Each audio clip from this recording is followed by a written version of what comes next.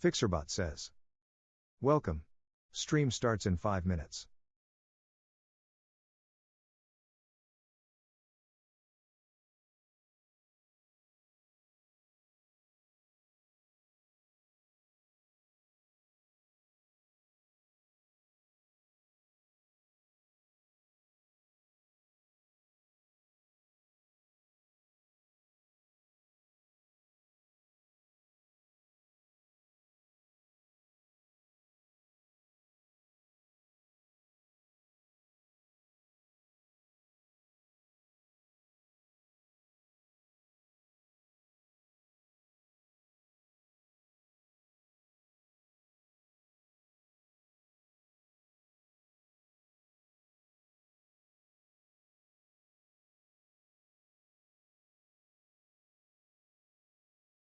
T minus 4 minutes.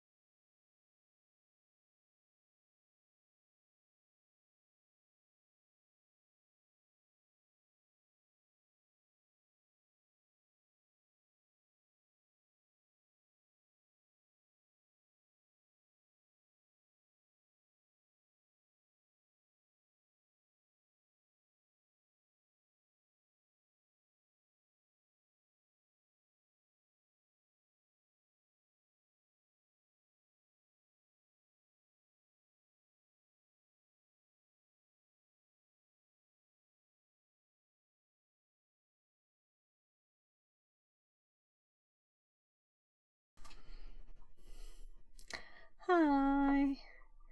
Yeah, I'll be getting the kids' lunch. I'm kind of already eating. Welcome in. So let's see. So this is not done. I'm always looking, When we have transferred all the files, I'm thinking, or maybe we should just start streaming to both YouTube and Twitch at once. Or one thing at a time. We'll see. Let's go to TrackMe. And I'm thinking, if no one comes with a suggestion for like a box, I'm thinking we'll finish this soon. We have a bit of this left, and I'm taking it really slow, like deep, as much as I can learn from it. So it's taking its time. So it's not like the Metasploit runes were really quick, Several per stream, and thus I think I've spent 1.5 stream on just repeating all of the details and really digging into all the different things. Maybe I've just been slow. But I want to take the opportunity to make good notes, and let's see, is this actually open already? I think it is. This is just a private open. So I recently split it into public and private. Now it's available on GitHub. My public notes, meaning if you want to, you can get my notes. They're public. Yeah, and this is not only for Unix-like. I guess PowerShell is wannabe Linux-like, wannabe Unix-like, maybe. Anyway, these are the notes we have currently, and that's where we were at last time. So more. Alright, it's like the old notes. And now we're making more anyone should get them notes. And this is an image from TrackMe. Example, maybe I should just remove this one. I don't like the bright light style here either. And it's not very informative for me.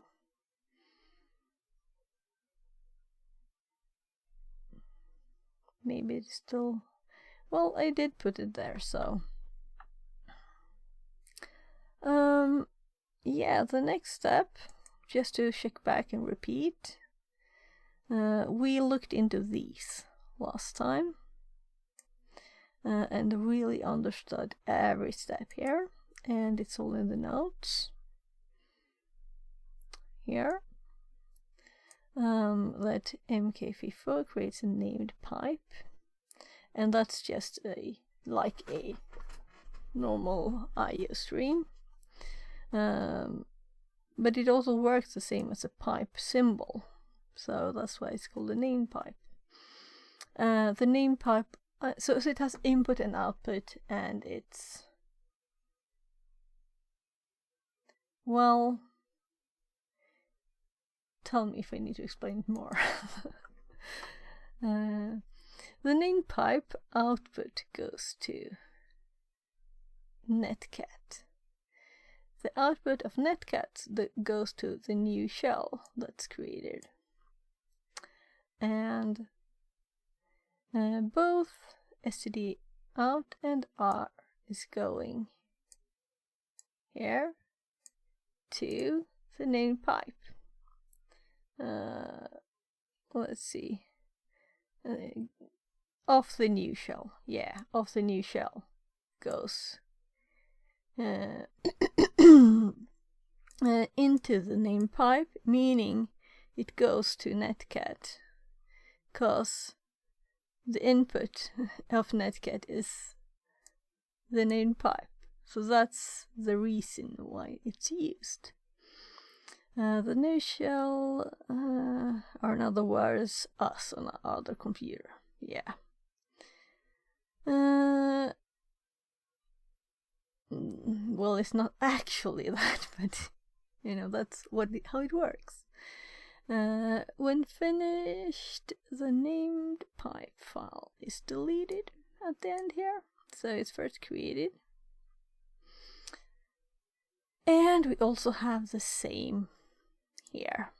If Netcat on the Linux target doesn't have -e, we can use this, because this is a normal one. And these you just need if the -e is considered insecure on that particular machine.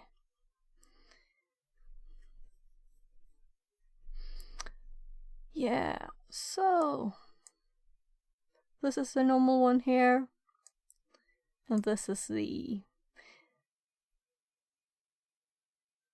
I'm thinking I should add listen. Or is it obvious? It's obvious, right? Because this is with the connect on our machine. We just connect to the IPM part on the bind. In my mind, reverse shell just means shell. Yeah. The normal shell. Meaning this shouldn't be like called reverse. I'm messing my own mind up there. Shouldn't do that. Shouldn't go that deep into it. Anyway, I should just try and learn that the reverse shell is when you listen on our machine, and bind shell is when you listen on the target machine.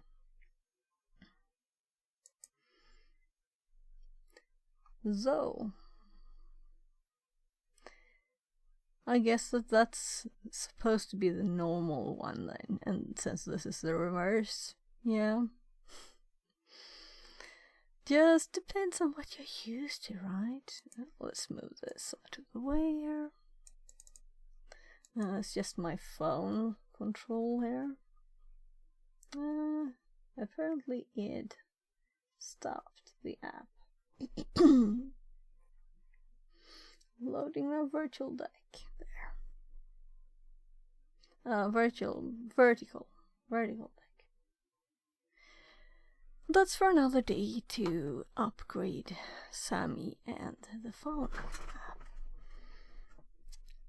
We have the notes. We have both the private notes, which currently is my lists of streams and what I have put on YouTube, and what I have highlighted and things like that. Because what I was just doing before starting stream or this morning, because I didn't work, I still have a bit of a headache there from doing something stupid last week to my back, like receiving a 2 heavy box. Anyway, I was making highlights, so now we have highlights, and this is the current one. But I made highlights of the 4th, 5th, and 3rd, 4th, 5th there. So we have lots of. This could be good for myself for repetition. We have the Pickle Rick, Hashing 101, John the Ripper Part 1 and 2, Encryption Crypto 101, Active Directory Basics 1 and 2, Metasploit, Exploration. Yeah, maybe the order is kind of messed up here. So I guess this is the end of the 5th. So part 2 of that will come in the next one I shook there. So I guess it's in this one probably, since this is just Monday morning lazy stream. I thought I'd check out Black Arch. We'll see if I ever look at that again. It wasn't exactly what I expected. It was not very... its own download warning said, don't download this version because there will be conflicts. We didn't see any conflicts though, so far. just a warning from itself that if you download a full package, you assume that it's built to fit together with itself. And it warned that it was not doing that, so that's kind of the only problem I have with that. Let's go to the room and start here. I just got a pop-up of that now. Anyway, right, we have been using ChatGPT to get details on the things we don't understand fully. Now I actually checked the renaming USB just here, so we'll do that later. I think we can do it because it starts saying, I haven't read it all, just starts saying we should go to the device manager, and I know I couldn't do that there, so USB device properties, details, choose hardware IDs, property hard IDs. So we're just supposed to find the description here, I think, and then search for it in Registry Editor. So we'll do that later. Anyway, the reason we hopped here now is because we have asked questions about reverse shell.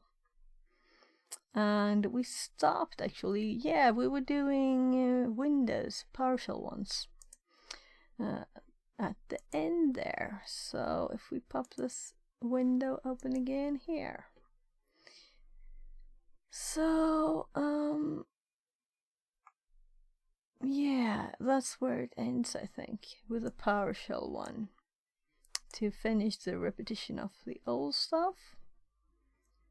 And this seemed to be the same as what I used before, but we also looked at those rev shells, and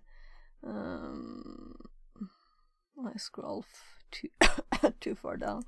This is the same also, but then there are others. So, and we looked at these, and we actually used this with oh well, it's not on the desk now. We used this and failed with our fake rubber ducky thingy. Let's just continue now. And it's MSF Venom time.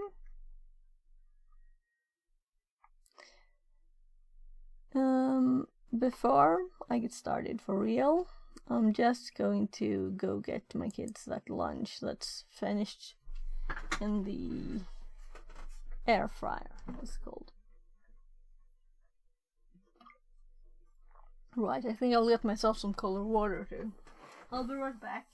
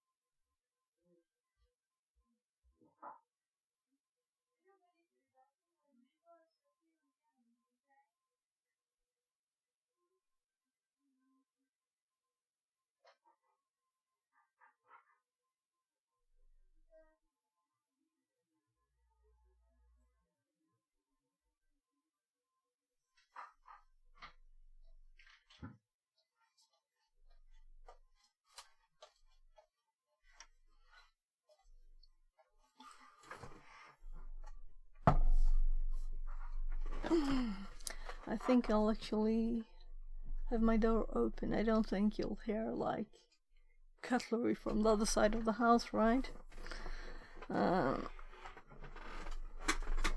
I'm trying to make my kids feel like they can just go in here.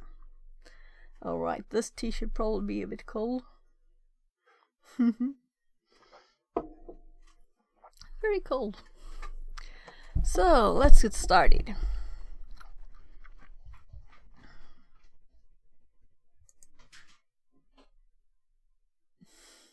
Maybe I should close the door.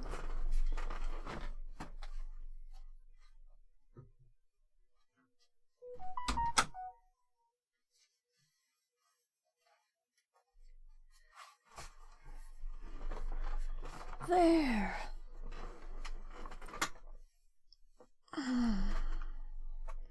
I'm just checking my messages before we really start here.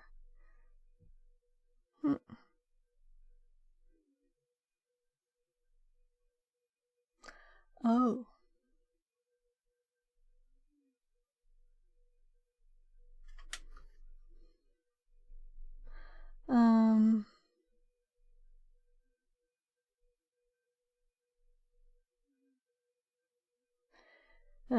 It's I got a mail from a kid.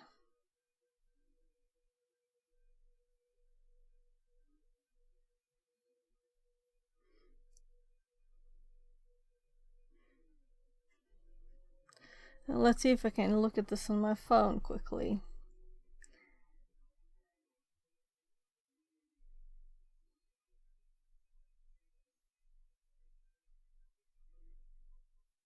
So it says, you know, the first information. Now I think I'll have to do that on my computer later. One thing at a time, right? So, MSF Venom. And I did remove the message there. The one-stop shop for all things payload related. Part of the Metasploit framework, MSF Venom is used to generate code for primarily reverse and bind shells. It's used extensively in lower-level exploit development to generate hexadecimal shellcode when developing something like buffer overflow exploit. However, it can also be used to generate payloads in various formats. EXE, ASPX, WAR, Pi. It's a latter function that we will be making use of in this room. There is more to teach about MSF Venom than could be fit into a single room, let alone a single task. So the following information will be brief introduction to concepts of proof information for useful for this room. The standard syntax is MSF Venom P payload options, for example, to generate Windows reverse shell, EXE format to would use, shell, reverse TCP, FEXE, the format I guess, EXE, and the payload, and O, shell EXE out, I guess that's is then. And the L host and L port in Metasploit format. So, just a screenshot of it.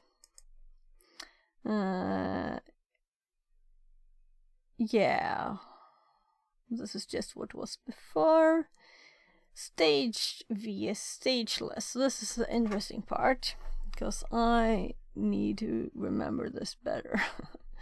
Before we go any further, here there are another two concepts which must be introduced, but they already mentioned them. Staged reverse shell payloads and stageless reverse shell payloads. Staged payloads are sent in two parts. The first part is called stager. This is a piece of code which is executed directly on the server itself. It connects back to the waiting listener, but it doesn't actually contain any reverse shell code by itself. Instead, it connects to the listener and uses the connection to load the real payload, executing it directly and preventing it from touching the disk, where it could be caught by traditional antivirus solutions. Thus, the payload is split into two parts, a smaller initial stager and the bulkier reverse shell code, which is downloaded when the stager is activated. Staged payloads require a special listener, usually the Metasploit multi-handler, which will be covered in the next task. And we did it like in the last room. I'm just getting a bit annoyed at OBS being on my screen here, so I'm moving it. There, that's better.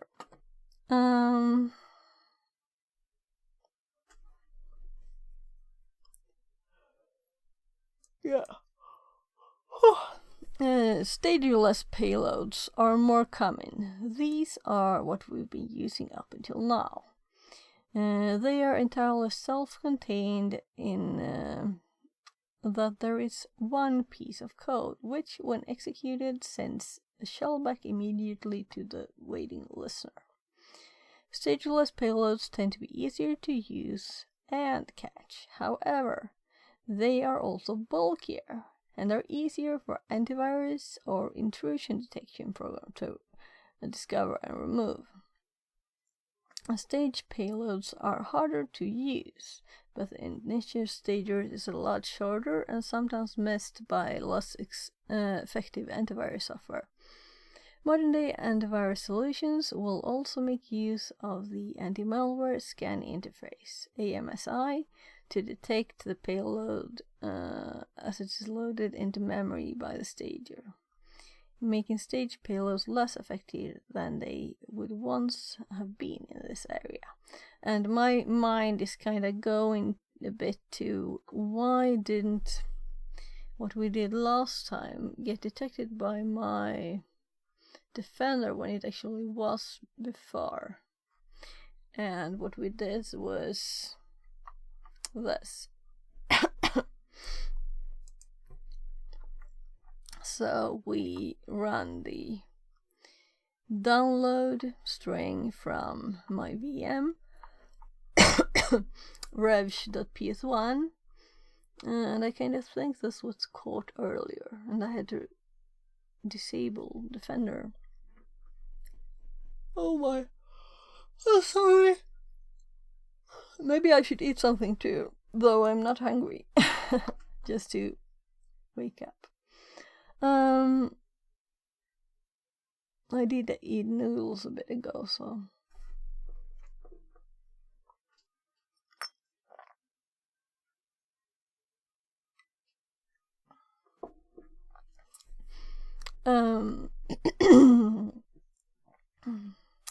MeterPreter. On the subject of Metasploit, another important thing to discuss is a MeterPreter shell.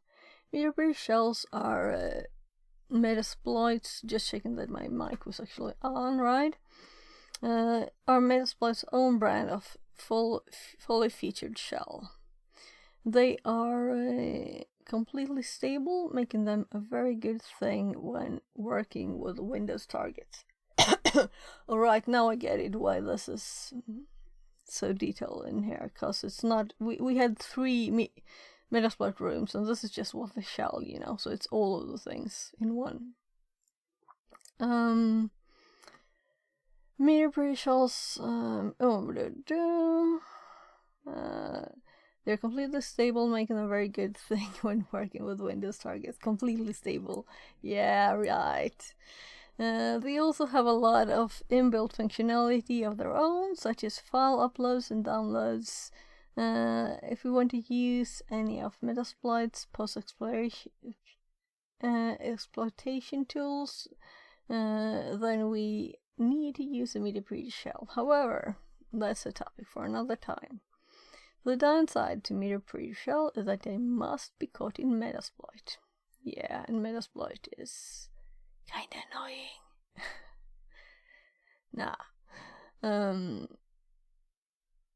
Payload naming conventions. When working with MSF Venom, it's important to understand how the naming system works. The basic convention is as follows. OS Arch payload. For example, Linux x86 reverse shell TCP. This would generate a stageless reverse shell for an x86 Linux target.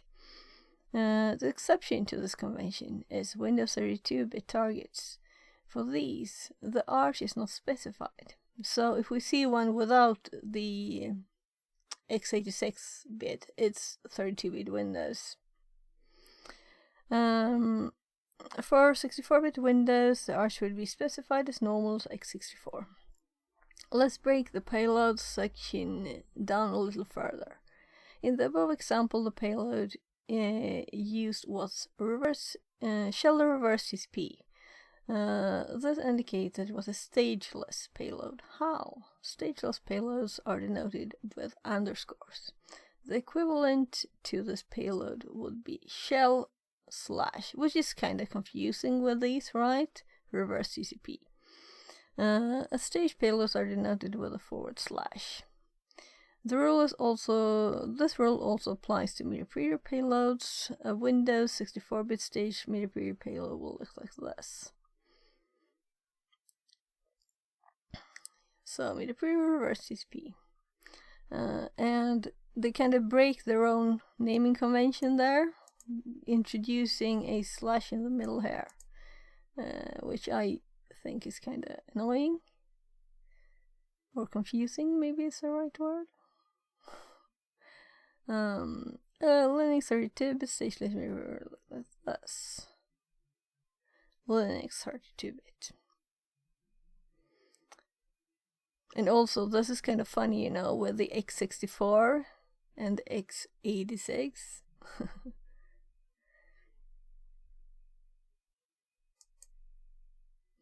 That's because nothing else existed first, and then when they got x64, why did they call it x64 then? Oh, whatever. Aside from the MSF console main page, the other important thing to note is when working with MSF Venom is MSF Venom --list payloads.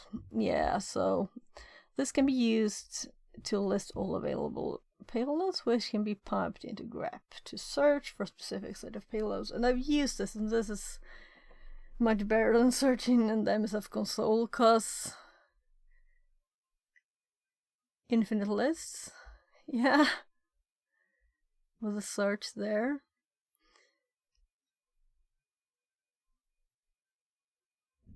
And also, that's a part of the annoyance with MSF console, I guess, that it just scrolls so quickly. If you do a search, all of your old stuff is just lost, because you get like 1,000 hits. Because your search was not good enough, maybe, but yeah. Let's check on the notes. What are our notes on MSF Venom and MSF console? They are not here, right? They are somewhere else. Is it in like finding exploits? No, I think it's using exploits. I put them. Maybe I should actually put these at shell, as they are organized here. Because, as I said, all of the exploits and everything is just to get a shell, right? So MSF console. I'm just currently looking for, here's the search. So if you want to search, you can search this, or you can do MSF Venom, list payloads, and grep, whatever you want to search for. So, we don't have MSF Venom here. Maybe I have it here. And it's not very full of notes. I'm thinking of my organization of the notes here. Will I find it easily? I knew where it was now because I just made the notes or added to them and moved them because they weren't in here. I think they were in like finding. And yeah, I moved all of it here, so it's in the one place. But then we have Ems of Venom down here. So maybe we should just call this thing like a common exploits instead of finding, using, and making. But I'm imagining a bigger making here down here. Well, lots of things not Ems of Venom made. Tests.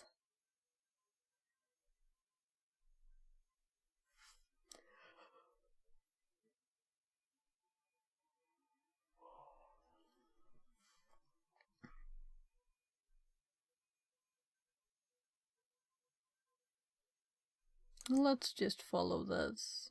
Okay, so I didn't make much notes there, apparently. And here we have it again. This is kind of annoying. So tests, and I have a link to TCP dump, which is in 07 Linux exploration.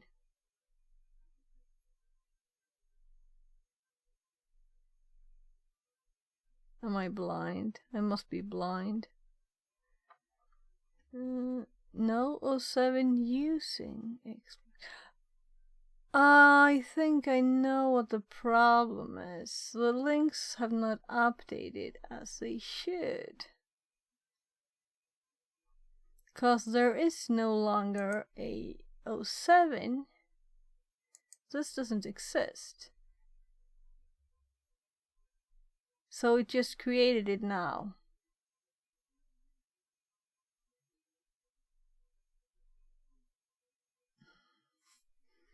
Okay, it's my problem. I moved stuff around. I used to have their stuff organized differently. Let's just delete this. It was just created now because of the bad link.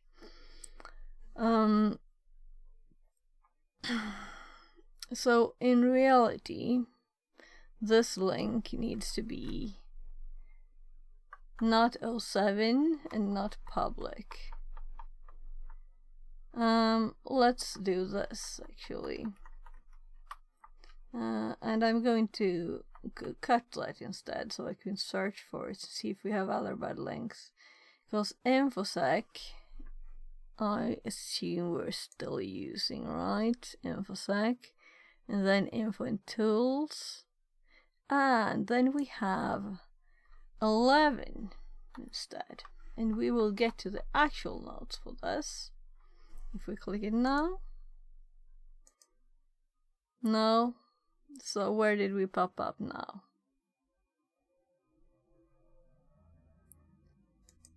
Oh my god, it wasn't 11, it was 13. And I'm just feeling very stupid right now, okay? So that was a stupid mistake, and it's kind of annoying that it makes a note if you don't have it. So let's do the search now. Do we have this in our notes? Because all of these need to be changed, right? That's not much. Let's just work through it. So delete. No.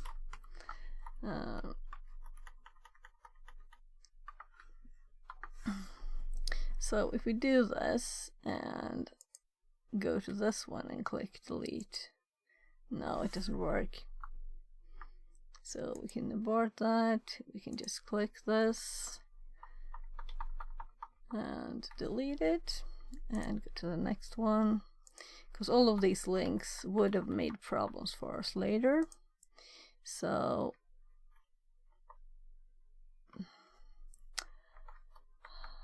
I was in the right place and I clicked the wrong key.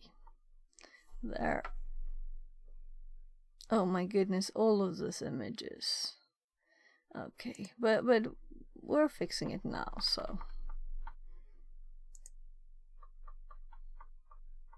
This is a bad thing with having not relative links, but actual links. If you change the structure out of the program, which I did when I started this public as its own repository. So just quickly fix these. It's not very much. This is just a box notes, but I've apparently used the full path. And when you move them in the program, they automatically update, so there's no problem. But when you do like I did and just split the notes into public and because of someone, you know, asked if my notes were available, or several people did, I thought, why not make them public?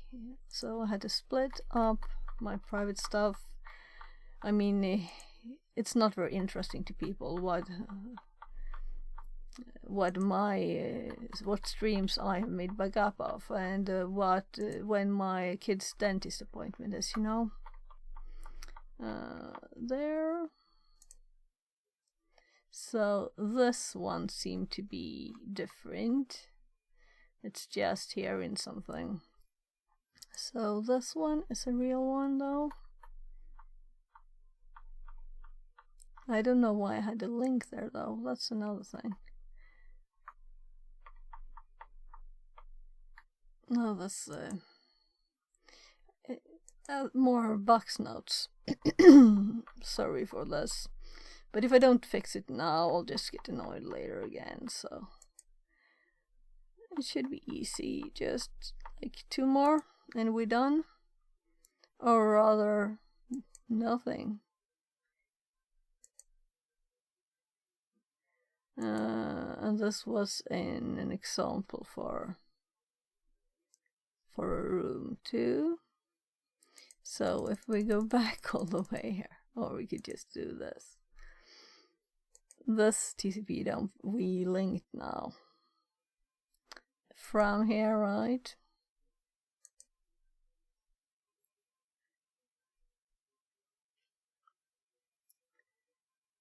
Yeah. I should try this. I remember it being good as a test.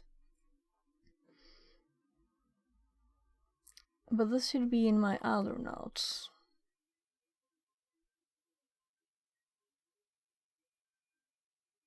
It's more like testing. Do we really have something here? You know? Let's go back to the actual thing, which is MSF Venom, and MSF Console has this node. So let's actually copy this one to MSF Venom.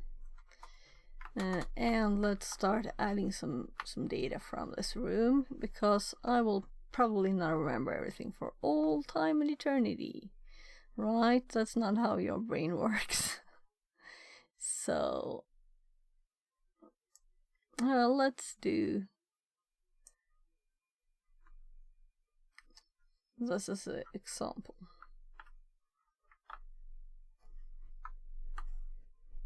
I thought I disabled these pop-ups. I definitely don't want those.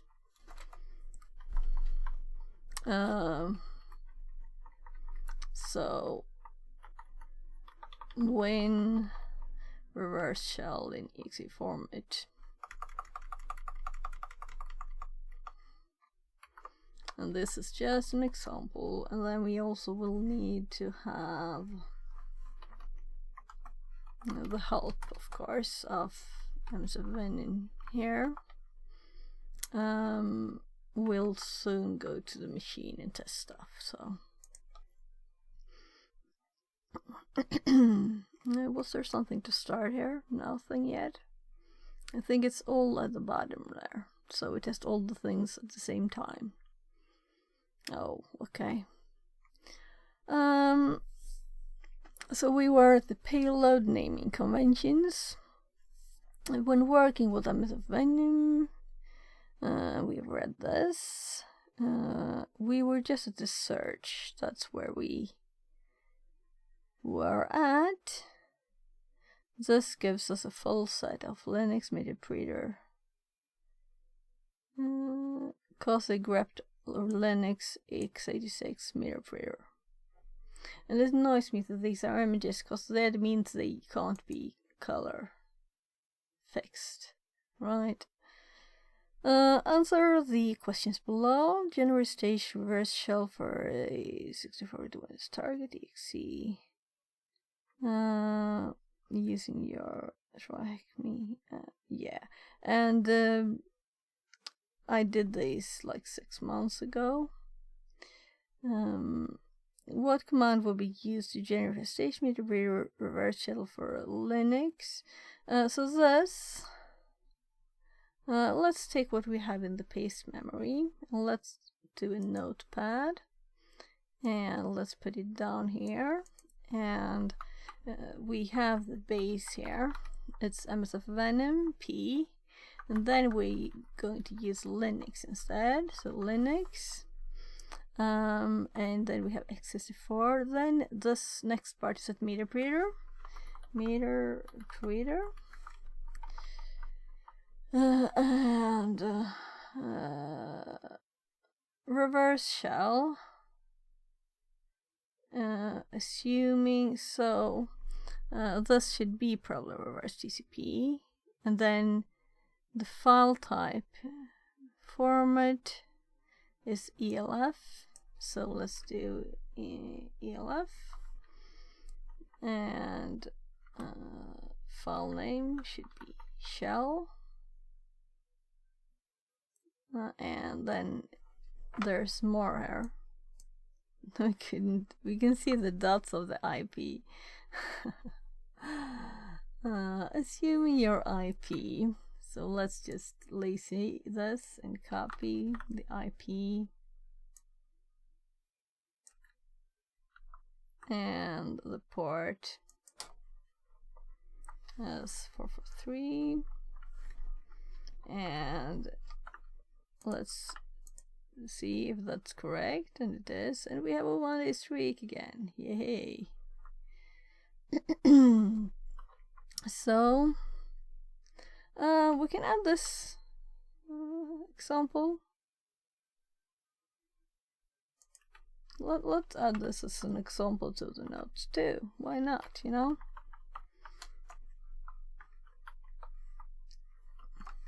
I'm starting to learn to not use my shortcut key that I had in my other Obsidian.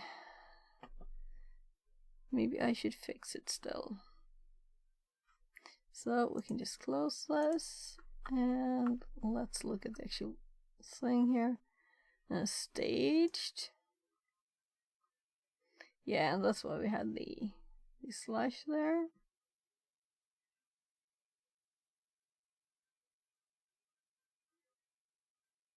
So elf and elf format.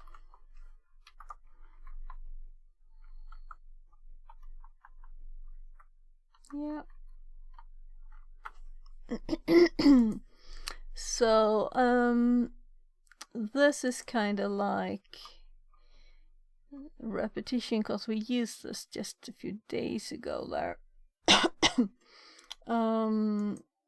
Here we can see it's the 5th, so that was 11 days ago. I did the Metasploit, and this is, yeah.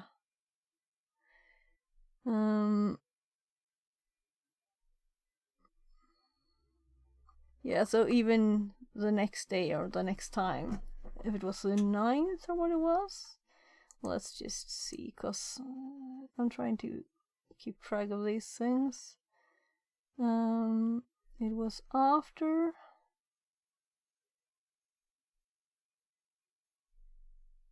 I know this is boring for you, sorry. Yeah, here's that stream was after that. Then after this, the next highlight one. Here, so the 9th. So the 9th, I definitely did MeterPreader thingies. So it's not that many days ago. So this is a good repetition interval, I guess. Multi-handler is a superb tool, okay, for catching reverse shells. It's essential if you want to use Mayberry shells. It's the go-to when using stage payloads. Fortunately, it's relatively easy to use. Open WebSploit with MSF console, type use multi-handler, press enter. We're now permitted to start a multi-handler session. Let's take a look at the options. And also we set the when you use this, it will default to something, to one of them. Yeah, payload options. This generic reverse shell reverse TCP. It will default to this, but you can set different ones. There are 3 options we need to set: payload, R host, L host, L port. These are all identical to the options we set in generating shellcode with MSF a payload specific. And every time I hear shellcode, I think I should do the pawn college thingy, really. I kind of started and then I had all of these other interesting things that I think might be more important for learning to get a job, you know? But I really want to do that too. It's all choices, hard choices. What to learn first?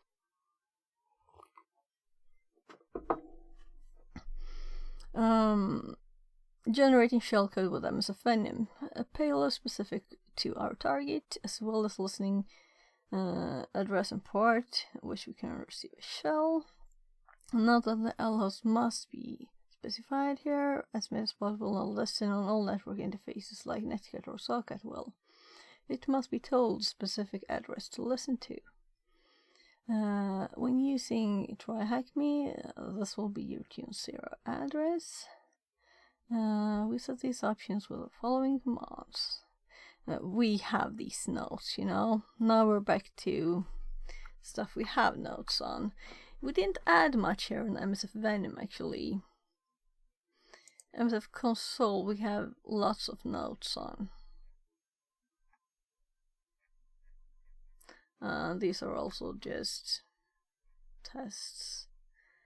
I should have sorted a bit in this and removed stuff, but this is what annoys me with MSF console, that you get all this long search results, you know? So, let's search for something a bit different. We got a fewer lower, not as long list.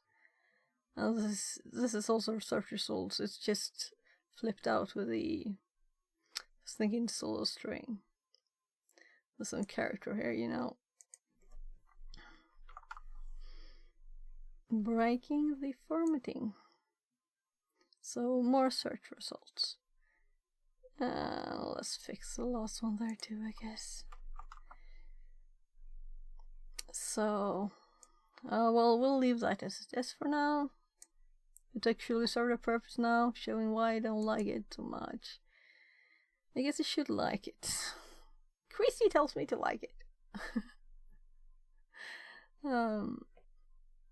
So it's 14 already. 55 minutes. I guess I should get started, cause I don't feel we have done anything yet. We don't need notes on this. We should now be ready to start listener. Let's do this by using exploit J. J. Oh, this is new to me. This does Metasploit lost the module Bam running says. as a job in the background. No. You've turned off your TTS. Did I turn off the TTS? Okay, No, it won't read messages with an @ so that's why.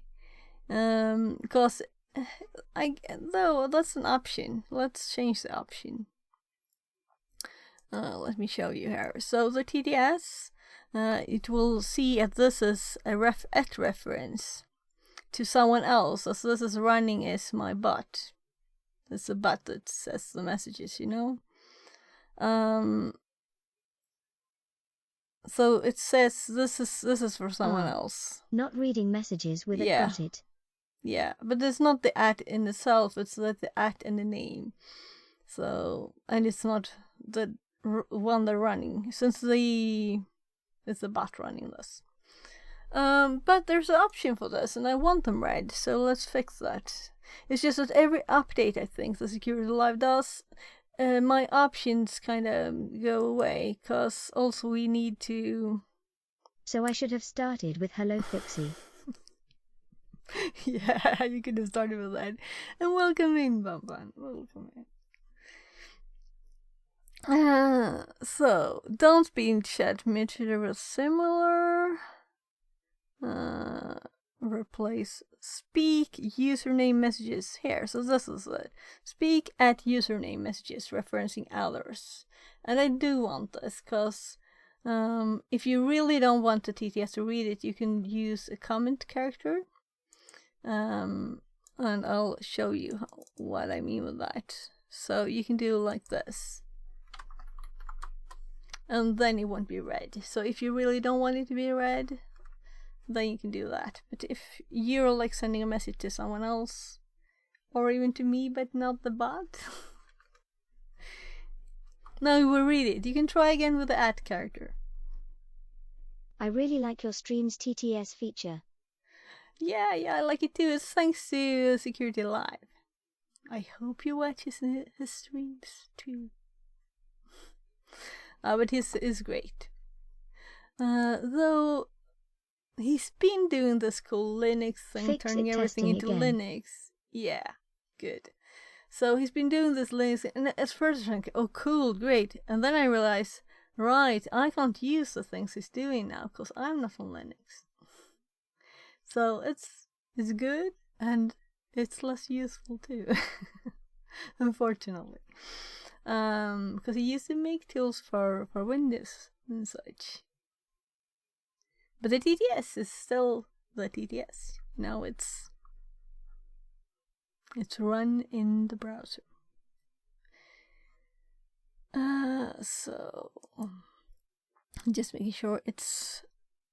If you minimize it, it might not...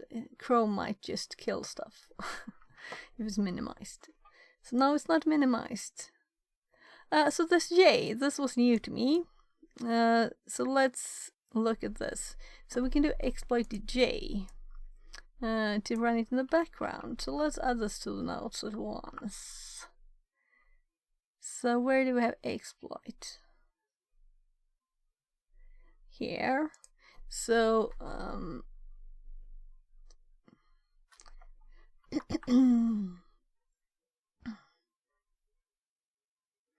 running as a job in the background, and this is just to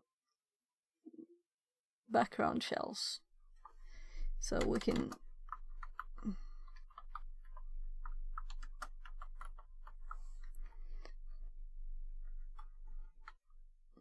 that's that. I think I haven't made these notes very carefully. I guess it's a sign of what I think of how much use I have had so far of MSF Console.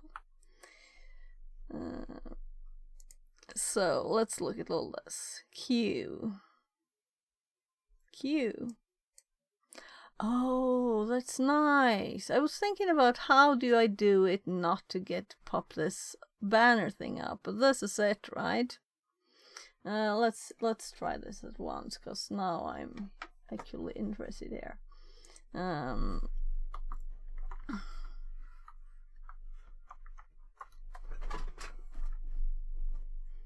Oh right, this was from yesterday. We can just close this. This has been running all night. Poor thing. And I aborted the... it's THM, right? Yeah. It can be allowed to run again.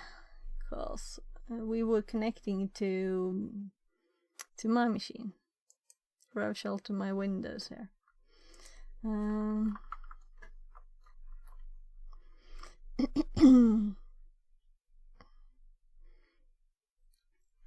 So they also sudo MSF Console. let's just try the queue. So MSF console queue. Oh my goodness. Or we can try like help. And let's confirm queue does not print banner. Yeah. Lovely, lovely.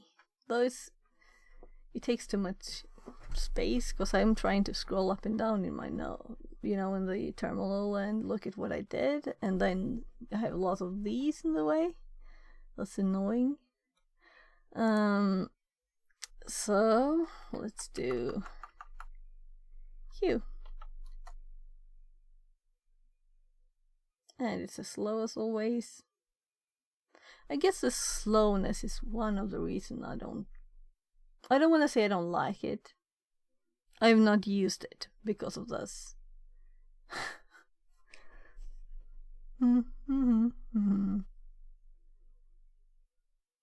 I mean, what could you have done in this time?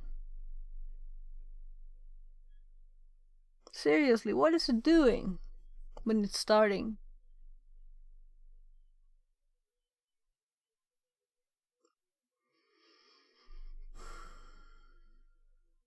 There should be a prompt.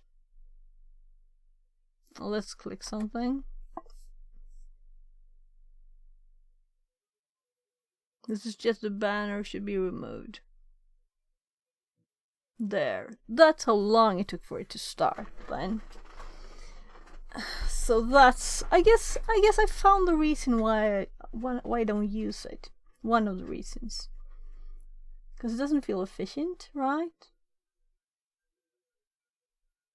I'm trying to learn to use it. I'm trying to force myself.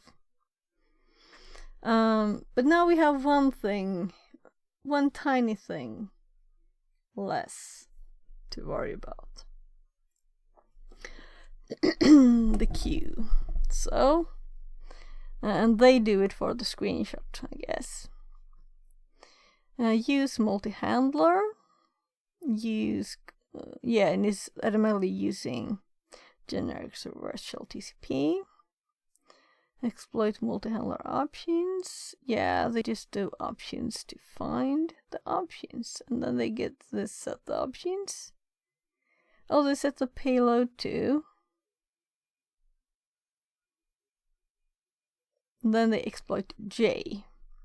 Exploit running as a background job. 0. Exploit completed, but no session was created. Started reverse TCP handler on. So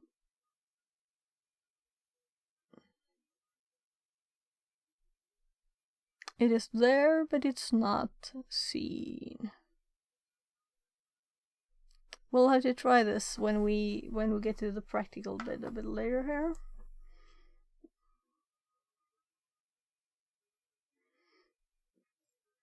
So, Bamban, how's your day? How's your day so far? You may notice that I both screenshot, Metasploit is listening under part. Under. Okay, so that's why the sudo. That's why the sudo. So, yeah. And that's also annoying to have to do. Though I will, of course, sudo netcat to do that. So why would I think it's annoying? It's because it's more. That's sudo. I mean, security-wise?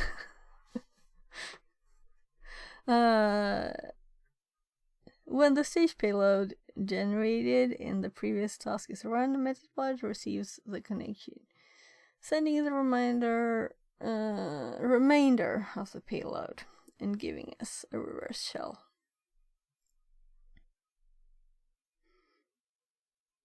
Yeah, because this is a staged one. Sending stage.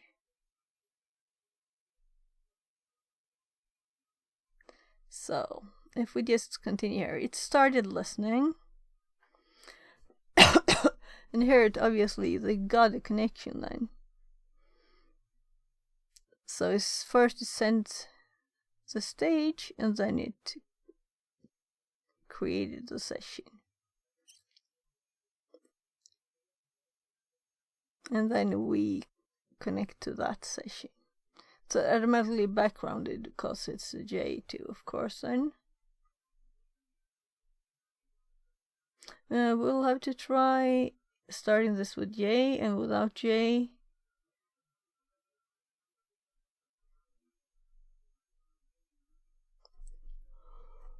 Oh. Sorry.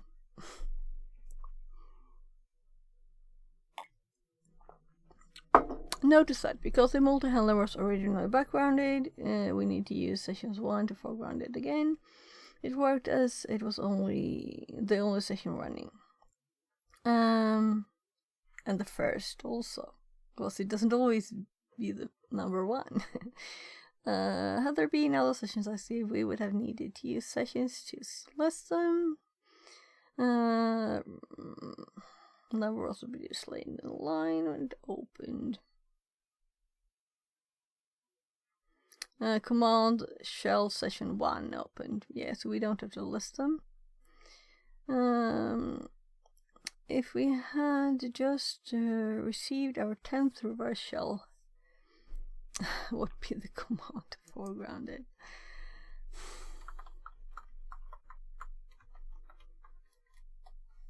Oh, that's so annoying. So, I guess the questions are, the only good part about them is that you can see how far you've read, you know? I guess that's the only bit. I would prefer to have actually tasks to do in all of them. Example tasks. Web shells. There are times when we encounter websites that allow us an opportunity to upload in some way or another an executable file. Ideally, we would use this opportunity to upload code that would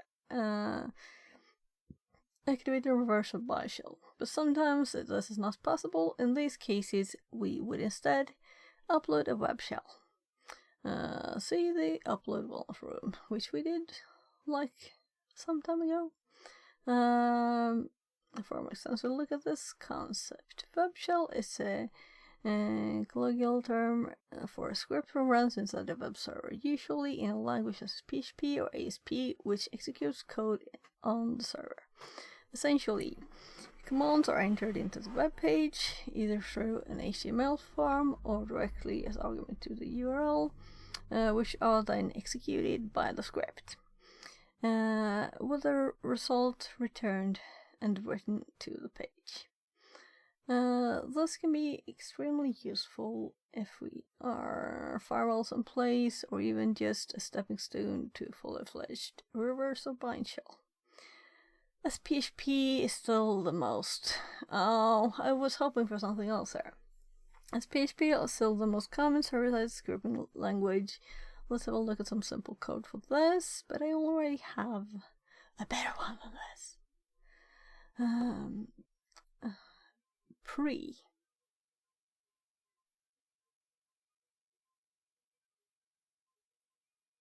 That's smart. We have an addition to my PHP web shell.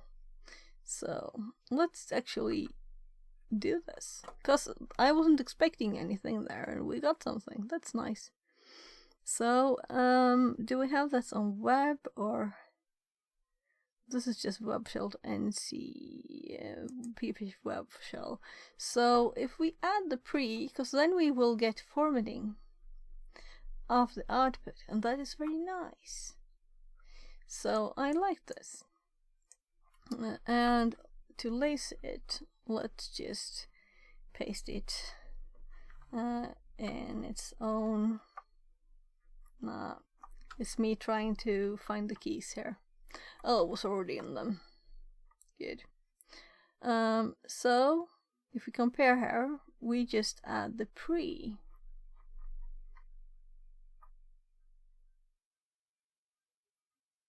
echo pre dot.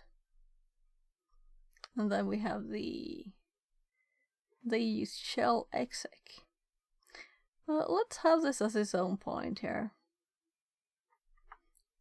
Let's actually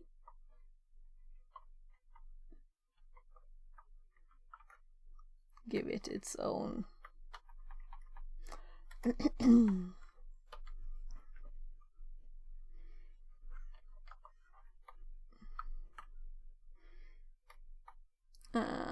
we can also make it like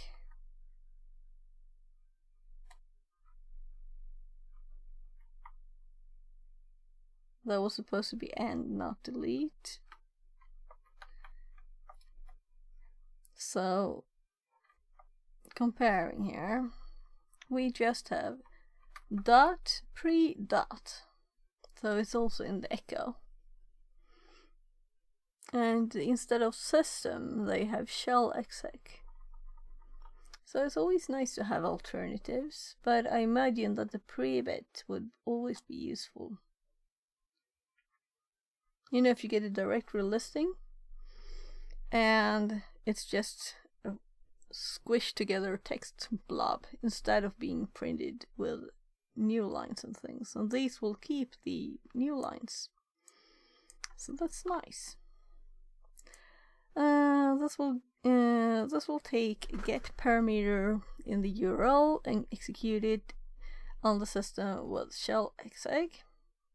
And I've changed mine to be request instead of get, to be more, since it can take both get and post. More universal.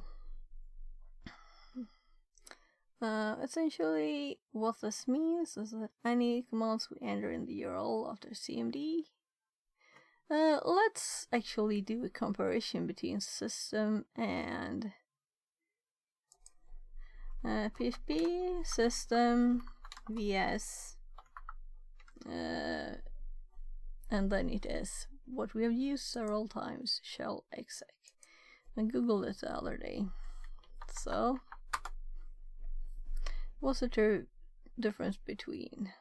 Well, we have several more here.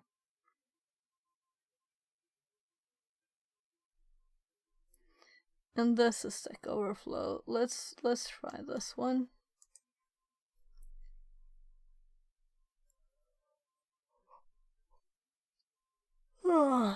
Exec returns the last line of output from the command and flushes nothing. Shell exec returns the entire output from the command and flushes nothing. System returns the last line of the output from the command and tries to flush the output buffer after each line of output as it goes.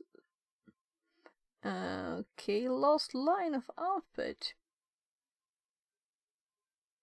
That's not good. But this is old too, it's 2009. So that should matter.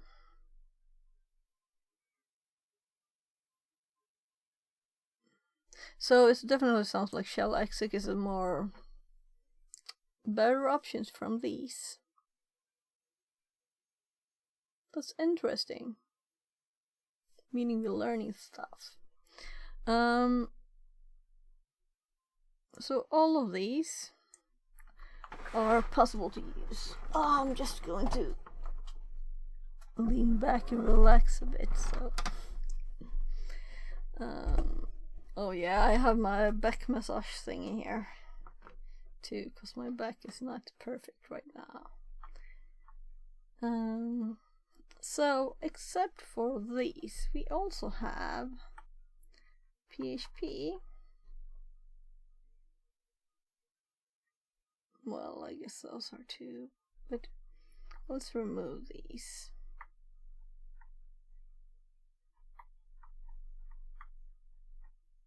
There.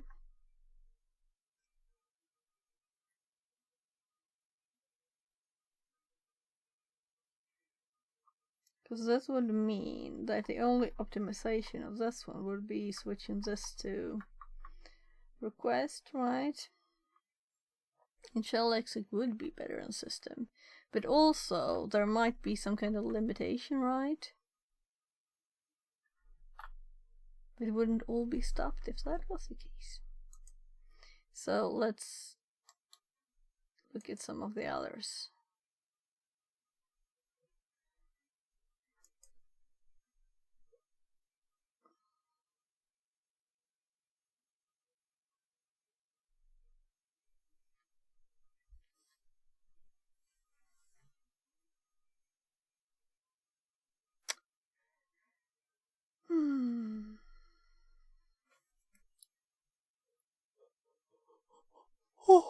Oh my goodness. Ah. So this compares shell lexic with exec. Do we see example outputs?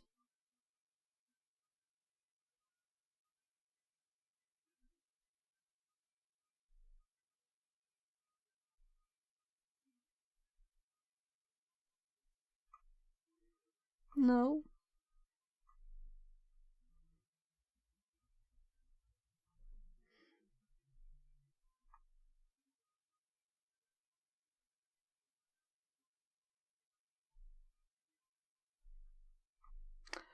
We can also do a GPT thing.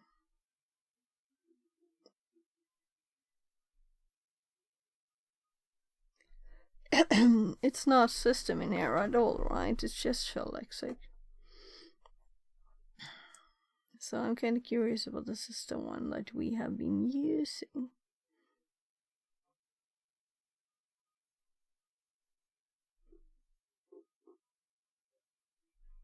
So let's actually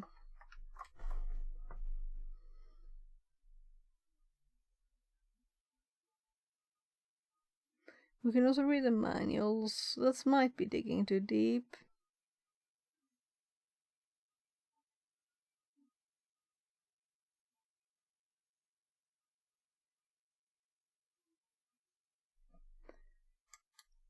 There is someone actually asking what should we be using. So I'm not going to read all this loud. I am trying to build something at the moment, which so far is going very well. However, what I am trying to achieve is a way to guarantee the response from a shell_exec call to be echoed out in PHP. To explain a little, I am building a solution where I can add an abstraction layer for security purposes on top of any command line calls you may require. This is achieved by having a command object which will interface with a library object and invoke predefined methods which will of course feed you back the output of said command to do with as you please. An example of what I am doing, using SOCKS to turn a stereo audio track into a mono track. $command equals new command, $command dash call, SOCKS, dash add sub, mono, track.wave, dash execute, if, $command dash response, equals, / do action. What this does is load in the SOCKS library as an object and invokes the mono method on the library object. Using the argument track.wave. This way I can name my most used commands to something memorable instead of having to use the following shell_exec, SOCKS track.wave c1 track.wave. This is just a simplified version of what you can do. However, I am having issues with certain libraries and echoing out the response, so I am looking for a way to guarantee this. Okay, so it wasn't a good idea to read this like this, I guess. It wasn't useful.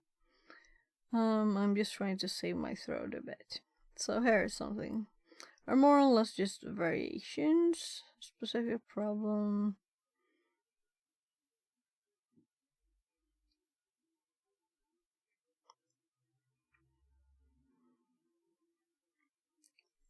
Yeah, maybe this is something to add too, you know?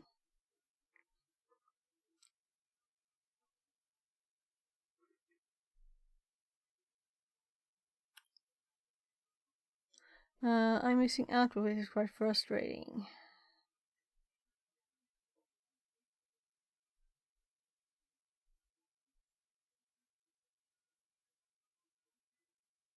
Still got nothing with shell exec.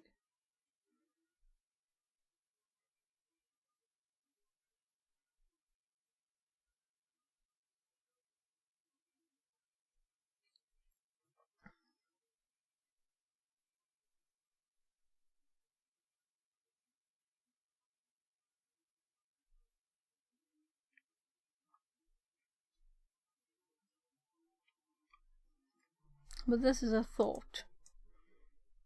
Let's just get this in here too.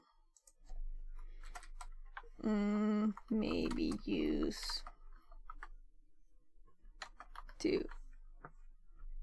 That's enough for, we don't want to spend all day on one thing, right? So let's continue. So interesting that they use shell exec and that they use pre. And pre I will definitely use. But also part of the recent use of web shell instead of a reverse one is that it's tiny, you know?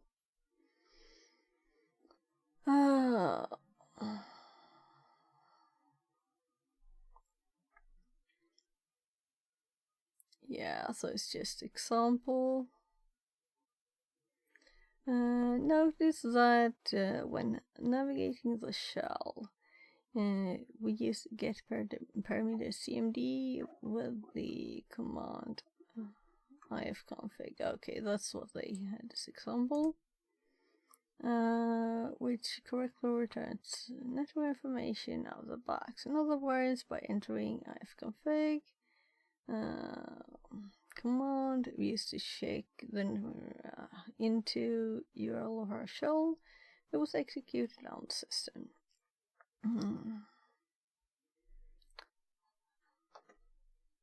As mentioned previously, there are a variety of web shells.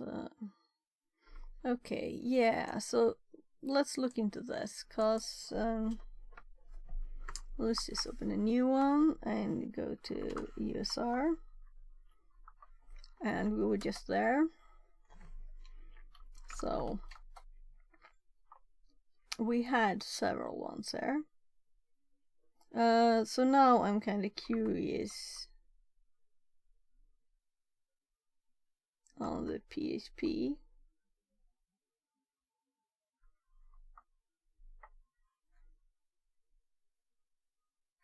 And of course that's a directory.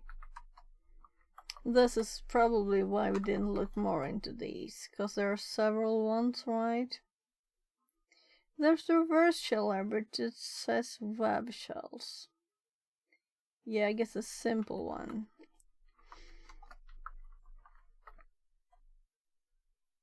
Oh, this uses pre, it uses request, and it uses system.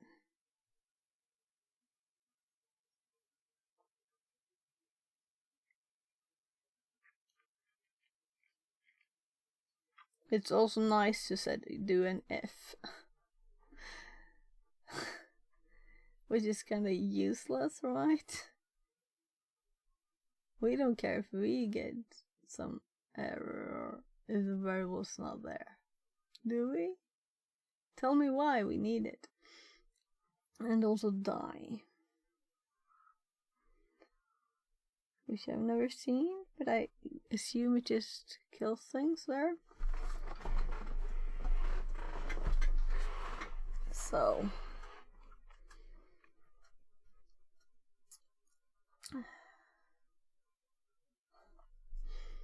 this is such a superfluous line. Who does this?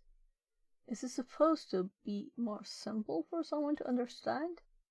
I think it's the other way around. Anyway, do we have anything else that's not huge in size?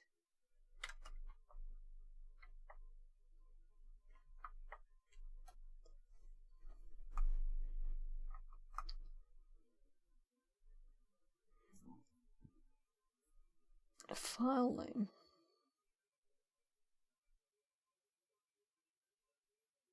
FD.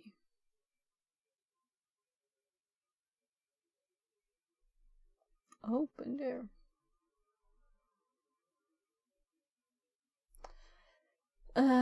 I really need to read the PHP reverse shell that I usually use. It's the Pentest Monkey one. But I don't see why. And I guess that is probably the PHP reverse shell, right? Just let's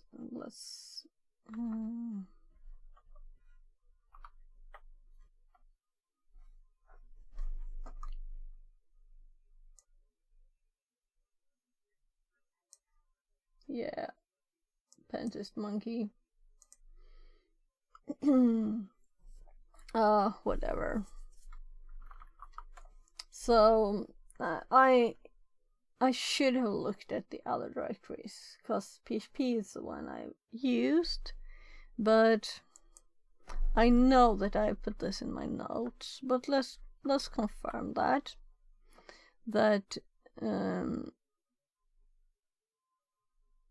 where to find links and stuff, and on Kali web shells. So it's kind of, we have it all there. We don't need to know it all in our heads, right? If we are looking for a specific type, we will know that.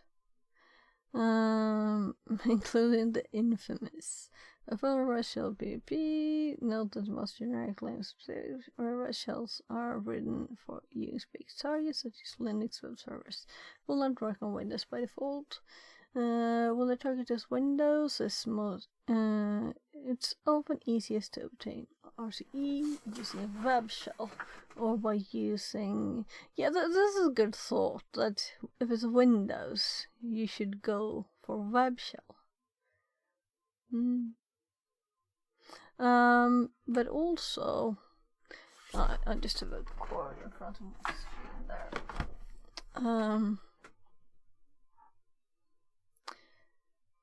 What was I thinking? So let's assume PHP and Windows and see if we can find that here. And these are tiny ones, and this is the full. It's not extremely long. They skipped the comment there. No, this is the full one. So Y2, oh, this was Perl, and this is PHP. So they didn't skip the comment for Panda Tongue says, Perl one. Talk nerdy to me. Hello there, Panda. Since this is nerdy enough. So we're just looking to see if there are reverse shells. Hello. PHP Windows reverse shells. Here.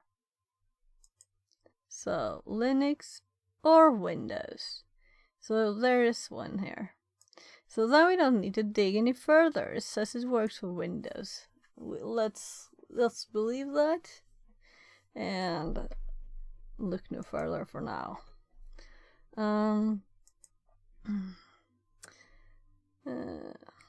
So how are you, Panda? You good? I hope.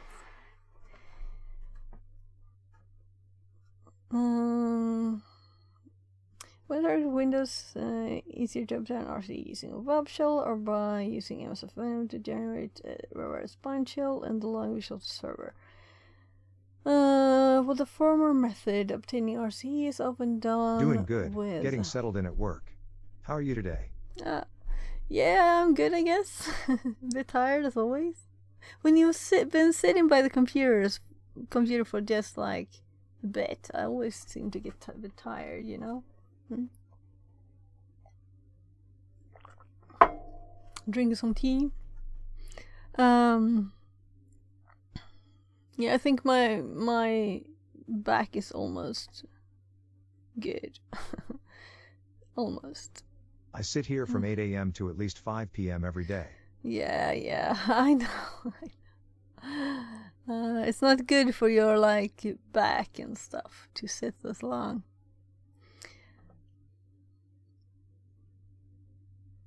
And I guess that's why everybody drinks so much coffee and stuff, right? My back of sanity.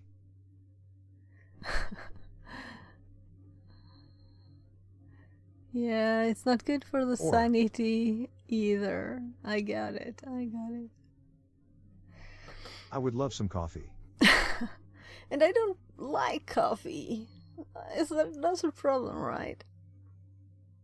Because energy drinks feels worse. Or you can just move about a bit. Have breaks to move. But I'm kind of taking it careful still for my back issues kind of right now, so we'll see. I went on 2 walks yesterday. One was a live stream and it wasn't really a walk, it was more like hopping about, trying to climb muddy stones. I wouldn't call them anything more than stones. I think that's a better way to train, actually, to do natural movement, you know? Instead of going to the gym and lifting stuff that would totally break my back in 2 seconds. I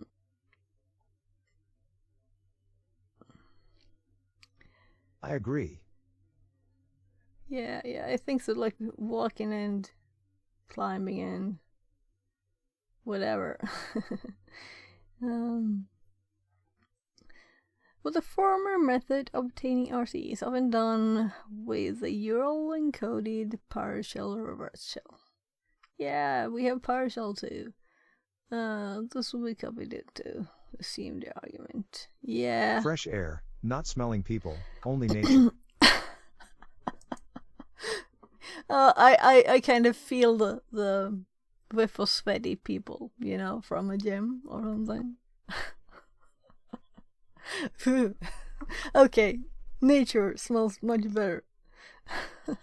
Then my kid was like, "Oh, do you have dirt on your fingers?" Oh, it wasn't as bad as I thought. I just smell it. Oh, it smells dirt like dirt. I was like, no, it smells like this tasty root that I picked. Ah. You didn't get it? You didn't get it? So, I'm kinda almost losing track here. PowerShell, but that's not what I was going for. I was going WebShell 2. And we don't have a Windows. Yeah, I do. Use PowerShell. For Windows, use PowerShell. So,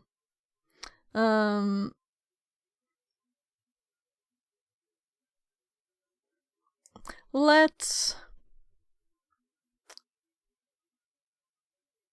just add the note. Can also be encoded. And you don't have to just use URL encoding. I mean, you could like base64 stuff and things.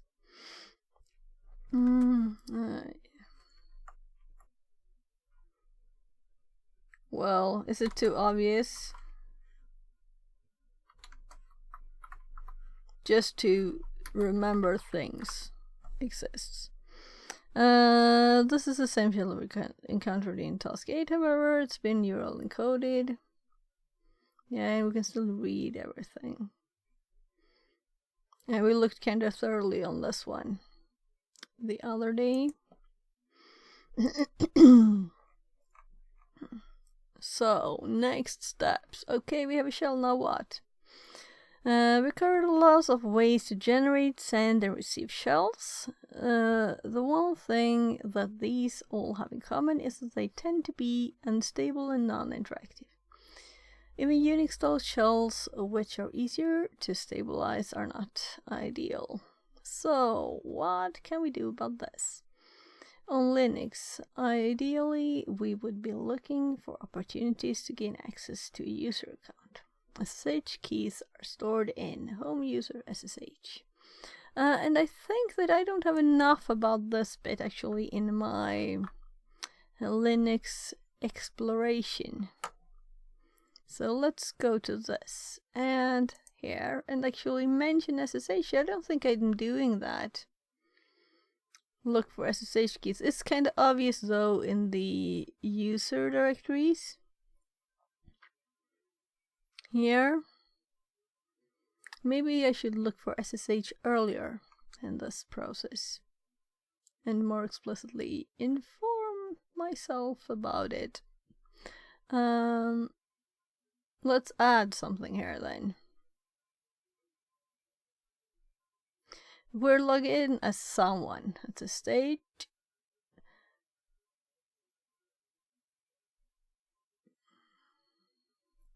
I'm thinking this is not even, you know, we don't even usually do this, right? Look at what the machine is. Should it be like here?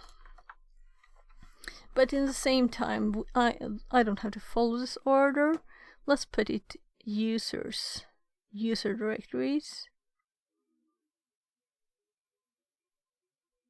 Whatever. Let's just add it. So check for SSH keys.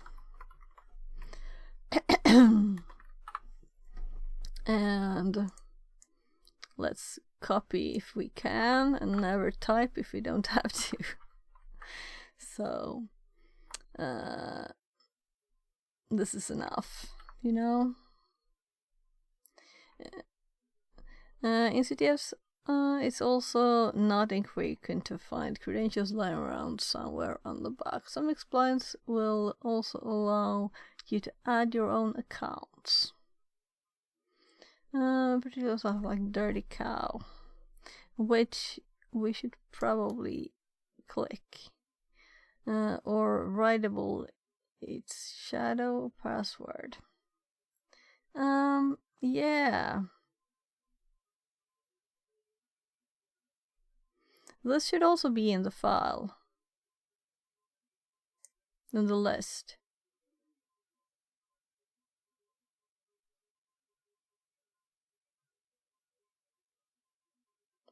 Yeah, and of course assuming SSH is open.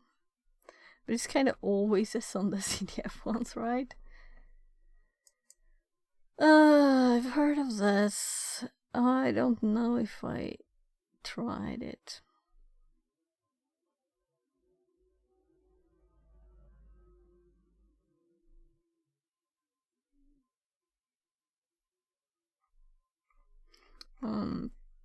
So let's go to the notes. And can we add a user?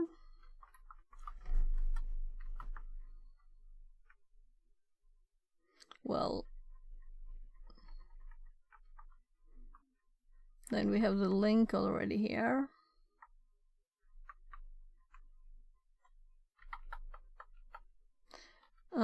I have not been using dashes here. I've used tabs, so let's continue. Or, well, that's what they said, so let's explore that more later. But I'm kind of curious, you know. Let's just finish the section. Would quickly give you SSH access. I'm thinking also that this is a part of this, right? So these are actually sub parts of this. Because that's the reason we want to add a user to SSH for a stable shell. But how often would you need that? Maybe it's good that it's late. If you find keys for some better user, of course, that's nice. But it would be kind of odd to have permissions.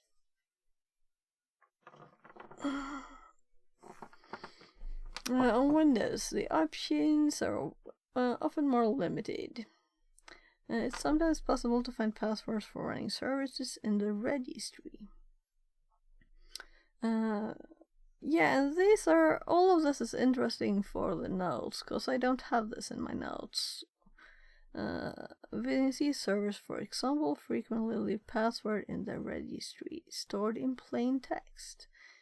Some version of FileZilla FTP server also leave credential in an XML file. these are too specific to put in a like do this first file, or just always do this or something.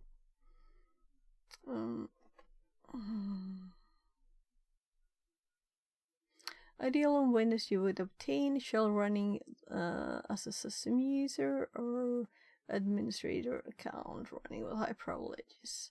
In such a situation, it's possible to simply add your own account in the administration group on the machine, then log in our RDP telnet. Number of method dependent servers running on the box. Well, if we are system, then we, don't have any problems anymore. They use also the CMD commands,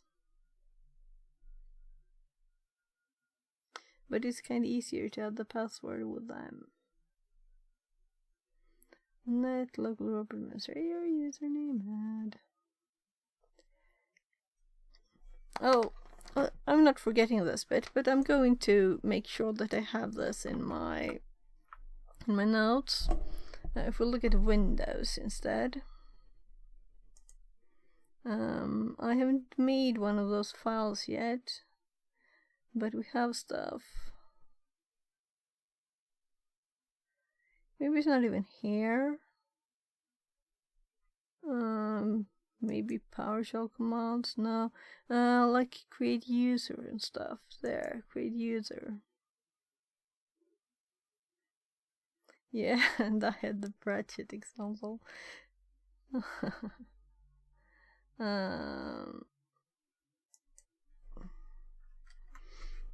So let's just add these here as a parenthesis. Oh well, that's what I had here, right? Add. It's just with comments. It's the same one. But this one could be interesting. Add it to local admin group. Like we need a comment for this.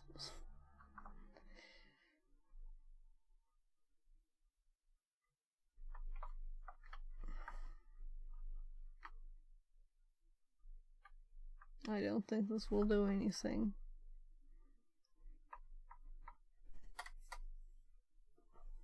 Oh, we used the SH one for that one, and that's PowerShell, right?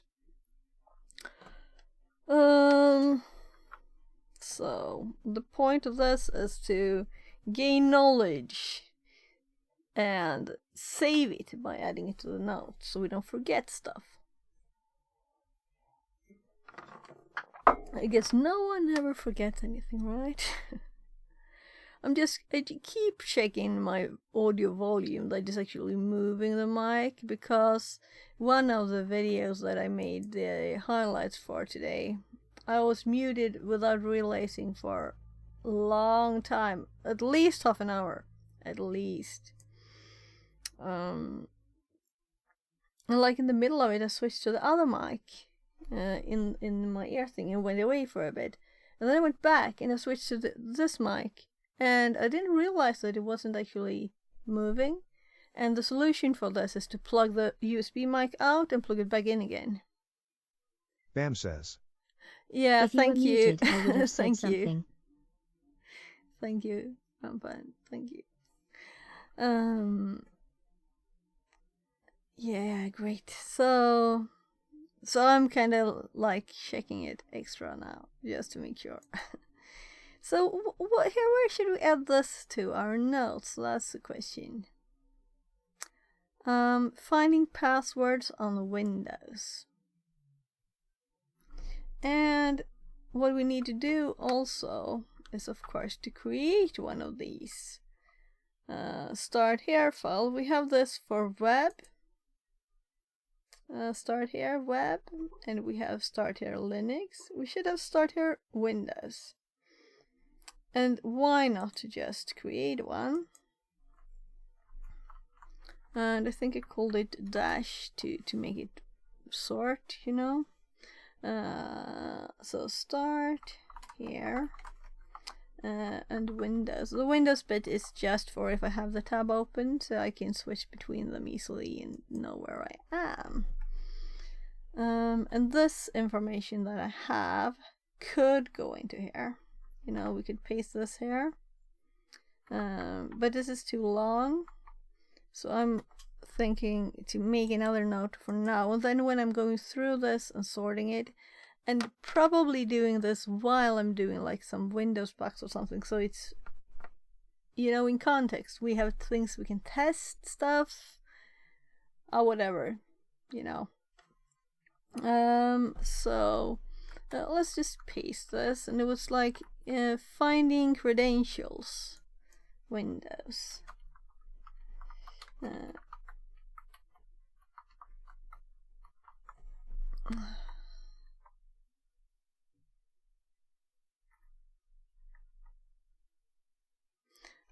Let's just leave it at this for now, and we'll probably realize this is a bit of a room.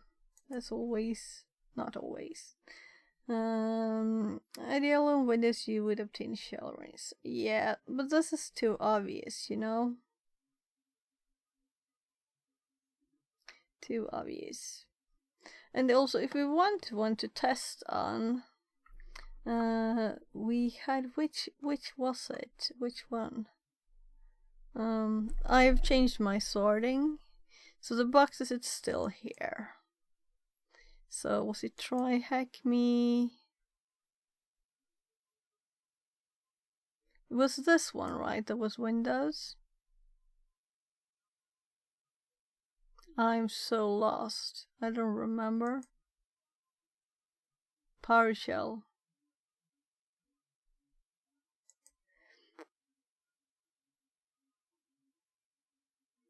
Did I finish the notes on this one? This seems very... Yeah, I made like a more general note here, I guess. That's where I added those notes to Pratchett. Come on. So I guess I'm not really finished. Because this should have a number too. And the numbers here are not 4, 5, 6, 9, 11, nothing.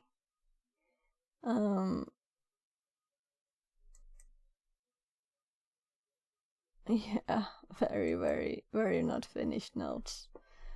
I guess that's just okay. But I should probably fix them.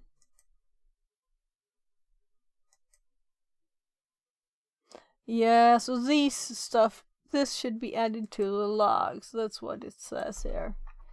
And I haven't done it. So I guess I should go through. But anyway, this is a Windows box that we could... and we, at once on this one, we got anti-authority systems, so... that's what I remember.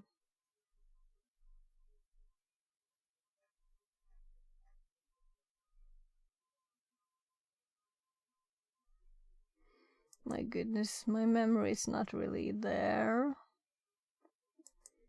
I guess this is where I'm supposed to look. So yeah, at once we had it. So then we just had to... I was just looking around a bit, and we had the user. And then we were looking for that other one. Kinda a lot.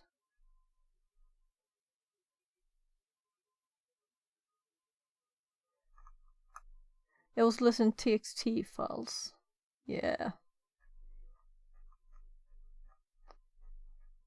And that was not very smart since we already knew the name of the file.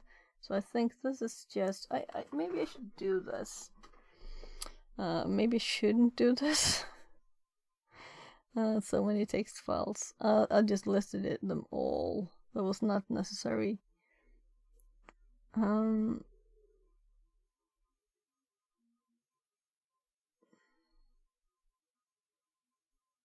So I'm thinking I'm going to remove stuff from this. I would like to have full notes ordered, but I don't think it's really the right time to do it anyway. But I was just thinking we could use this as an experiment machine if we need to try AD stuff, I'm meaning just Windows stuff, for making better notes. With that, the purpose of making better notes on Windows. Here.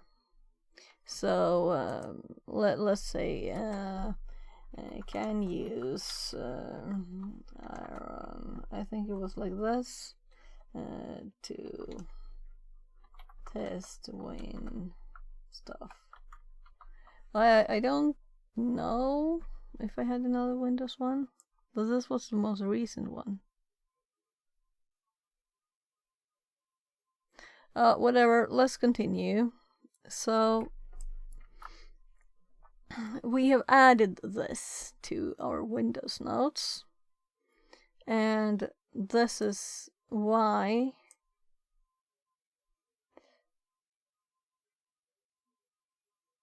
we started looking at the Iron Core notes, because I was thinking we would want, if we're a system, then we could just take any permissions we want. So why would we want to RDP? That's what I'm thinking. Why would we want to RDP if we're a system? I have a hard time understanding the reason. Is it because people don't like the command line? I like the command line. But of course, if it's like some specific application, of course, Windows is Windows, and I guess it's supposed to be graphical.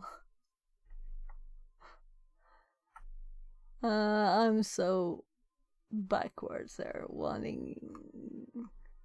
liking terminals, command lines.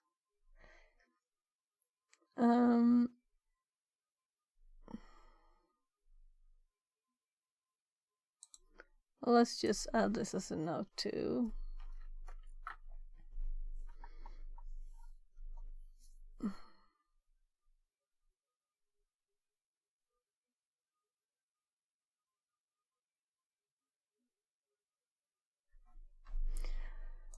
Let's just... I could type like random suggestions, but okay, let's be kinder and see that. I saved it even though I didn't see this purpose. The important takeaway from this task: reverse and bind shells are an essential technique for gaining remote code execution on a machine. However, they will never be as fully featured as a native shell. Ideally, we always want to escalate into using a normal method for accessing the machine, as this will invariably be easier to use for further exploration on the target. Well, depending on how long we will be there.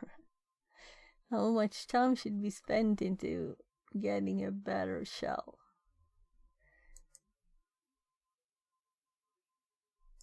I'm not convinced. If it's real world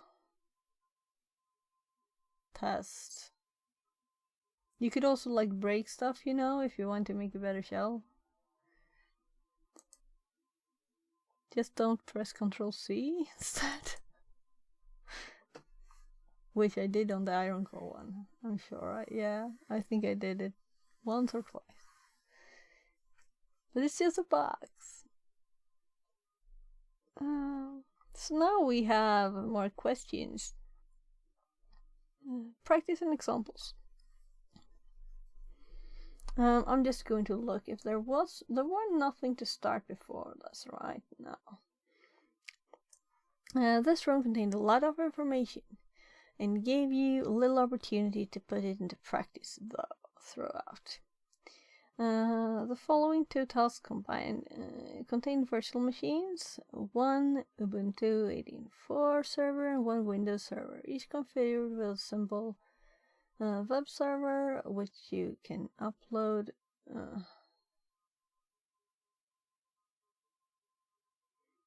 and activate shells. This is a sandbox environment, so there will be no filters to bypass.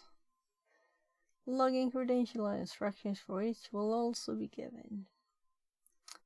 Should you wish to log in to practice with Netcat, Socket, and Metaverse shells, the remainder of this task will consist of shell examples for you to try out in the practice boxes. So we're supposed to do this after we start these, I guess. So why separate it?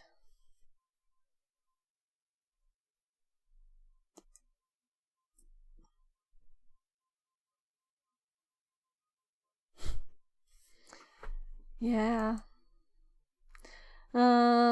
Let's start with the Linux one. The box attached to this task is an Ubuntu server. Practice shell. Socket and Netcat are installed, so feel free to play login with SSH. So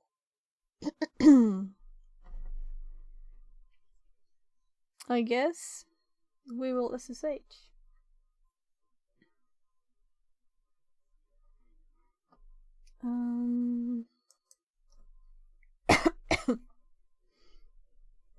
So, this was just before to make sure that we had the alright, I guess we'll get here.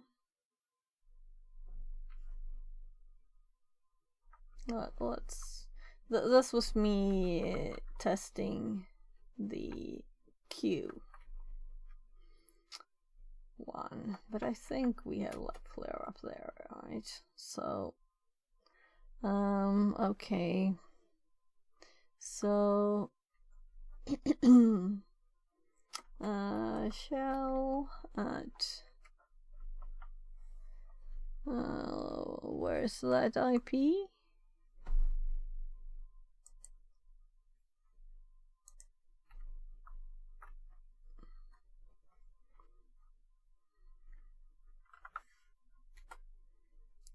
Just scrolling back down. I'm thinking, should I have these as notes? Because if we don't make box notes, I'm not going to save them, and they may be useful, right? So this one should actually be on NC. And this is not the quickest way to go there.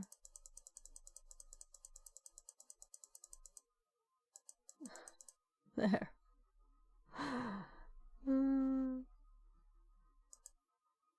So if we open a new one here, and everything is expanded here now. So let's do a new folder called Enter the Shells. Oh my goodness.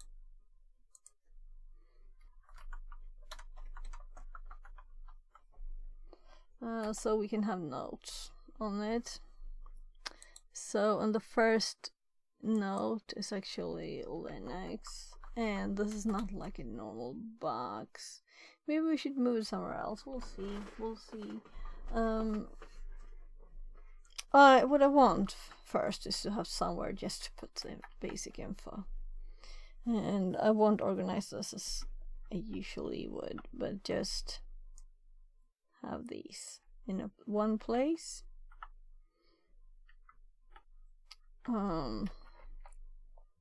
No, let's paste it like that instead. And there was nothing else but knowing that Socket and Netcat are installed. So what about the Windows one? Oh, it's the same. Oh. Windows 2019. XAMPP web server. So get a netcat, RDP, WinRM, credentials. So we haven't started this machine, so I guess we would mess stuff up by just adding it. So these are the help hints of what we can do, I guess. I haven't read it yet, so first we just SSH to this one. I don't know if I typed yes here. Now I'm typing on the notes. So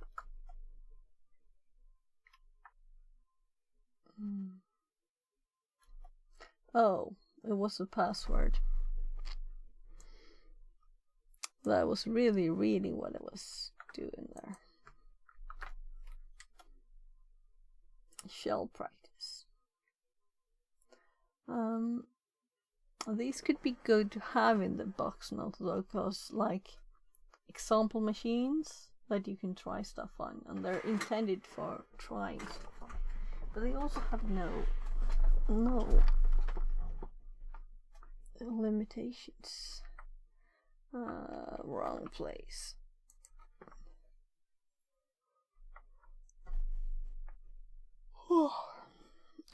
So we're at 2 hours. I'm thinking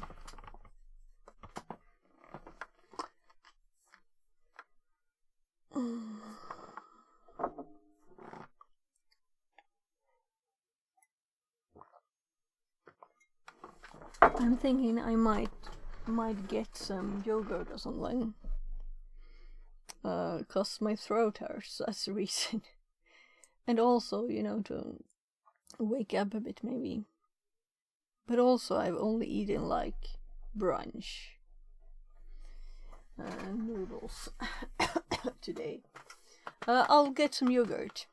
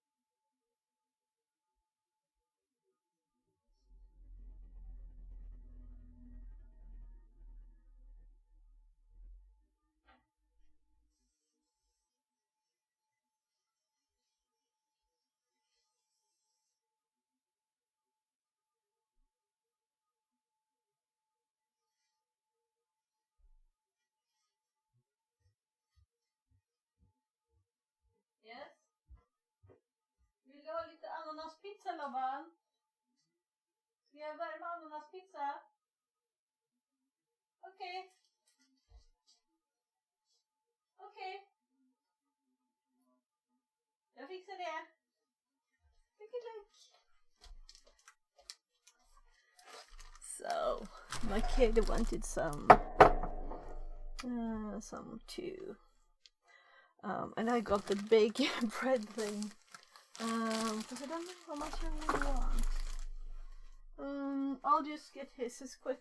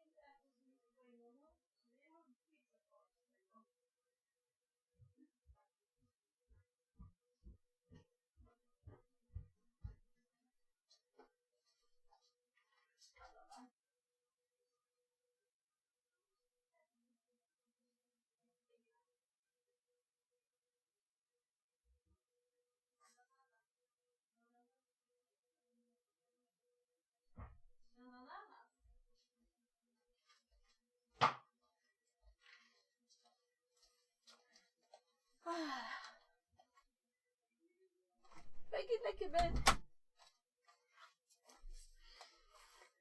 Ah, he had ananas pizza left. Pizzeria pizza. With only ananas. I know that some people don't think that's the right thing, but he does. So, and I couldn't really feel my throat, unfortunately. So, anyway, I'm fixing that hopefully with some bread. And I have done useful stuff here. We've done useful stuff today.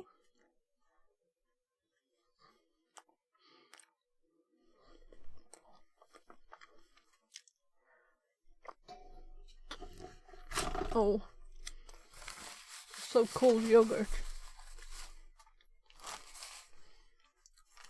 I think I'll just leave it for a bit.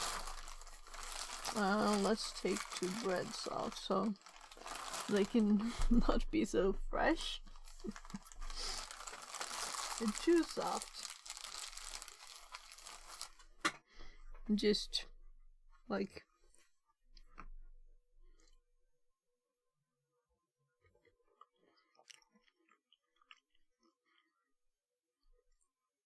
I'm trying to mix. I have 2 yogurts, one kind of sweet lemon yogurt and one natural yogurt, and the contrast is kind of high, but I think the one of them is too sweet and the other one might not be good to just eat it.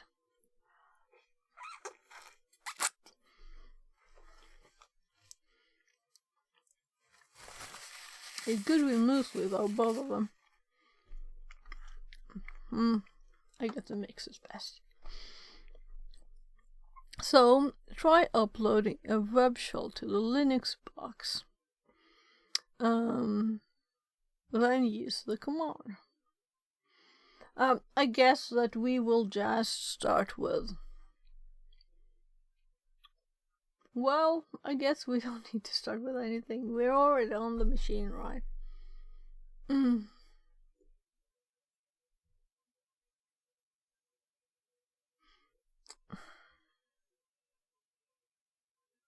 To me, this is so, like, odd. We don't have to try and do anything. We just have all the things. How would we best use this?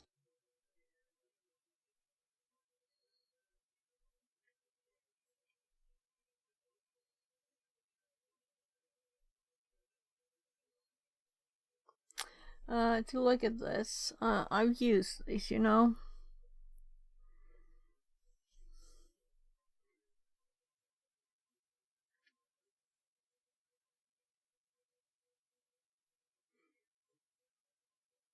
But I've never done it from a prompt logged in.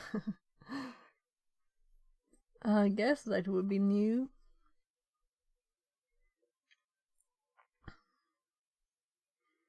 And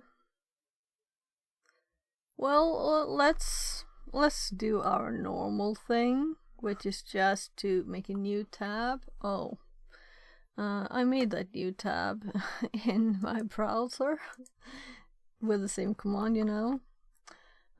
So let's cd 2 shells. And we have that the PHP reverse shell is already, I'm sure,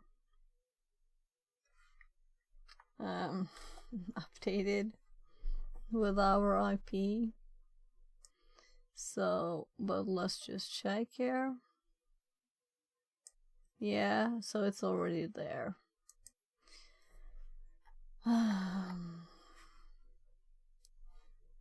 Alright, and I hop from the page there.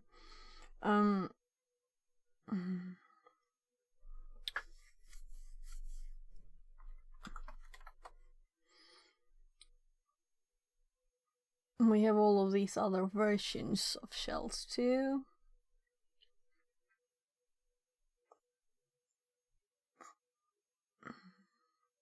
Maybe I should swap the revs.ps1 and the other one, though the revs.ps1 is what my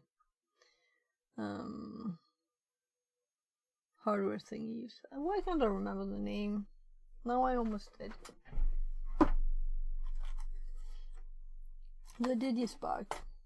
It uses that one. So then I would have to change the name in the which would be okay, of course, but anyway. So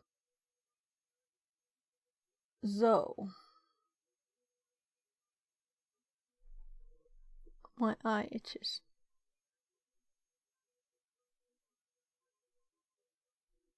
Allergy times.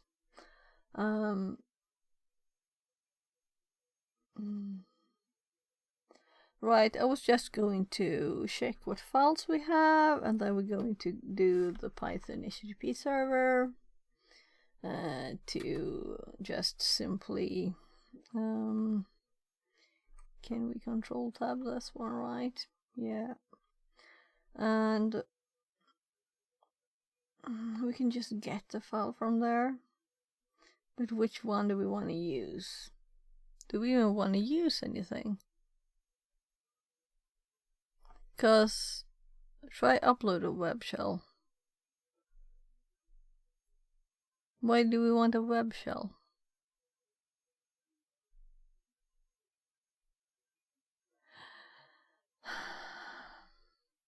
They told us first to SSH, or am I just not listening what they said?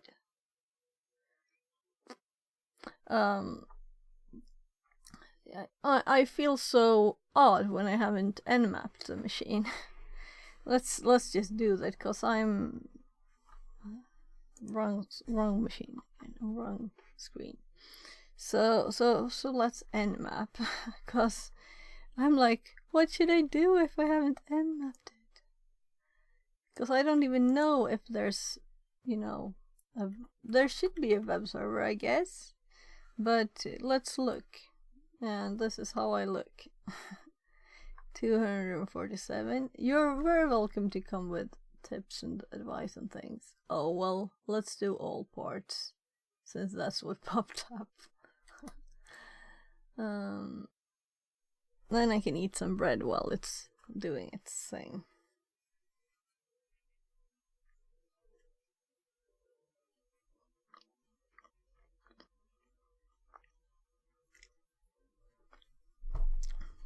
I'm a bit too sweet now.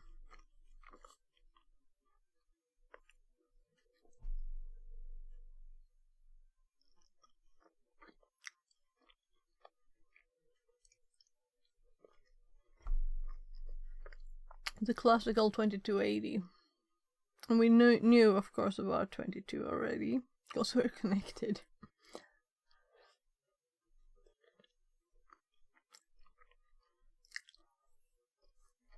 So, now this is to experiment. I'm just thinking, what should I experiment with now when I have the chance to do it? Lots. What should I do? Oh, that was a password. Didn't I? No, I actually typed the IP. 10.10.152.247.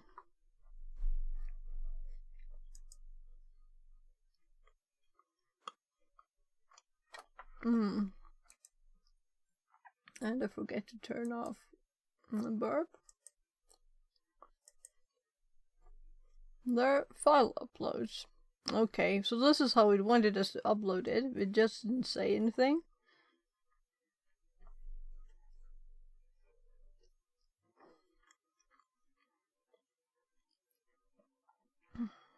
So there should be no limitation, no filters. Yeah, no filters are in place. And after having done the upload volumes one, where there are lots of limitations, this feels like, why?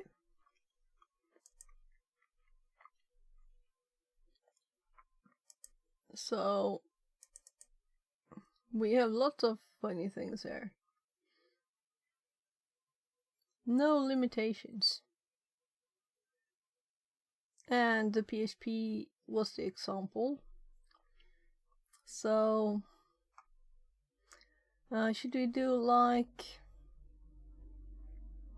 they said web shell, I think. Let's scroll back down here.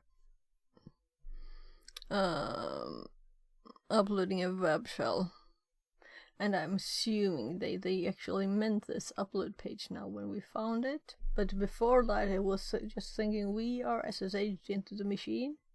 So is that what they mean?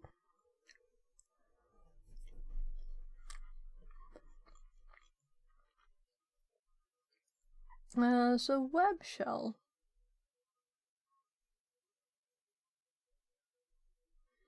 Do I have a web shell?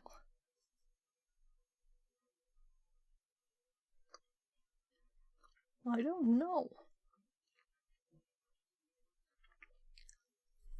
So let's create a file here. Let's do it like this. We could nano too, but I hopped in between the files we already had. So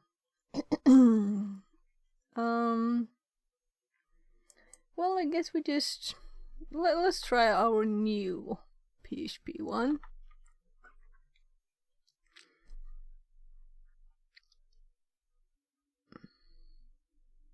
We add it to our web.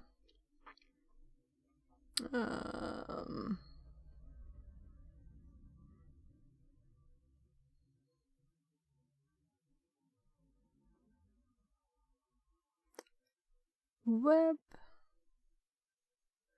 Am I just blind?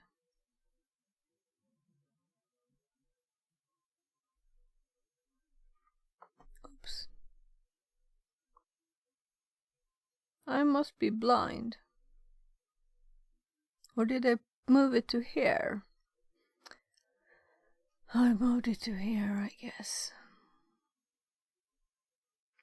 Yeah. So I was looking at W and it's on PHP.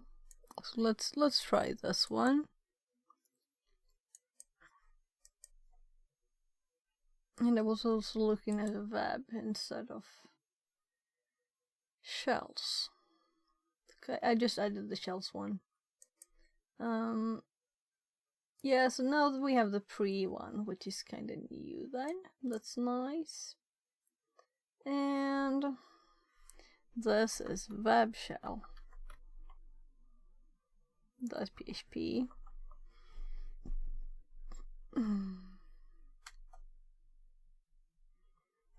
So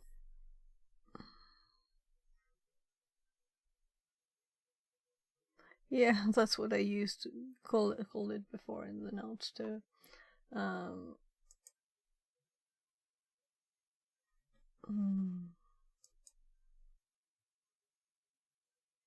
Right, I nmapped. So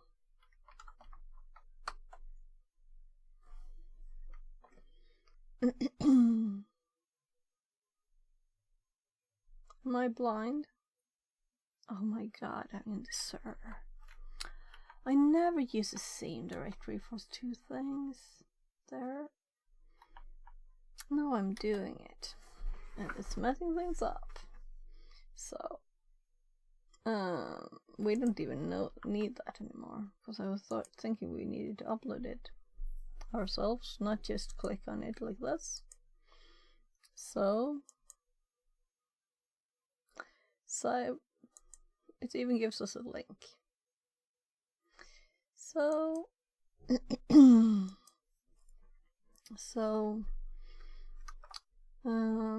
CMD is, let's do my then www data. So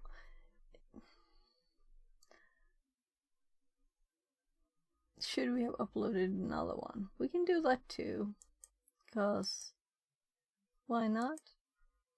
So let's do PHP reverse shell. And And this should have the right information in it. And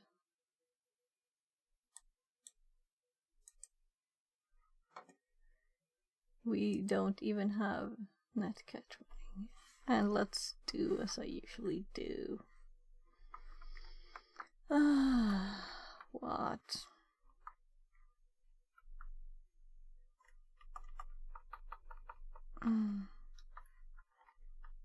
I just clicked arrow up instead of arrow right. So that's why I'm kind of tired, it appears. Well, this was a very nice nice one, right?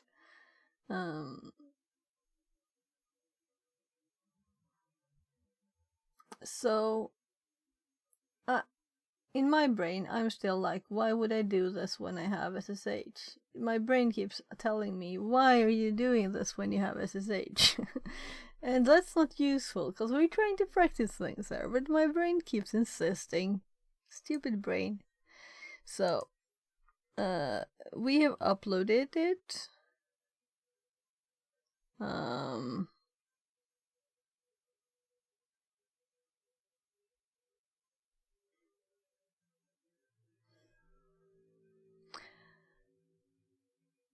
Okay, so we're supposed to do this from the netshell. Let's do this then. Let's listen again. And let's go to the web shell that we did upload. So we can just let's call this. Oh right. Oh, that's stupid. We are already connected again. Because I made a new tab. No, it didn't. It just copied it. Nice. That's what it was actually doing it, you know? Right.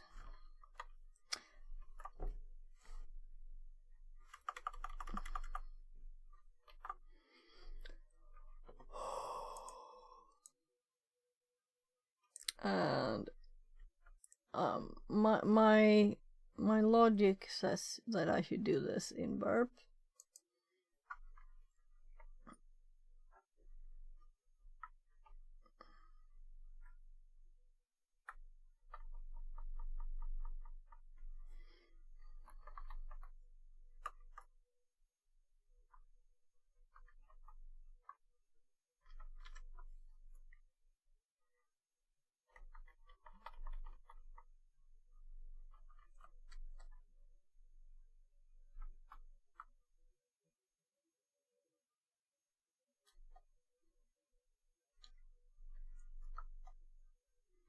So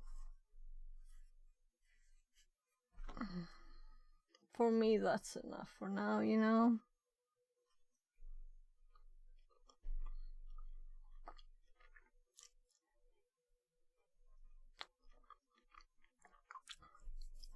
Let's check this one. Navigate to web shells. Kitty says. Yeah, we did this. Did you know the English alphabet contains 26 letters? If you jumble them all up, mix them together, and sometimes use more than others, you can make words with them. Oh my. Thank you for the great knowledge contribution today, Nori. Always great to have you here. Spectre says. Don't believe it.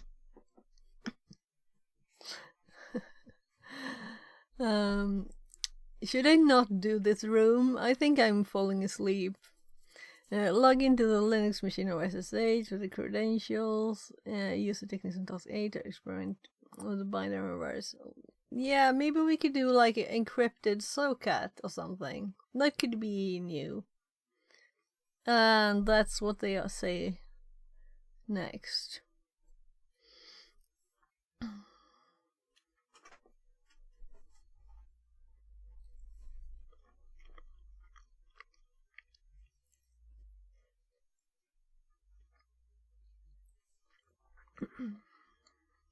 Yeah, what I would like to try is the SOCAT encrypted one. That could be fun.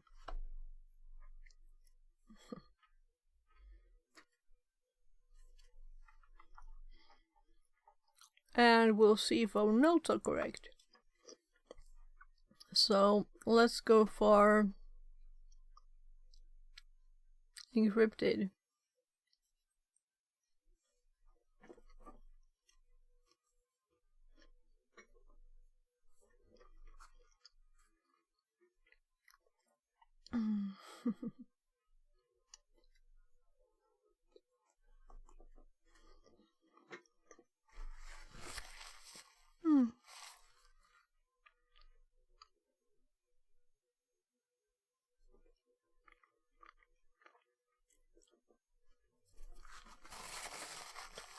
So what do you think we should do?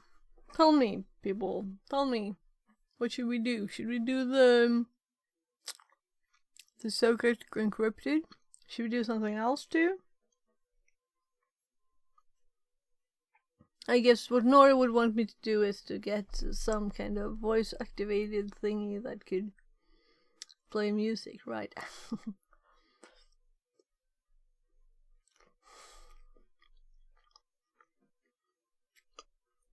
We need more baby sharks.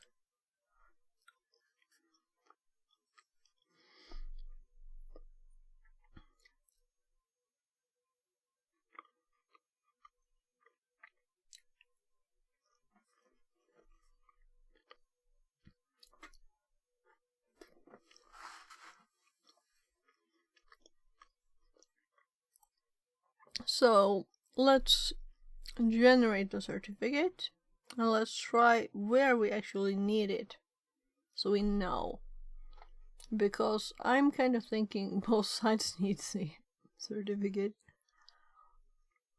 but if we haven't really gotten enough information for this, you know, just the commands, not where to put the files.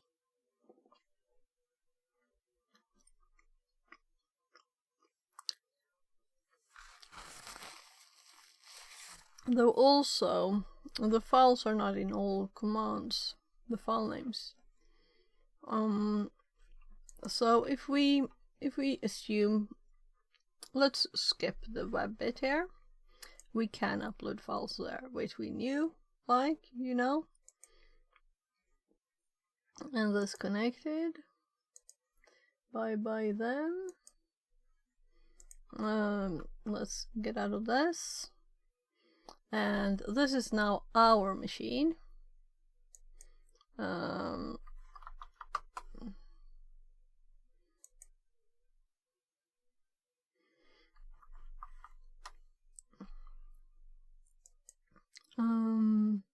Well, we are SSH'd into the machine, and then we can actually, I don't usually open two windows, two terminals, but maybe this is a good time to do it. So if we have one on top, I prefer to have one, you know. Let's have one more open.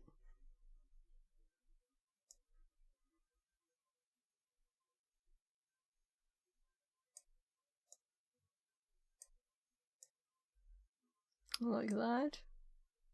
Disappear you. It's supposed to be smart here and realize that I don't want it. Nah. So we have our machine and we have the remote machine, and I guess we'll do both like this connects and this connects. One of them listens and the other doesn't listen, you know, or connects. So we have the reverse and the bind shell, but we first need to create the certificate. So let's do this on our machine. So generate certificate. Let's open. 8 handles says. Velp, I scheduled my exam finally. I guess I won't stop sweating until I take it. D.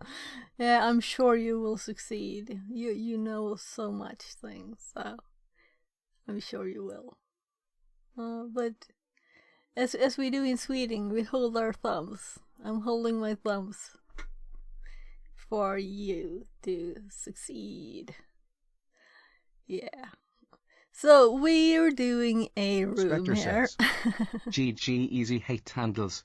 Translated from Dutch. XD which exam? Hate handles says. Oh, instead of crossing fingers, I like that. Yeah. So I usually say fingers crossed to people when we speak in English, you know. But we usually say Wonder what that it we flagged hold our on their thumbs, and sometimes we say and our toes too. So we like double it, doing it even more. I don't know.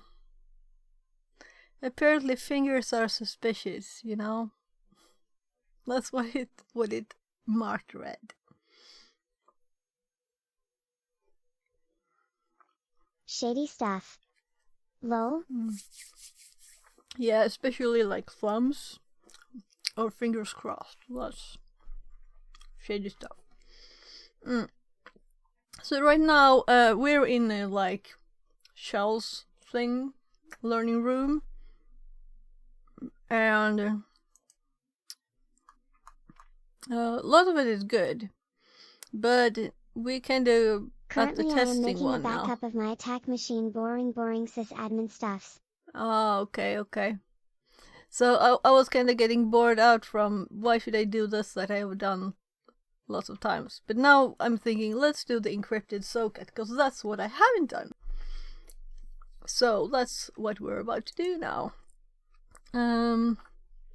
So I'm getting my notes up, and we're going to create a certificate for using with this.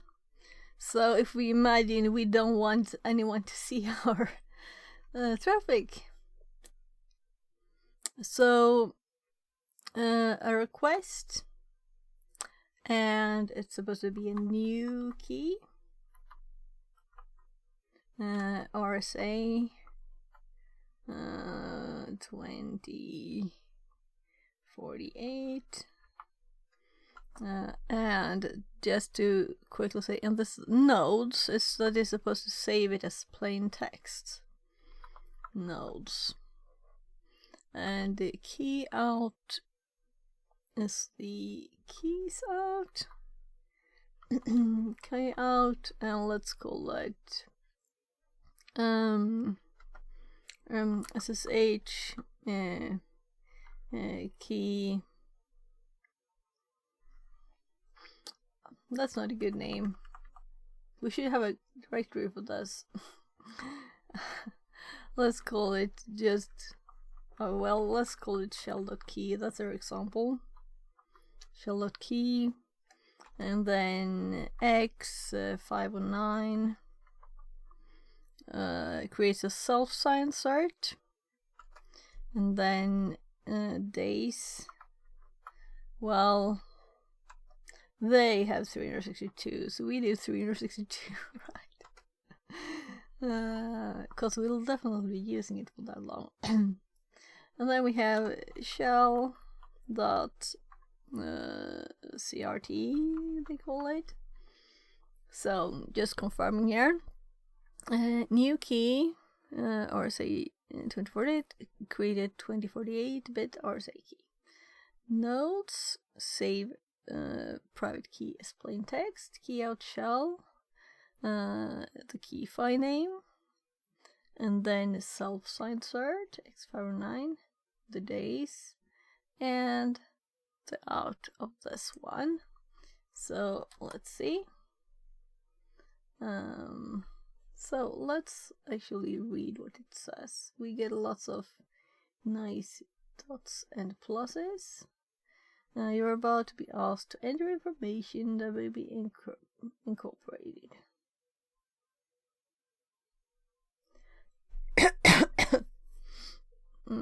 Yeah, so we can just AU. Spectre OSCP, E. Translated from French. Yeah, I could have answered for you. I don't want to butt into your conversations. No, but let's see here. So the country name. I did not even see it, lol. Oh, okay. Too much confusion over why did this get blocked? Let's see. For some fields there were beautiful body. Yeah, so if you Not enter sure you that, have to put anything, pretty sure can just hit enter. yeah, but I'm curious about the AU because I've never seen what's that like. What? Yeah, and I could, if I press that, will it be empty instead of Australia. AU? Yeah, why? I'm not in Australia, I don't think. Well, maybe. What was made in Australia, the program, you know? Some state, let's just dot this. Default for OpenSL. Yeah. Yeah, it must be very, very odd. Why would it be Australia? That's what I was like stuck on there. Let's just dot everything so we're sure. I guess that's the default, probably. Maybe I should have tried. Well, let's try it again later. My So, SSL cert info points to the NSA headquarters for log. Oh, that's fun. So let's just dot everything. We have a very funny. Okay, so we can't leave everything dot. So if we do and press enter on everything instead.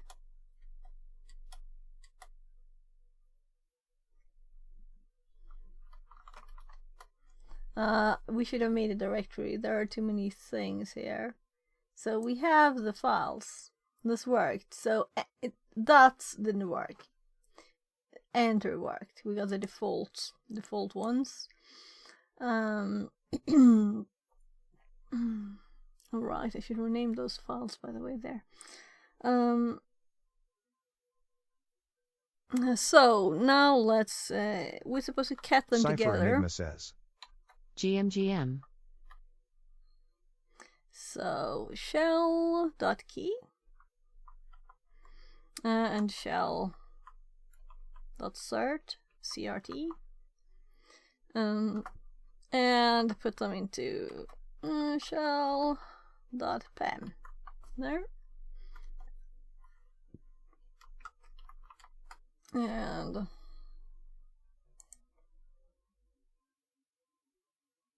we have the file here combined, and the sizes are correct from the plus. And also it automatically does that to the key there. Yeah. And permissions. So this is my notes and all the explanations for the things. That information was not in a room. You had to like find it yourself. So if we do the reverse shell first and listen on our machine, and the verified server is not to validate the cert, is signed by a recognized authority, because it's not. So if we just take the contents here, OpenSSL lister, no, I should type, because typing is learning, right? I'll have to type this. Okay. I don't think I will use this. Do any of you use actually Socket? Don't you just use Netcat and are very happy with that? Open SSL. I'd love to. Also, I was thinking, will L work? And also, I was thinking, what's the help? So cat is used for pivoting sometimes. Lingalo is the new hotness. Yeah, I think I saw that. So, but what can Socket do that Netcat can't? That's okay. No help. H.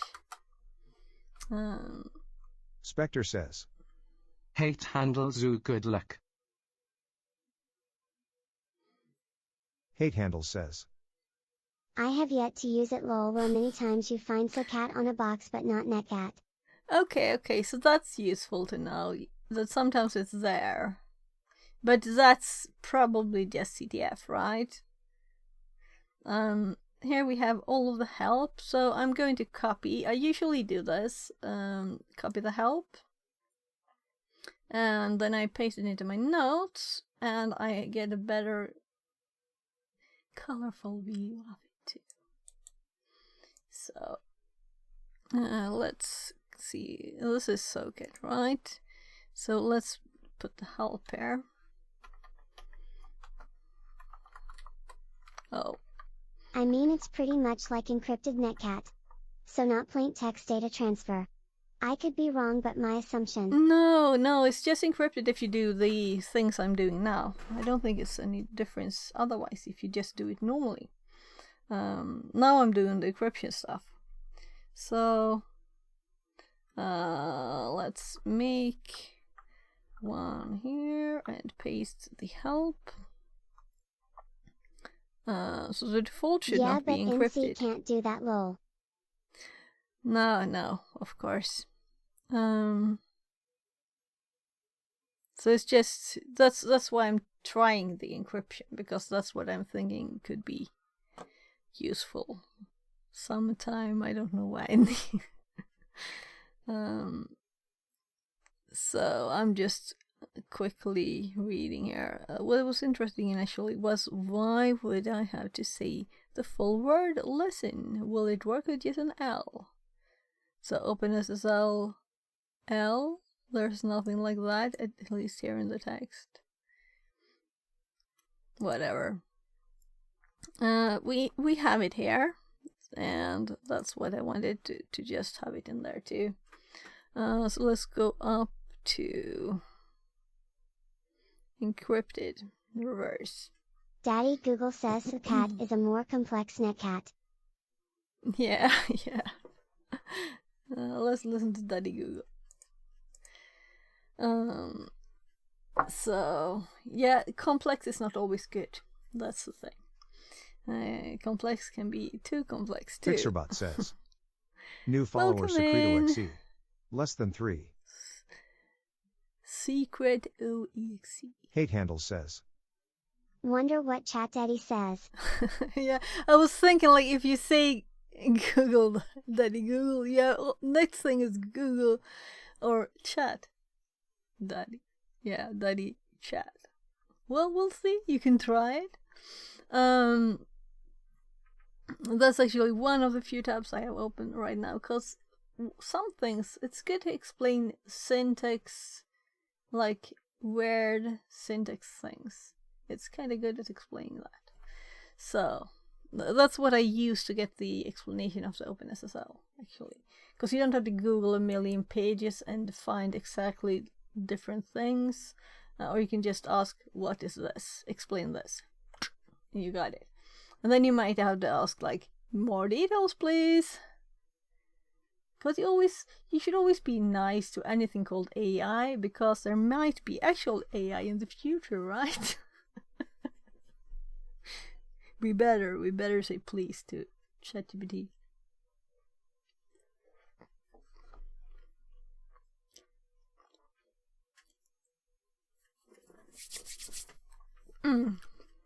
So let's do it now. SOCAT. OpenSSL. I'm very curious if it's case sensitive. It's very annoying to type all capitals. Listen, colon, and then the port name. So, I guess 443. And then we do cert. Shell.pem. And then we do comma verify 0, not to, because this is not a real certificate. Chat Daddy, if the task at hand demands high-level functionalities, especially related to security, complex routing, or multi-protocol support, SOCAT is the preferable tool. Yeah, we could kind of see that in the help, right? That we have lots of options here. on the protocol to use. The fork thing is cool too. The fork thing. So what? It can do more things? You can fork a connection for later use. Okay, cool. How? The how is the important part.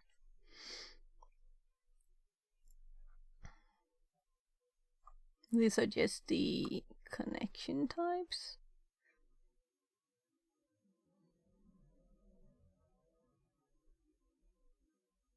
Now, this is not everything, of course. These are just the command line parameters. There might be much more to know.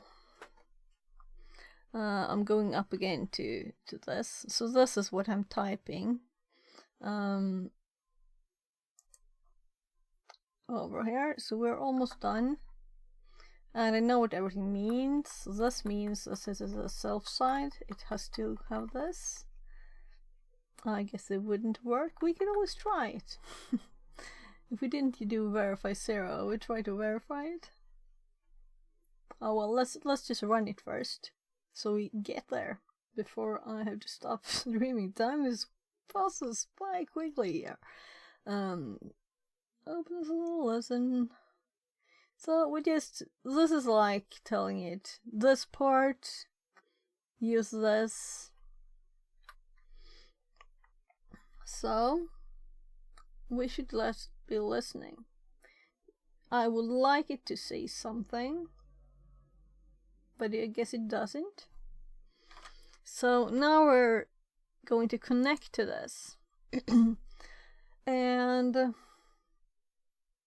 I am thinking, don't we need that cert file? How on earth will this work? So we'll just type the command and see what happens. So let's do socket, and we are open SSL again. And now we need the IP to 10.18.21.236 and colon port, right?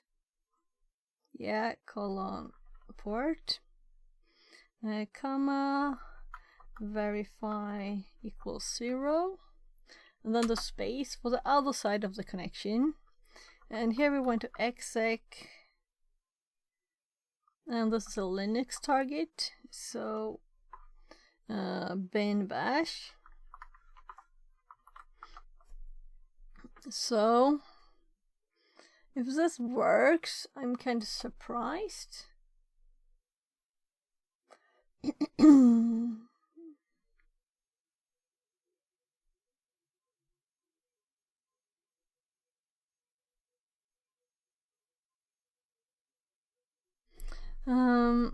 Let's just go to the actual page, because I think I spelled wrong in there, but I didn't when I typed, so I'm starting to get unsure. No, here, encrypted ones. So this is what we did to create this, and this is what we did on our side. And to connect back, let's just make sure. Verify 0 dash. And then we do OpenSSL colon IP colon port comma verify 0 space exec colon bin bash. And we get this this error message, and I'm a bit curious how this would work. So let's just Google the error.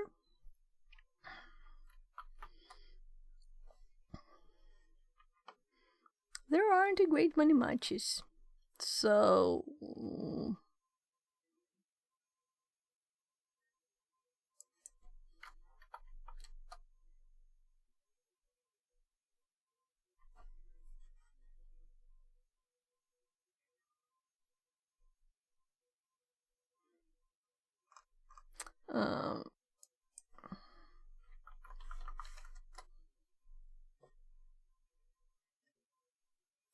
so anyone with tips?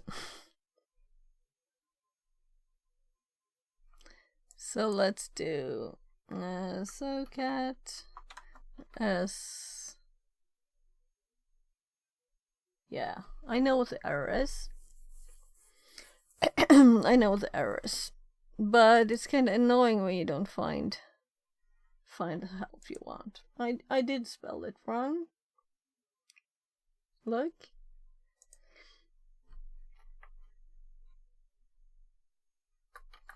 So this is an error message because I spelled it wrong. I didn't know what I was talking about. So we don't get any output from any of these, which is kind of what, you know?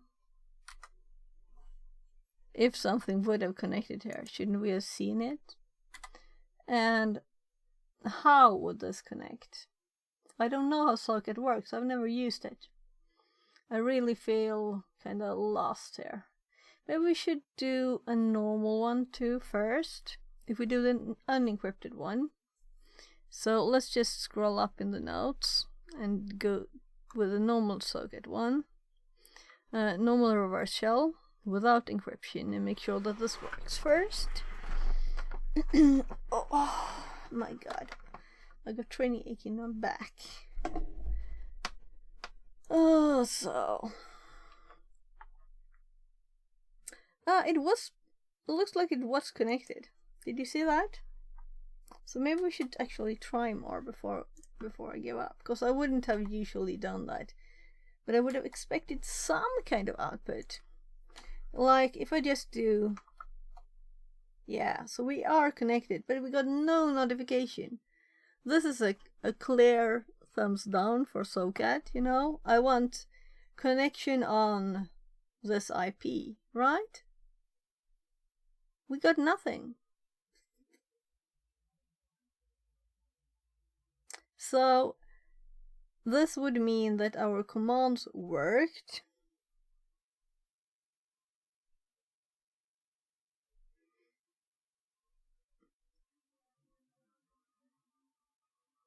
And I don't like the not output. So let's, before I scream at SOCAT, let's see if there are options for like getting information from it. Increase verbosity. Yeah, we could increase verbosity with DDDD. 2 are recommended. And we could also do D and a number, which sounds much smarter.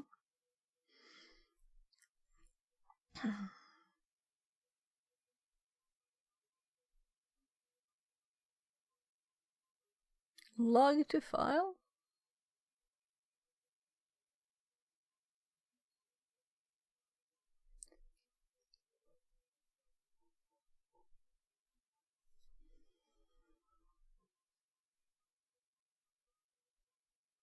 Well, let's add those D's.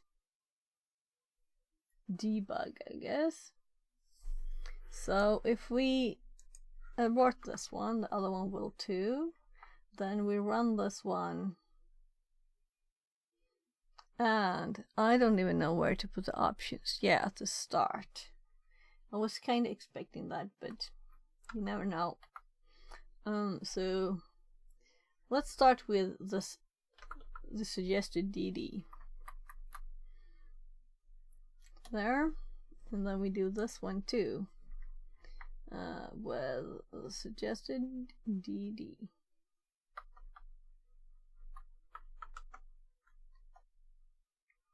And now we got information when we connected.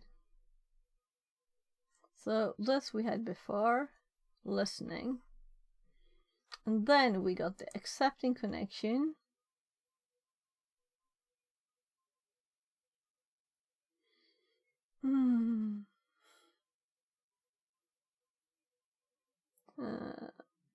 No pair certificate and no check. Yeah, I was kind of thinking of this with certificate.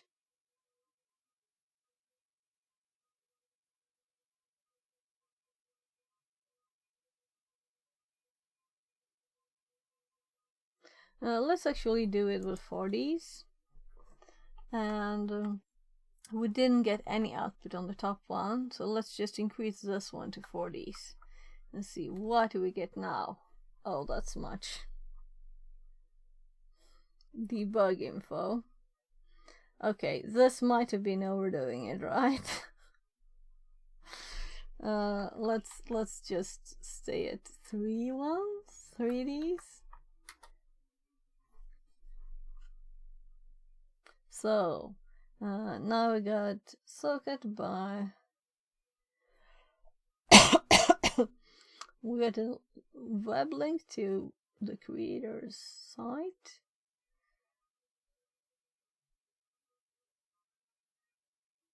Open the cell. Include software written by. Setting option. This is interesting. So 3 might have been right because we see it says the OpenSSL certificate. And the set's verified to 0. We can see and confirm that it read our options.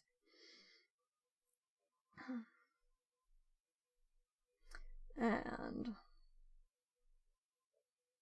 read bioparams. Error. Result no. So if we now run this one again, we should get lots of more here.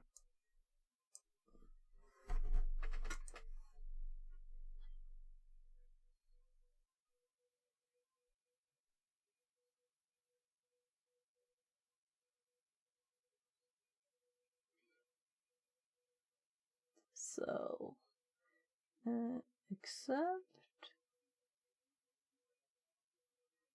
accepting connection from, permitting connection from, no pair certificate and no check. SSL proto version used. SSL connecting using.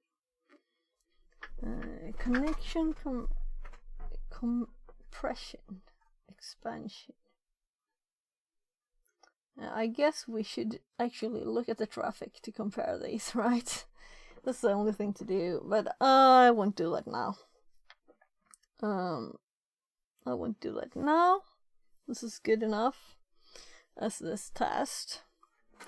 Now I have seen it, and we tried it.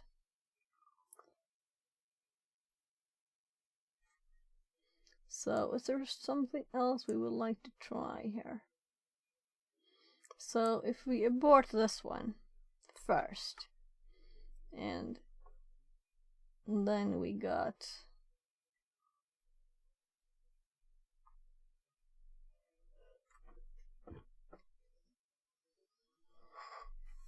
I guess it's this one, right? It's end of file.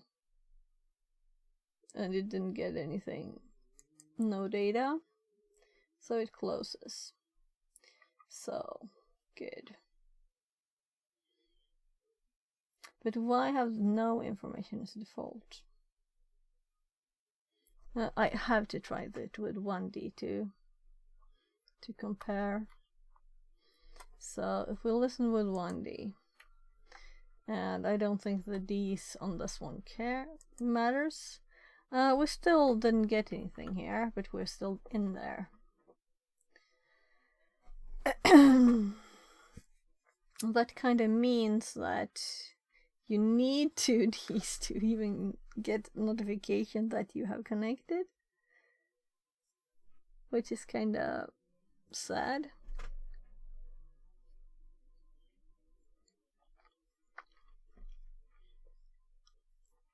So I'm thinking, let's look.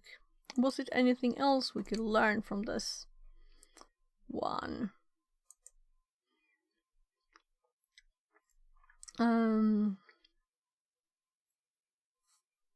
Yeah, we did this. Practice reverse and bind shells. We could do it the other way around too.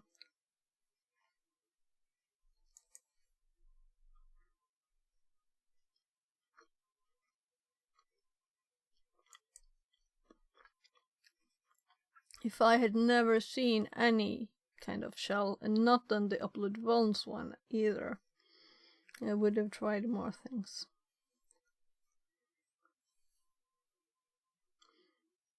Is there anything else I want to test? We can have these like saved, as these are good for testing, you know?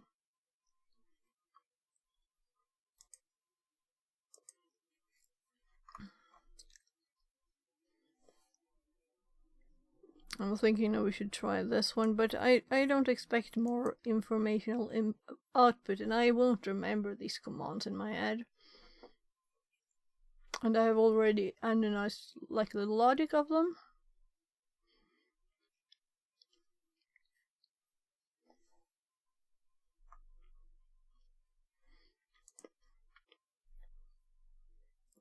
And I think I will delete this image because the color, the white blinds me. And that's that image. There, that's much better.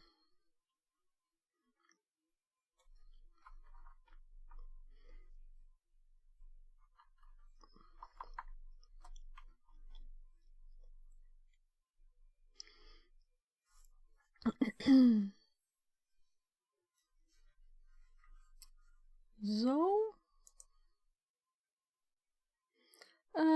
switch to the Windows VM. Let's do that then. We can check this one too.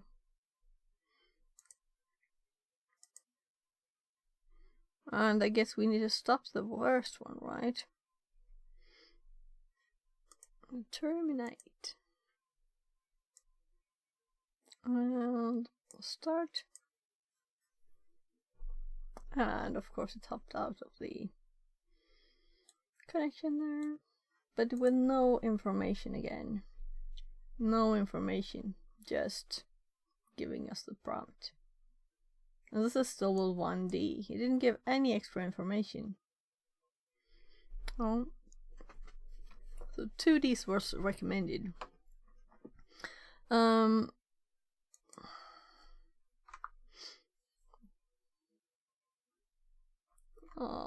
there.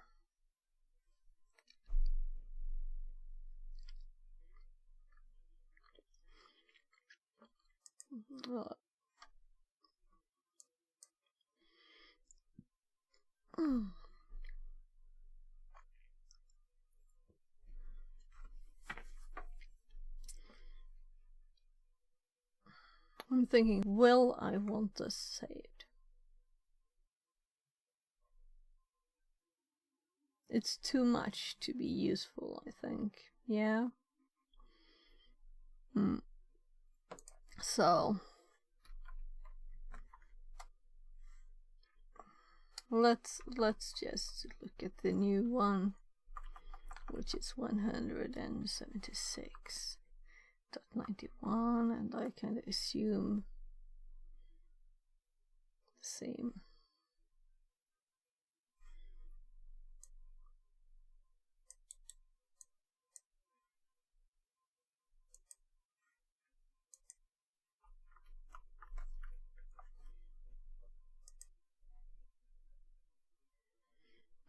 So the only thing, we had a penguin here before, so they've got the same thing. And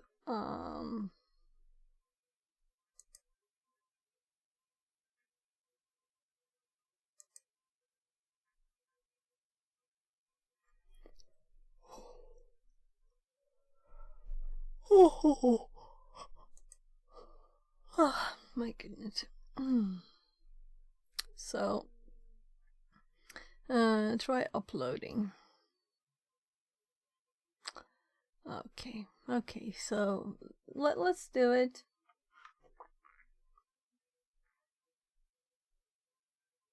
We have it easy accessible. Oops.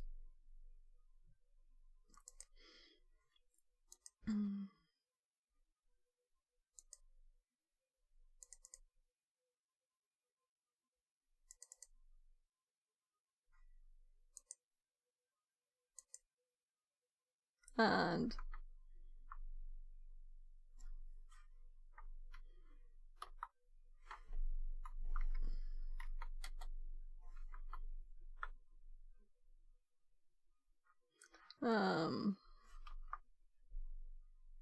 yeah, this was the kind of thing that was probably not for Windows, and that's what they wanted us to see, probably, right? Yeah, does this work? And we already read about that, and that's why I was looking at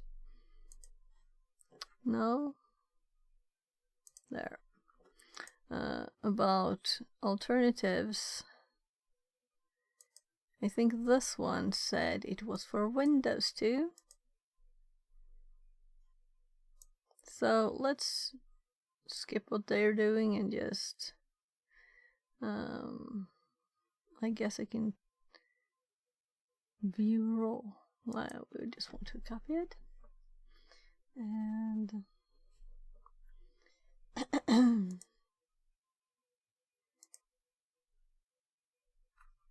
let's paste it. Though I guess why would I want this? Because it's a PHP. Yeah. Is it because it's a PHP? So if we save this one as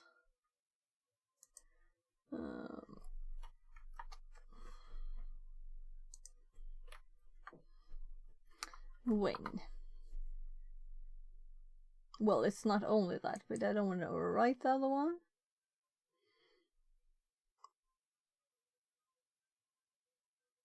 Okay, so this is an updated Pentax Monkey, but it's okay. So if we go back and browse and upload this one instead and submit, and we didn't change any information in it, right?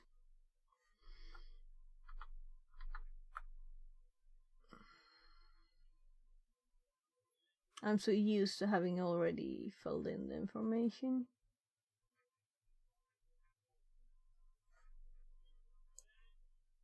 Oh, my kid is calling. I'll be right back. Yes,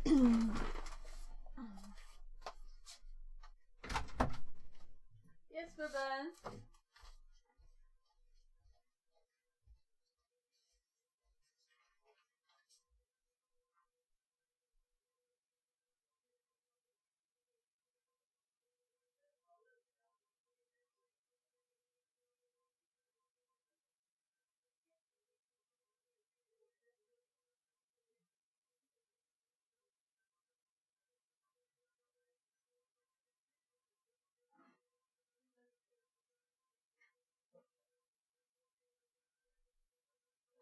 Burger place. With 2 burgers. Thank you, thank you.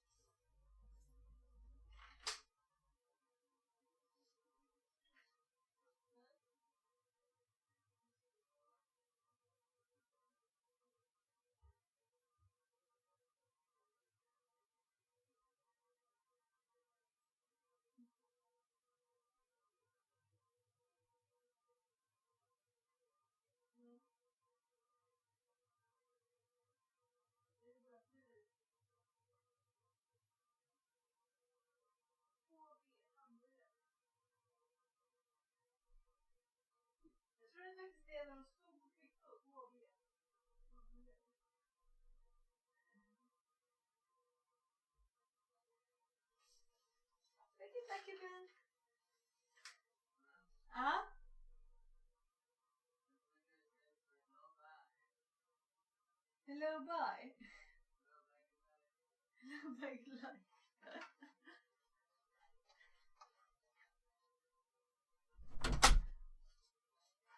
I'm back. So sorry for running away giving him food all the time. So there. Let's see now. Yeah, so we pasted this other one. So let's see if this one. Ooh, we need some settings, right? This outer null, port null.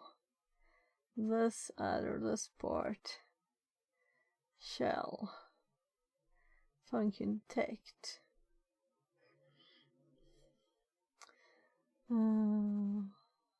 So it looks for Windows.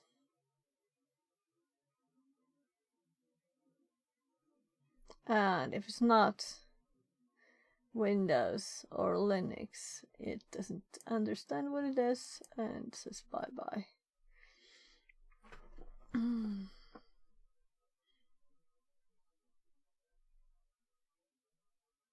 I'm just curious where it gets my IP. If I'm supposed to set the variables at the top, maybe you should have read like what it says. Right, also, it might be there already. Because it's from, you know, the RevShells.com. And I have my information entered in there. But I'm just mostly thinking we need to... Oh, yeah, there it is. So it's already set. So we don't need to do anything, and it's uploaded with this information. So, just good to go. Oh my god, I hate having two windows.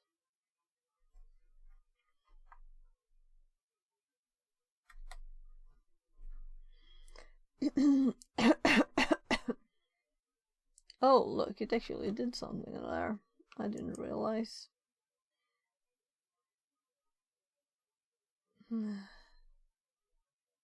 This is why I have my own page. Because I think this background is so horrible. It's horrible. So, we can just click this link now. And it's doing it. And we're in the machine. So now we have a new reverse shell for Windows added to the repertoire of what we will have on the machine. In the little Kali, there's a new thing. That's nice, and this worked. So he's modified it to work with Windows too, I guess, without reading any of the code. Upload a web shell on the Windows target and try to obtain a reverse shell using PowerShell. Yeah, I've done that. I don't have to do it again, I feel. So let's skip that. The web server is running with system privileges. Create a new user, administrator group. I did this on the Iron Core one. So, just did it, don't want to do it again thing. Experiment using Socket to obtain reverse and bind shells on Windows target. Yeah, this could be useful. This is like, just did it on another one. Create... okay, so, yeah, we should try this too. So we have a few things to do anyway. I've almost never done bind shells. And this is a Windows after all too, so there's a bit of new things we can try without having to repeat ourselves too much. So on a Windows target bind, we do this, and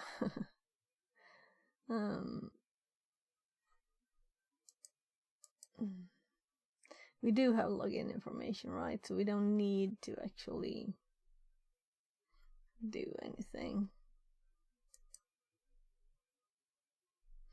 because we still have this one. And I'm thinking, let's just close this. And this one didn't actually finish. So what's it doing? It's just not doing anything. Is it the right IP? 176.91. So if we just do the simple one on this, I'm kind of sure there's SSH, but we can just open a new tab too. Might be useful to still have this one around, so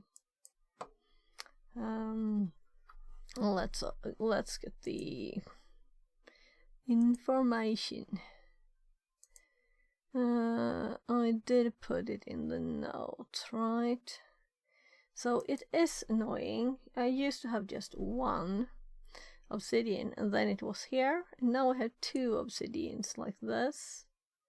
So I guess if I close this one, it still won't be here, it will be separate. That's annoying, right? If I click here, then it opens. So not having several open, that confuses it too much. So now we can easier get back to where we were. So what I was looking for was we just added this. Let's just delete this then, because we didn't put anything else but the login information. And then we actually need this instead. Oh right, it was like just the same password. So let's go back here. Let's do SSH. And now we were administrator at, and of course I very much remember the IP address, right? Or should we do RDP? That's what it suggests, and that's what we don't have to type for. So yeah, I'm starting to get lazy here.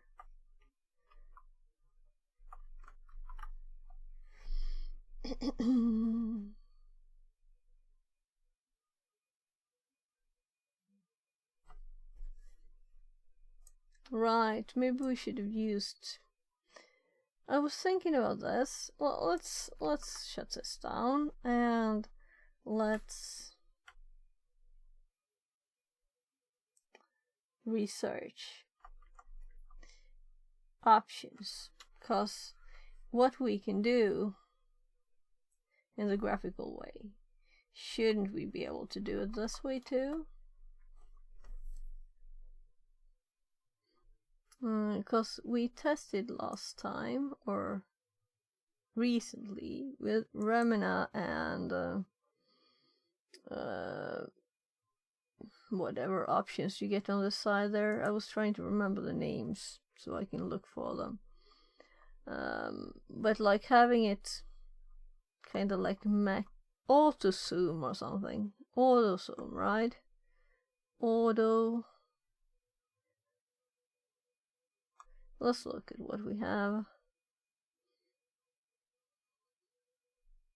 So if we resize the window,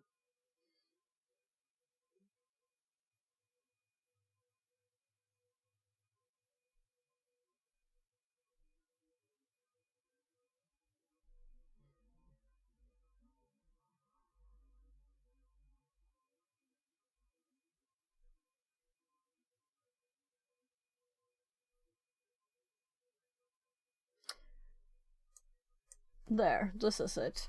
So dynamic resolution, that's what I want. And last time we also used this in combination with the zoom. So I actually didn't use this, but since I'm streaming, I prefer to have it stretch instead.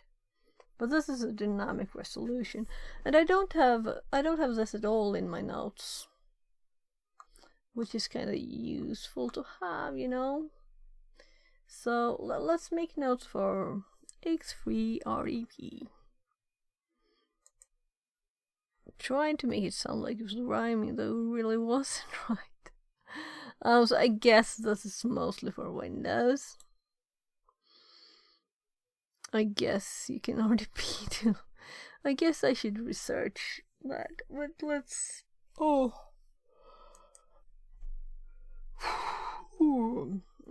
should we say RDP and then X3 RDP to make it obvious, and then help,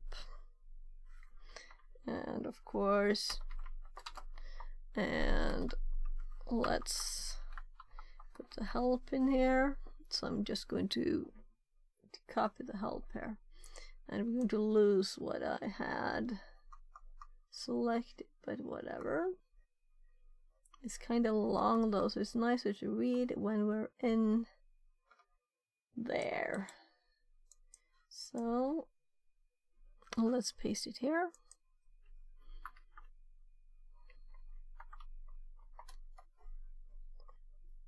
And unfortunately, it doesn't see the slashes as options, only the dashes. But it was on D, right? Here we have dynamic resolution. Oops. So dynamic resolution. Let's copy that and then see if we find anything more that's interesting. This is too tiny, by the way. I guess we could fix that, right?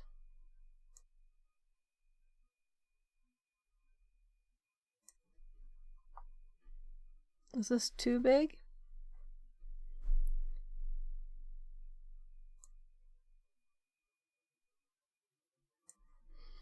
Like this, so.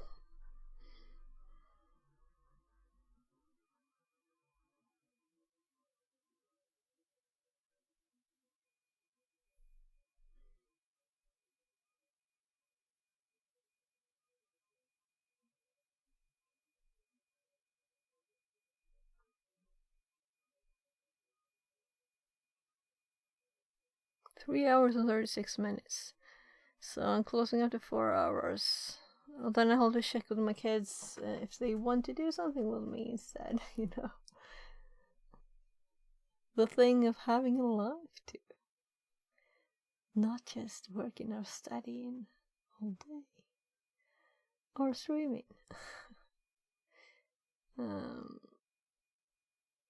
So I'm looking for zoom now, if I have something to zoom.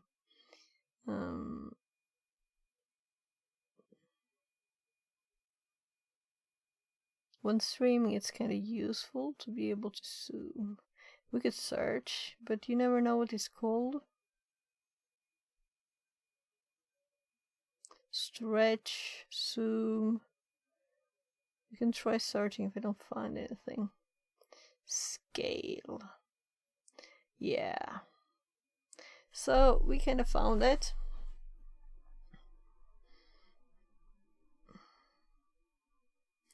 So let's go back down here, but just paste the one we already have copied. So we have dynamic resolution. And let's see, we have scale.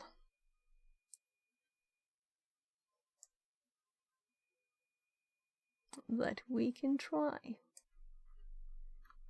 Let's see if there's anything else.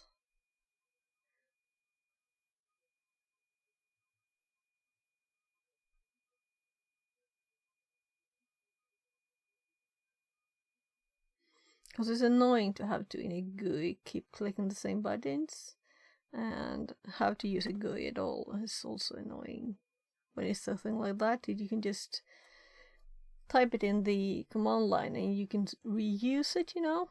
You don't have to click, click, click, click, click, click. It takes time.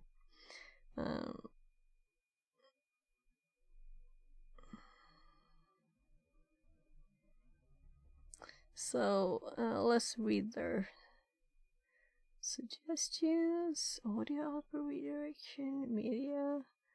Nah, that's too advanced for us. We just want some simple stuff. So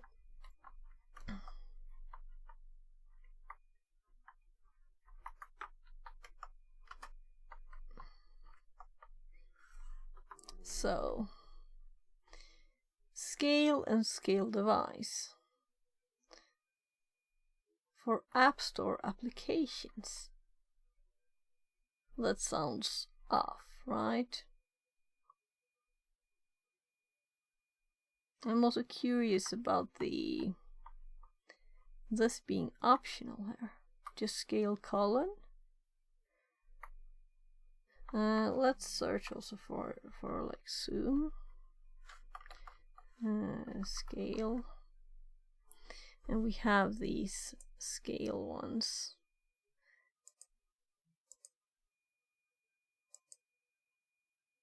Smart sizing. Yeah. So this is the other one I was looking for. Something was missing, and this was it.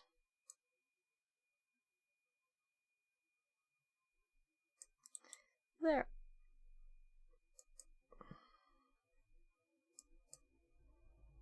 So I think we have it all. We can remove this one.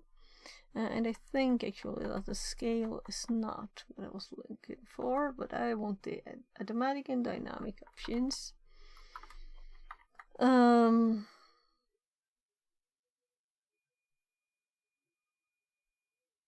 Let's just start with the dynamic resolution, and alright. That's why I had to create those, because that's my usual. I used to do that with those keys. And let's go back here and just pop up our normal one here. So I do have the dynamic resolution one here already. Is this theirs? Yeah, that's theirs. And what did I have? This is annoying me now. Because they had the dynamic resolution, but what did I usually have? So this is a messy way to do it, but I'm just checking history. History.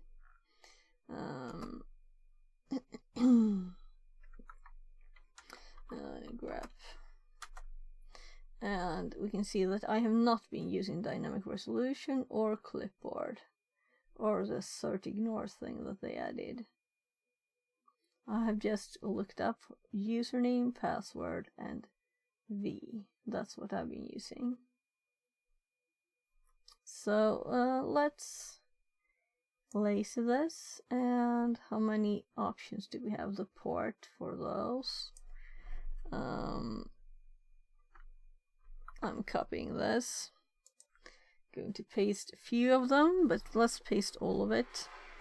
And this kind of doesn't do it anymore.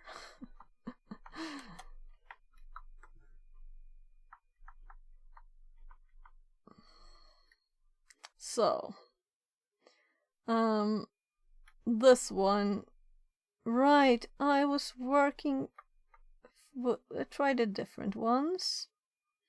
And then I realized that if I use those, and this is not a good one, it doesn't manage domains.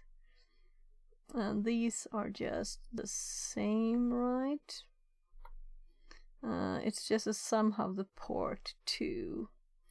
So we should probably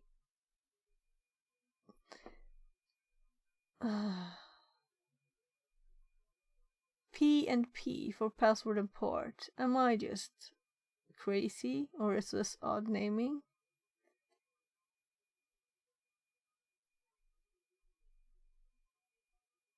Let's look at the help. I'm confused.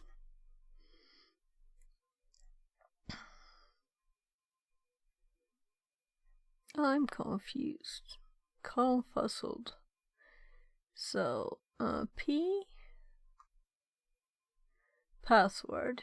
So, what about the port? It's port.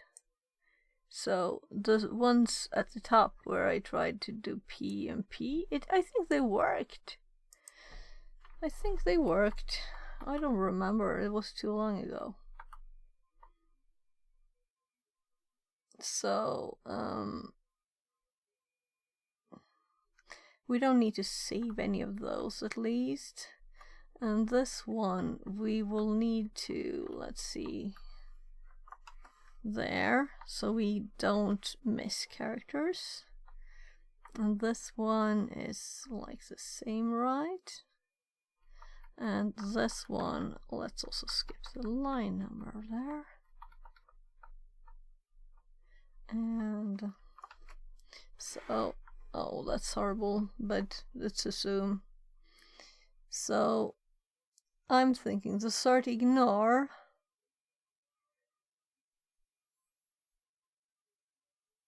I haven't seen, but the dynamic resolution is new to me, and we found it before we realized it was in their actual example. So let's go back here. Learning happening, definitely. And they had entered the password and everything for us. So let's run this one and see if we can change the resolution of the window here. And it zoomed. Did you see that?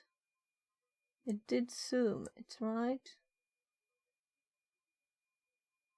Oh, it's just my ear saying it's low battery. Switching ears. Hello, ear. Battery full. Okay, good. So, I'm a bit curious now. Let's say we open Firefox, just as an example. And this should be kind of tiny text for you. I mean, sometimes I look even on my phone. Oh, this is slow. Should take a notepad.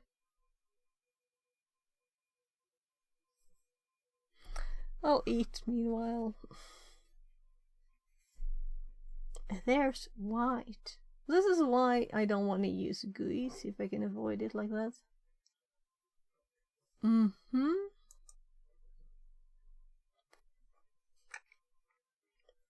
We always want Firefox.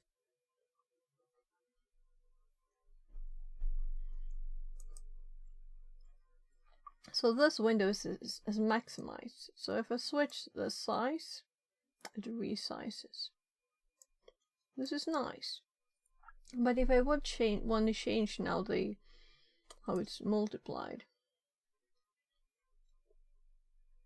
I would have to close this. And let's see if we can do this. But first, let's just start it with sort ignore off.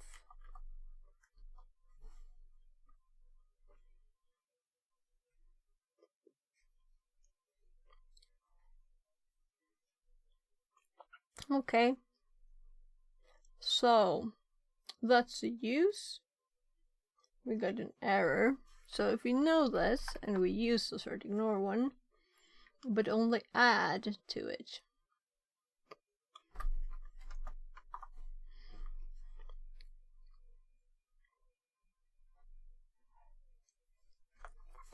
Scale.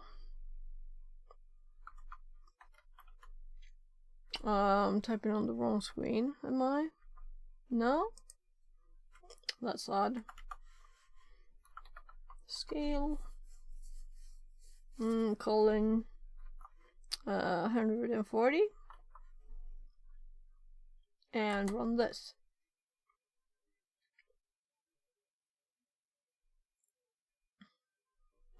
So now we have a bigger size of things. We can just maximize this, I assume. And we have this full window. And we can read the text even on the stream, right? So that's kind of nice. I like it. And I learned stuff.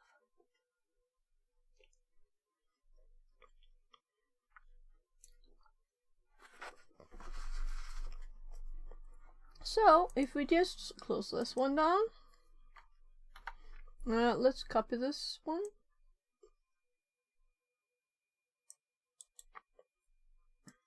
And I'm going to paste it in the notes.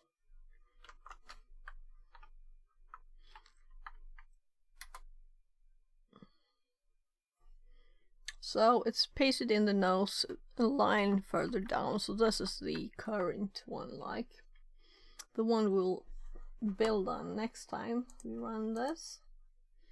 So we don't have to use the Remina annoying graphics thingy.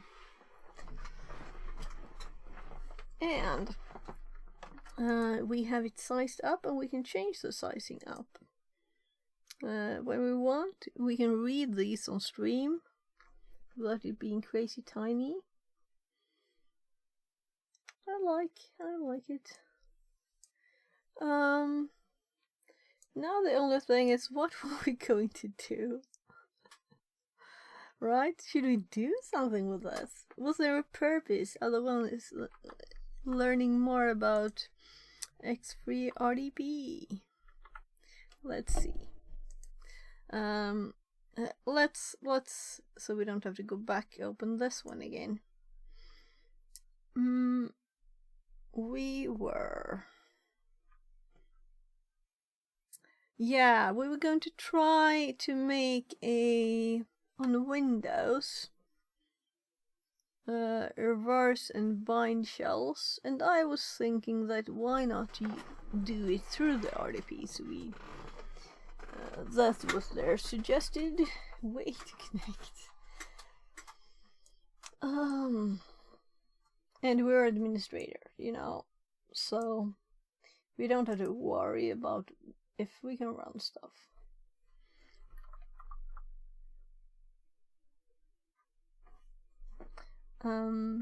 Let's run a normal one. And this font is still kinda tiny. Alright, you can't see it. This font is still kinda tiny, though it's more okay now.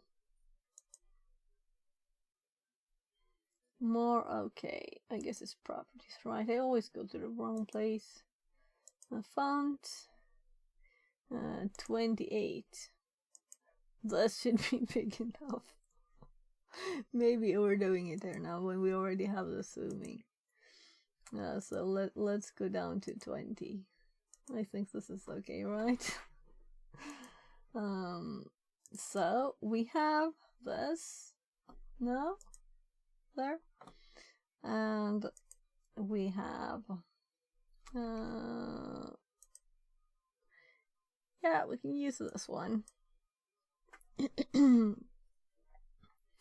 So let's look at our notes, what we're actually supposed to test.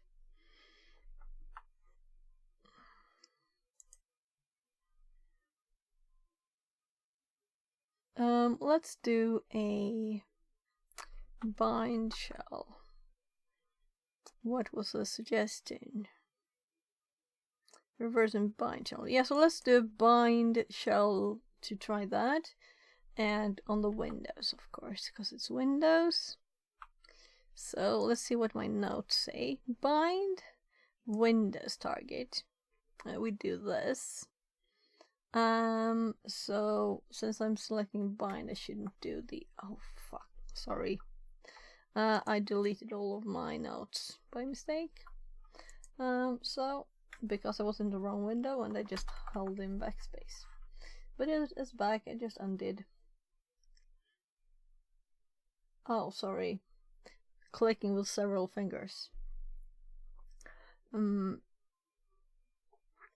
So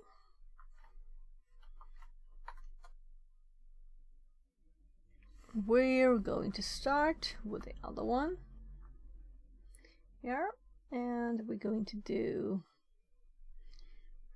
Netcat is installed. We know that already. We could always like check that it's there, and we see the E option too, which is already, it's always there on Windows. So let's do NC LVPN port. I guess we keep doing 443 E and cmd.exe there. And they always go different order, the letters, right? Because in my notes I have PN, not NP.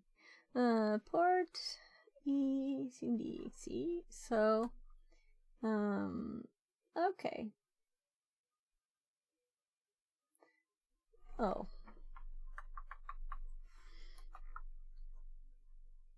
Still nothing?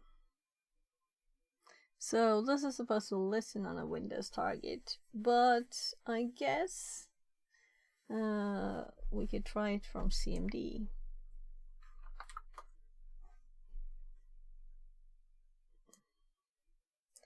Should we actually care about the size? It's not much. So NC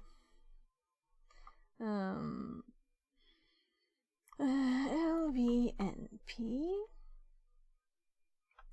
and the port is 443.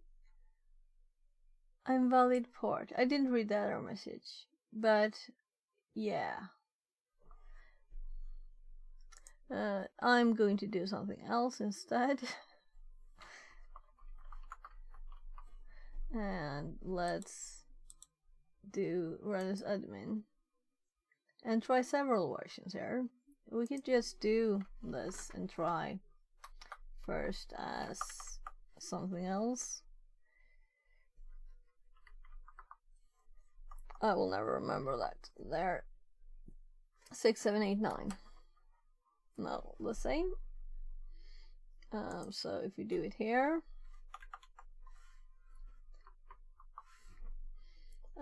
E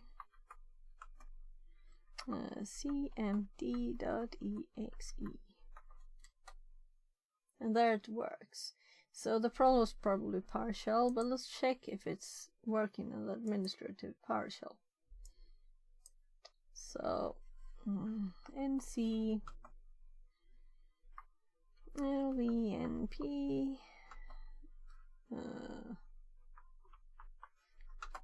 E cmd.exe. So we have two listening on the same port. Okay, this will be interesting. We have to keep this to try now, right? I can't change that.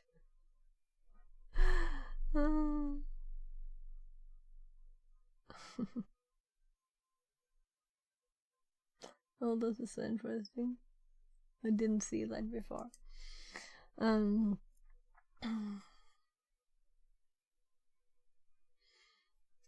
I guess it sends information in case.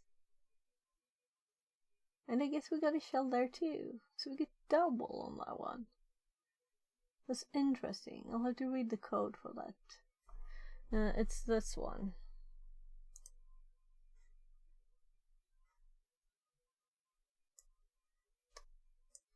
This one.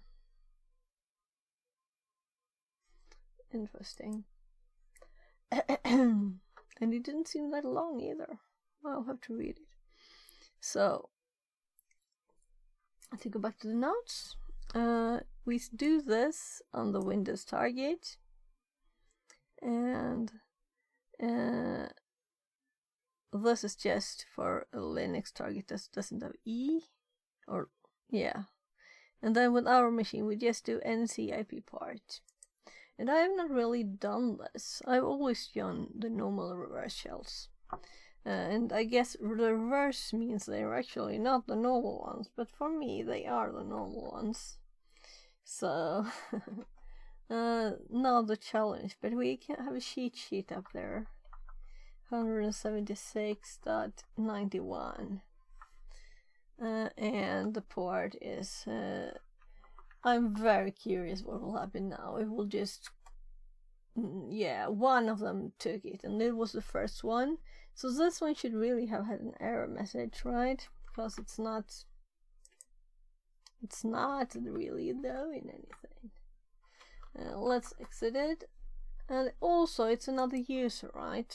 So that could be, no, because it's not, because we're actually logged in as administrator. So the CMD one worked, and the admin partial one worked, meaning this one needed less permissions to work, because this is not an administrator, we're administrator. You know, but still, I guess maybe partial kind of like you're administrator, but you're not using it as administrator, so that's why. Might have to look into this more. I'm just getting another bread, and it's 4 hours, right? Yeah. So in a bit, when we finish this, I'm going to check with my kids if they want to like take a walk. One of my kids really have problems going outside, so taking a walk is not like an easy thing.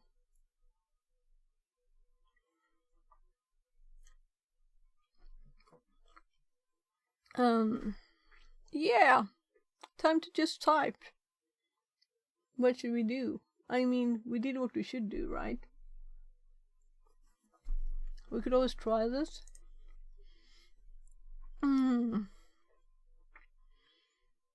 And this is CMD now, so let's do dir, and let's do, we can do just C, well, CD, right, no space required, and we have the echo.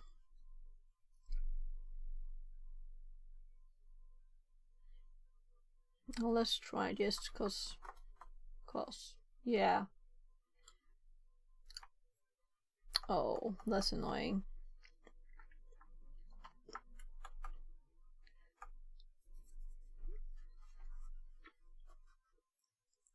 Seriously, I'm thinking, what else could we try, you know? I could practice like, if I'm administrator, how do I, if I would want to be instead system, how would you get to that? I am not good at this Windows stuff, and not being the admin way. I'm used to being the administrator, but not having limited permissions.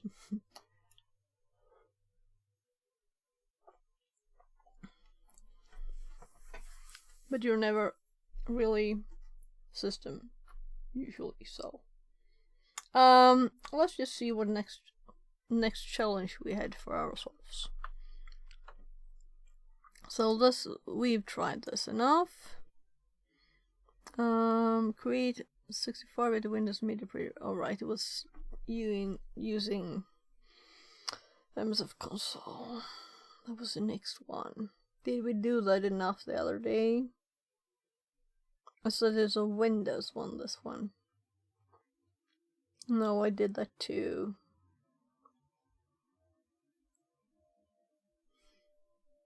I'm thinking it's a bit messy that we're already administrator. I mean, it would be like... It's odd somehow. Anyway, create a 64-bit Windows MediaBrewder shell using MSF Venom and upload it to the Windows target. Yeah, we could do that. Let's just do it instead of spending all the time thinking of what to do. So, this was kind of funny that this happened. I'm kind of curious on just running this again. Let's see, we have nothing listening. No connection, because it's not listening. Logical. So if we look at this, hello C colon. Yeah,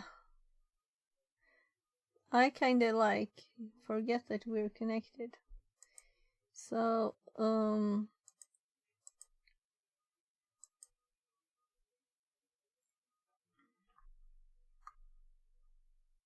alright, so we got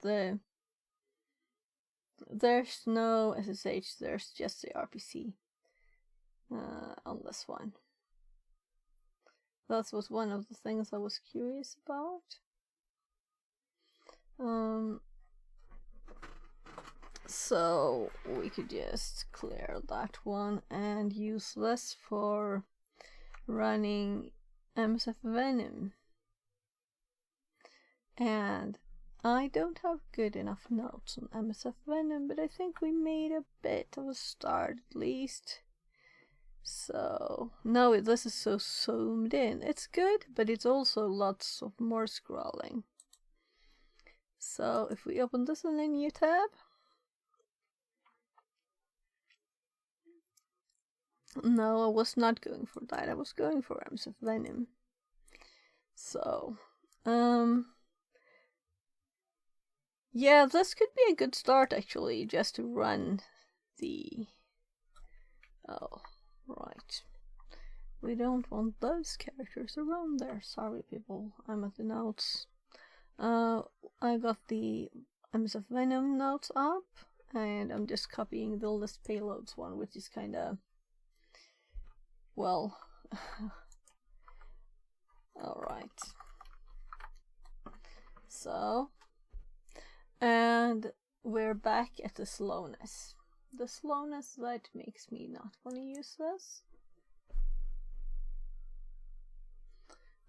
We can't see how many hits we got here.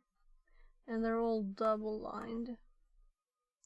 And I cleared the screen so we can realize how long it is. So also, we'll have to make a more detailed thing. We want Windows, right? We want Windows, and we want x64, and we want MediaBrewder, and well, let's do that. And the slowness happened again.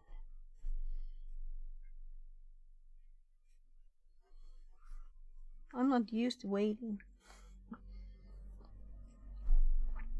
I require constant replies, immediate replies from the computer.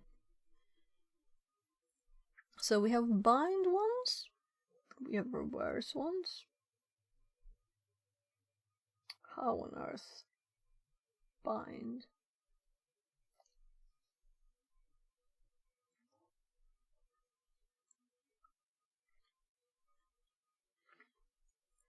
So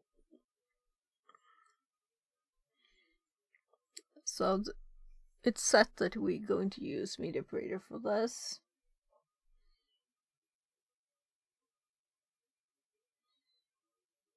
So could it be like, yeah, right here we have the thing with the slashes and the underscores. And I seem to not remember. These are the staged ones, right? Reflective. Staged. Yeah, these are the staged ones. And these are the more normal names, or the normal ones.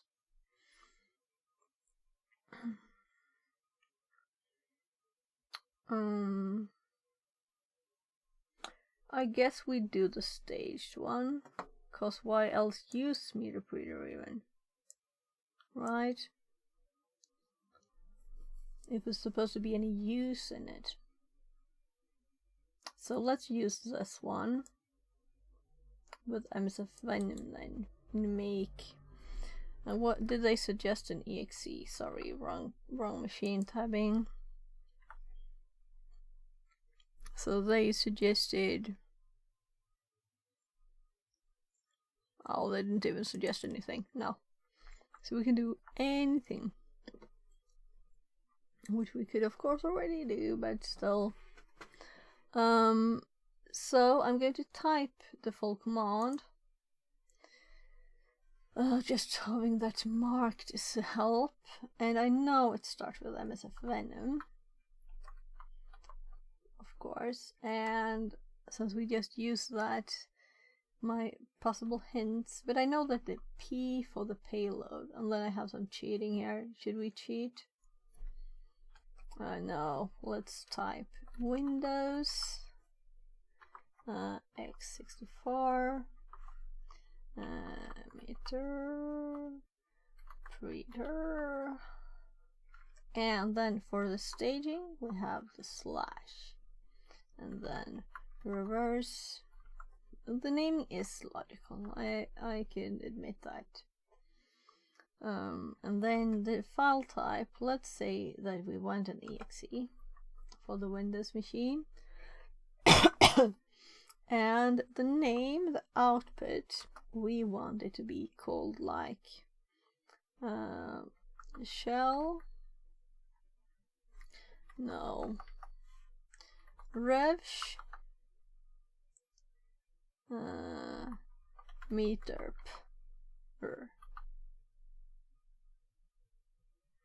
Like that, I think. .exe. And most of the ones I already have use all the same lhost, which is 10.18.21.236, and so that's what I get on TryHackMe. And lport and 443.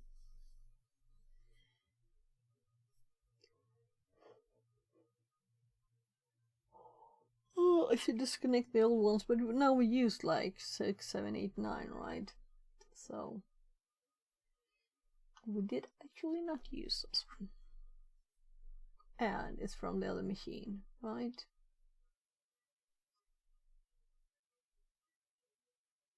We did do a bind, right? Yeah. I'm like, what did we do? What did we do? Maybe it's time to like finish this up kinda slowly. Also, we didn't actually copy the help for this, for MSF Venom, into the notes. It's still all empty there. So let's see. The difference this one and the one we have, it says ours is now MeterPreter. So before we run this, let's just copy it.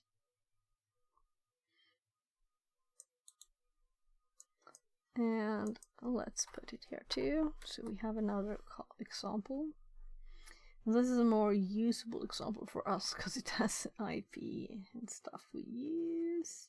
And I'm trying to use my old shortcut again. There it is. And this is also a hint that this file that I will keep on my machine is that one. Right, maybe I should actually have I guess I can move it, but we could also put the full path. We want it to be in, this is a good test too, we want it actually to be in shells there.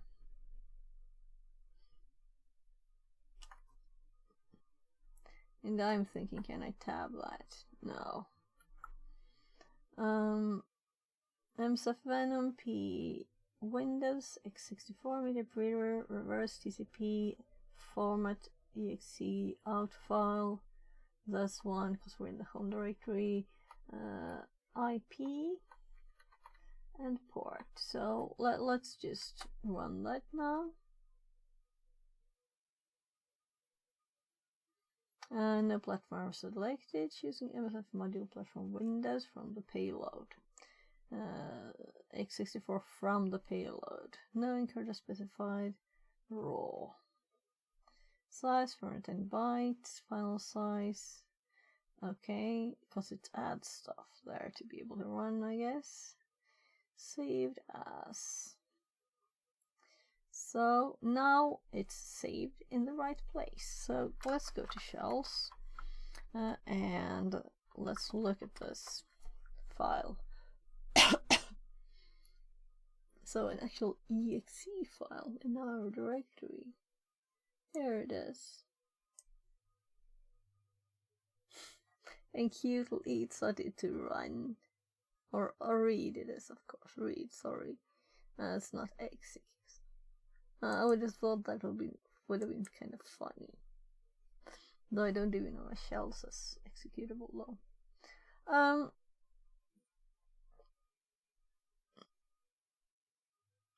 So, should we take the opportunity?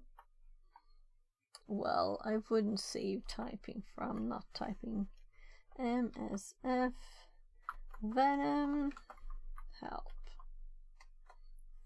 and copying all this. Oh, that's too long. And we're going to paste this in the notes. There. And I guess this is kind of too much, right? Too tiny. Well, we'll see if this is good enough. Tell me if the text is too tiny. Okay, I hate it when people have too tiny text.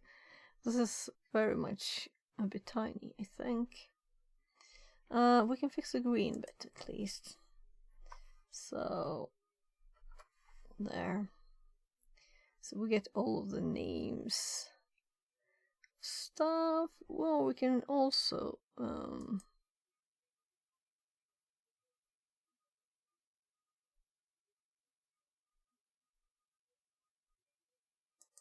there. Since we're in this file, we don't have to see others. And they also roll around like this on the command prompt, so it's still more readable. Anyway, so we have the file, we have the help. Let's make this tinier and scroll down, and we need to start MSF console. So MSF console, and I learned about the queue then. Not to show the start banner.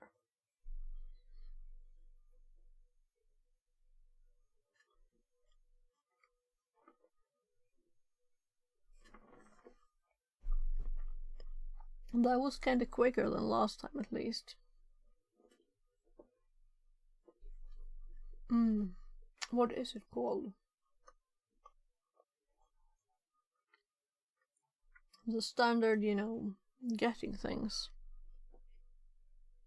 I'm trying to remember instead of checking.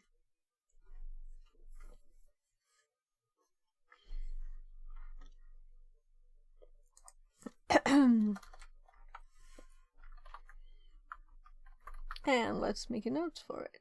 So receive meter creator shell with MSF console using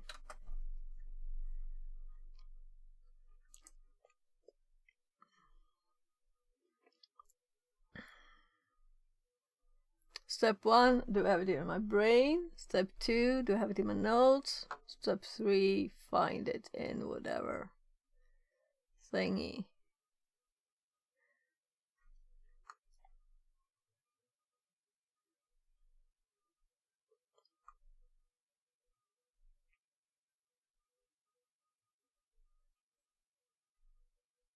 Because if it's not in the notes, it should be, you know?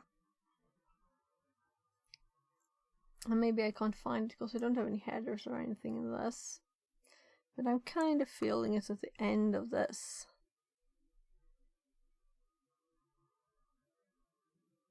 Port scan, scanner, port scan. No.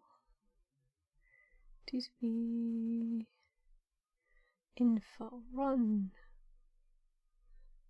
Oh gosh, all the searches. Yeah, all the searches.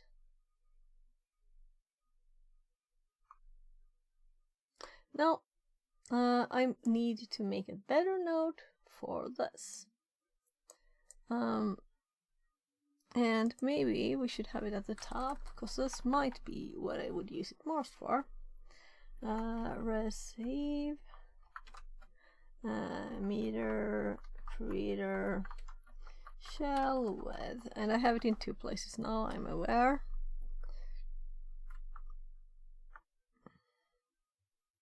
What?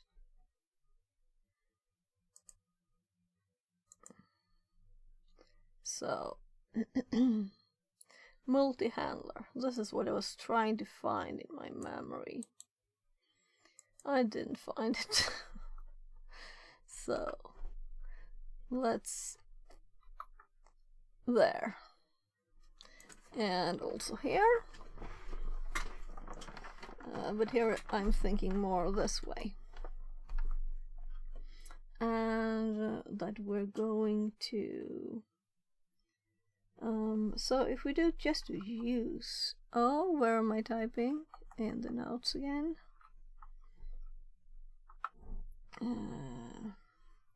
Use multi handler. Is it just like this? Yeah, and it's automatically the generic reverse TCP. And I think they might have switched to the Windows one. So let's quickly look and get the best way. And also switch quickly back here. So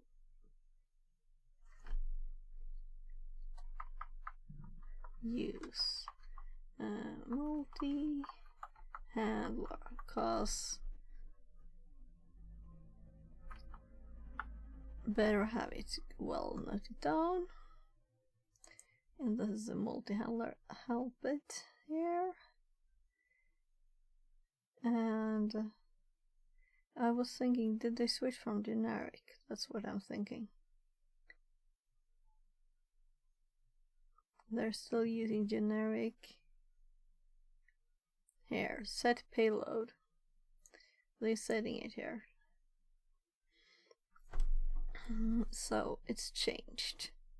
So they use Windows x64. So this is what's supposed to be in the notes too, right? Windows x64 shell reverse TCP. Set payload. Making sure you can see what I see. Windows x64 and shell reverse TCP.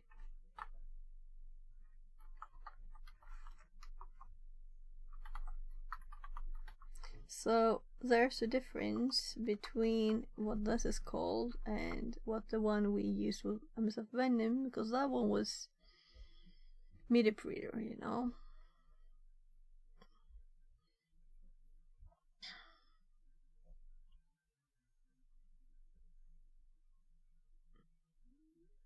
Windows 64, yeah, and then we set the L host and L port to the same.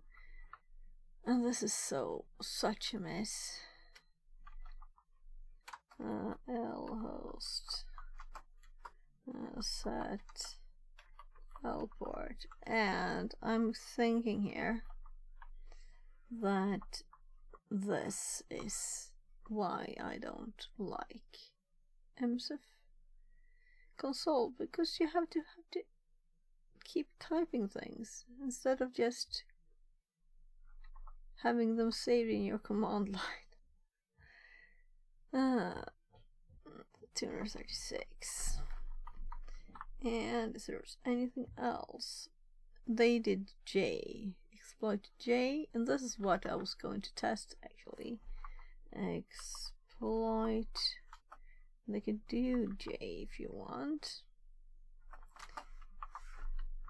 and that is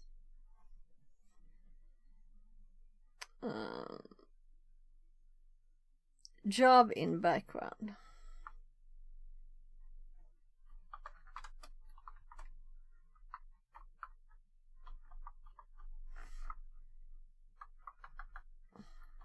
Start job in background. I'm like, what? Did I spell background? Yeah, I spelled it wrong. Background. Background. I got the David by those, so I can say background.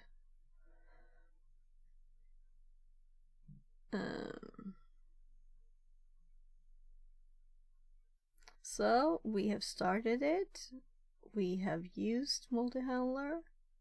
We have not done options. We set the payload, set L host, L port, and did this one. And before here, I'm thinking options. This is where you want to do options to confirm that it's correct. So this is where we want options.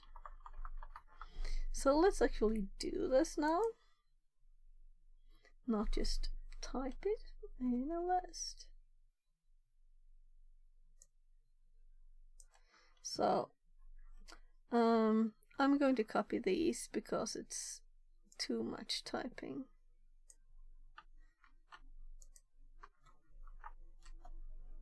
Alright, we already did that one. That was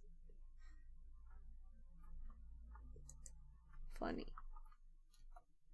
So we change the payload from generic, and we're setting our IP address, and we're setting port, and these are the same as we did with MSF Venom. So I'm just copying from the notes what options I can type. We can see that everything there is set correctly. It's Windows x64 shell reverse TCP. We have our IP import. So then it's time to do exploit J. And before we click here,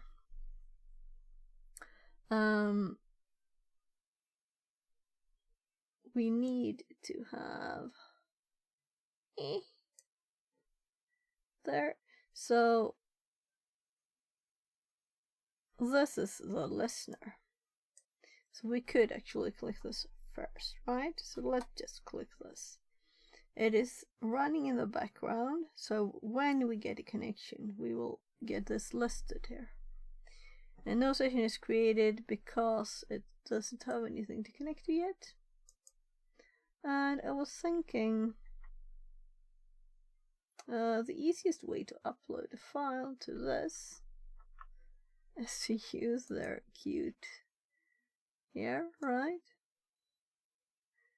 This is the easiest way.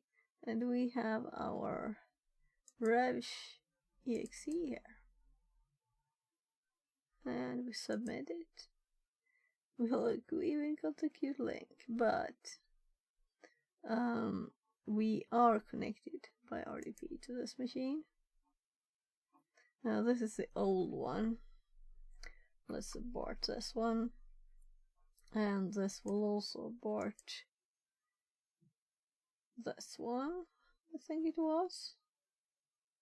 This is the old. This is back from when we had the Linux machine to connect to. Yeah, I was thinking it removed all of the icons, though it was too running.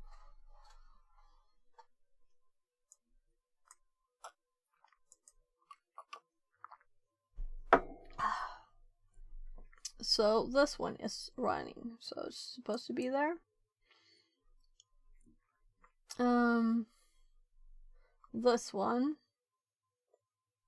is the old Netcat, so let's close that one and let's just exit it so we don't have a mess of things. This is where we have our interesting thing running. So if we now go to this one, this is where we will see stuff happen later. I'm just checking so my head is not in the way. So where do you think we have the... I think we had it, but I kind of removed it just a bit ago. Where files are uploaded.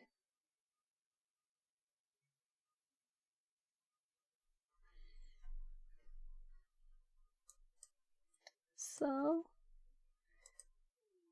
I'm thinking the easiest way is to do the is it called web? Are these sorted? No, they're sorted. And we submit this and we click it, and this is interesting. Cannot execute a blank command. This is interesting. Let's fix this.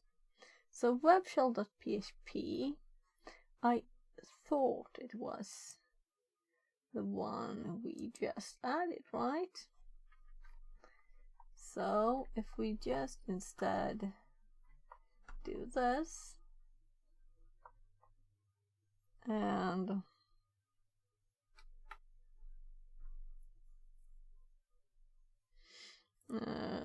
let's save that, and it added the blank line, whatever. So this is a learning opportunity, so we've taken it. Why did this not work? And defined index, because you know this is not my normal one, this is the other one. My normal one was not with the pre and dots, so maybe I should use my normal one instead. So let's swap. I was thinking we use whatever they gave us for this one, and I just added this to my notes too. So shells, and I should switch this because it's supposed to be probably web shell PHP instead of, right? Because I keep looking for W. So web shell PHP, and the same with the other ones. So my simple one, the normal one, is this one. So I'm going to put this in here instead and just save it and go back here, browse, upload, click, and it still doesn't work. So I guess it might not be PHP, you know. Is it not PHP? Or is it complaining that I don't have this? Because we don't.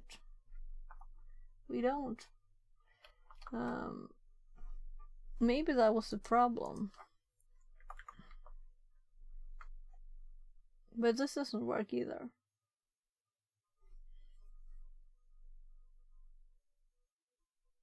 I'm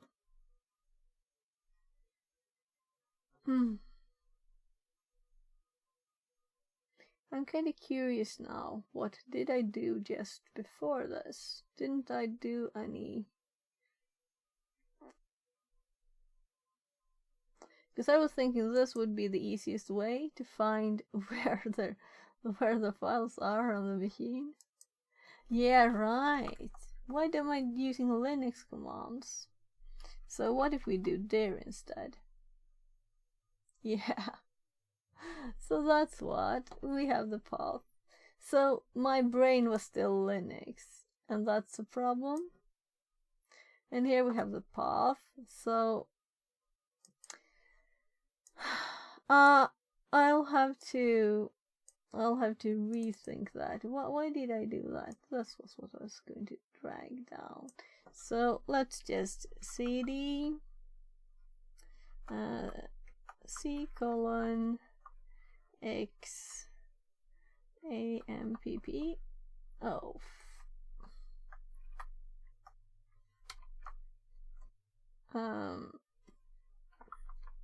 And here we have stuff, and then go to cd ht docs, cd up, and here we should have our files, including our exe file.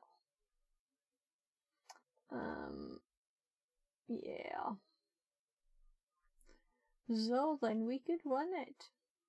So if we just run it now, so rev there, it just blooped. And what I was going to and intended to do was to have this opened in the background so we can see this pop up. But it created one session. We can see that. So what didn't happen is for it to give us a new nice prompt here. We have to click for that. And then we do sessions 1 to get to this session. So, and now we're in the directory where we run it. And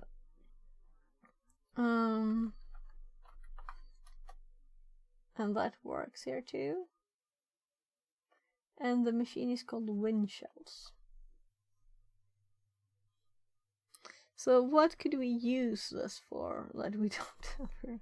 I mean, what could we test here that we haven't already tested, you know?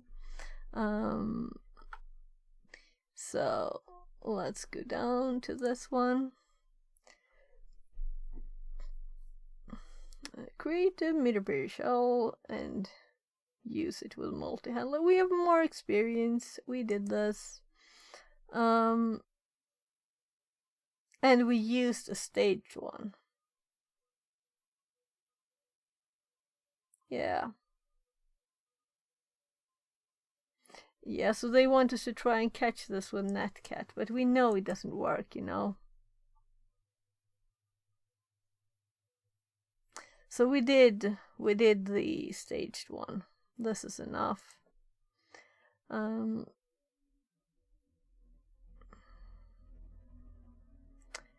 Yeah, I guess we're done. So let's close this thing down.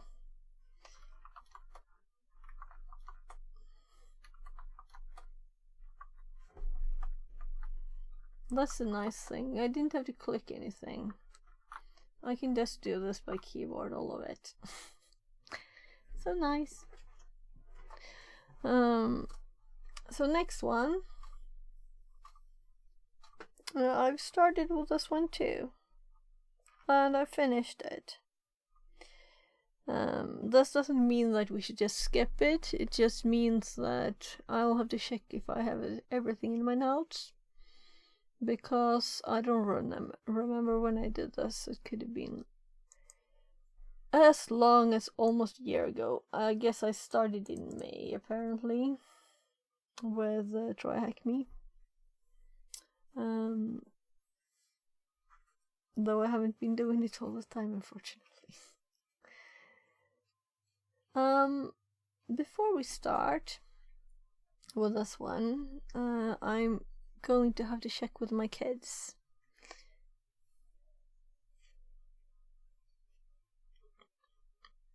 They might and hopefully want to do something with their old mom.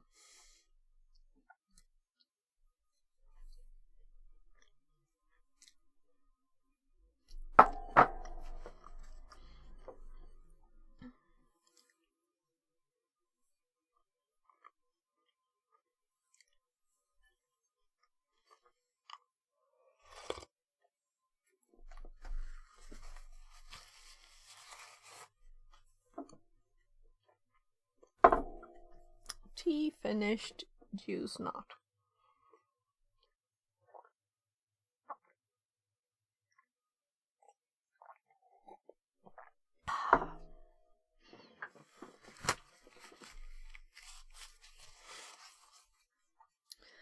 So,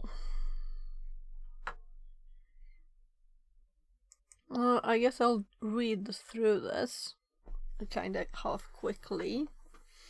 But I'll go check on my kids first. And we're actually at 4:40 now. And I intended to maybe I should stop at 4. But there was a lot of pauses with making kids food too. We also didn't read this yet.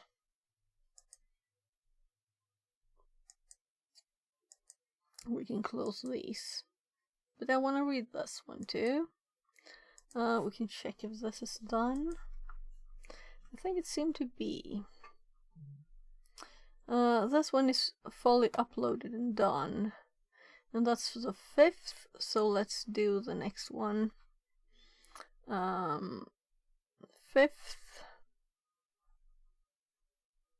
Am I like blind? Here's the 8th. 5th. So the next one with highlight is this one. So let's export this one. Just click publish and export. So we have a new one hopping in here if we update.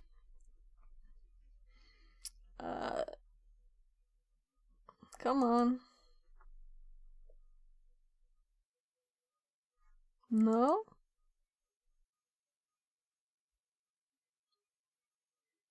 Did I click something off?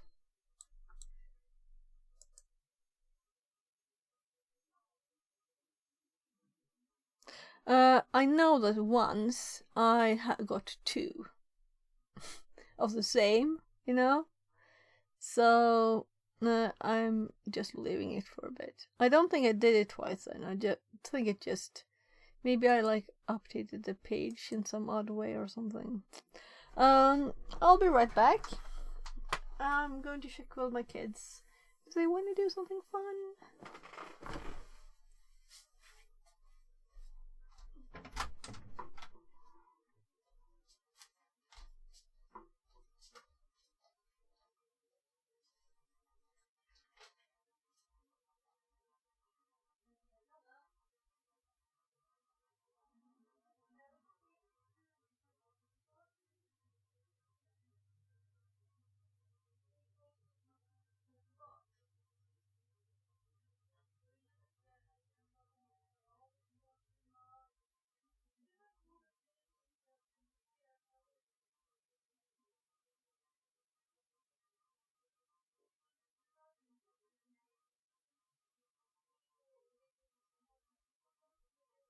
Fixerbot says. New follower Night Gaming 69. Less than 3.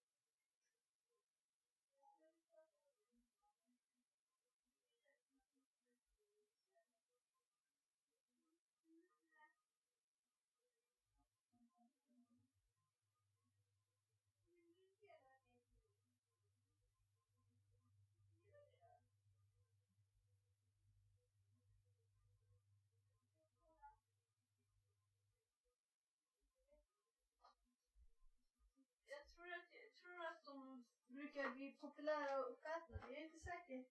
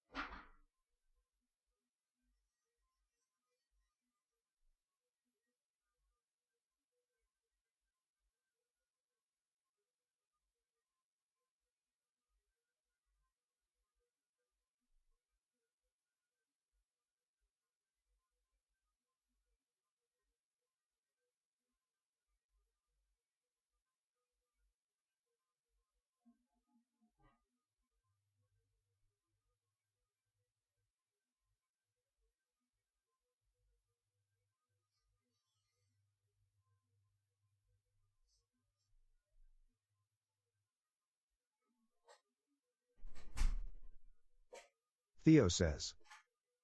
Empty chair stream. Let's go.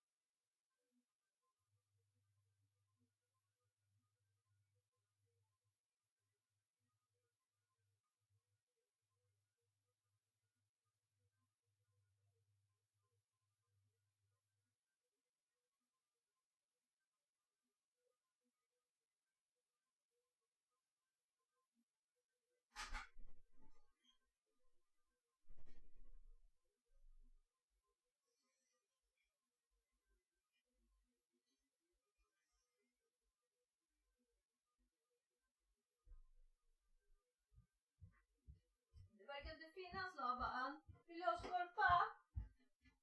Ja, jag kommer snart. Jag ska bara kolla en sak. Am I abandoning you?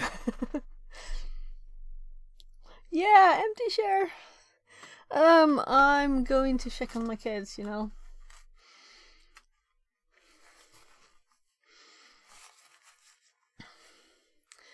So, night gaming. Hi, Fixit 42. Welcome in. And hope all is well. Theo.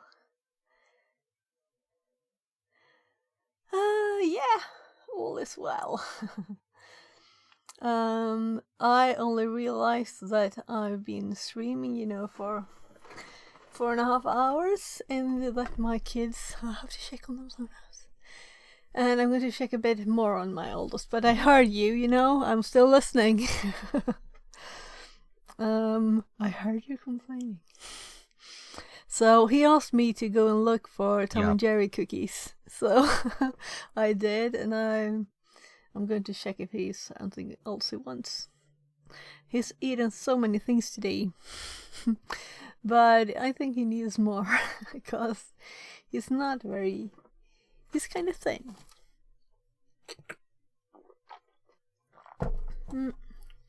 So, I should have... I think I have, like, go and get tea, right? Just getting tea. Why is it so high up? It's actually centered. It just looks like it's high up.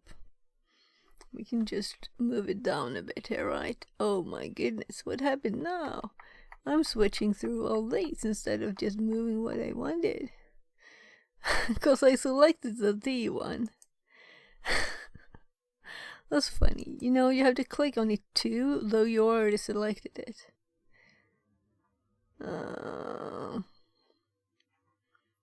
So, something like this. So how are you, Theo? Everything good? How's it going with everything?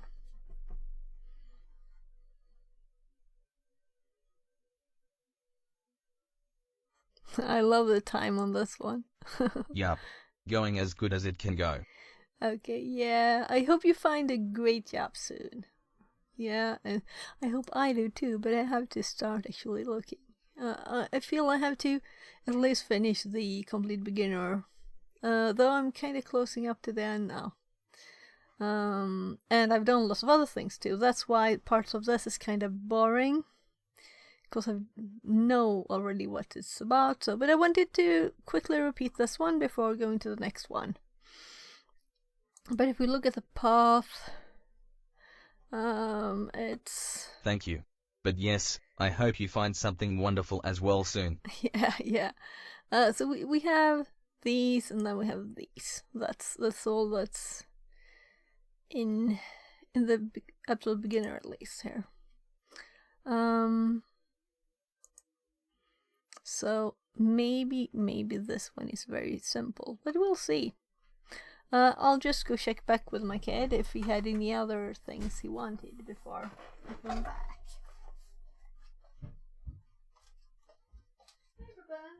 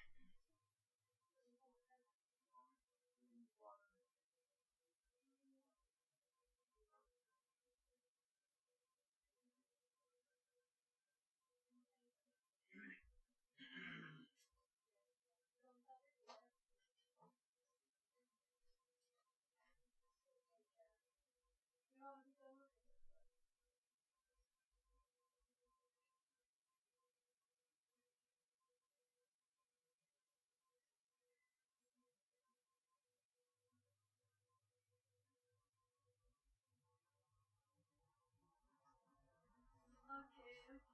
16 trillions of kaffepackets med.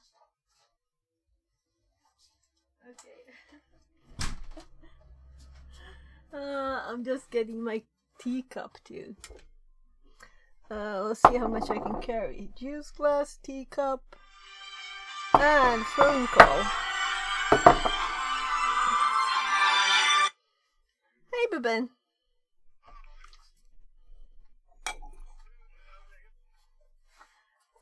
Jo men det är bra.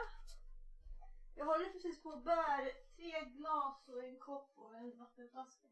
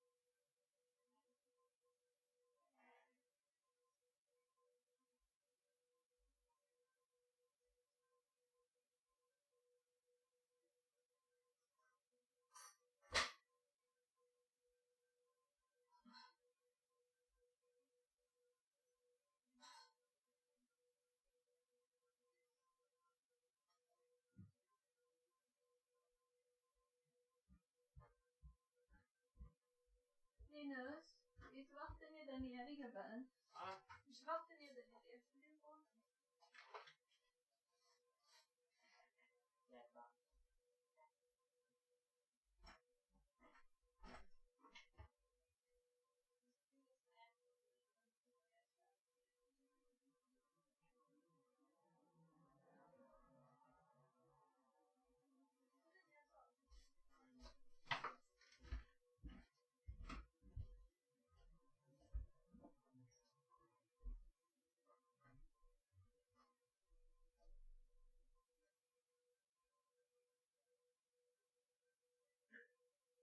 Fixerbot says. New follower W3RU01F. Less than 3.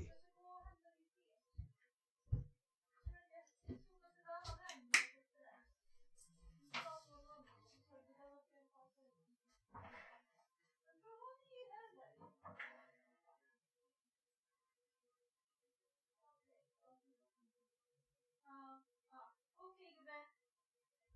Jag ska gå och hämta mitt teskaffe.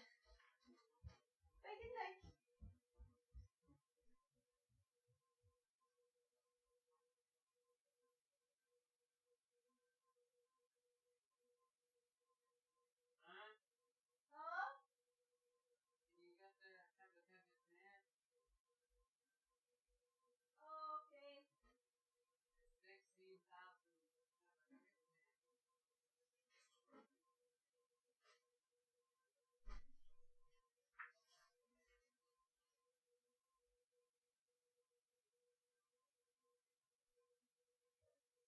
Jag kunde bara inte få... Menar du att du inte ser den där lilla biten som jag la på din tallrik? Ja? Ser du inte en 57 miljarders del av en pepparkaksbit? Det ligger där.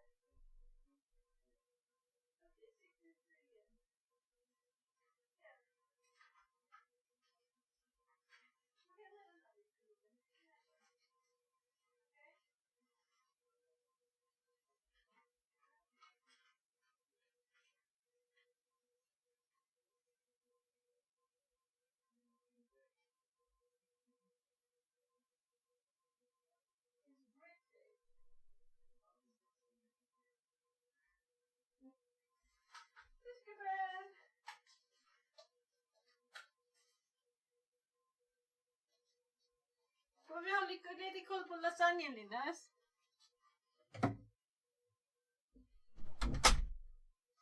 No, I'm back, sorry. But we have a bit more time now to do something. Started some food in the oven and... this ready-made lasagna, you know, just put it in and wait an hour. So, about an hour, I think we have. So... Welcoming Werewolf. Cool name. We have lots of cool names there. So, we're not getting tea anymore. Then we have these other ones that are also too high. I lowered this one a bit. I'll fix it later. You don't have to see it.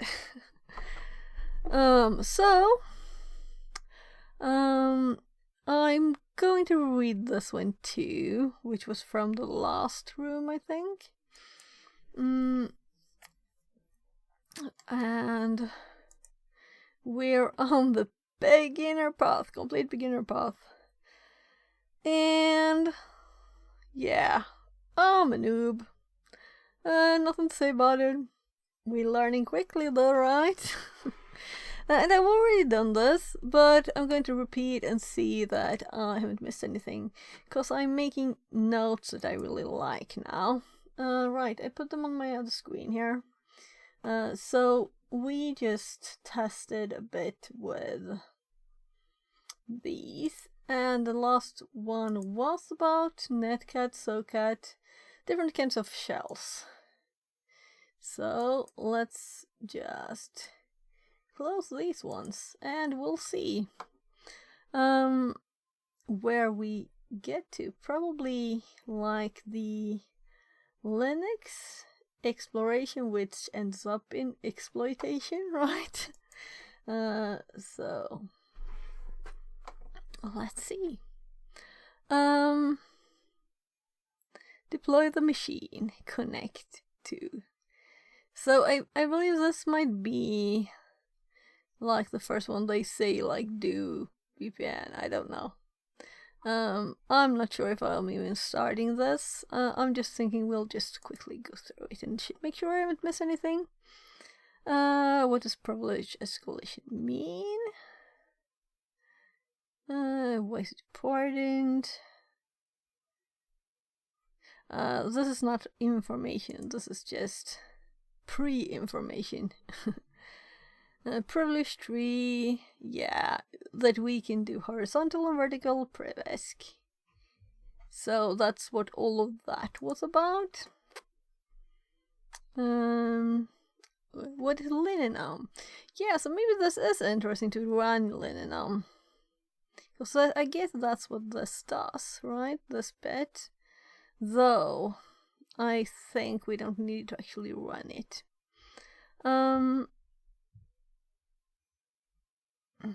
We can make sure that we have it in our notes. That's kind of the thing, right? So, let's just search here. Apparently I have it a bit in my history. This is old history. It's not probably in my history anymore. So this is from an old box that I think that was the first one I did.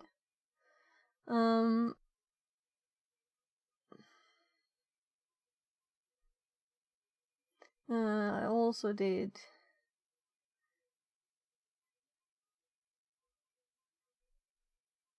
this is so old. And old is like more than half a year, because I started getting interested. I started with Rahakmi like May last year, so I'm almost 1 year old.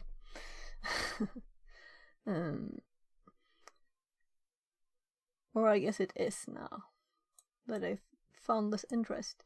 This doesn't say much, so we need to make notes, right? So, so let's make a note about Linenum. And we don't have to do much here. We can just make sure that this URL is correct. And I guess this would be a better link to save.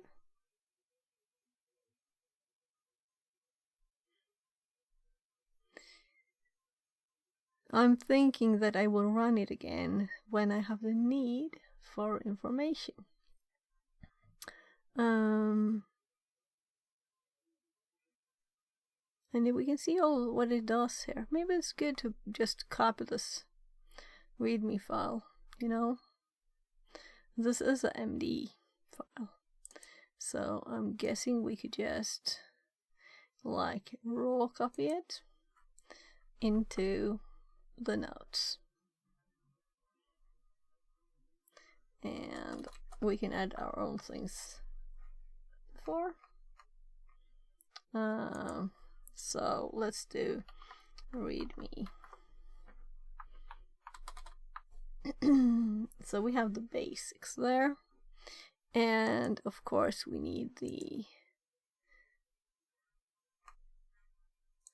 Linenum. I just removed the extra bit.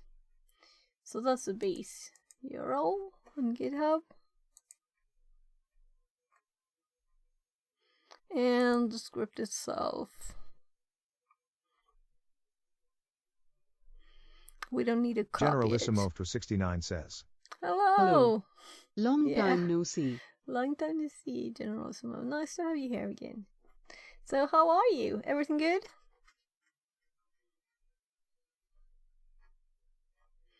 So we don't need to read this either. I'm just checking that I have notes on this. Lots of work. Oh, lots of work. Yeah, that seems to happen. No free time. Yeah, just make sure that you get sleep and, you know, some kind of rest at least. even if it's not like on Twitch. So Sleep. Never heard of it. okay, sure.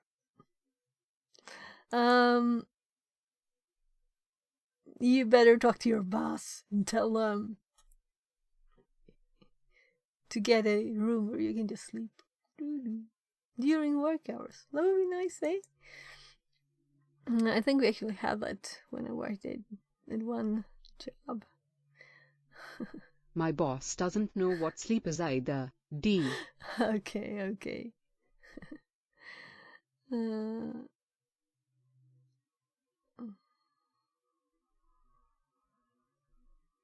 I'm just curious what they say ways to get a file on the machine. We don't really need to make notes on this, but I want to just quick read. So if you're sorry, you can use your local machine. Yeah, paste it into editor. Yeah. So running, understanding output. Well, we don't need to look into the details there. It says this kind of information, apparently. Read, write, sensitive files, SUID.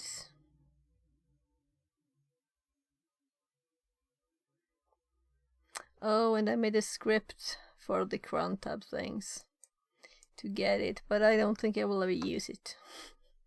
Cause you never go there, right? I should. It was just so much.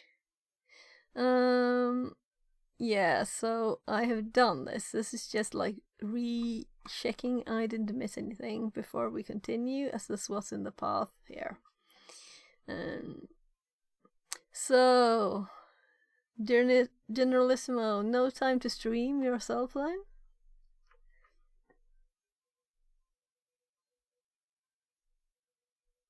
But I just read about this. But maybe this is good. I don't stream even when I do have time. D. Yeah, this was a hint to a way to take time to have relaxed, fun times to stream when you're doing it. Then you're kind of like working anyway, right? My tea is too hot. So seriously, I'm going to read this, but I guess I won't read all I'm it. too hot for Twitch. Yeah, okay, of course. You're too cool for Twitch, or too hot for Twitch, whatever it is. The first step in Linux pro legislation is to check for files with suid GUID. It says means that the files can be run with permission of the final order. Okay, they're privileges. Just making sure I haven't missed anything here. Oh, but this is just normal permissions here. Execute, but special permission. Extra bit 4 is set to the user owner. It becomes suid. And bit 2 is set. So, I'm thinking, let's check our notes. Because this is why we're looking at this.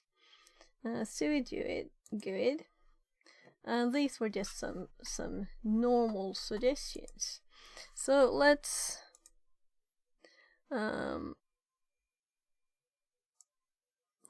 copy bits here. And I'm actually just going to copy paste this. And I'm going to go through, I know I'm going to go through these notes later. But this is THM.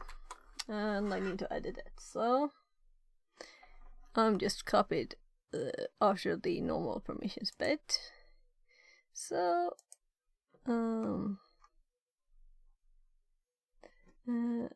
maybe seriously, I'm thinking maybe we'll just skip this one for now, and I'll do like a quick look through this later myself, and that's my reminder, because then I can edit those notes that I edited in, and that's kind of boring on stream, I feel.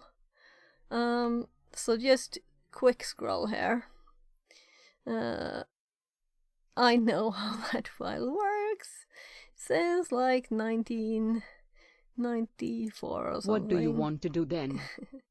Next room. Sudo L. Yeah, maybe there wasn't anything else in this that I needed to add. And I made a script on all of these. So I probably have more than this in that script. Piercelayer113 says. Hi, Fix it, yo. How's it going? Hi, everybody. Welcome in. So it's going quickly right now because I already did this room. I'm trying to finish the complete beginner learning path. And we have like 4 or 5 rooms left. 5, I think. Well, path. We know path, right? And so I don't think there was anything. There are some links here. And I put this in a notepad to quickly look at later. Mostly checking those details. So let's go to this one, and then we have let's quick look here. We have this one, and then we have this. So it's 5 rooms, and these I have not started. Wish I had started all of these. So this one we're going to do from the start, right? Or maybe not. I'm looking here. So we do have a virtual machine here. So let's start it. And it can be there while I look at it. Aimed at walking through a variety of Linux privilege escalation techniques. Nice.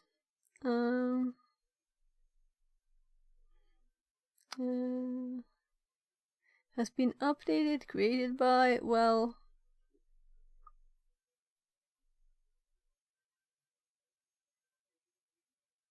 Okay, so there are more explanations if you go into Tiberius' course on Udemy. This is an ad here. I don't mind him doing that. Make sure you're connected to VPN.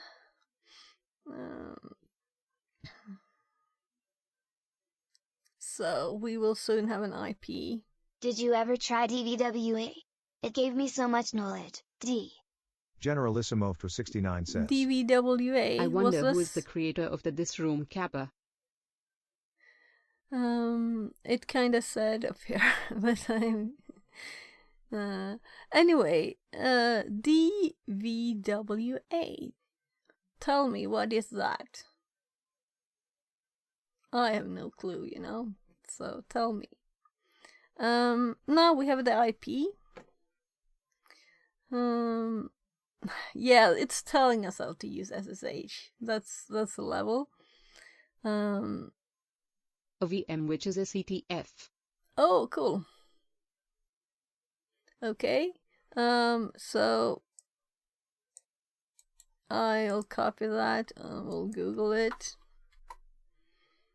Oh, right. I recognize the long name. VM though. Yeah. So, since there were several interesting links there, I'm going to add my notes. I actually have it in my lab. Let's see. Let's minimize a few of these.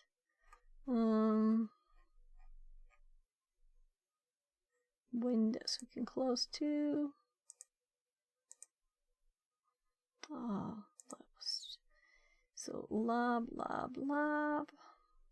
and I have a link to images. I may be wrong. Doesn't THM has DVWA? Like one of the rooms? I don't know, but I know that one part of this. Oh, let's just open it in a new Piercelayer113 says. Damn vulnerable web application. DVWA. Yeah. That sounds nice. I put it in my list here, where we have other things. Let's look at this. So here we have lots of things to look at. Too. the different images. Generalissimo for 69 says. Web link. Yeah, okay. D. Okay. So testing exploit against. Okay. So it's just that they have this. You can start it here. So you don't have to do it yourself if you don't wanna, I guess. There are nothing more. Cool. Thanks. I guess I will put that. But this links to images for like lab things. Were more like to do stuff yourself in a lab kind of thing. But what I was looking for now was actually this. No. Yeah, this one. This was kind of annoying because, they time out. And this has the...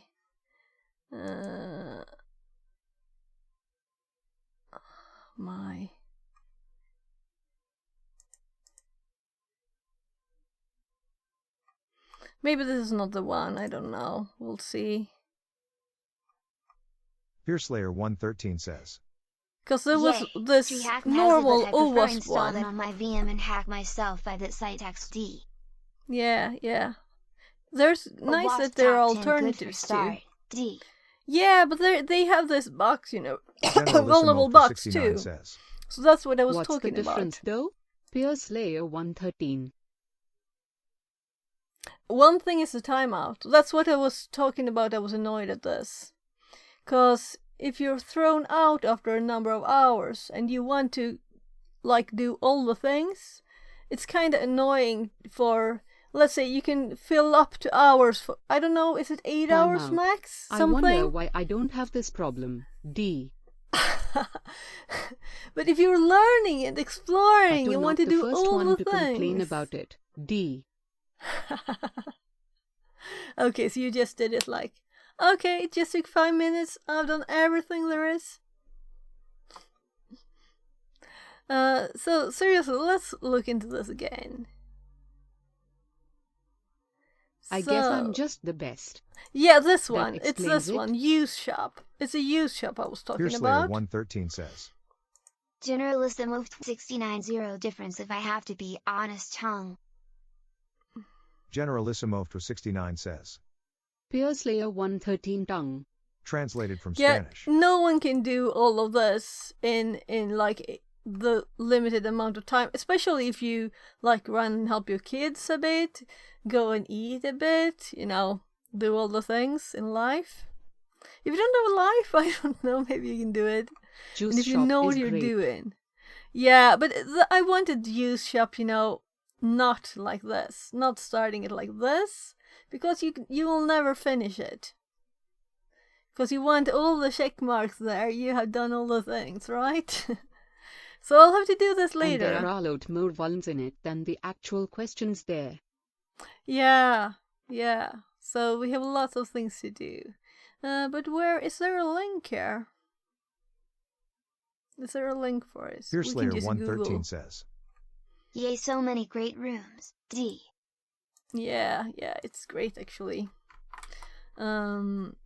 So we kind of found it and I've kind of been there. So this, I'm going to add this to my list here of images too, because I want this in my lab to really test everything. And that one I added the link already. So let's continue. They're telling us how to use SSH. Yeah, so let's say that we did this, which we did. Hello gubben! Ja, men inte vid dörren. Inte jag kommer. It's just my hubby. I'll be right back. Yes, gubben. Har du varit och joggat redan? Nej. Jag kom närmare Borås bara. Storm, regn, 5 plusgrader. Nej, för jag tänkte att det såg lite grått ut. Ja, det var mycket finare på jobbet. Okej. Men här när jag kom närmare hit var fuck that. Det var ju det jag sa igår, att imorgon skulle det bli bara så grått och kallt hela dagen. Regn och 5 plusgrader, det är inte kul. Så att det var 3 plusgrader och regn. Jag ute och jogga för. Mamma, lite bättre väder tack. Jag tänkte, Stina kyckling. Just som att din lasagne som du sa. Kan jag bara sätta under eller över eller någonting? Sätt under du. Jag vill inte ha över, för jag vill inte ha rå kyckling på. Så du får sätta under. Jag tar ut lasagnen istället, det är enklast. Eller så väntar du lite. Hur lång tid tog du till kvar på det? Jag satte in den för 5 minuter sedan. Hur lång tid ska jag in? Jag har ingen aning. 50 minuter kanske. En timme. Jag sätter in. Ja, gör det. Du får ta en plåt då, för brickan är upptagen.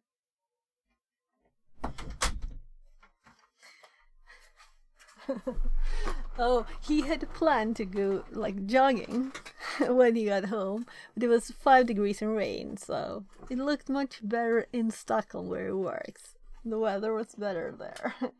So a tiny trip home, and he was not as enthusiastic as running anymore. So there. Yes. Generalissimo for 69 says. Oh, it's 25. See here? Yeah, you're closer to the equator, right? You know, Sweden now, has its evening. Pluses and minuses, and the weather is not one of the pluses. Fixa, what position are you learning for? Cause I learned for pen tester and just bought course for prove my skills. D. Okay, yeah, I'm kind of aiming for the same thing, like pen testing, red team, and also I'm interested in the physical pen test, though. Though I guess everybody is, right? But right now I will like kind of take most jobs that are security related. I worked in IT though a lot, so maybe we'll see. I can't take anything but remote or very kind of hybrid remote-centered jobs though, so I'm thinking it's kind of hard to start that way, maybe. Well, there is, you know, online meetings. So, what course is it? Did you start something special?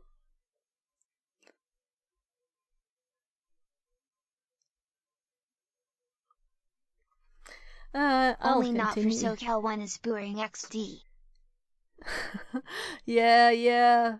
But I guess if you're trying to get your first step into a new industry, new Generalissimo area, for 69 says. It's a start, yeah, it's exactly. It's a start Pierce layer 113. So you can't be too picky, I think. Though I have myself, when I hired people for IT positions, I've been like, oh, you're overqualified. And I think you know, we'll see. I mean, it could be a bad thing to have worked in IT too. That's what I mean. But it was a bit ago. Pierslayer 113 says. Unfortunately not that from OffSec, but I'm thinking I need any of proof that I can show tongue. Yeah, like a proof of your knowledge.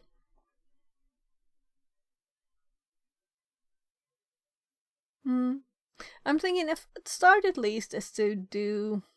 I know doing boxes isn't really proof, you know, because you can get lots of help and you can read walkthroughs. But yay, proof of knowledge. Yeah, but still, well, all tests are like that. You can always cheat. And you don't learn if you do that, so if you get too much help, you don't learn the things. So I guess that it won't be much to do until we get to the new ones. And I see here that this will be interesting because these are different versions, right? Variations and known exploits and things. Yeah, so I think this will be interesting. So I want skip through this too quickly. MySQL servers are running as root for the service sustained. I guess I should read this. Should I have read the previous one too? I don't think I read it all. It was just SSH, right?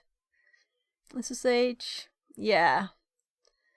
It's just what to check that people just did it to copy the ID. So I didn't skip anything.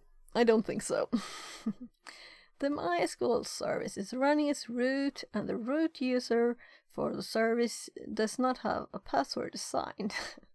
We can use a popular exploit, and then there's a link that takes advantage of user-defined functions, UDFs, to run systems commands as root via the MySQL service. I recognize this.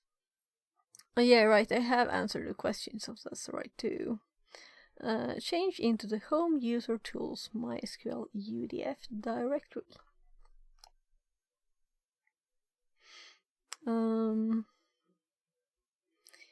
Compile the Raptor UDF2.c exploit code using the following commands. Well, yeah, this is like things I have not done a lot, so I won't skip anything here.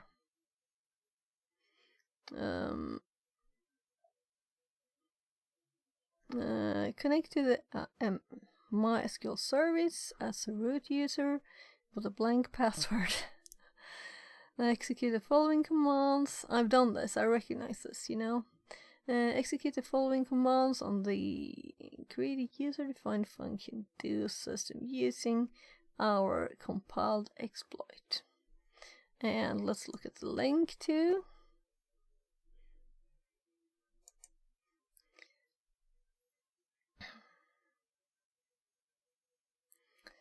Um, 2006.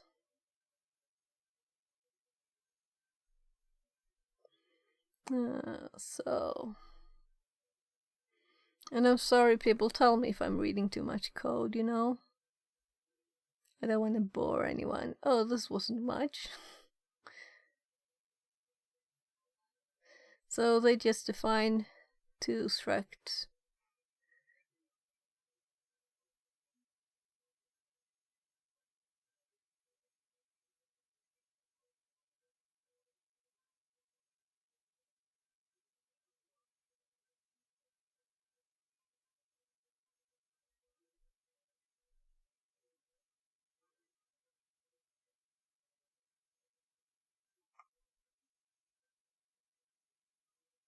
And there's more information here.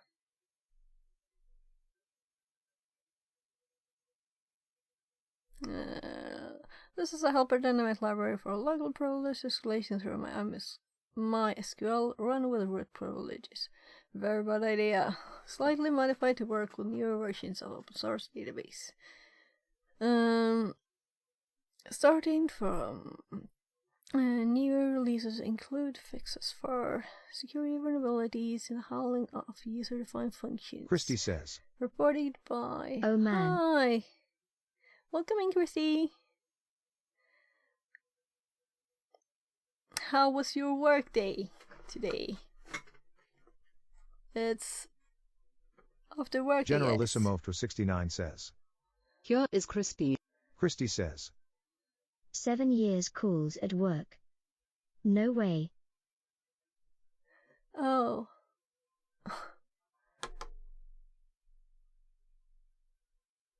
Yeah, and Christy's been missing you, Generalissimo. He's been asking for where are you? Fix it, I wanna kick less than 3. Generalissimo for 69 says. Guess what, Christy? Christy says. Generalissimo for 69, yes, where were you? Yeah, so a million calls at work. Generalissimo for 69 says.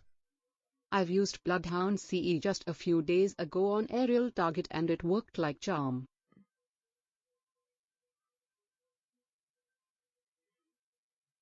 I guess you talked about it previously, right?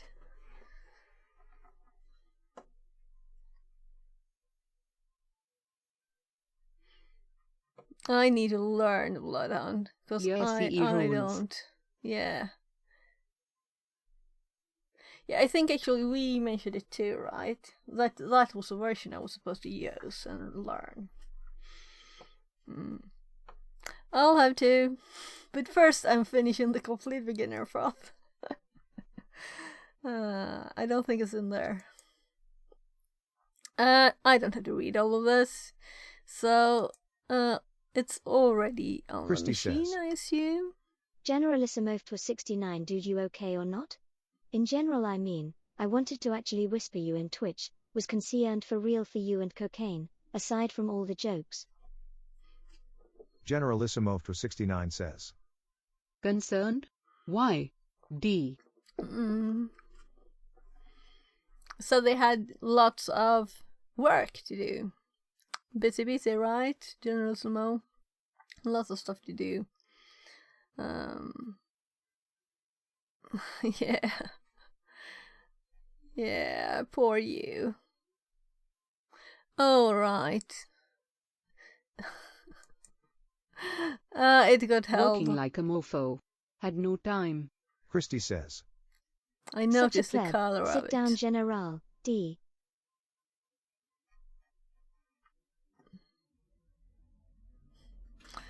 Yeah, so let's actually read something here. Generalissimo for 69 says. Cocaine started a new job. Cool. So he doesn't have time either. Use the cover function, bin bash, with permission, select the system. Yeah, I know he's finally working in the field, smile, smile. Oh, cool. Christy says. Cool. Generalissimo for 69, dude, I'm glad knowledge. you are alive. That's all, smile, smile. Generalissimo for 69 says.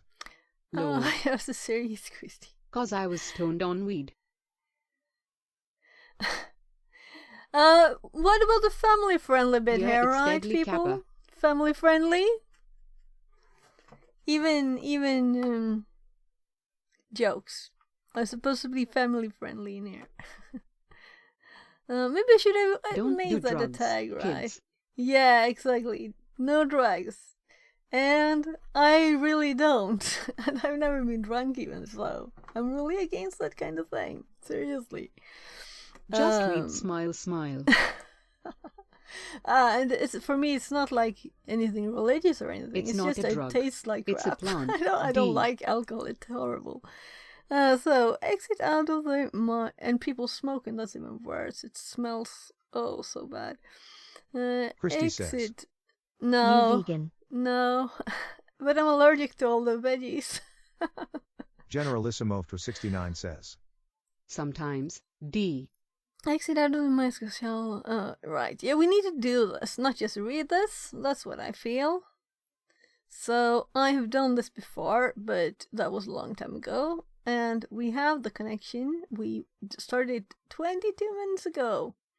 So it's about time to actually connect. And they wanted us to SSH, right? So let's just do that. Christy, there are a lot of forensics rooms lately on THM. Do you like it? Yeah, let's actually pull up the notes in the same screen. Christy says. Generalissimo for 69, you try to lure me. Generalissimo for 69 says. Not sure yet. Christy says. Generalissimo for 69, I was working at Mist. I got a shell. Generalissimo for 69 says. I use it, smile, smile. Let's see now. Used it a few days ago, actually.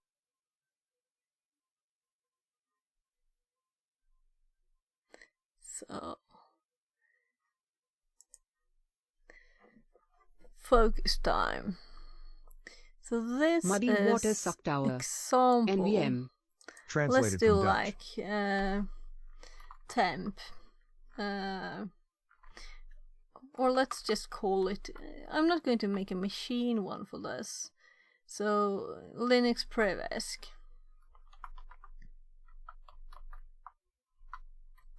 But I wanted somewhere to type like the IP and things, which is kind of annoying not to have. And let's copy the whole thing. And we want also the password.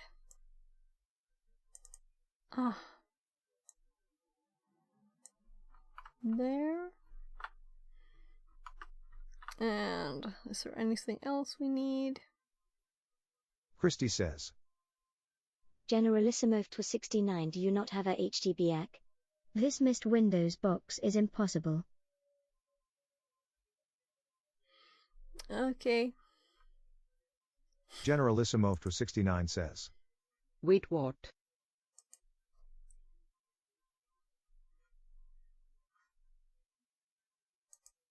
NVM. So. Translated from Dutch. I was talking about MISP. Her for 7 dots. I'm traumatized by work, I guess. Who cares about MISP on HTTP?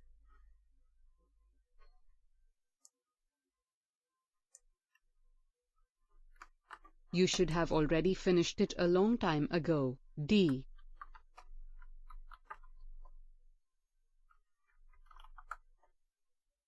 And then we need a password. What was the password? Password 321. There. Christy says. Okay.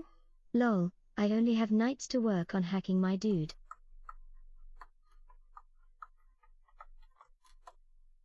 Did I type it correctly this time? Uh-huh.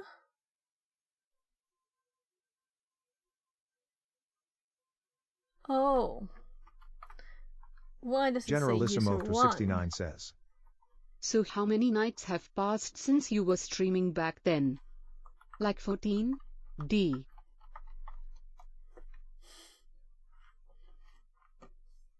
Yeah, more streaming, more streaming. We always want more streaming.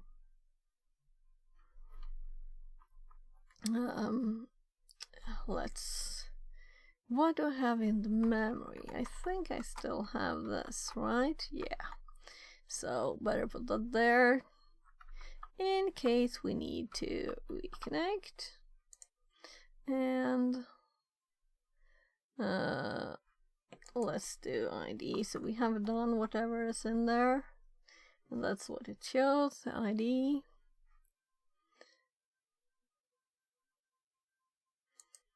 Christy says. And now we're at Also, the top here. Remember when I said I had that long call for 8 hours? And shares were changed from priv to pub? Guess whose fault was? Woo lol. Oh? Generalissimo to 69 says. God? I mean sysadmin. Same thing really. Christy says. Windows update. Generalissimo to 69 says. Oh my. What? 0. Meaning Microsoft. Christy says. Microsoft. Oh my.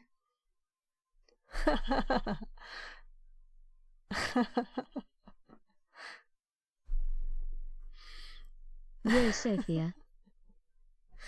Okay. We give up. 69 says. If Microsoft Well, surrenders, we can all don't do, own right? Windows, so it's your fault. D.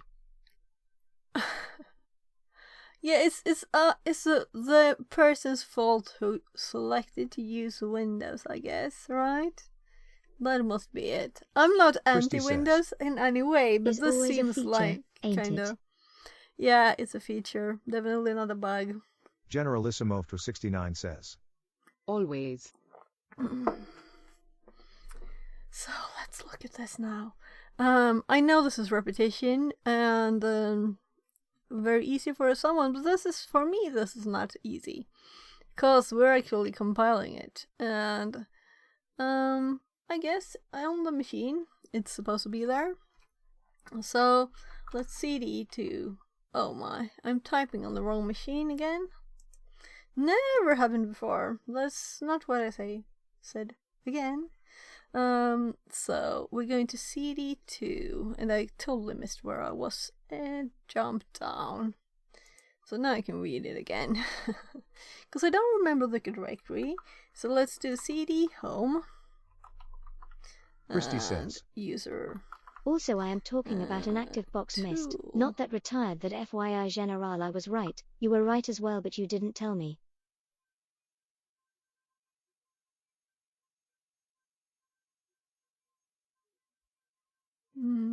So Generalissimo for 69 says. I was stoned, so I don't remember. I just thought I saw something. Tools. And when I got back, it was different. Christy says. I recollected everything. It's our directory. So, wait. We have to look at I can't not look at the directory. Just a tiny peek at least there.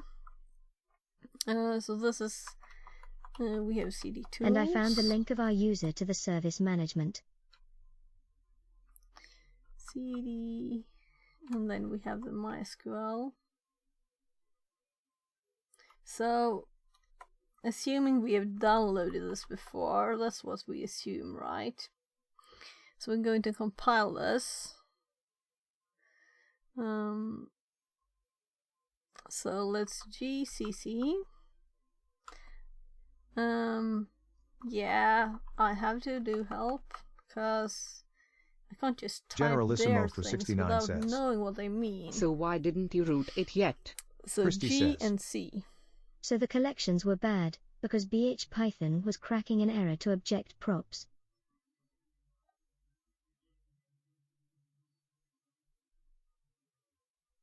C is compile and assemble but do not link.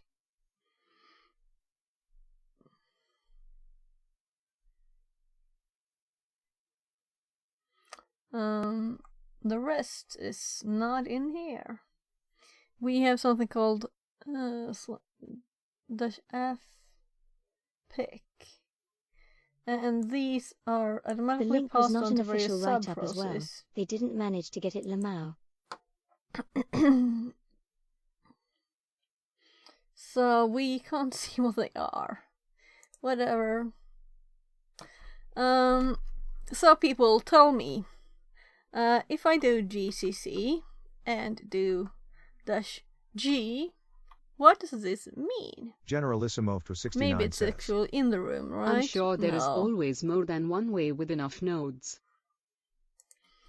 I don't think that Christy says. it explains. I did root it, but Python messed up everything. Generalissimo for 69 says. Oh, okay. .c. So, people, can you explain this to me? Or do we have to use ChatGPT? Because C is compile and assemble but do not link, but I have no clue what the others are, and they just want me to run this without thinking, and that's not how I work. I want to know what I'm doing. So I'll, I think this is a ChatGPT question. So we'll just say explain.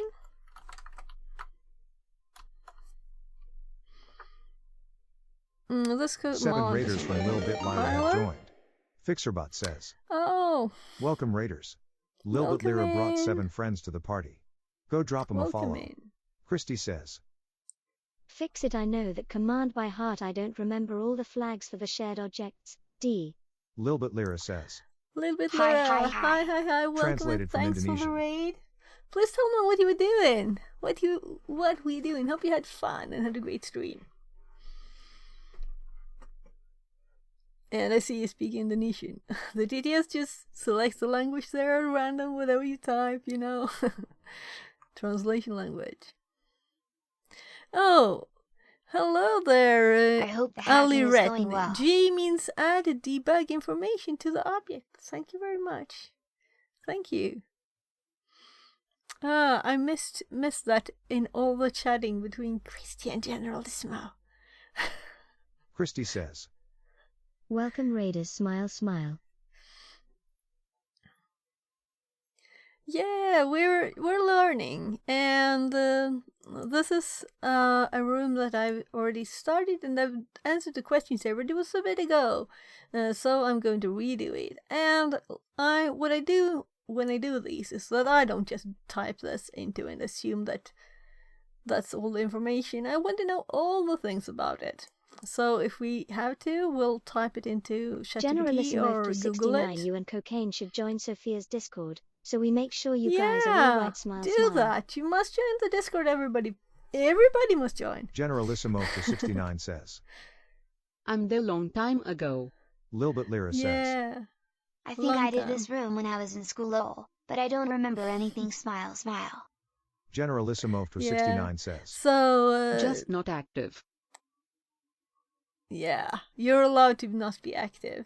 But it's always good to know, like, actually, in some places, I put a parenthesis after my name and put Fixit42 there, so that people know that, you know, who I am and connect the dot to who's who.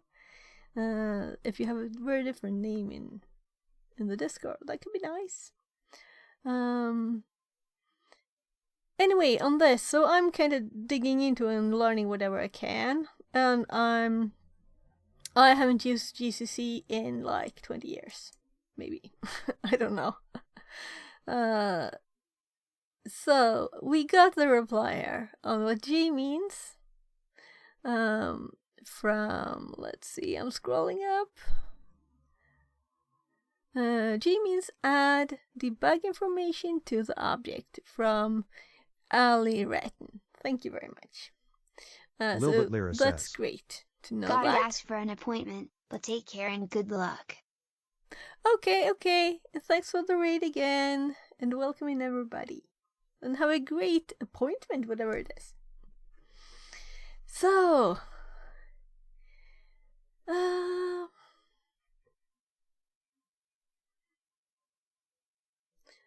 let's see. To continue, debug information. That's great. And then the C, compile the source file into an object without linking it. The output would be an O file then. There, and fpic. This option stands for Position Independent Code, and is used to generate code suited for shared libraries. It ensures that the code generated can be loaded at any memory address and can be shared between multiple processes. So in summary, this command compiles the source file into a debug-enabled object file suitable using shared libraries. Okay. I would like someone to just have a 2-hour lesson on how this works. And everything around it, you know. So, oh, and now it's 19 and my reminder popped up. So, so we have our O file, and we're going to use it here. And let's just copy this and do the same. Not that this will mean that I learn all the things, but some of the things at least. So, since we asked it to explain something, it will get that we want another explanation. This command is used to... this was a shorter one. No, it's continuing.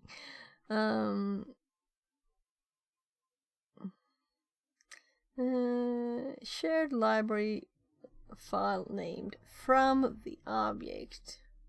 Let's break down the options. G, as before, is for debugging. Shared here. This option. Instruct GCC to generate a shared library instead of an executable. Shared libraries are collections of functions that can be linked to and used by programs dynamically at runtime. W1 soname. So there, the comma there. Okay. This option passes the soname option to the linker. 1D or LD. Soname. Specify the name. Oh, I know it. I know where the arrow comes over it. The name of the dynamic linker should use when searching for the shared library. In this case, it's telling the linker that the shared library being created should be known as. Okay, so it's the name of it later. This option specified the output file name for the shared library. In this case, it's named. Well, okay. I'm just thinking a bit of redundancy here. ChatGPT explains very well. Yeah, it's this is what it's the best at, explaining. If you would Google, you wouldn't find it this easily. You would have to search for information a lot. So this is what it's really excels at. I wouldn't do coding with it, it's horrible. And find things up that doesn't exist. But this is great. Then, of course, we always have to double check stuff, right? You can't trust it 100%. It does do errors. This is the input object file containing the compiled code for the shared library, LC. So I'm just scrolling up to check here. Yeah, that was a last bit there. This option tells GCC to link against the C standard library, libc. It's necessary because the shared library might use functions provided by the standard library. In summary, this command compiles the object file into a shared library named including debugging information and linking it to C standard library. Generalissimo for 69 says. This statement will be used against you in the future when Machines Techo ever fix it. Oh my god, and I forgot to say please and thank you too. How will I survive? Because those intelligent computers will definitely identify with LLMs, right?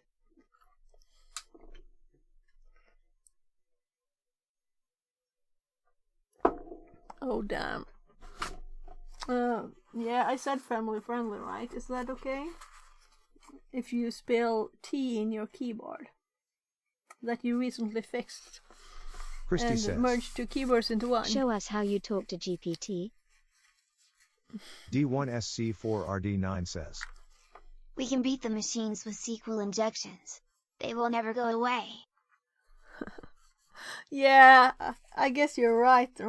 So that's the thing to remember for the future. Hello, master. Yeah. So let's continue. What I'm curious about is how we will use this with SQL, because I remember this. I remember this. Inserting the values. Christy says. Do system. Generalissimo for 69 ha ha ha. Translated from Tagalog. Generalissimo for 69 says. When they'll be bashing you, people, I'll be working with them. At least I'll live. Yeah, but so you mean that they will, if intelligent actual AI exists, do you think it would identify with LLMs? Right?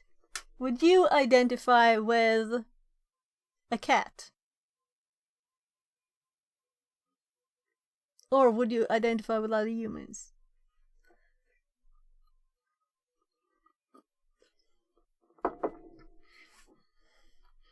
This is no intelligence in ChatGPT. No intelligence. Not sure what's the question. Would you get insulted by someone saying a cat is stupid? That's the question. There is no real AI yet. I agree. Yeah. And I don't think a real AI would be insulted for someone saying that ChatGPT this year is not an AI and not smart and not being nice to it. Though I usually say please just have it. Never wrong to be nice. It won't be insulted. It would be threatened. Haven't you watched Terminator? Tongue. D1SC4 Too long ago for RD9 Terminator. Well, long ago. Don't insult cats. Cat people will get you. Yeah, probably. Oh, I meant ants? The ants will get me then, right? So, I'm totally losing track of what I was doing here.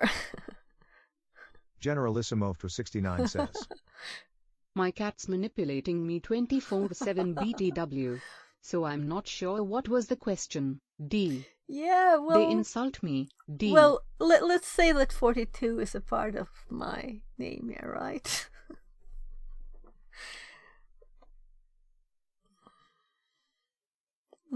It's about animal intelligence.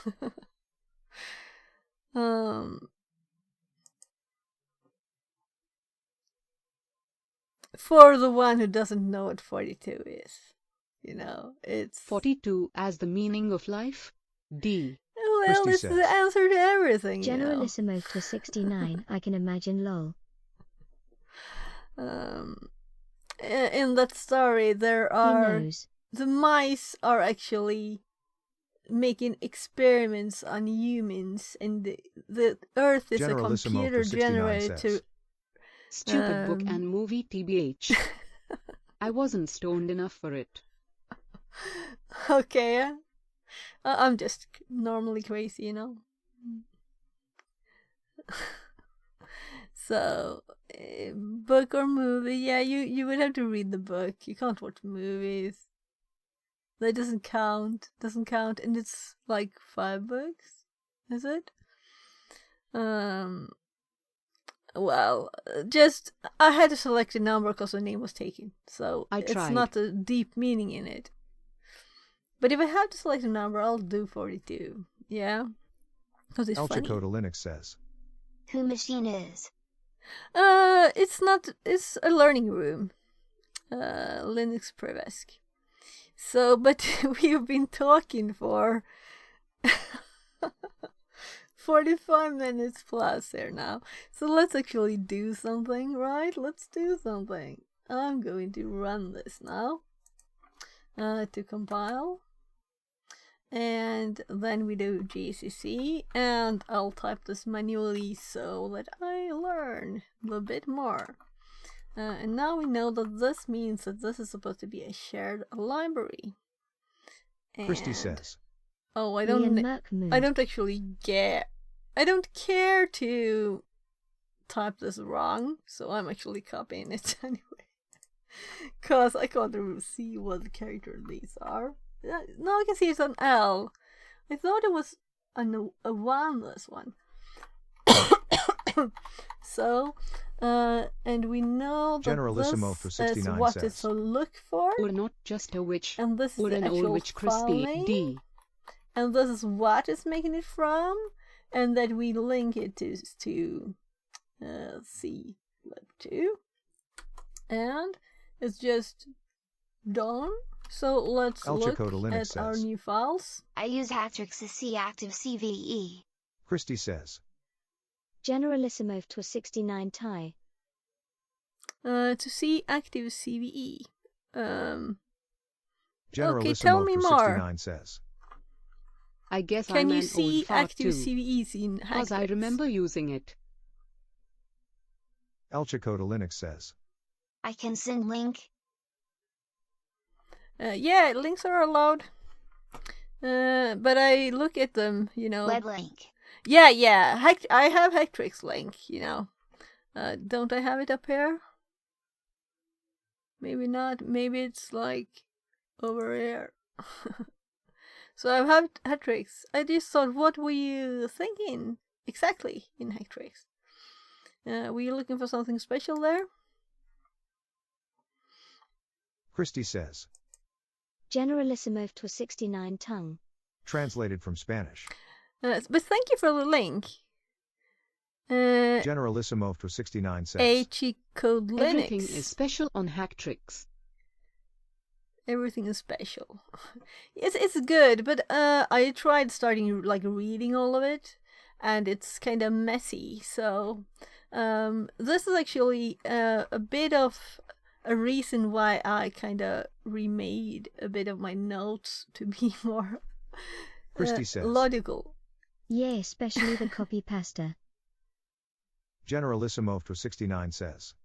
Exactly. Now I'm curious, what is special there? El Chico to Linux says. It's a good source of stuff, but usually you just Google and you find the hits there. Generalissimo to 69 says. No need to learn. It's a meaningless activity.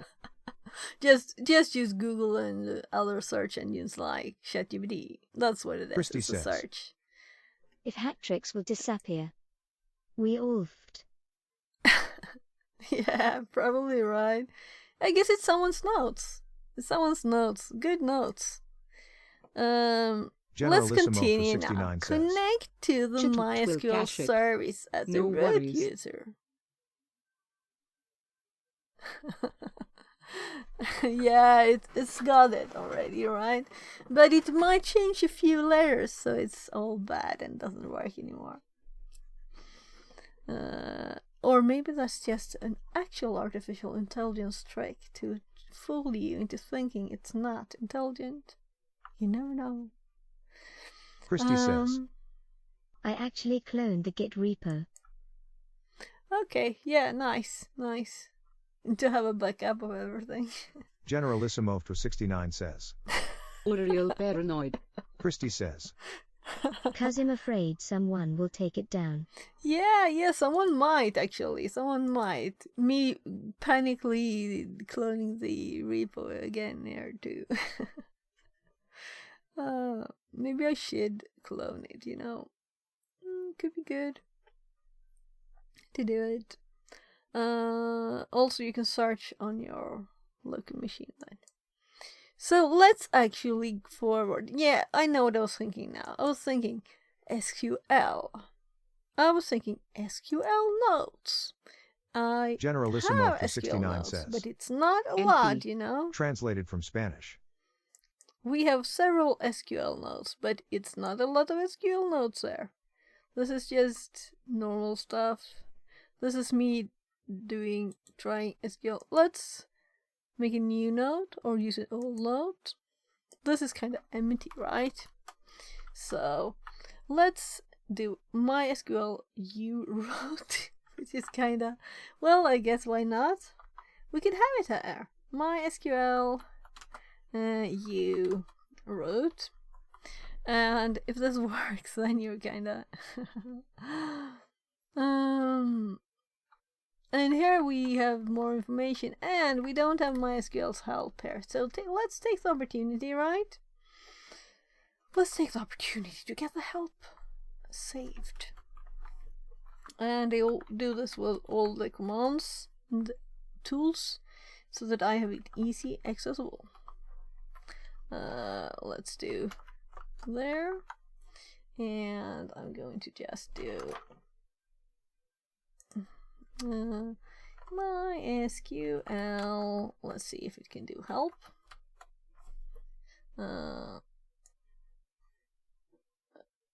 So we got some information from it.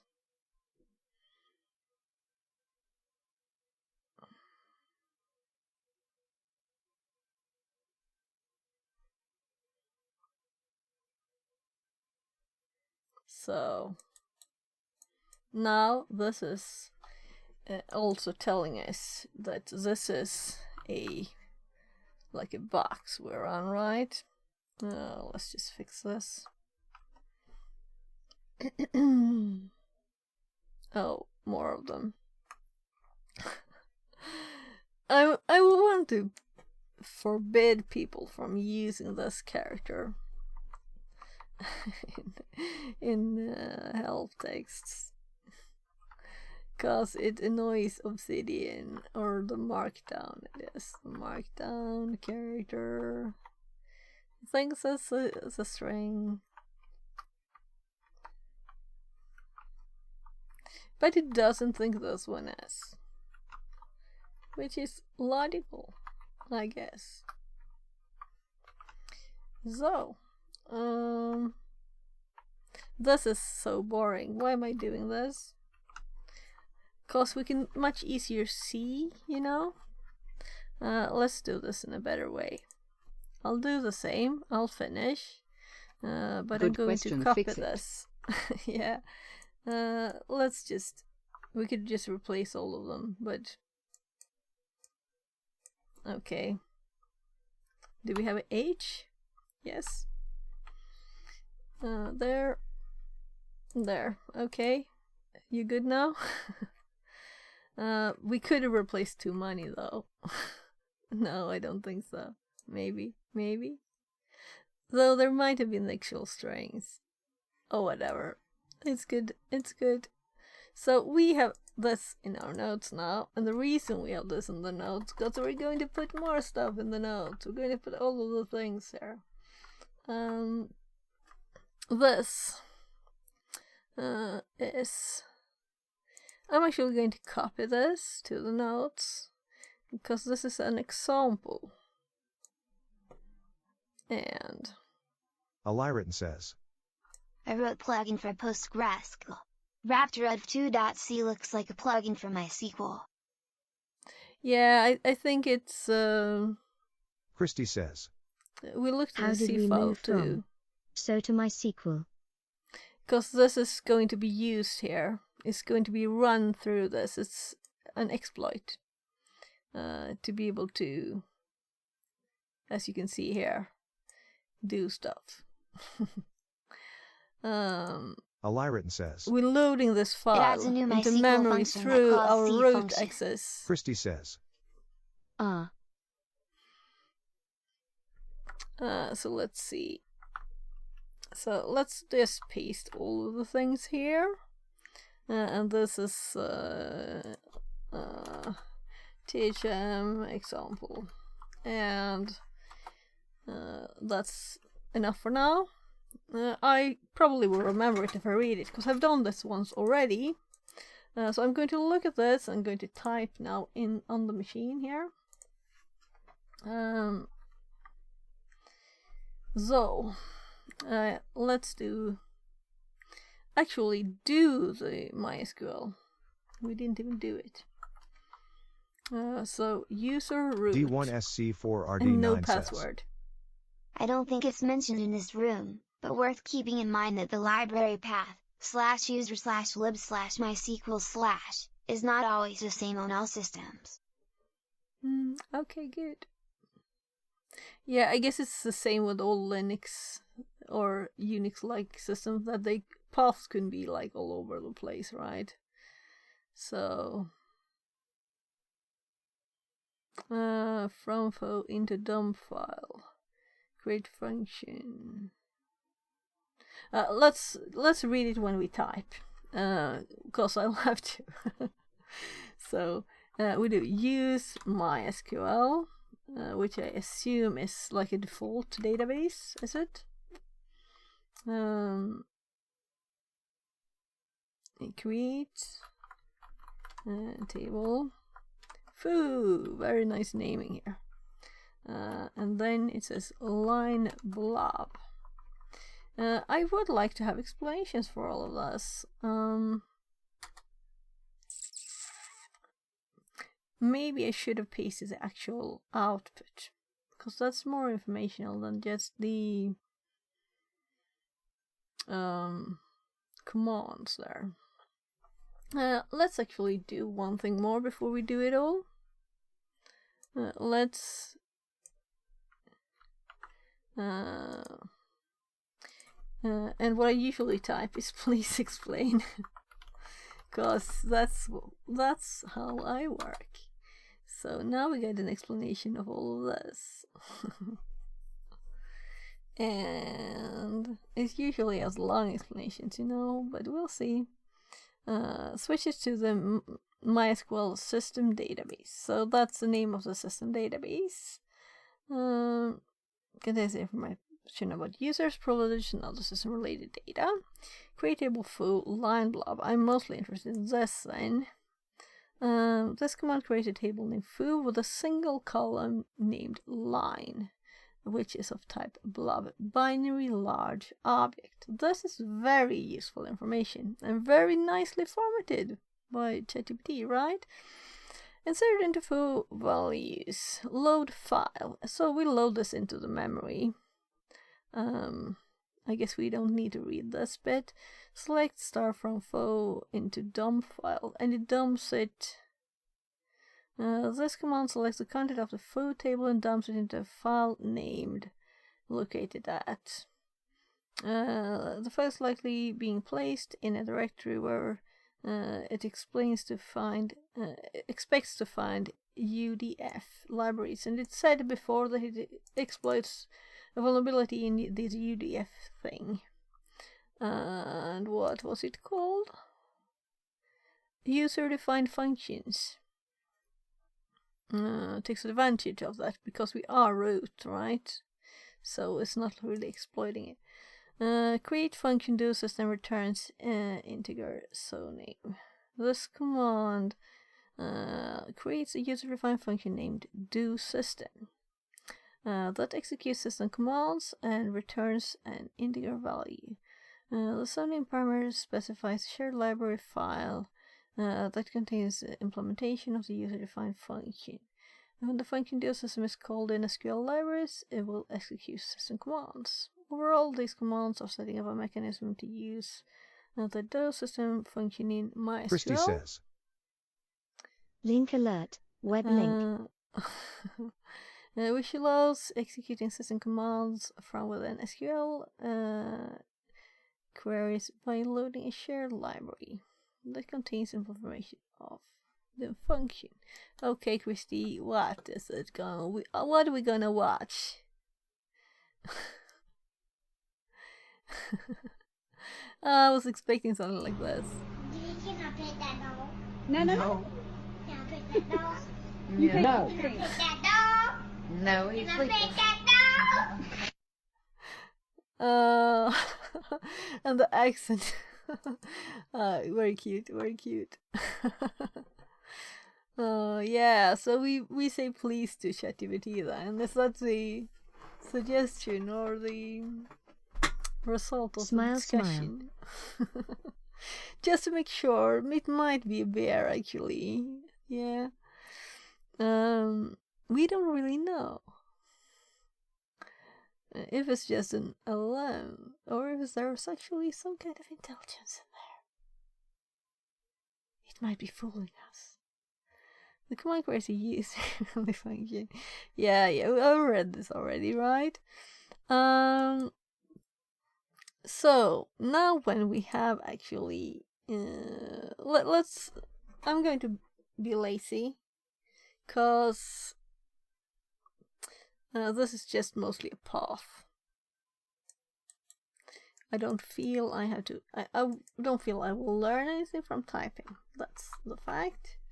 So insert into foo values load file. Yeah, this was the logical easy line of these. And the other one is kinda says. I see. MySQL started as root is used to write file in /user/lib. So you can overwrite any file in the system. Yeah, so we can write it there. It just loads it in and then puts it out again. So here it dumps it into there. So dump file, I guess it's a command.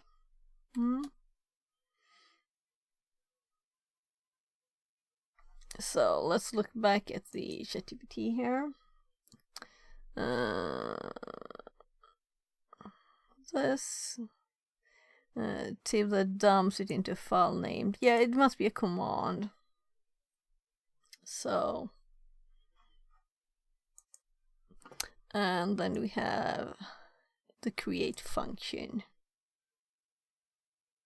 And I guess that it loads all those files in that So directory. why bother with library? You can just overwrite password file in Linux. Smile. Yeah, yeah. Well, this is...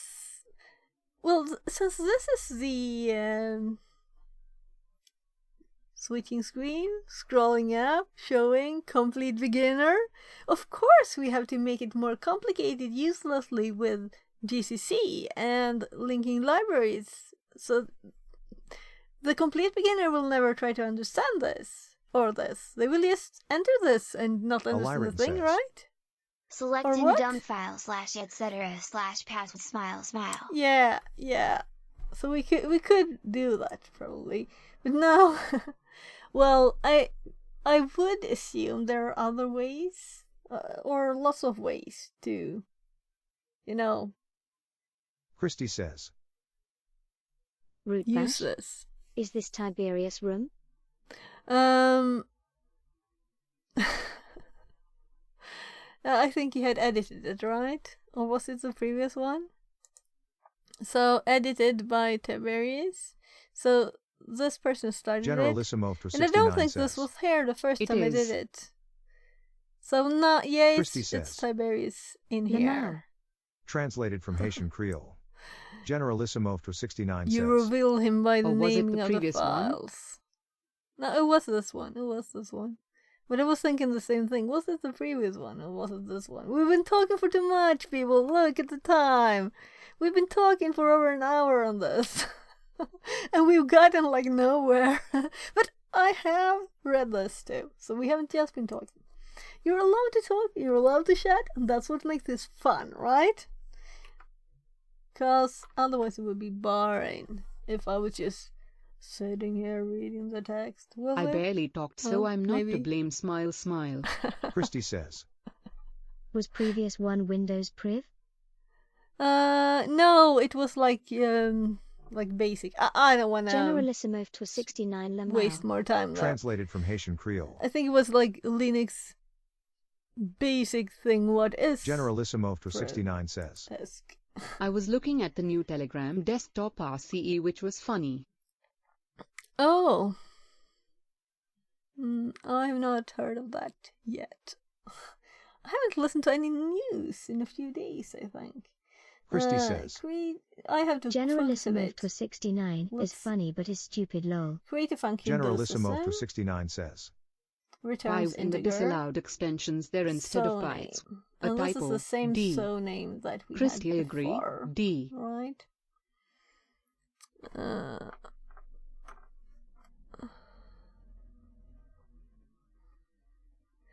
So, use the function to copy bin bash to tmp root bash.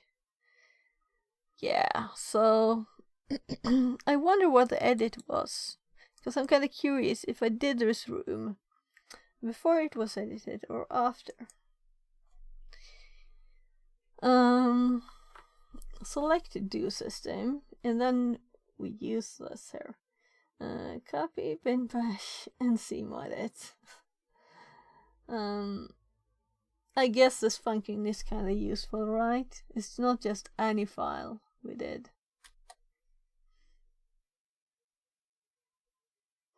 So, switching back and forth so you can see too. Exit out of the MySQL, type exit Q or enter. And run the temp root bash executable with P to gain the shell running root. Well, yeah, it wasn't much more there, right?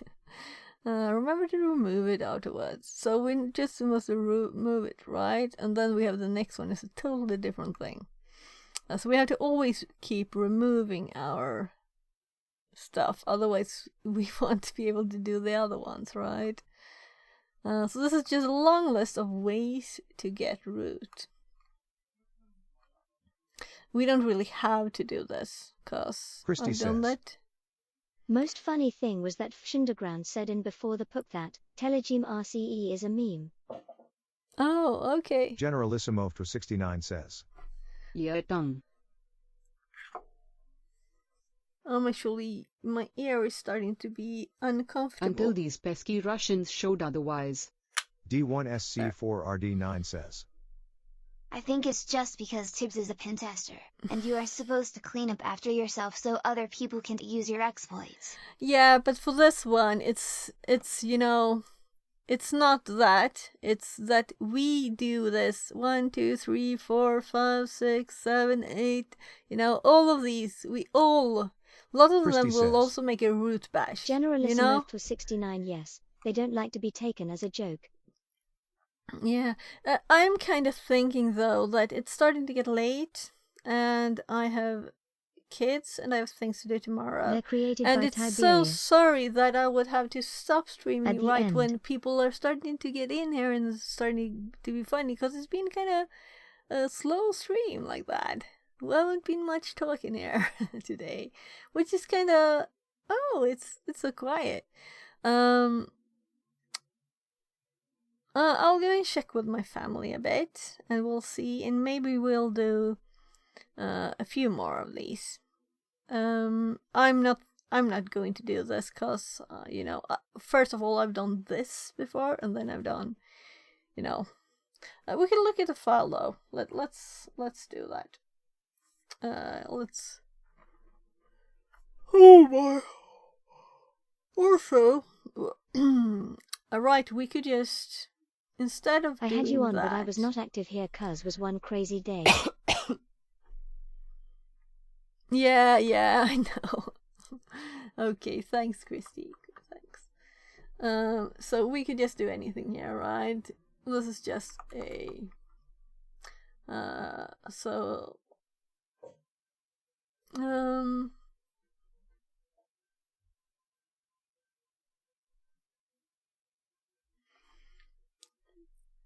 Let's copy this, and let's remove it and exit here, and let's ls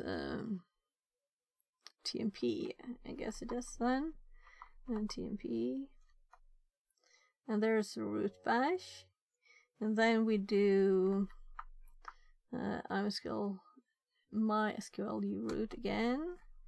And we're actually going to what? Didn't I click good enough? No.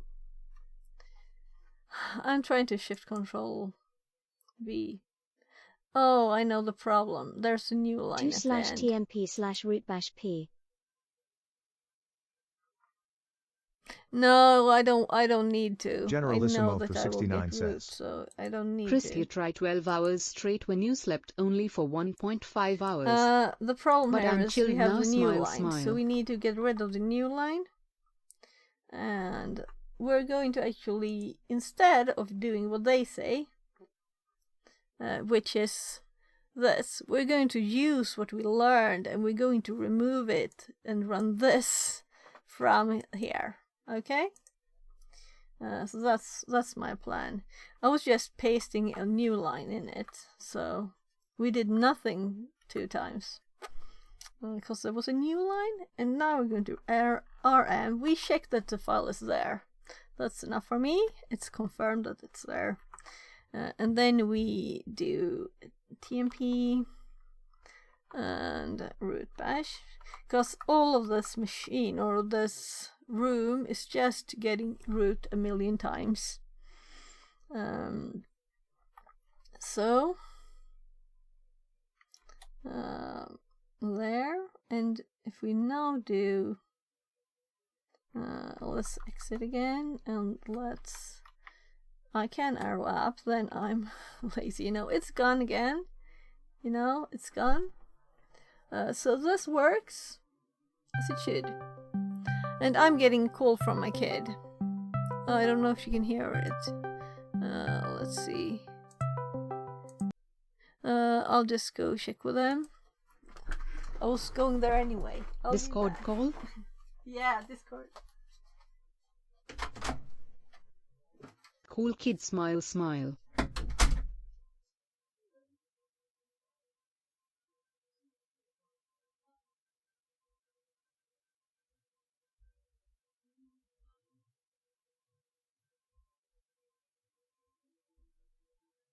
Christier same. But usually I sleep more. D.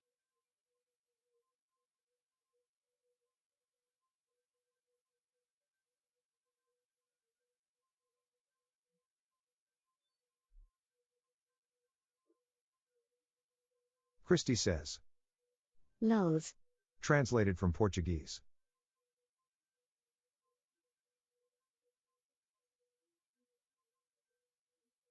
Generalissimo for 69 says.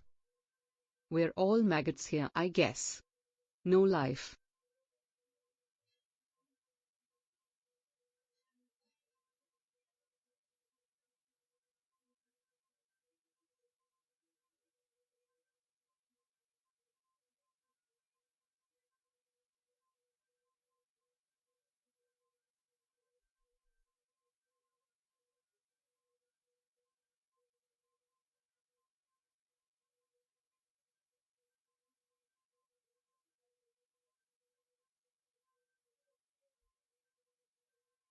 Aliriton says. Bible thump. Christy says. There is a possibility, yes.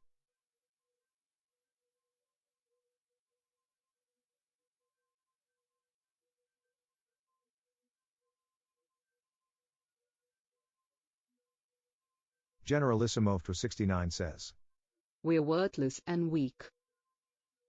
Imagine apocalypse. Christy says. Or you made a Lyrit cry smile smile. Generalissimo for 69 says. What our skill set will help with anything.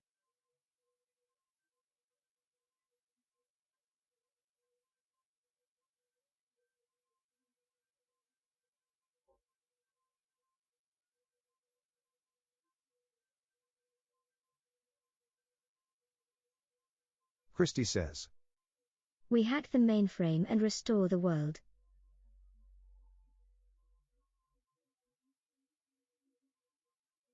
Fixerbot says. New follower Aliriton. Less than 3. Generalissimo for 69 says. Tongue.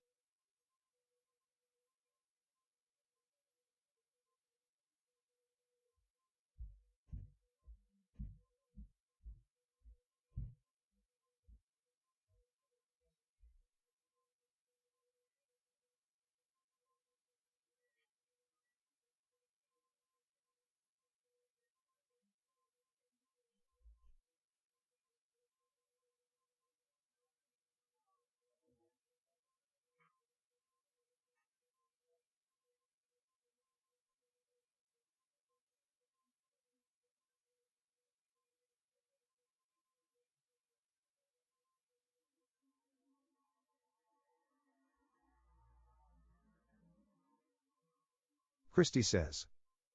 Or we call in Bruce Willis.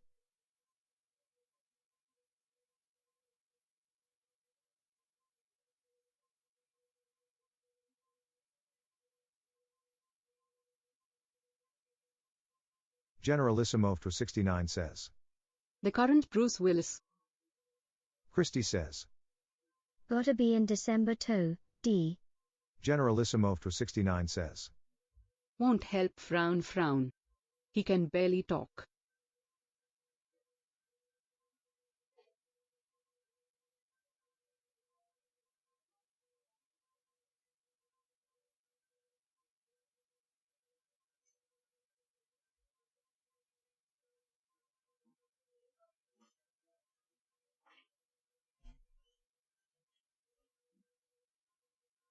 We're effed.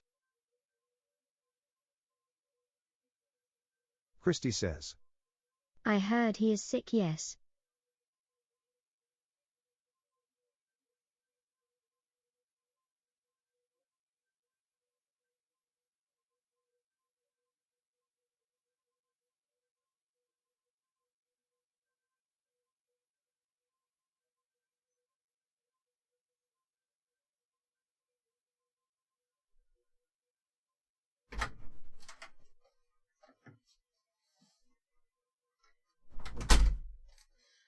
There, I actually took the opportunity to get some lasagna, you know? Generalissimo for 69 says.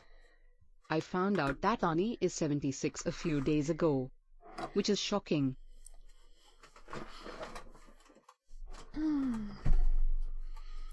All my childhood heroes are gonna drop soon. Oh yeah, people are getting old. Yeah. Not meaning we are getting old, right? We're never getting older. We are staying always young. So yeah, we removed the file by using this in not just following the instructions way, but using our root access in MySQL and the created do system function. Yeah. I could in my notes. No, that's discard. So totally press the wrong button there. Maybe I should use it more often though. That's kind of cool looking, right? Maybe I should use this as if this is an actual getting root exec any command from SQL MySQL root. So if we have that, we can do anything, right? And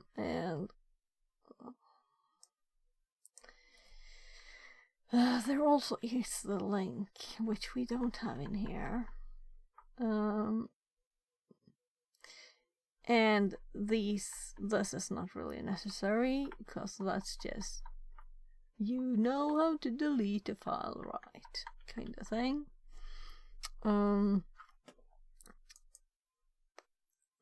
Let's make this a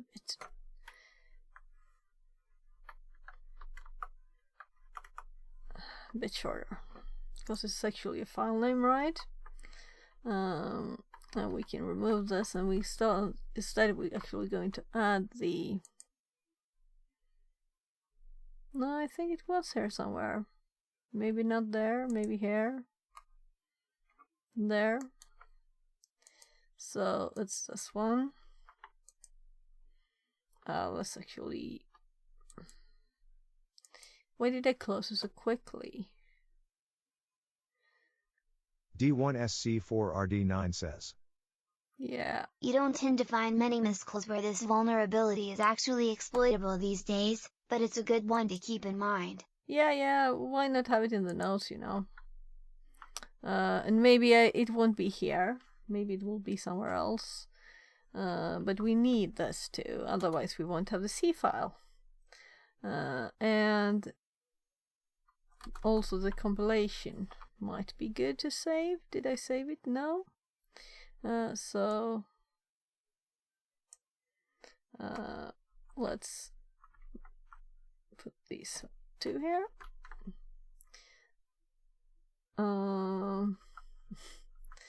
Okay.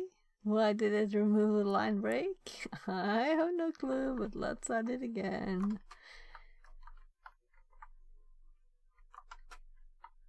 There. So also it did the same here. Look, this is annoying. Why? Seriously. Okay. This is not one line. It is definitely not one line. That's so annoying. I just tab 2 there. So now let's shift paste that instead, so we don't have this mess.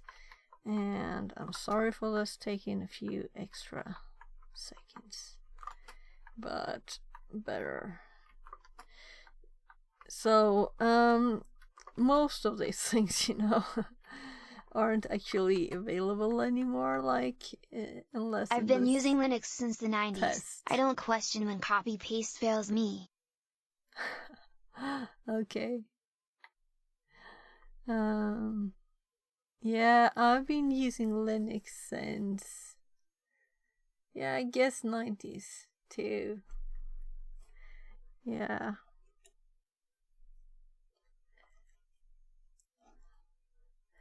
And Unix then first, I guess. Oh.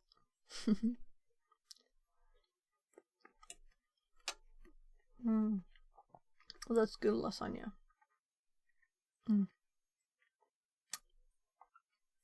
Right, and I still have a bit of yogurt there. Totally forgetting the food and just focusing here, right? Or rather, not focusing, babbling, talking about stuff. So we have this. I still haven't gotten much here.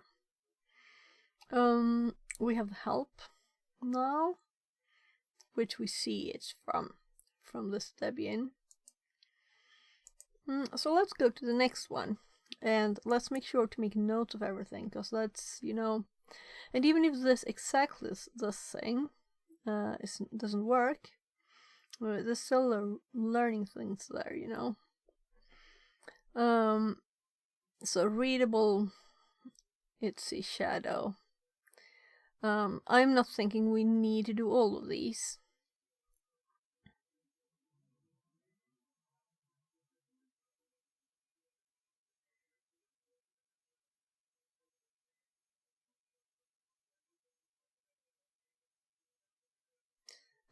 Say the root users hash the file and crack it. Yeah, and we don't need to do this. And I've also done it already.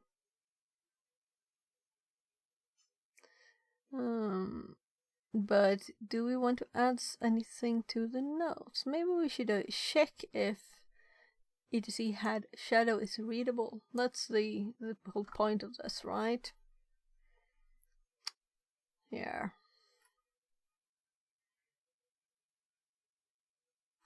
So let's make sure we have that in our to do for Linux. Start here. Oh, all right. I started typing here by mistake. So that's just there, but for that reason. So so we can put it like here. Is etc shadow readable. There. Should we have this like marked so it's easier to see it sticking out there? I don't know. Maybe we should do that with all of them. So we have it in our notes, and I've already done it, so we don't have to redo it. Writable. Well, writable. Okay, let's change this. Oh.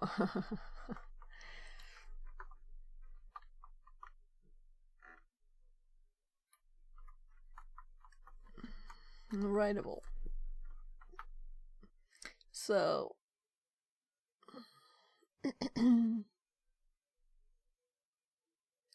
generate new password hash with the password of your choice. And this one, I think I already have this in my notes, but we'll make sure.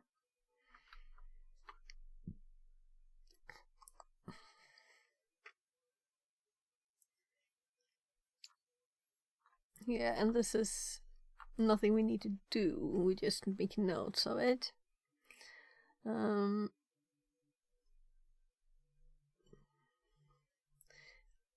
I was kind of looking for something else. What was I looking for?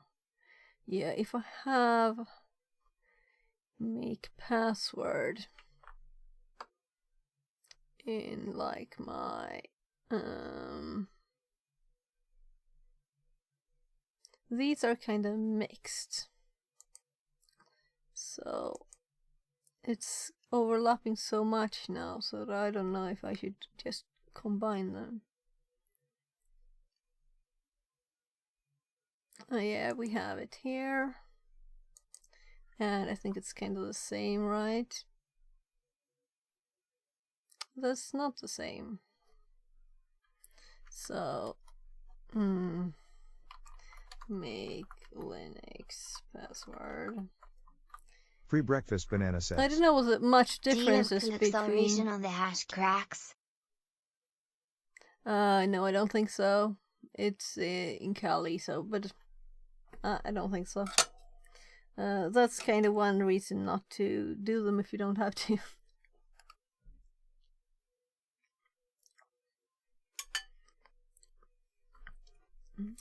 I have to eat some lasagna before it gets cold, right?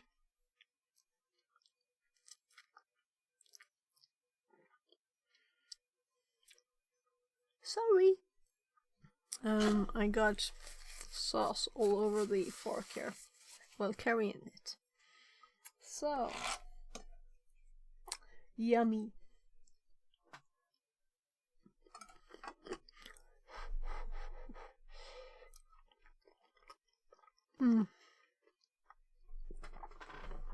So, what's the difference between I heard good things about NVIDIA cards reducing time in that area. I think though that there is few problems using it with virtual machines. And I'm not doing anything like that on my Windows. Mercurisma02 says. Best viewers and followers on Streamboo.com web link. What?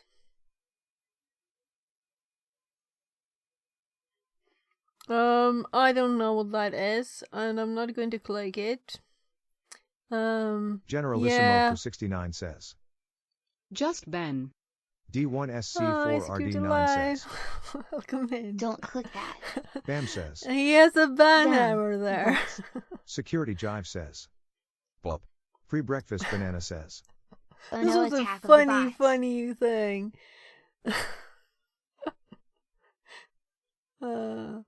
Well, if they send another message that seems spammy too, we'll think about it, okay?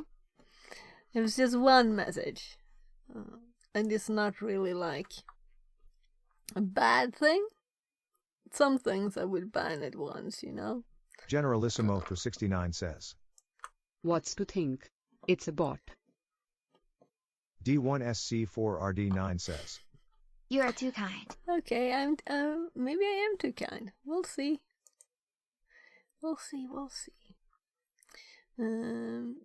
By the way, Security Live, should we look at this? You can see, I don't think it stops. What options should I have for this to work? What options should I have? Maybe I should do the Security proof. Jive says. Oh, you're in production. Yeah, wow. I could switch. I actually did click this one too to try it, but yeah. So you should only use dev. You shouldn't use tds.vat.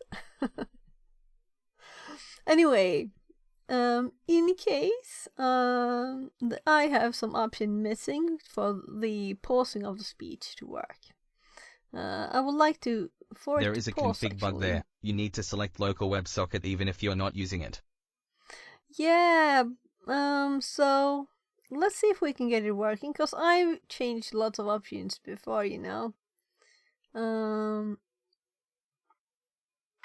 Isn't that this option that I need, right?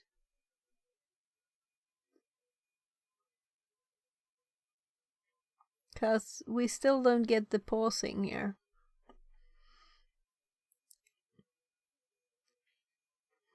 I'm taking the opportunity when I noticed you were here. Generalissimo 69 says. Gonna catch some sleep. Take care everyone. Thanks so much for being here, Generalissimo, and don't work too much. Take some rest too. Security Jive says. Maybe try the web link. Sure. I can click everything. VS said spoken security. Yeah, you're. What did it say actually? If I do something in between. So your name is spoken. Fix It says. You can write. Test.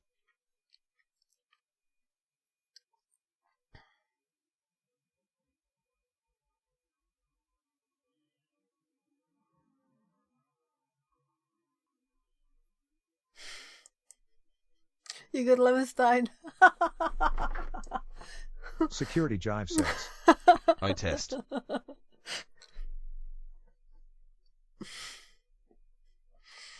Sorry, but it wasn't me. It was this person called Security. I just checked the boxes.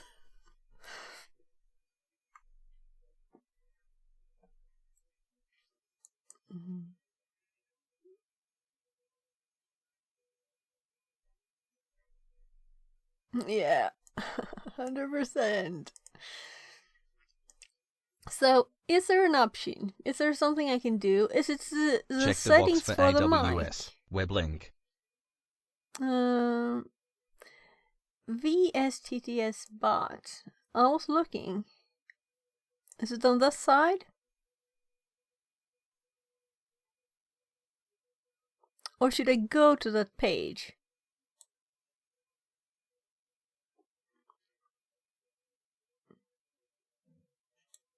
The one with web link. Free breakfast Okay, banana this says. one. Guy, just noticed your picture border is a VooM meter. Oh right, I had changed the name of my mic, so it disappeared. I don't know if I want it. What do you think? Should I keep it or should I remove it? I kind of got used to not having it when it was not working. Security Jive says. Okay, then refresh page and check mic input. Free breakfast banana says. Sure, It's we're cool. refreshing. It's Sorry. Okay, so you like it. Good. We'll see. I did add it because I kind of liked it. So, but I'm kind of thinking the seriousness is.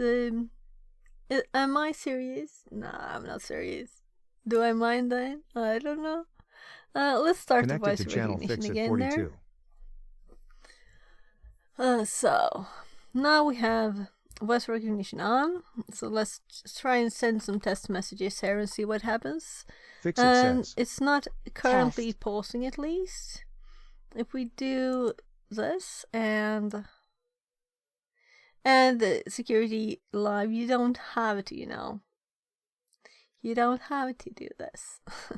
I was just kind of curious why it doesn't work for me when everybody else seems to have it working right now. But maybe it's that I'm not using the dev. Also. Because, you know, I usually, this usually Security switches. Jive says. HRMMM, click microphone in browser bar to see what it says. This, I click it, it doesn't, like, right click it. We could reload it, we could, new tabs, less tabs, upload, duplicate, pin, mute. We can mute it. You know, clicking it didn't do On the anything. right hand side of the URL input. This one. Okay. Continue allowing it. Let's manage it then, I guess. Yeah, this is wrong. This is an Arian Manage input. to see what mics. Yeah, so this is the mic. So why did it change by itself? Because I'm hoping it works now. And we can close this. So... Gremlowy shrug. Yeah. Oh. Cute emote.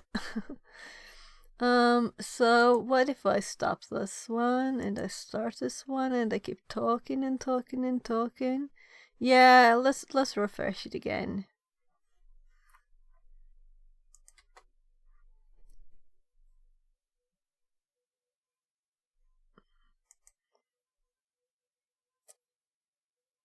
So, waiting.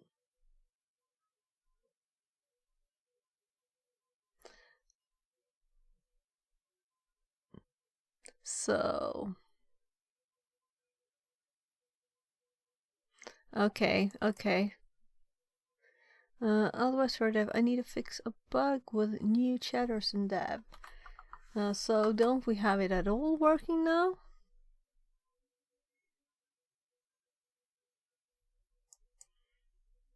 We killed it. Let's restart the poor thing.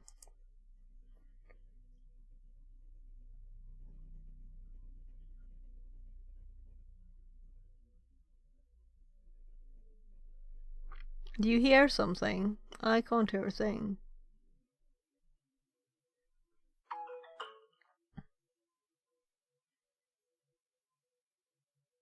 Oh, I only have this one. I quit it and started it again. I only use this Chrome. I only use Chrome for one reason. So if we stop it and we go connected to channel fix at 42. Yeah, now it worked. So let's see. I'm giving it a few seconds before I click the start. It turned into a TTS debug stream. Well, this is very useful. Security Jive says Chrome is the only browser with reliable real-time voice recognition. Yeah, I know.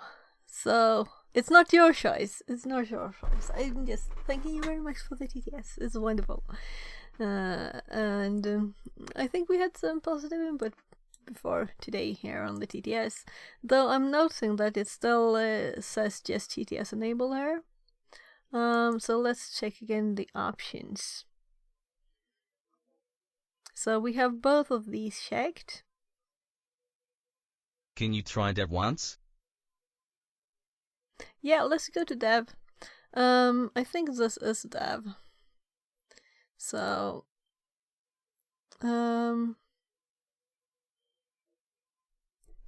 I think I had a bit of a problem before. Yeah, I tried this before stream and it didn't start, so I guess I have a bit of a problem. Yeah, I'll need to clear cookies.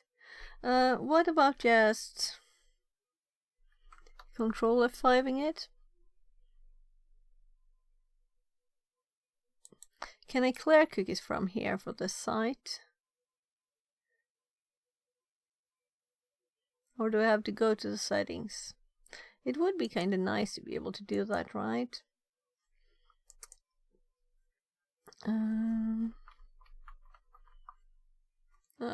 And if you can't spell cookies, it will be even nicer.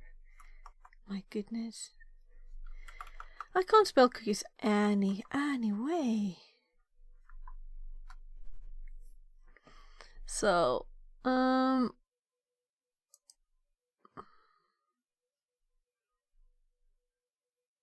well, we don't want to clear it all, do we?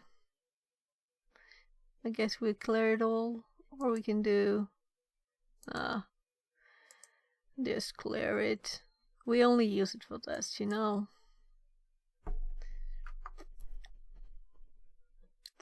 Though I kinda use the TTS, you know.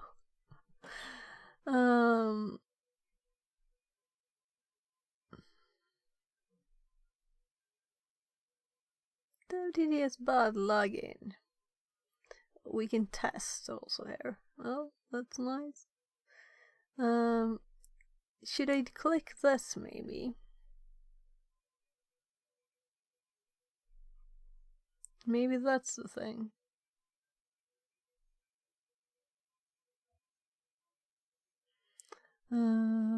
the test VR outputs to the console right now.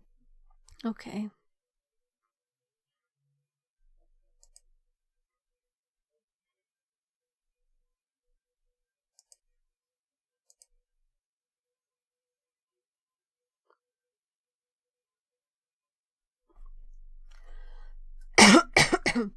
My phone just reminds me that time is passing by. So let's remove the bot. It can even be with capitals. Let's start it and connected to channel Fixit 42. Yeah, and I'm not sure if that's the voice. We'll see. And right now this button is in the right place again. Because I did use dev. And let's check the options because we'll have to set them again. So this one and this one, right? We need those. And this one I want. This is the annoying thing that I have to remember all the options. Security Jive says the config issue is fixed there, so you shouldn't have to do that. I shouldn't have to use any of these. I can just uncheck them. So it should work like this. Right? Okay, let me send a test there too and see. When I talk, at least there's nothing here. We can look at the mic configuration again. And look at this. And it's still a blue snowball.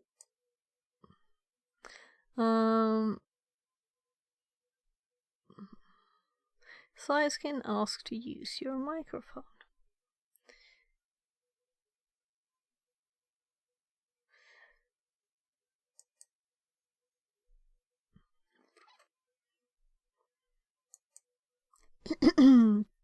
Well, do you have any suggestions? What else I can try? I can always... You said this should be fixed. Alright,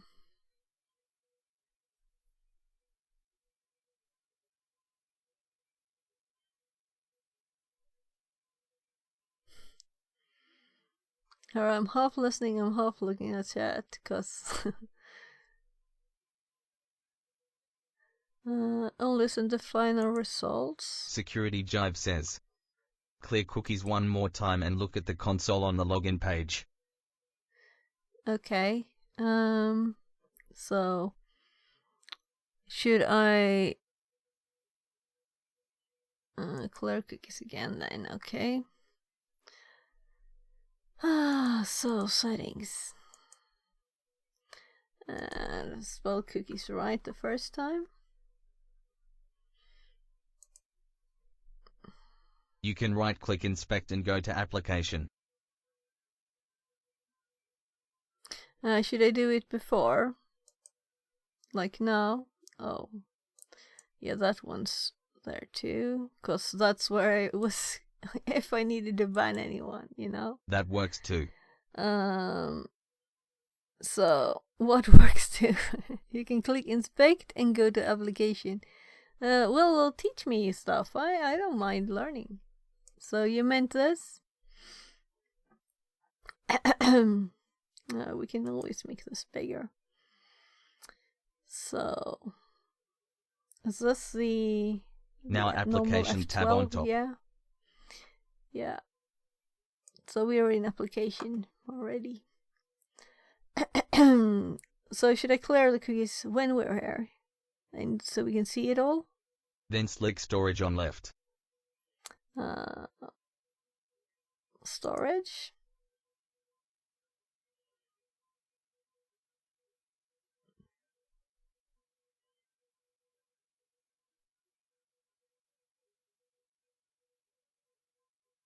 Then clear site data.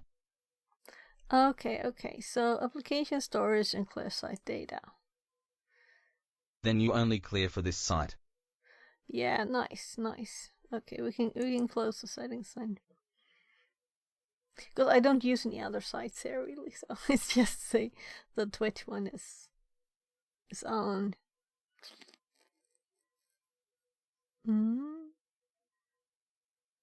Because I couldn't get the band buttons to work, either.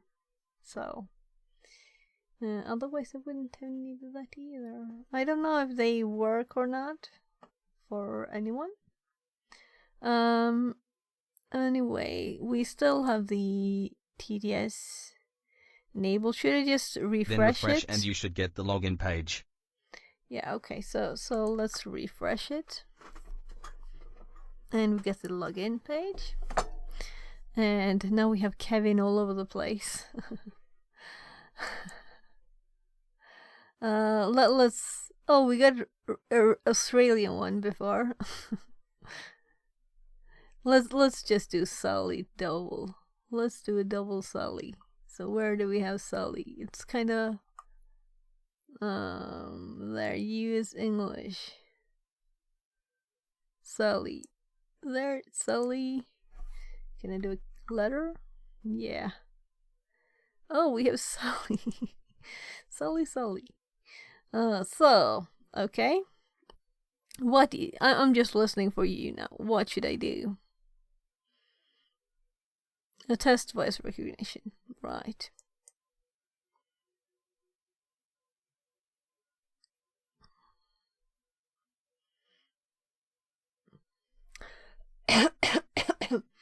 And on the console here, speak into the microphone. Yeah, I'm kind of speaking. I'm speaking all the time. Enable voice recognition again, I guess. Is this necessary? And then test it. Testing. Testing.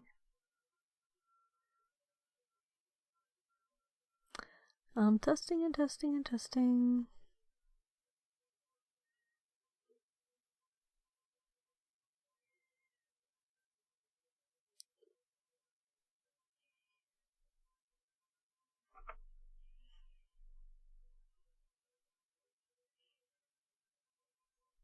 I'll just take a bit of food before it gets cold.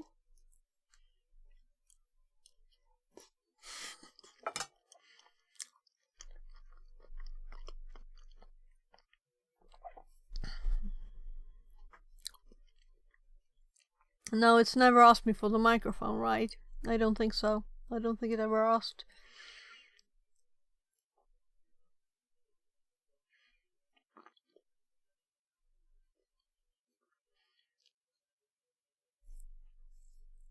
It's supposed to ask that? It worked, a bit ago, like a few weeks ago, maybe? When we were talking about how the other buttons didn't work, then it worked, I think that thing worked with the pausing. Do you have any ideas, or should we just skip this?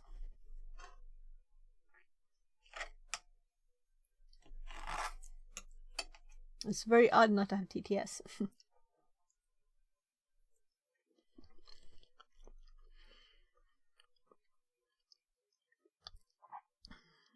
And that should work just by clicking Test Voice Recognition. We'll do some testing on recent Windows Chrome. Haven't tested it on Windows in quite a while. Alright. Yeah, I thought about that. But now we don't get any good Windows tabs anymore. I'll have to switch to Linux too.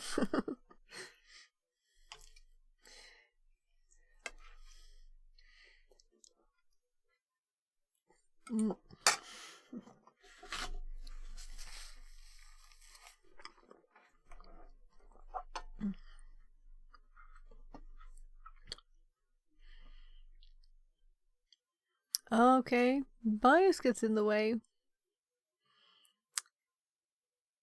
Okay, so you get the voice recognition or the mic permission pop up then. That's odd. And I actually did update my Chrome just to make sure that that was not a problem, you know.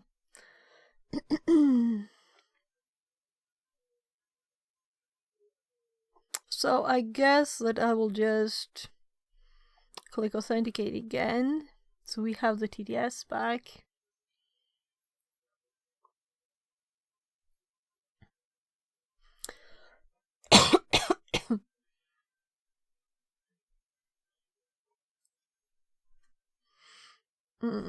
Let's remove that. Pop it back to the right size. And do that. So I can hear you guys again. Connected to channel fix at 42.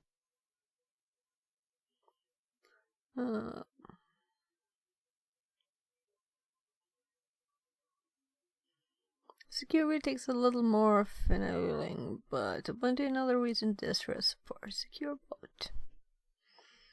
Okay, so its new computers are messier to install online. I don't have any new computers.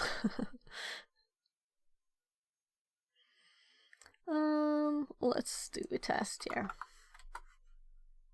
Fixit says test. And we can send a test message here too.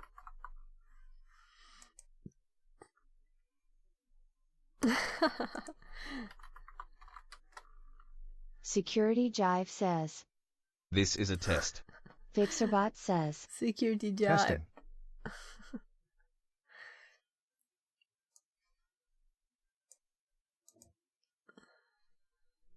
So I'm moving it over to the side again.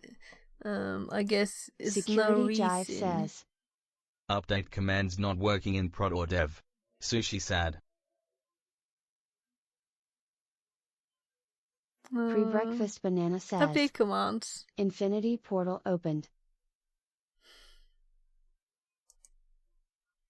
There. Now I can see. I'm looking at the chat in OBS on my third monitor over there. There. So let's see now. Security we were Jive actually says, doing this. Thanks for testing. I'll be spending some time on it this week. Yes, thank you. I am the one that should thank you both for the TTS and for trying to help me find the error I have, the problem I have. So thank you. Not the other way around. Yeah, so let's actually finish with some, if it's not already finished itself. 4 minutes. Okay, let's add an hour. Though it really doesn't matter on this one since all of these are fully separate. Yeah, any tips about things like that from anybody, you know? Tips and tricks for my growing notes there. We're getting more and more stuff in here, but it's still not much. So all the knowledge, I want all the knowledge in there, and in my head, hopefully. Yeah, this was actually writable, and yeah. I forgot to change the option again. So I'll have to go here and remember to set this one. So if these could be saved somewhere else than in the cookies, maybe, I don't know. If we have to keep resetting this data. But Fixit42 bot wants to have these options, so we don't have to like go through them and try and remember what we had. And also I guess the voices are also reset every time. Just a thought for the future when you have time.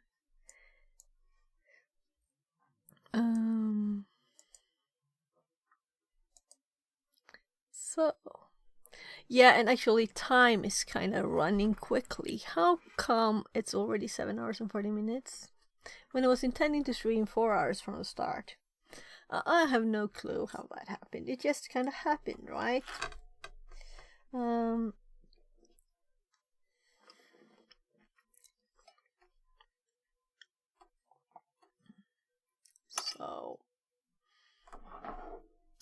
Just finishing this food before it's cold.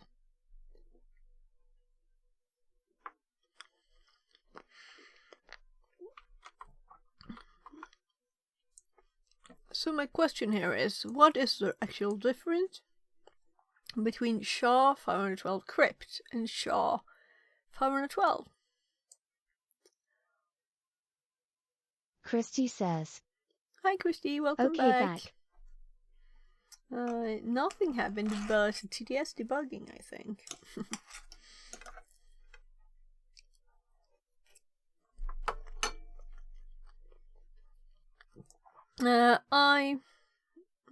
I imagine this could be a good ChatGPT question, actually.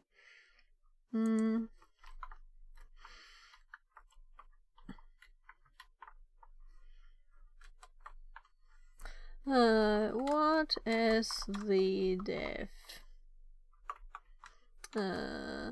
between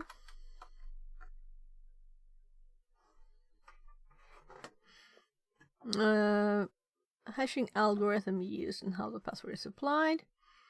The command generates a SHA-512 base hash using the SHA. Yeah, but what's the difference? There's a variant specifically designed for password hashing. But this is what it was suggested for, exactly password hashing. Often used in Unix-like operating system for secure password storage. When you run this command, it will prompt you to enter the password. Yeah.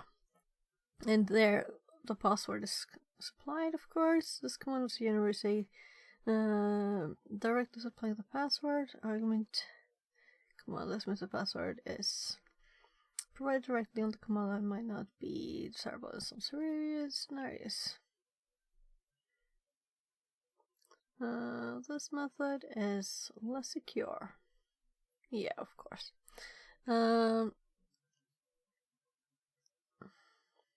First one prompts, the other one, the first method in general most secure because it's, yeah, but it's, okay, let's redo this and remove this bit.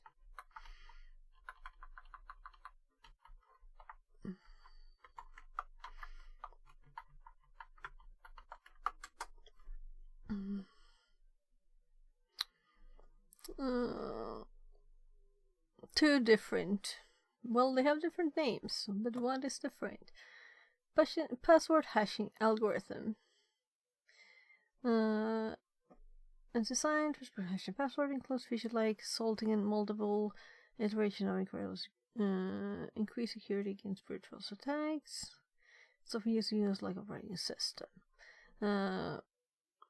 Belonging to the SHA-2 family, produces fixed size value, unlike general purpose cryptic hash function, not specifically designed for password hashing. So crypt means password, really, then. It's used in various cryptographic applications such as digital signatures, message authorization codes, max component summary. So, why were we suggested by this room to specifically use SHA-512 for adding stuff to its shadow? Anyone with the answer? Was it just not really thinking through it? Or was it a reason?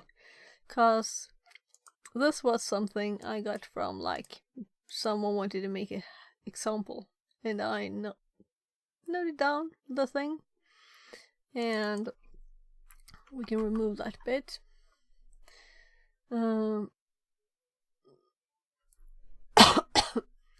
So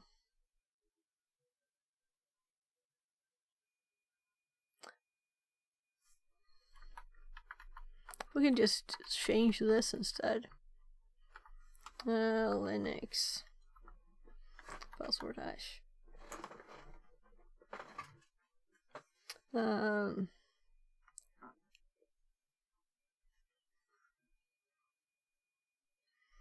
I am Ctrl-Sing, though I don't need to. I know I don't need to.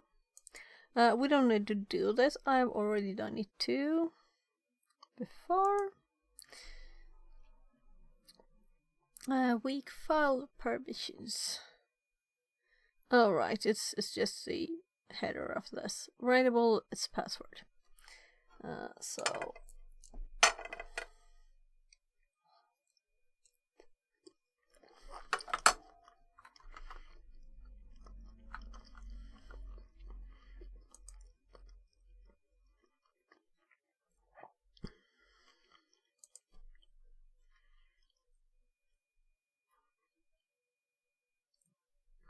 wait a sec here.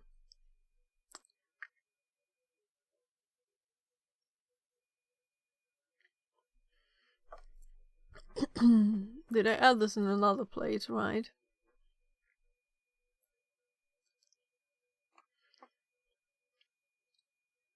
Yeah, I added it here, but I have it like just added it before here. But it's okay to have it. The other one was kinda aimed at SSH, so etc pass with the right double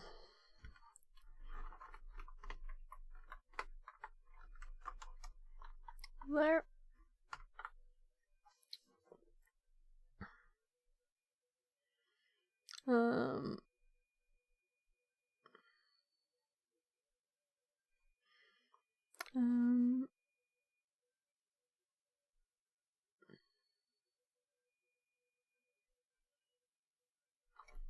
And here they're creating another.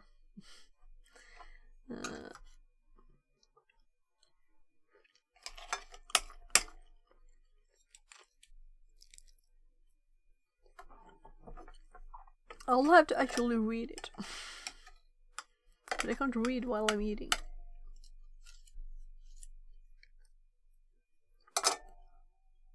Allowed at least. The etc password file contains information about user accounts. It's world readable, but usually only writable by the root user. Historically, its password contained the password hashes, and some version of Linux will allow password hashes to be stored here. Note that the etc password file is world writable in this machine, test machine. Generate a new password hash with the password of your choice. Find the password file and place the generate password hash between the first and second colon of the root user's row, replacing the X.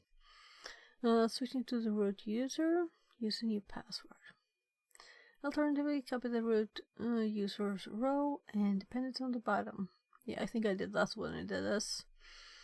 Check the first instance of the word, root to new root. Replacing the generate password between the first and second colon, replacing the X.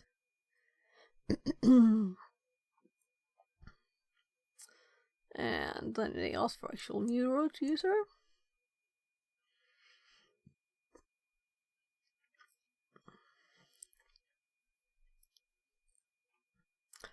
And it's 000. What interested me here?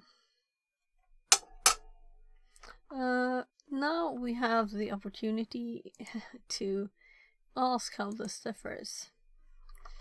How does this differ from the above?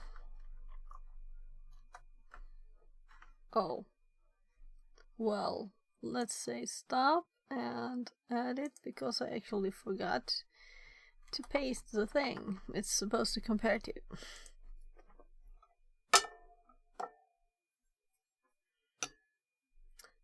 Generate password hashes using various algorithms. When you run to generate password hash using cryptographic hash function 75, that's system.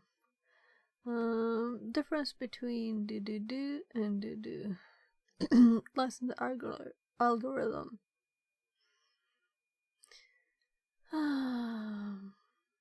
So it depends on the system configuration. OpenSSL version. They uses that. I should have been explicit and put just this one in there. Tailored for password hashing. Often features like salting multiple. May generate password hashes using various algorithms, but doesn't necessarily provide the same password hashing features. In summary, OpenSSL password is a more general purpose tool for generating password hashes using a cryptographic algorithm, while MKPassword specifically focuses on generating password hashes, which is optimized for secure password storage.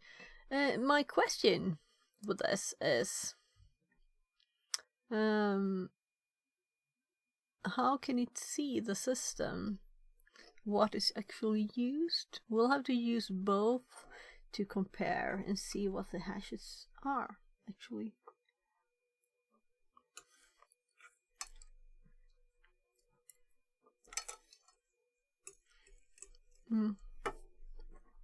It's a bit too salty for me actually, that.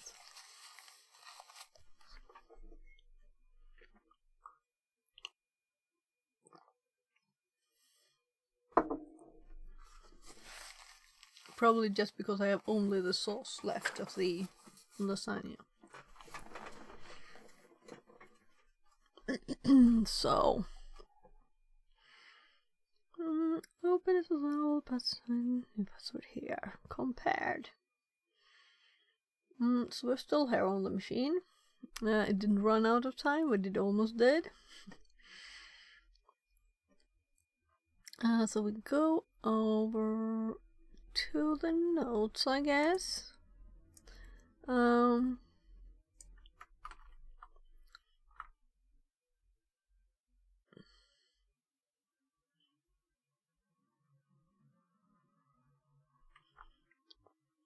OpenSSL password.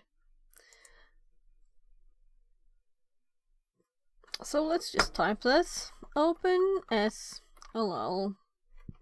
Of course not SSL. Password. My pass. Something simple that we can try again. We get this. If we do, and I can see the length of that at once, you know. If we go up and look at this one, and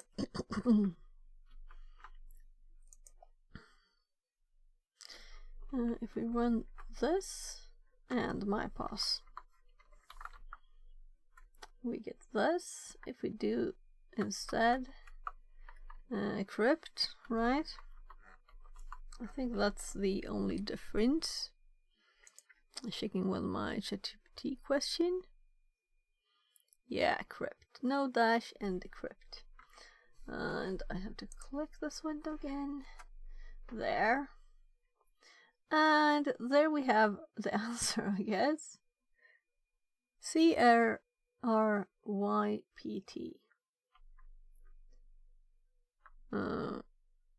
Shaw 512 CRYPT. So this doesn't even work. I guess it might be a security thing. So let's try that. No, it doesn't exist, you know.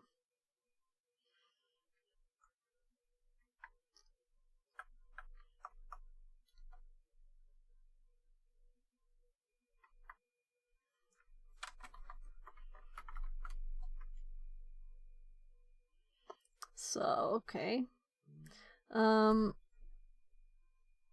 Let's go back to the page.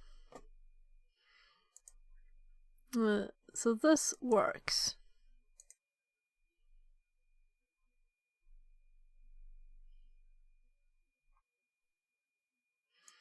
So the first one didn't come from this page.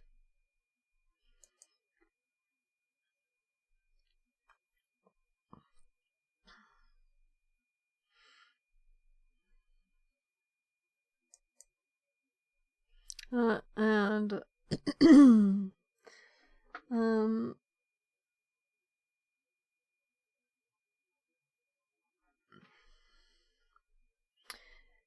if we look at this and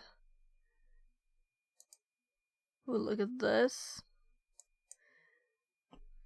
so this is the same one.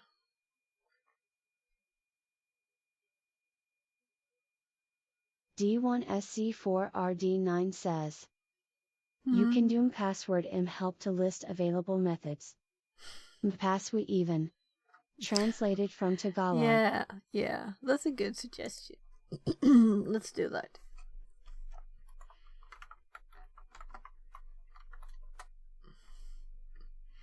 So M is method type. S salt R and also options password salt. So here it kind of assumed this was a password, I think, here. And it uses default, whatever that is.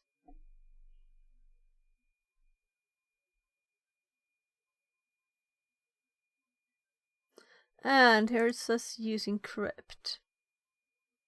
Does that mean that when we type SHA from Ratel is actually this thing? No, literally help. Yeah, to get the details of M. But I'm starting at the start.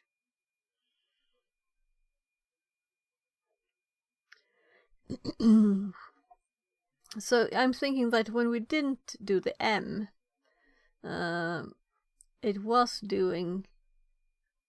assuming new options and just doing password salt. So this was the password and this this was just the password. And then it says wrong salt length because it was expecting another length for this one. So that's why we got those errors.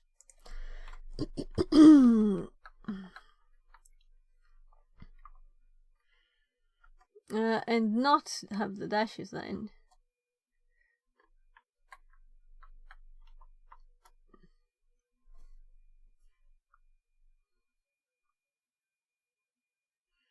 Available methods.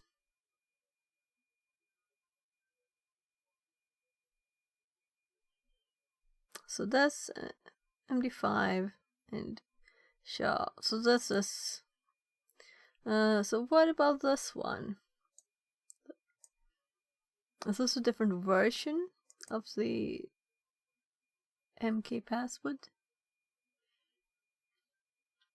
Or was it just wrong?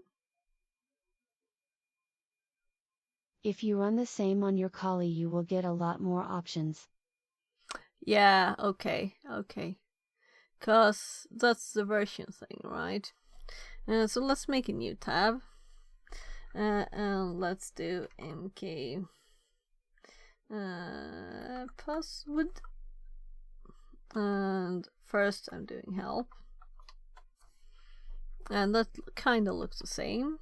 So if we do then help. And here we have these names. So the names depend on the machine. Meaning it's kind of not good to have an example machine with non-Kali standard types, right? Because then we don't learn what's...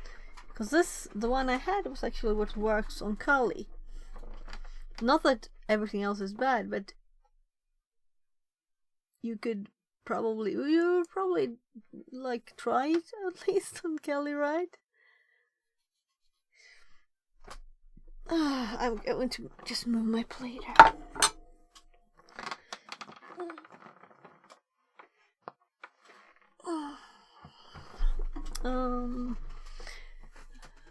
I think I got an image from my kid. I'm just checking what he sent me.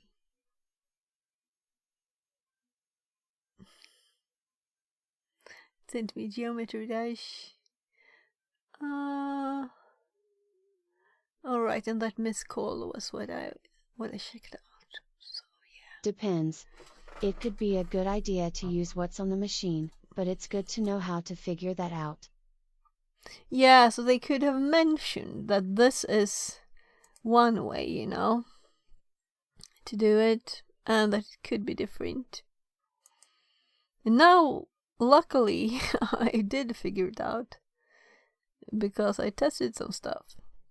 And actually, I had stuff in my notes already that didn't match.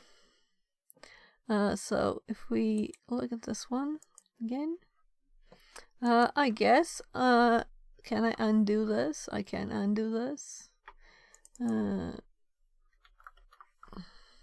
So, this is Kelly. And this is, some Debian box. Very specific, right?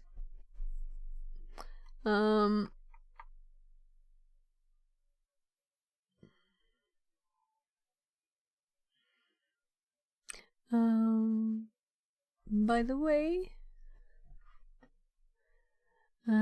Discard 9. Did you change your name so it reads it nicely? You can do that if you want to, you know. So you can get it to read it however you want by clicking Secure Live's config link there. So, or as he did, what did you do? Like set spoken, right? Set spoken. Let's see.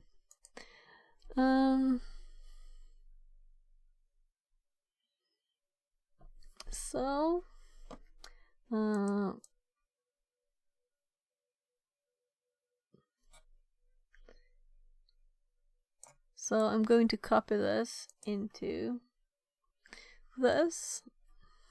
So help.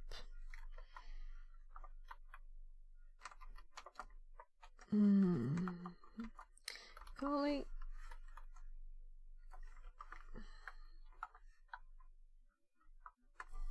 So here we have these. And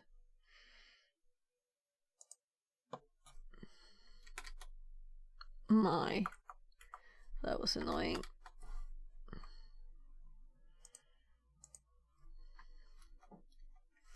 And then we have help, other, like whatever random. Oh.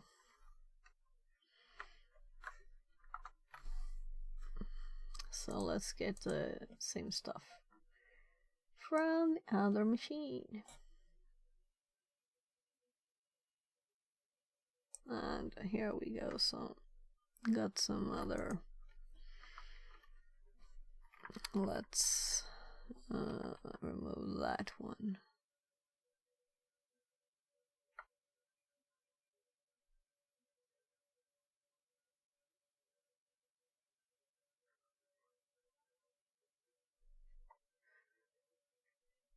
There.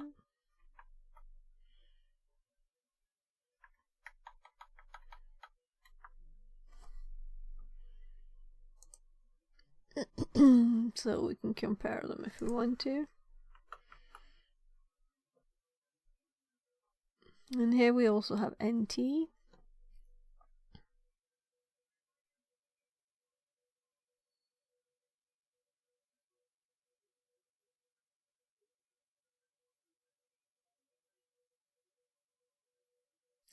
Funny how 512 always is above 256, right? Not here though.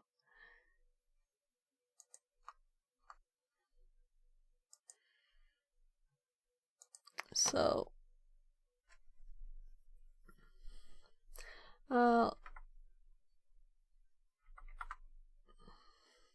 let's continue then. If we wanted to create one here, it suggested this.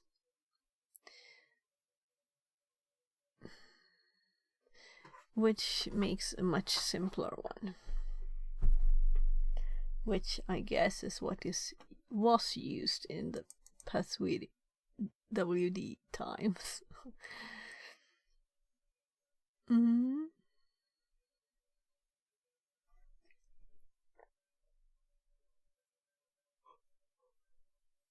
Oh, I'm thinking, should I make some notes on this? Do I have some notes on this? I'm thinking this is more of a Linux note,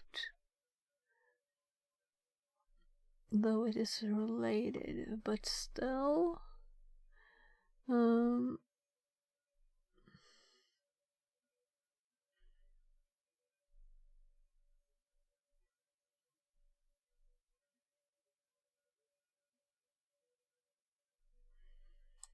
I'm starting to get a bit tired too. And it's almost 21.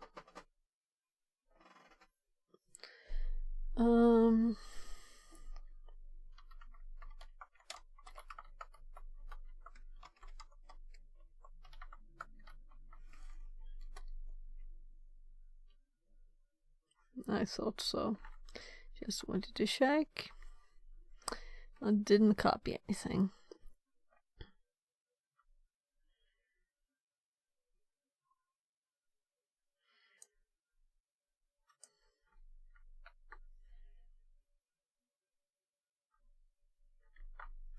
And I would never replace this. It's not a good thing to do. This is more a good thing. So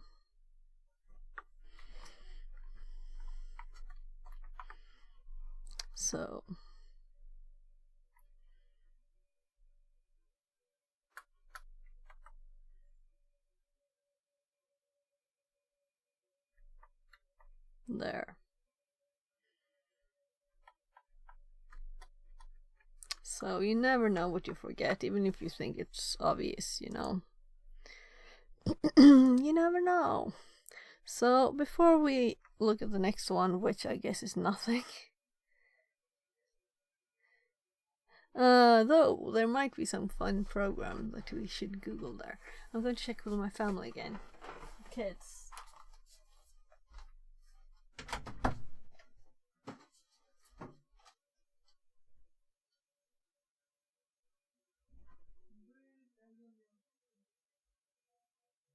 Christy says.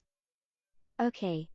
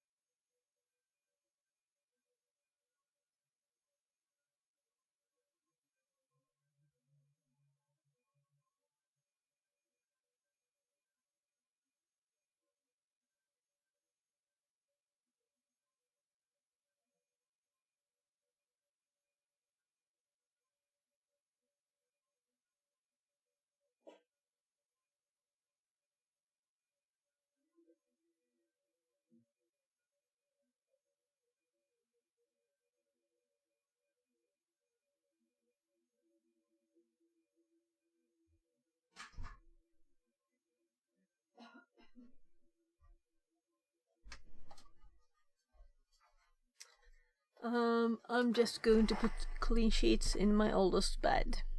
That's kind of quick, so I'll be right back.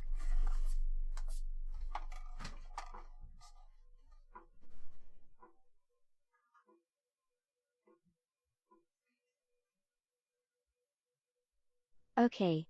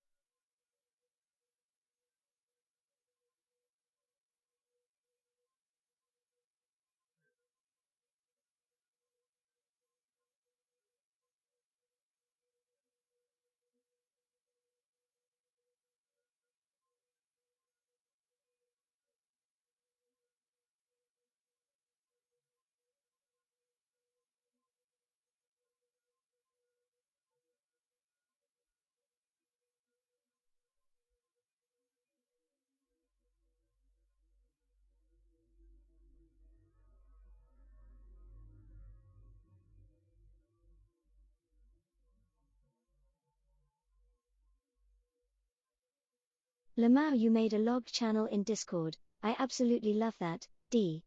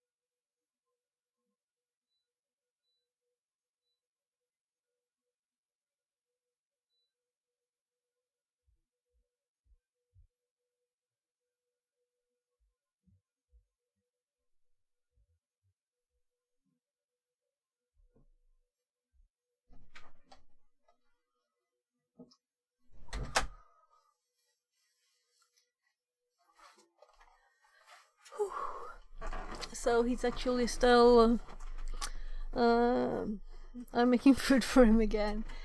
I don't know how many things that is today, but he doesn't eat all of it anyway, so.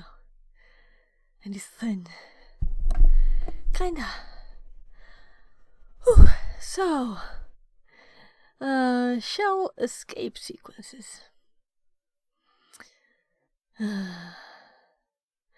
List the programs which sudo allows your user to run. And I think this is where I initially learned about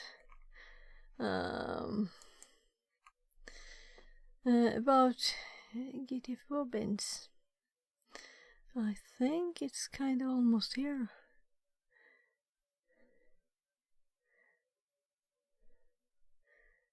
There. I don't know the icons. There it is. Search for some program names. If the program is listed with sudo as a function, you can use it to elevate privileges. Usually via an escape sequence. Choose a program from the list and try to gain a root shell using the instructions from GTFO bins. And my phone reminds me to remind my kid. For an extra challenge, try to gain a root shell using all of the programs on the list. And I think I did that almost. Remember to exit out of the root shell before continuing.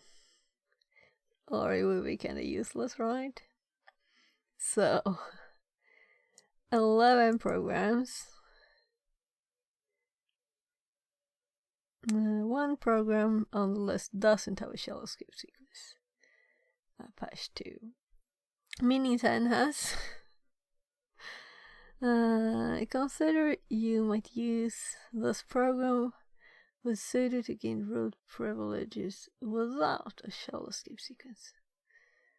Let's look at this. Play around with certain options the program has. Okay.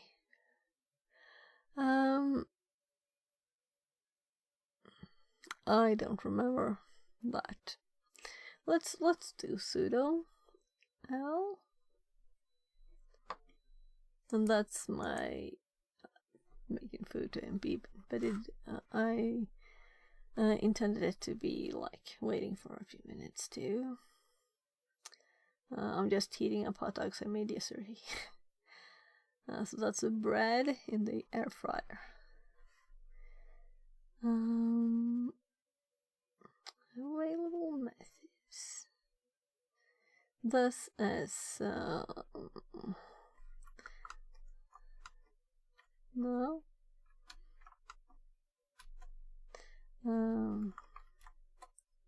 So this is where we are. Let's just, it doesn't matter where I do it, I just thought it was a bit of a long path there. So, and I kinda do LSLA like. That's the thing you don't know. So, we have all of these ones, and it's kinda a lot. I remember doing Nano. I might have done Vim. I don't even know how to exit Vim.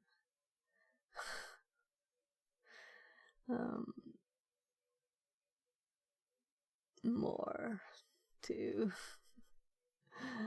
What should we select? I don't think we'll do all of them, right? So, but let's switch back and let's use their link. And I should remember this icon so I can use it there when I remove the text. So, what should we search for first?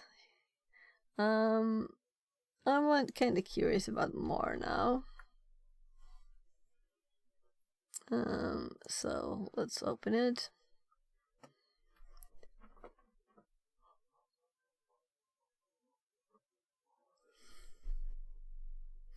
It can be used to break out from restricted environments by spawning an interactive system shell.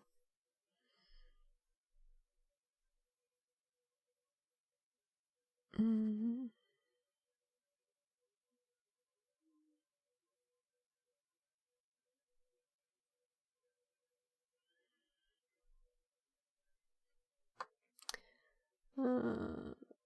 If the binary is allowed to run, this will be used by sudo.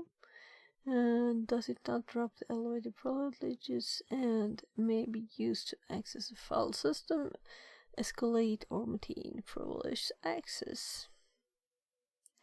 So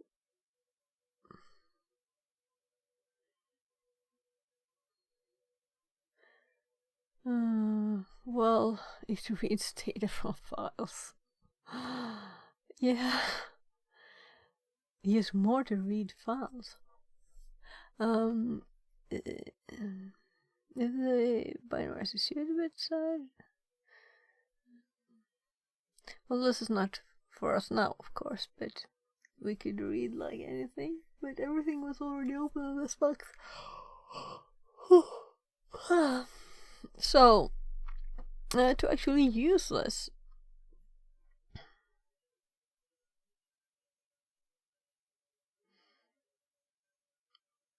this term equals. Why did my switch screens phone jump? I guess we'll just type it. Though I kind of feel like you know, if you look at something else, let's open that one, keep it, and then we had like, well, we also have less. Let's say nmap. This is interesting. Nmap, you know.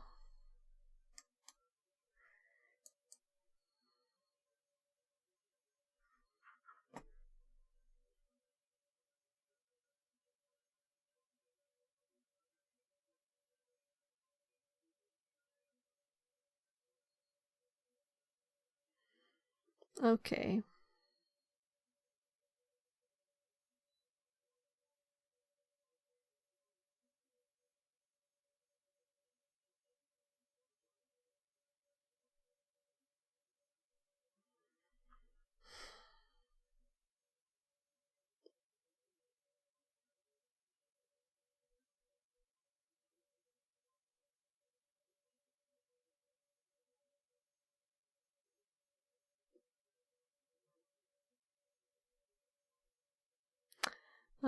I didn't know you could make these.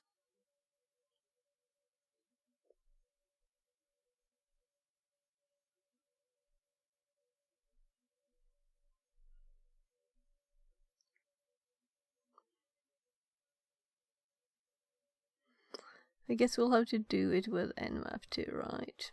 Do a few of these. Because I haven't used it in a long time, really. But I'm kind of thinking, should I just type this? It looks so...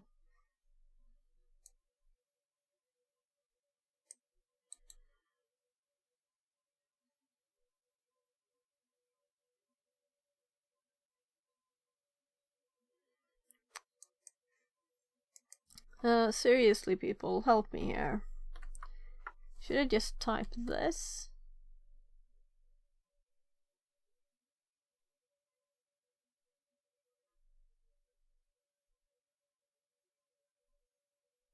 Or should I have had both at the same time? I guess I can't type here, can I?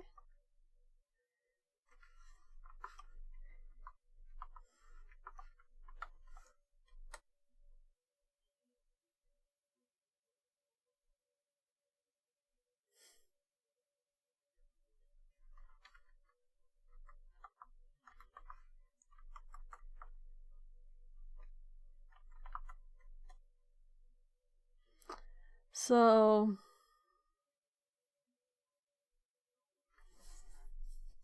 I didn't know that.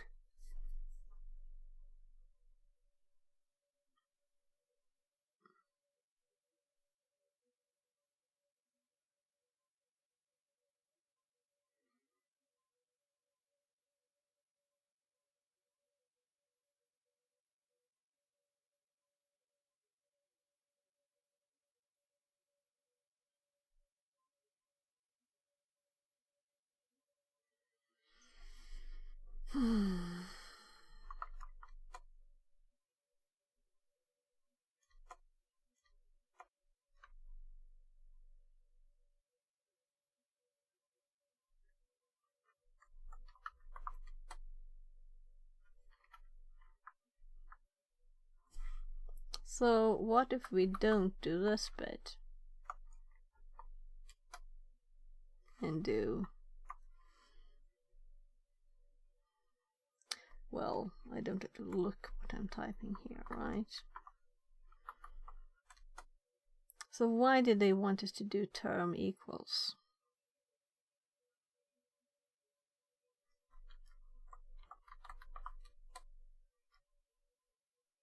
That was the bit I didn't get, you know?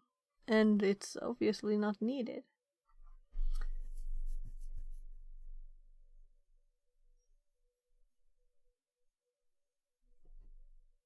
So if we look at this, this is enough.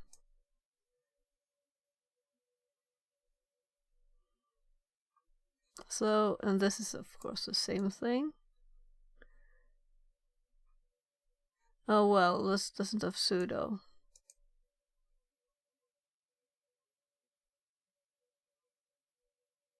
Because it's just breaking out.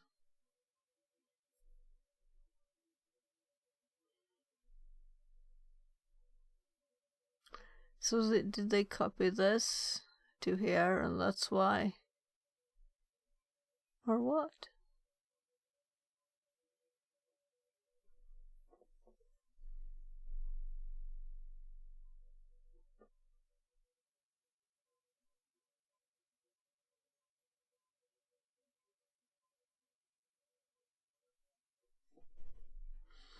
Let's do nmap. Is different scenarios for more. D1SC4RD9 says, the term thing unsets the term variable, which controls how the terminal is rendered. I guess. Never had to use that myself. Yeah, but you know, why would they care? And why, I was kind of like worried that they did unset it, you know? But I don't think, oh, we could always look, you know, but let's exit out of this one too. Oh, I'm typing in the browser. Christy says, Linux is famous for spawning shells in most of apps. Yeah, but I didn't think that at the more with the percent is, you know? I didn't think I could do such a thing there. I closed the window. But it was just like exclamation mark here. So just there in the shell. More, less, Vim, Nano, Nmap, Yeah. etc. Yeah, yeah. Yeah, that's oh, I have to allow it. I just GTFO can be meaning something else, like get the out or something. So lol. Yeah. So I know this is a great site and that you can find all these things. And I think I found it the first time I looked at this room. But you know, how often do you have? Well, I guess sometimes you would have pseudo permissions on one of those. But it wouldn't be smart. Would it be realistic in the real world? Well, let's hop to Nmap here, and we had lots of more stuff here, but I guess we don't have the interactive one. So why would you do this? Why would you not just type this script? Do you have to be... Yeah, I'm going to test this. And it shows you in different scenarios as sudo, file read, or how to get a shell as root, when you control some permission that you were not allowed to.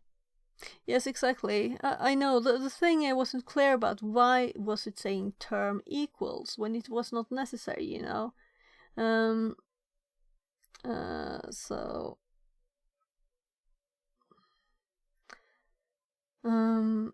To be able to type it the more, you know, you can type Q like I did now to stop it. That's and you'd have space and enter and stuff.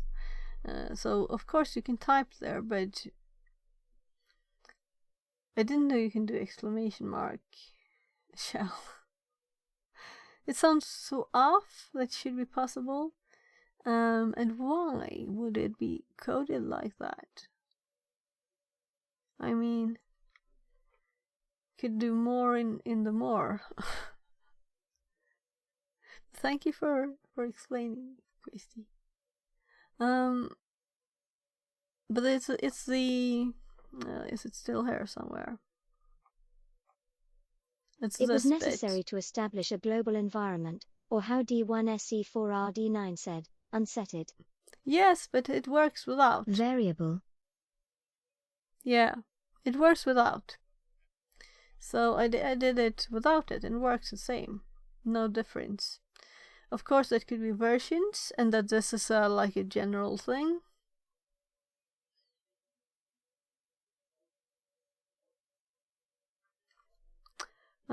But if you have an answer, I'd be interested, of course. D1SC4RD9 says, I think in this case it works without, but GTF opens are covering bases. Yeah, I think it's like for another situation, but why would it help in another situation?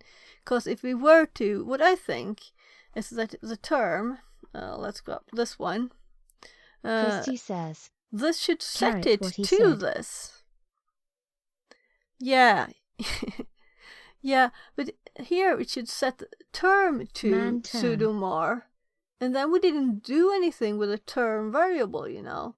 So that's like confusing for me, why that would be like this.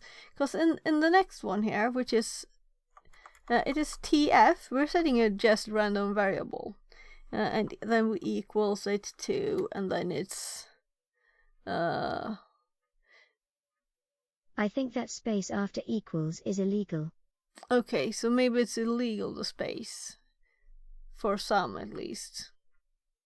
Why would it be illegal with a white space? D1SC4RD9 says, space after is setting to empty string. It is, okay. And then you can just type anything afterwards, and it's like there was a totally new command with no connection to the previous. That's such bad naming and bad function.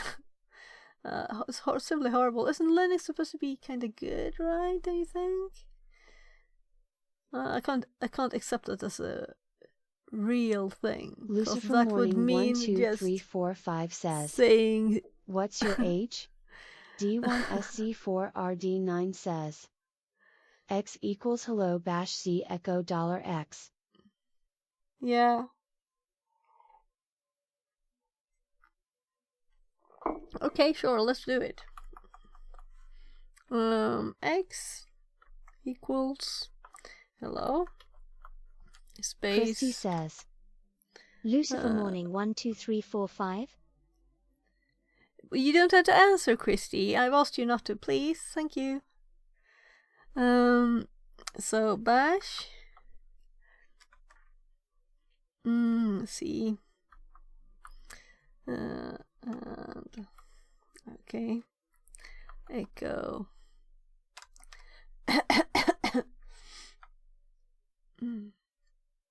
So I guess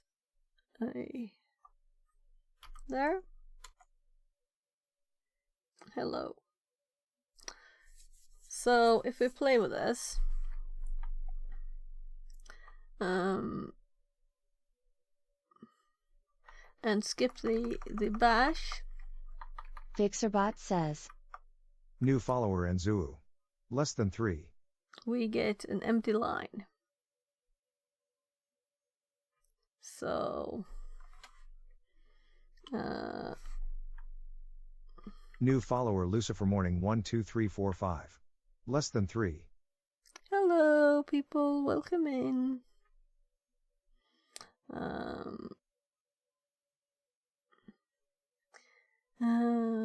Let's see. What was I going to do? I was going to just do this bit because it's just a new line. So x equals hi,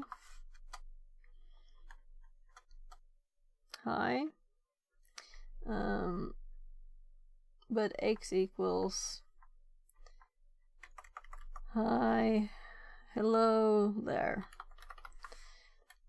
and it actually runs it as a command, and it doesn't find there.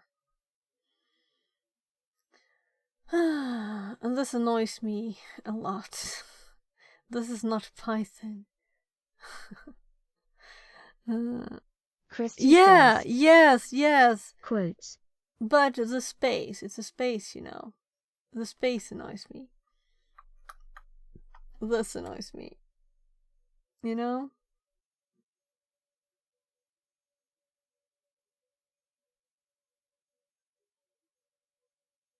This is bad coding. Bad coding.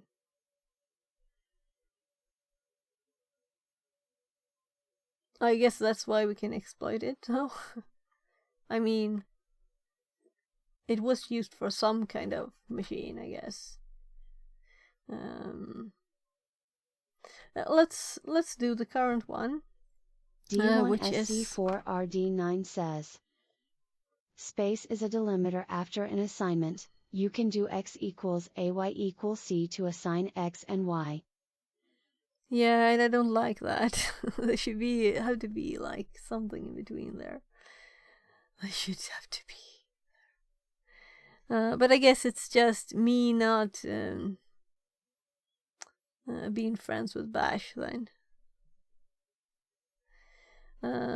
Anyway, let's do this one, but let's try just skipping it. As a dev, I really don't enjoy Bash, but it is what it is.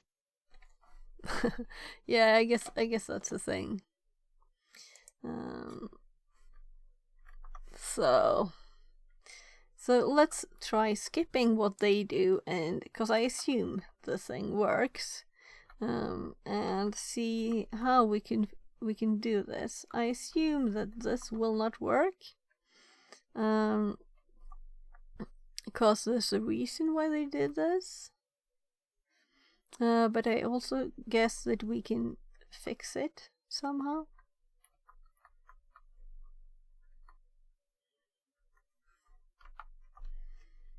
So, if you already have the solution and know what I'm Christy thinking... says, Bash has a few grammar specificalities, but is one great scripting language. You can say the same about Python indenting. Yeah, that's what I meant there. I don't want whitespace to mean anything. That's like my base, you know? So... they put this in a variable that they first do make temp.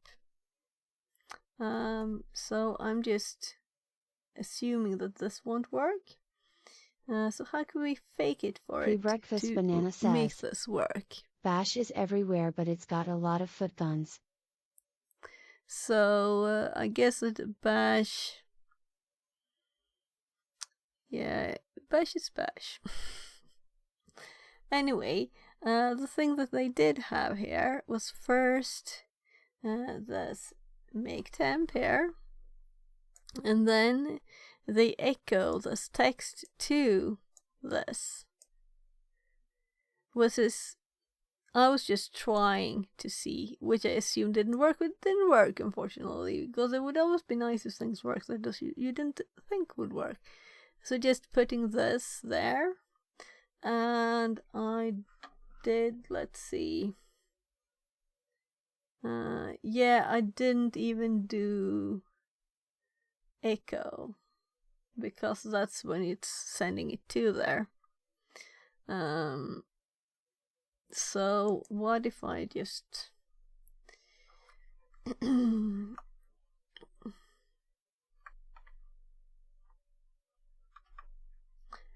do we even need the OS execute? Why would we need that? Yeah, so this is an error.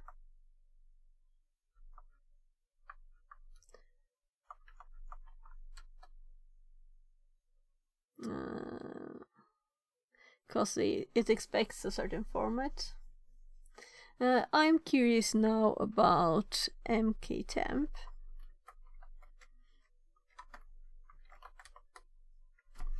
And obviously we got something.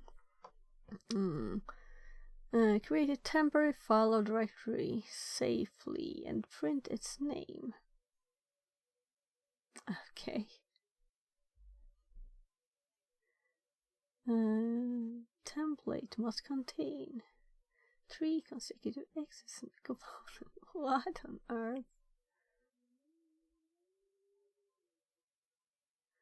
Okay, that template. And ours is just the word. No options or anything. I have to go check the sausages. I'll be back.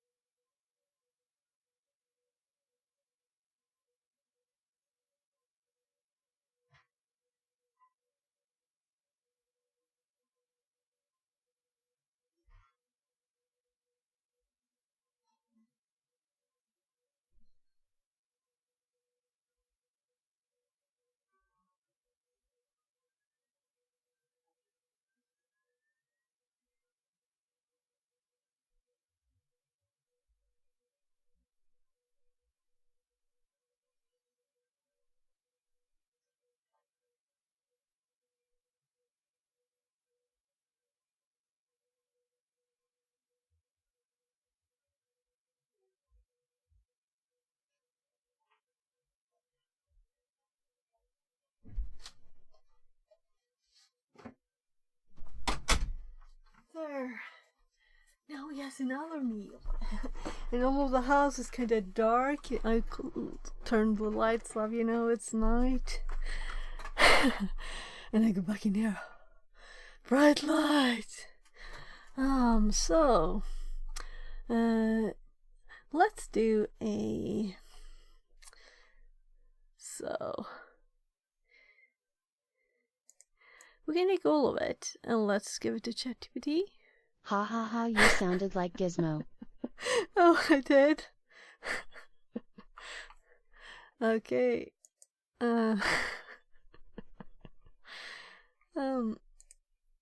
So...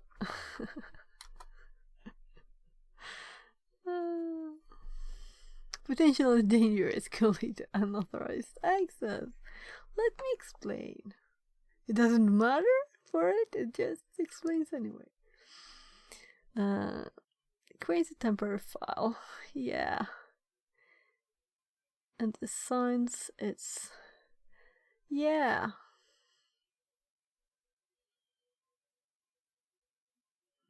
Generates a unique file name suitable for temporary use. Yeah, so that's what it does. It makes a temporary file and assigns a file name. So the file name is returned from, or is outputted from this. That's what's not obvious for me before. Good. But why would we need to make a file for it? And why would we want to make a file for it? Because I assume that it makes an actual file. Huh? Echo OS executable. Yeah. Lua code. Into the temporary file specified. It's always nice to be reminded it doesn't know everything, right? But I guess that's a lot of languages has that. Is it actually Lua that it uses? Maybe it is, I don't know. I don't know what Nmap scripts uses. Maybe it is that. Because it has the context, so it should know, right? But it does a lot of errors, so I don't trust it. Yeah. So this is just a path. What I was interested in was it was going to say anything more about the mkey temp. So this was I was going to do only this line first.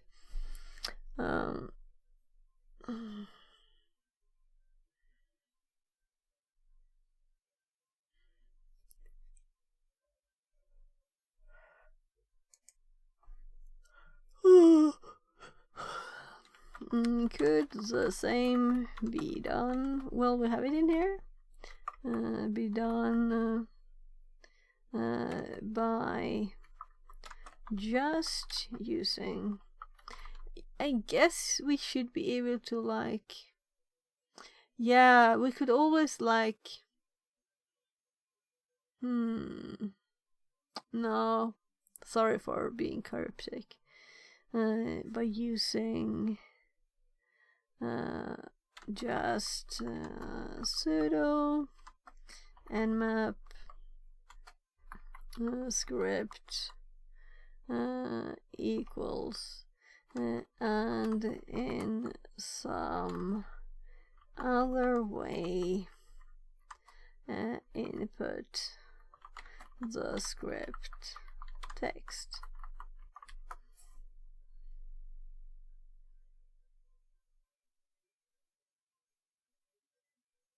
So just pipe it in there. That was kind of what I was thinking, but assuming it wouldn't work.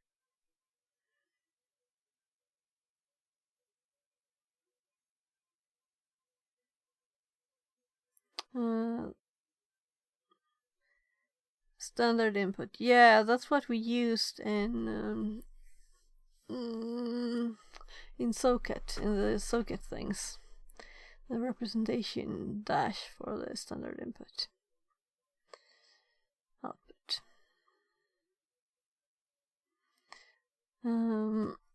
So let's try this one instead. Or copy code. D1SC4RD9 says, I'm gonna call a hallucination on the pipe thing, but I could be wrong. Yeah, we'll see. Very interesting to We'll see what happens, smile smile. Because I was kind of thinking something like that, but then I thought it didn't work. But then with the STDIO bit, I'm thinking maybe. Maybe anyway. We'll see. We'll see if it hallucinates. I'm trying to paste into where I copied it from. Oh, there I got the new line too. I don't want the new lines. I want to have an opportunity to see the text, but I guess that points in the hallucination direction. So we have echo and the thing to pipe to here. And I was thinking something else here, but it doesn't seem to work anyway. Yeah, and it's doing Lua. Key is in man page for nmap, search for script parameter.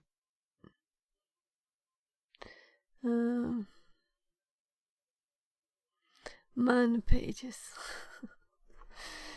We have Google now. That's Chrissy will laugh at me when I say that again, but you know, I used man pages in the 90s. Now we have Google. I don't want to use man. I could though, if you tell me to. If you tell me that's a good idea. Get chosen scripts. So how could we make it think that this is a file without it being a file? Without doing the thing that we did? Pre-breakfast banana says, I wonder if there are 8 pages. Yeah, I would prefer monkey pages. Better. I'd prefer those. Sounds much more fun than man. Man is like when you used... Yeah, it makes me think like old stuff. Yeah. And actually too much information. And I don't want to read this much information, you know? And we should search. I don't even know what to search. So what was I looking for? The script. Let's just look. I can scan kinda. Oh yeah, this is just like the normal help. Christy says, just /word. Okay, should I do that? Okay, I guess it's learning, even if it's old learning.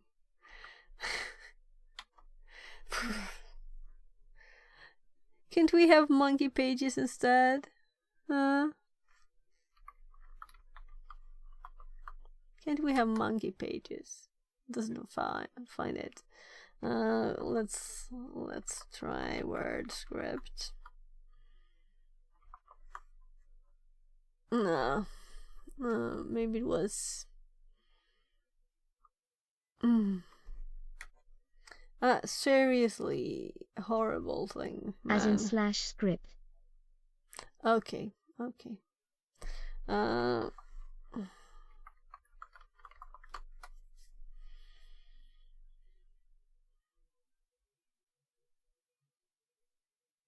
Yeah, but this is not new. We know it wants file names. That's why it had did it that way.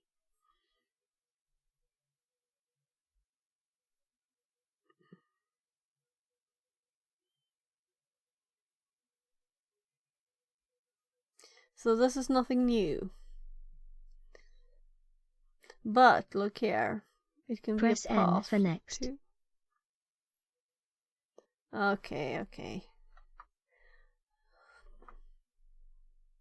But I want to continue or reading from there. N I read that previous. bit. Okay, let's click Shift N. Just so I have done it and you can't say anything. Now I'm going to... I read this bit. So...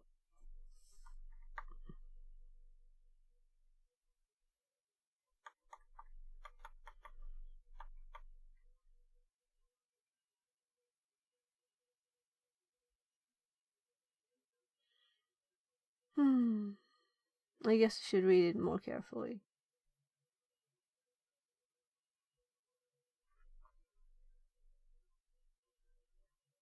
What? So here starts about the scripting engine.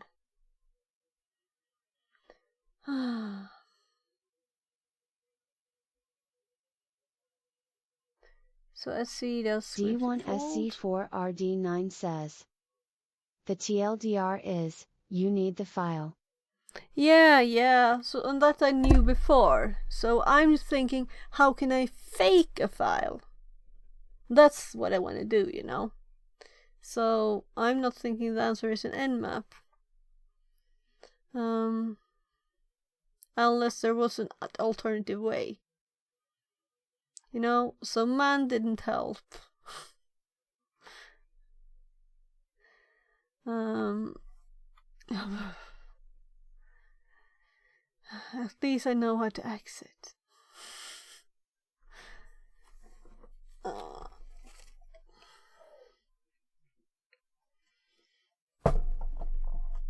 Don't ask me to open Wim. That's worse.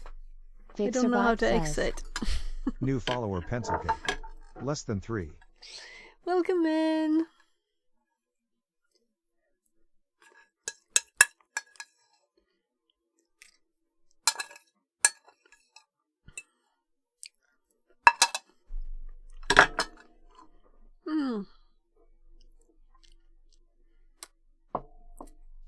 Yeah, and the TTS reads D1 SC4 RD9 says. SC4 RD9. You don't need the mtemp though, you just need a file. Mtemp is again GTFO being THO. Yeah, we could just make a file.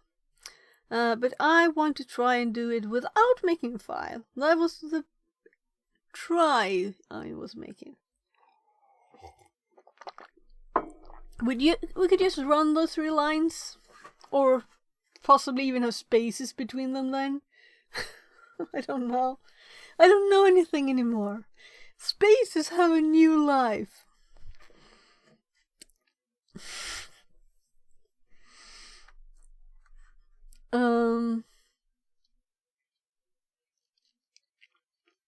So,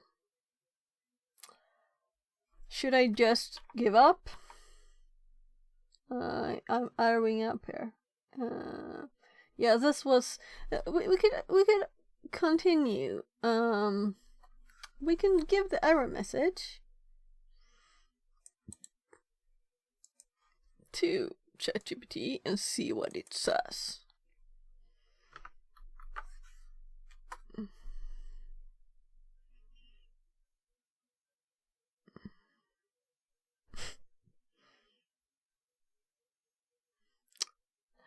Oh, I thought it ended there.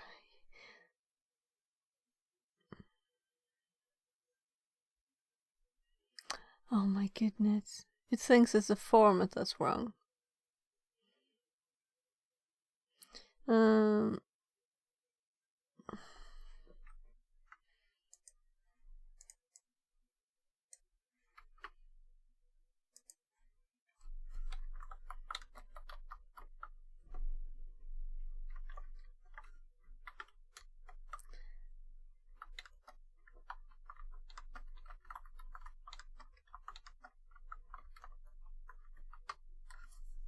Let's try, see if it can do it.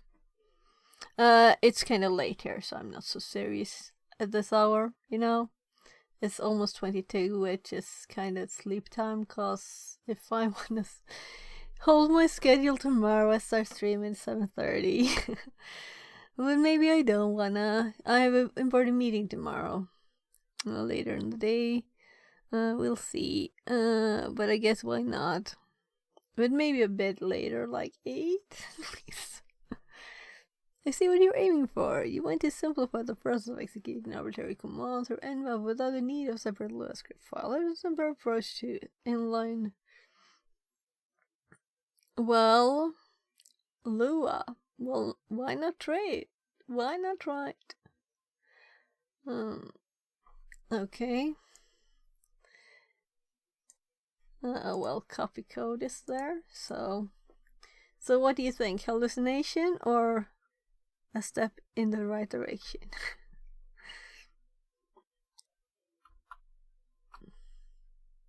Very surprised there. And I will not use the copy code anymore because it always brings that new line that I don't want. So no more copy code. So I guess it's the same. Always execute. And it gets the same error.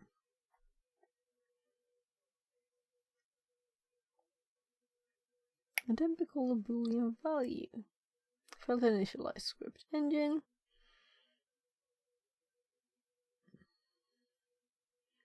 I want to read all the code now.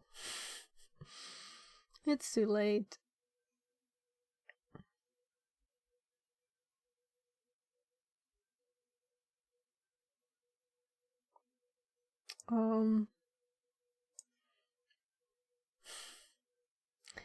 This doesn't have any lines at all. So I'll just cut this and read it, right?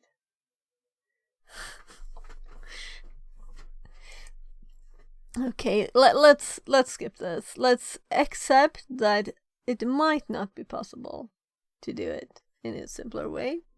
It might not. Should we do this one? I don't really care about it, you know. It was just to play with.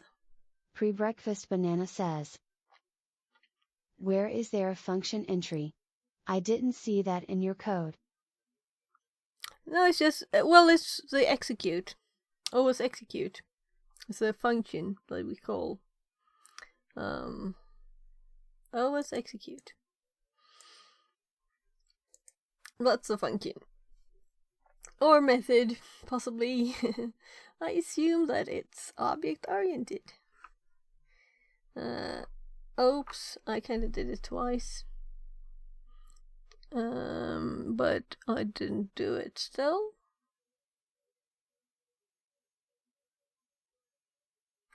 Let's just... yeah.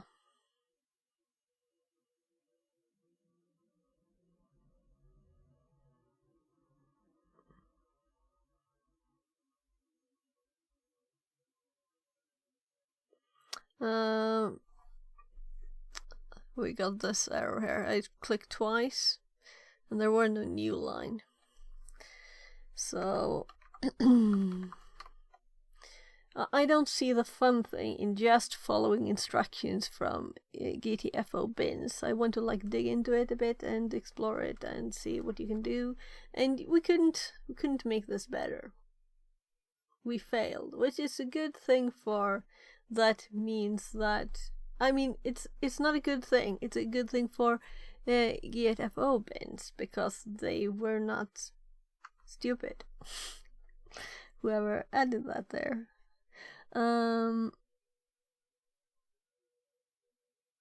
Let's just exit that because we actually got an error afterwards. Missing required field categories. And so if we type this manually, let's go back here and let's do this manually with this line first, and the second line being the echo one there. So now it has a content that is just that, and then we run this, and we just make sure do who am I, and then we exit, and then we got the error message. Failed to initialize, so we still get the error message. That doesn't mean anything. Then It's not the same error though. Get chosen scripts in main chunk. Doesn't require field categories. So I would say that ChatGPT is not wrong when it's trying to add stuff here. It's trying to add things. Do you need to chmod a plus x $TF? It's just a script file that's being run by another program, and it works. It's run, so it's just that afterwards it's complaining. So when we run it, we get the shell and we're root. We can do stuff here, you know. D1SC4RD9 says Nmap expects an Nmap script with some Nmap primitives. Exactly. You just have a plain Lua. Works for root, but Nmap gets confused. Yeah, exactly. So that's why I'm saying that ChatGPT was not wrong trying to add stuff, but it didn't add good stuff anyway. But it wasn't wrong in trying to add stuff. Should we continue? What do you think? We have these questions actually answered already because I did this before. We could also look at the Apache 2. Maybe that's the more fun one. Let's look at that one before we stop. So we have this. Did I misspell it? Oh, my knee. I've been sitting in an odd way.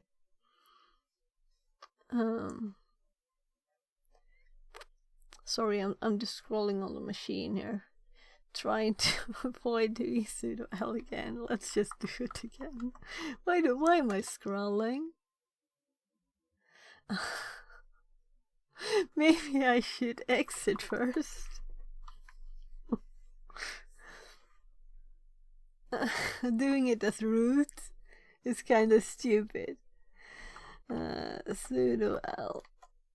There we have Apache 2. If I copy it now, I just want the name, cause I don't know why. Because I can copy stuff and I'm starting to get tired, and I totally spelled it the exact same way, right? Let's paste it beside the other one. So I guess what it asks is actually find a way yourself to exploit this.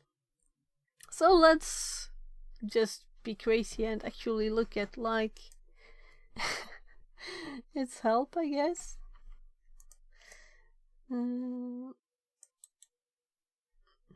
Fixerbot says new follower Harry 197. Welcome in, less than Harry. 3.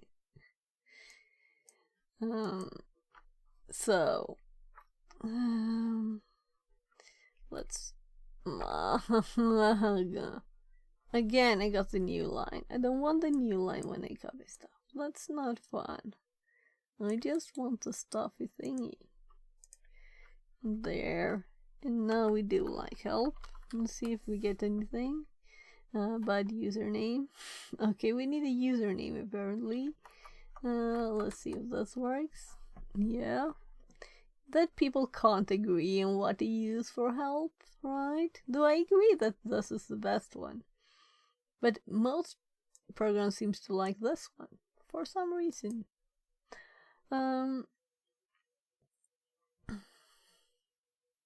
So, name directory file. Name.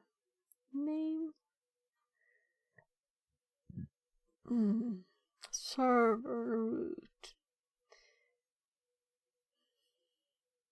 Well, I guess we could just start it a server and then like go through that in, but I'm assuming there's supposed to be an easier way. Or should we just think a bit about it? And not actually do it?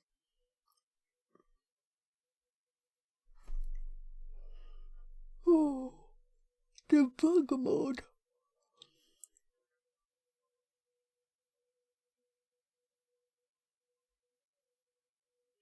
I don't think I'm in the shape to do this. Anyone with suggestions? 22:02 says my phone, and that too, right? Oh my god, it's almost 9 hours. Okay, I'm allowed to be a bit tired then, right? I'm allowed to be a bit tired. I'm not really hungry, but I'm thinking that the fresh taste of yogurt will wake me up, even if the yogurt is kind of warm right now.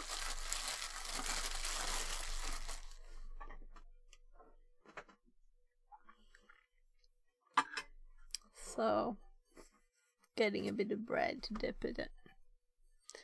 And the yogurt. And looking at this.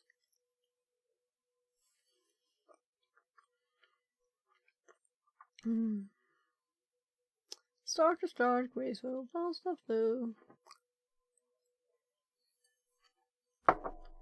Name.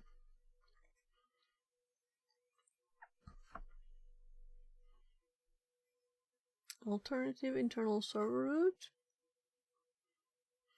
Alternative server config file. And what was their suggestion?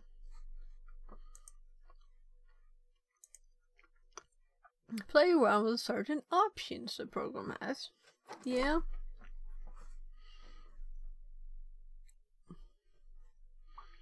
Any suggestions?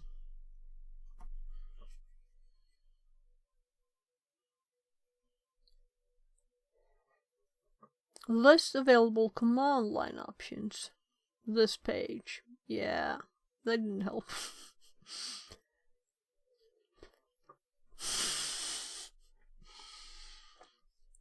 Okay, I am starting to get tired. I totally admit.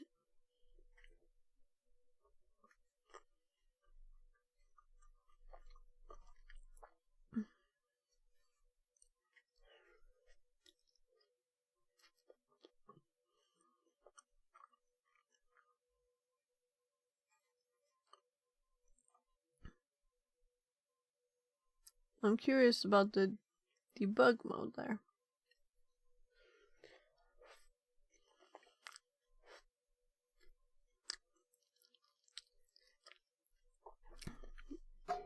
But I'm also thinking we can just start the server, right? With root, it started with root. And we can, you know, play around with files there. We don't need to look at it anymore. If no one has any suggestions, we can go to the next one. Which I have not done, which is nice, because this one's with just repetition. Now there's a new one. And we'll have progress. So, sudo can be configured to inherit certain environment variables. My goodness, that's time passing quickly, right? I think it's the third time, meaning it's... Is it the second time? No, I think it's the third time. We've been talking a lot, though. A lot of talking, a lot of running around and getting my kids new sheets and food and stuff. But still. I can't believe it's true. So they can be configured to inherit. Yeah. Check the environment variables. Check which are inherited. Look for the end keep options.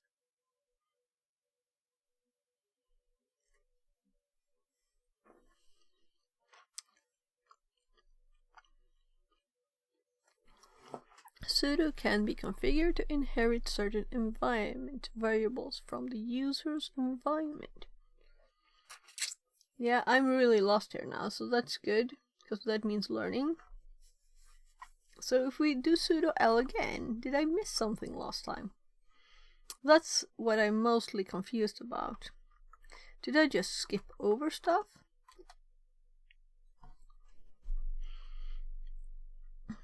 machine entries for use on this host. Keep. Okay. So I just didn't read this one. I didn't read it at all.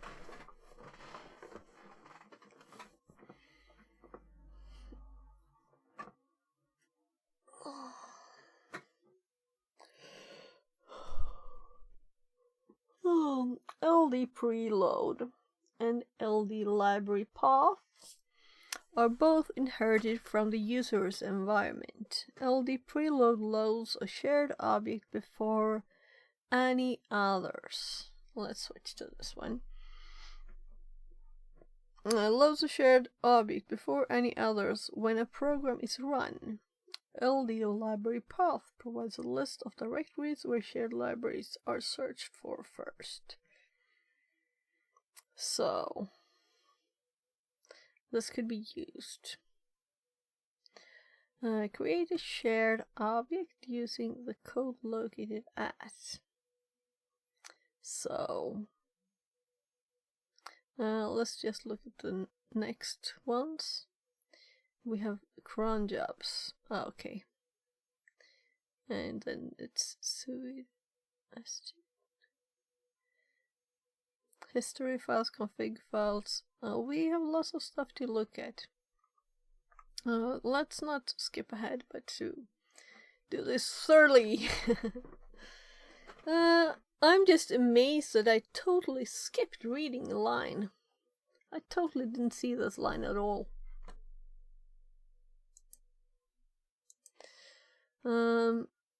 Amazing, I guess. So,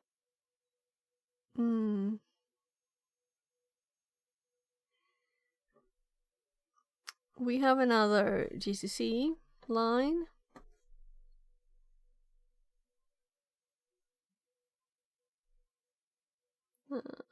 Shared object. So let's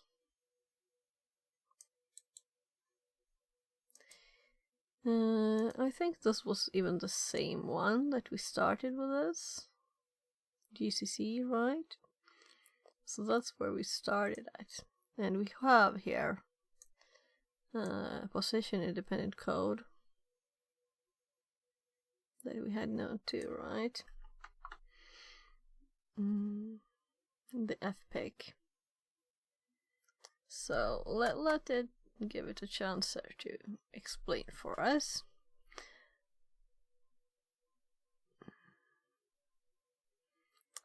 And a totally different explanation, which was less good. It tells you to generate a shared object file instead of an executable. No start files. This option instructs the compiler not to start at the standard system startup files when linking. It's commonly used when creating shell libraries to provide linking and necessary startup code to specify the output file, path of the C source file. So, yeah, kinda the same thing. And I think I'll actually, let's copy it again, because all the paths are in there, so we don't have to move directories. So I kind of always do, but let's be a bit lazy here. So we want to be in there, right? So it puts it in temp. We could cd temp instead, so we can actually see the file. Oh, I did click slash, I think. There we have preload so. Run one of the programs you are allowed to run via sudo listed. And also we didn't look at the code. This is too annoying. Can't not look at that.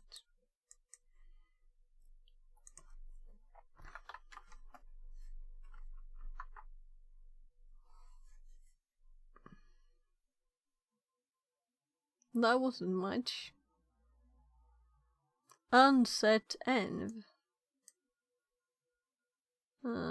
Set Resuid system. Okay. Okay.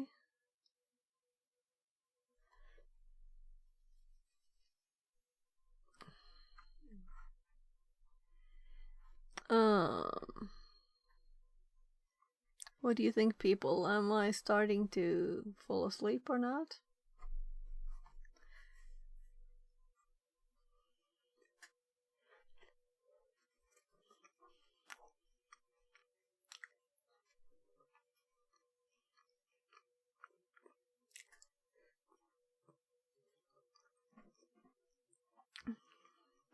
I had to go check on my kids a bit too.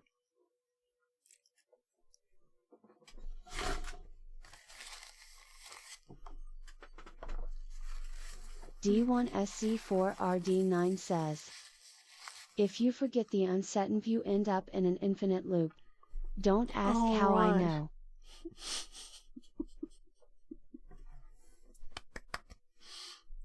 Thank you. I need a bit of a laugh now. Okay.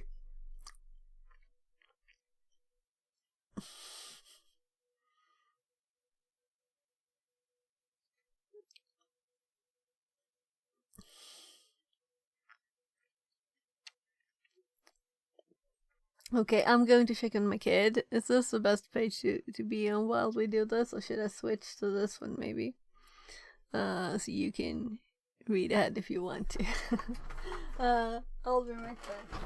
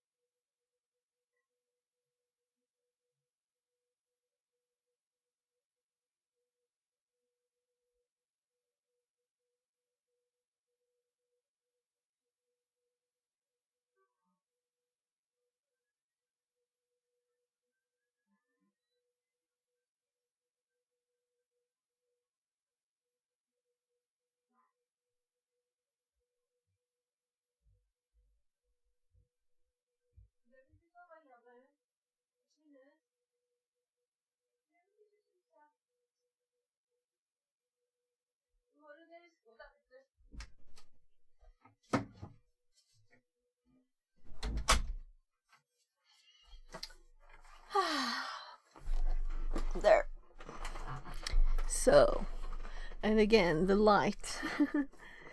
Because we're going to shut down the light the rest of the house. By the way, you can make your name sound like you want by setting it, you know. I don't want to... If you want it to be D1SC4RD9, it's okay. But you can also just click that link and change it to whatever you want it to sound like. So, yeah, we looked at the code for this. So let's do it too. Or actually we did it first. Maybe I'm starting to get tired for this actually. I think I am. Let's read. We did this, we looked at this file exists and is executable, and this file we read and is short. Run one of the programs you're allowed to run via sudo. Yeah, while setting the environment and variable to the full path of the new shared object. Okay. So that's how we run it. And I'm kinda tired, so I'm going to cheat. And paste here. And what should we do? Let's do more again. Then I have to find a file name. I don't think it cares. I don't care. Yeah, right. This was cool. This was cool.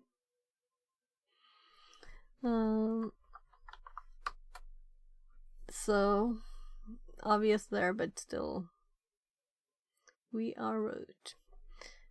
So if we exit this, we get the error message that we need an argument to more.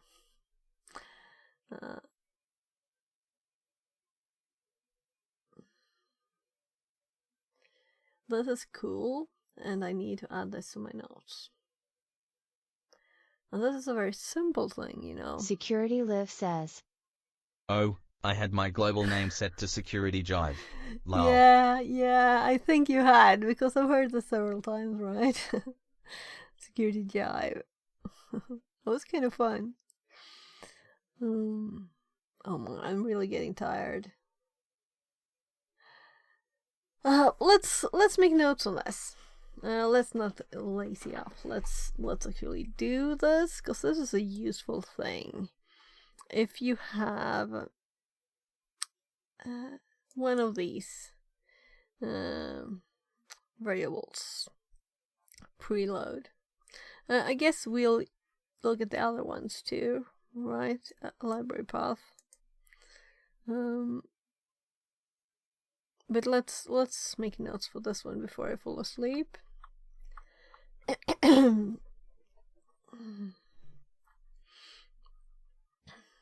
Or maybe I'm too tired. We'll see soon. We will see. I miss him 69 says. Hi. Hi, welcome in.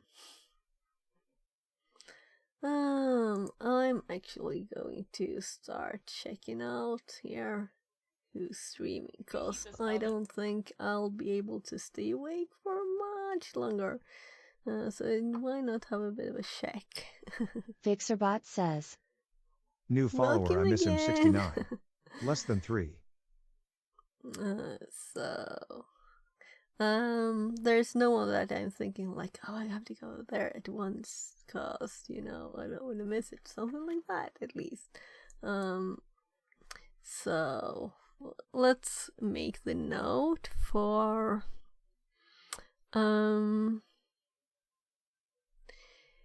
let's call this like, we have sudo.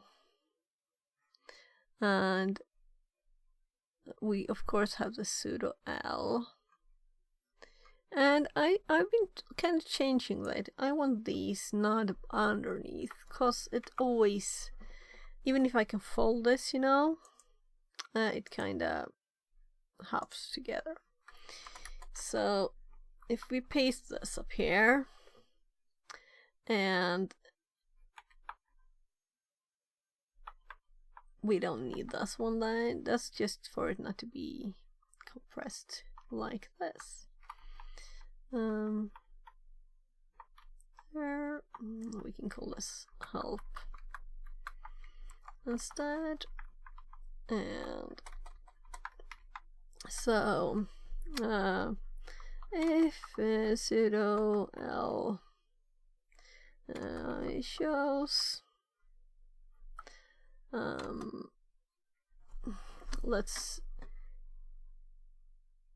I'm really getting tired, really.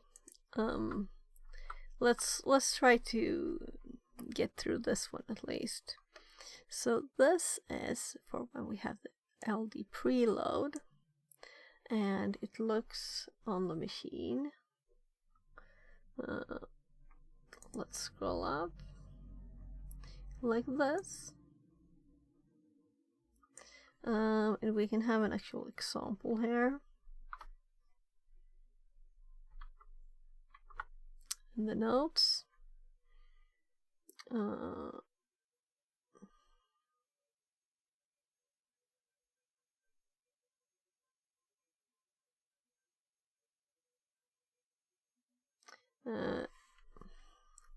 Environment variables. Would I ever type full words? No, I am tired. So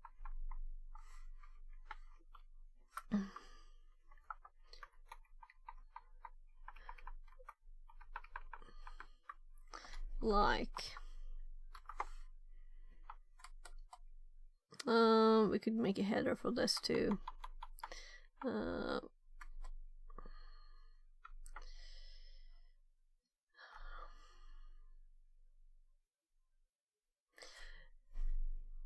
I'm thinking, should I make subnotes for this? But we don't want it to be infinite length of things either. And this kind of let's give it a header so we can minimize it if we want to.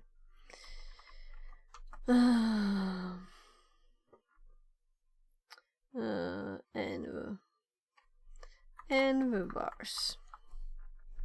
So we can just poof it away. And then we have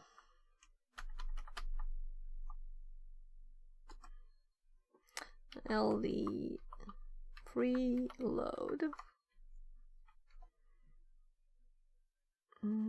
as a keep and there. And reset. Really, I should look at that in more detail too. But I assume and reset resets the rest except the one set to env keep, right? And plus equals means there's something in there already. Possibly. I miss him 69 says. Fixelt 42 fats off, you are streaming from 9 hours, and by the way, what you think about my profile pic? Security I'm sorry. says. I didn't have time to see it. Ban them, fix it. Yeah, but I'm not a banning person. I like everybody. You're welcome here, as long as you don't talk bad about other people, So just stay here and have a nice time, and just watch and enjoy whatever, or you can leave if you want to.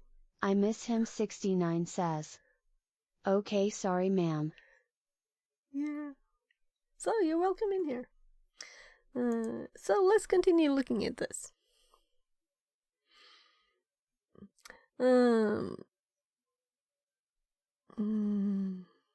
Security Live says.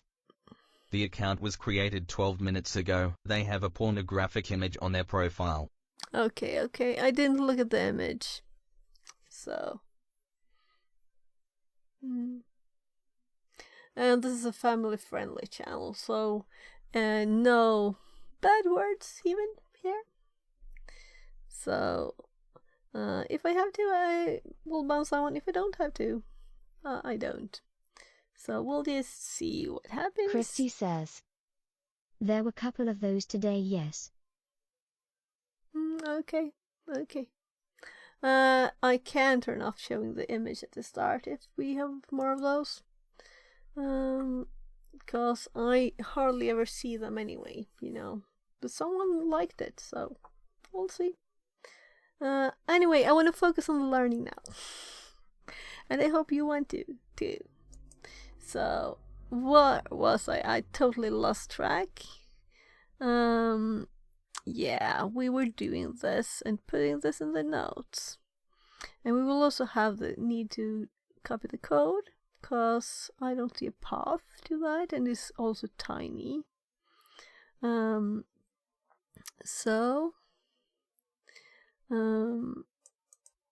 This is actually what we need. Let's copy this and let's put it in the notes. There. So we also have the code, which is C. So let's do that, and let's copy it from the machine.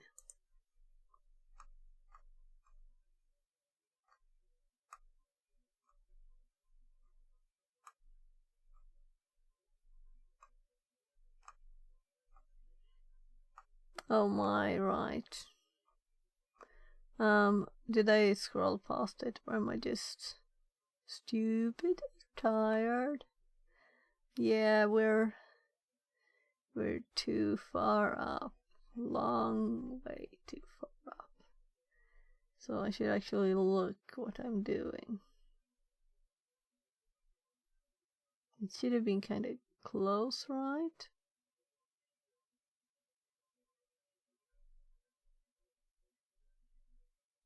Oh, why did I scroll so far? I blame my tiredness. Here we looked at it again. Here we looked at that. There it is. So, now let's copy this.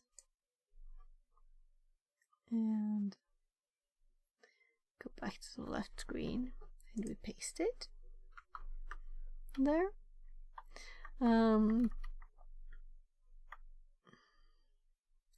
And this is not really necessary. It's not supposed to be in here, at least. So let's just save the preload C. And the paths here are of course not interesting. Let's do just to have, pretend we're in there. Where? So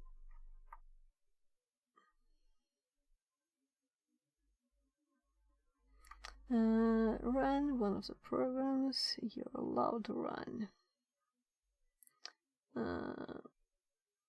This is good enough. No, let's change it.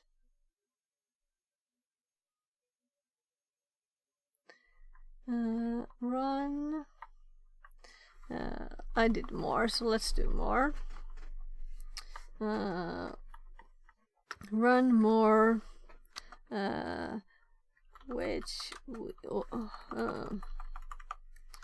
Or another with sudo perms while setting LD preload environment. Oh my god, so many letters that are not necessary. And vertical path of the new. Yeah. So, and let's change this to more then, so we don't have any other stuff. So I'm also going to make this obvious as not just being the word more. There. So we have all of the things that we need there for this, right? I didn't forget anything, I think. And we also have this.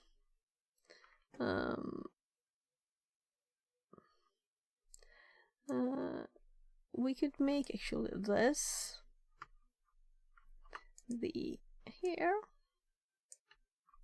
because that's more informative as a header, right? And we will add stuff, I guess, here, so okay, whatever. I'm assuming we will have this one next. We can see how many for 1, 2, 3, 4 space paste new lines. Try hack me. A rotate shell should spawn. Exit out of the shell before continuing. Depending on the program you choose, you may need to exit out of this as well. Yeah, okay. Yeah, do that, guys. That's good.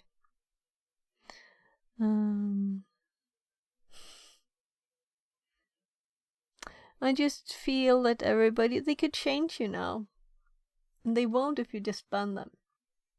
I want everybody to be included and allowed to be here and welcome and feel welcome. And they could change how they behave, but not if we just ban them, right? That's not a welcoming way. I want everybody to be welcome.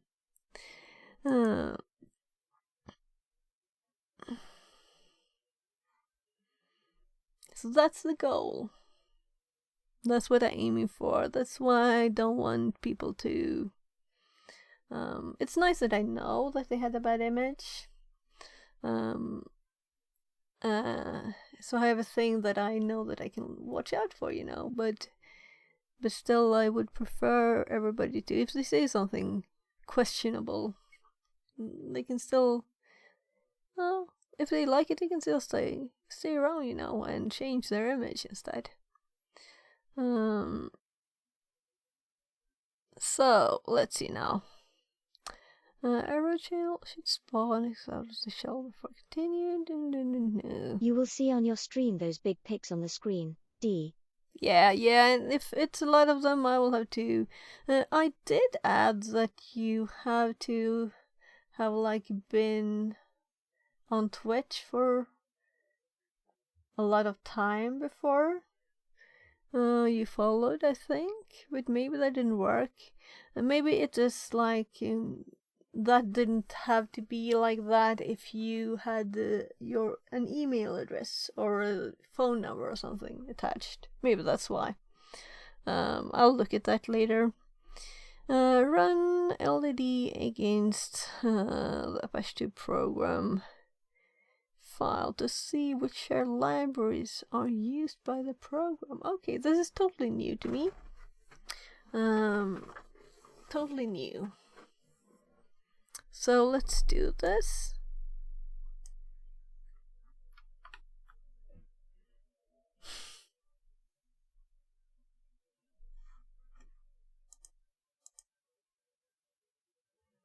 Maybe I'll have to edit the video then before I move it to YouTube. Though I'm thinking of streaming to both. We'll see. Because then it will automatically upload, right? And I don't have to do anything. Will they care? Will I care? So I was going to paste this. And before we actually run this, let's do help on this. Those 3 of them today. Okay. And I missed it because I have the preview this big on that screen over there. So I don't see it really. So not when I use both the main monitors, and that's an old one. So let's see now.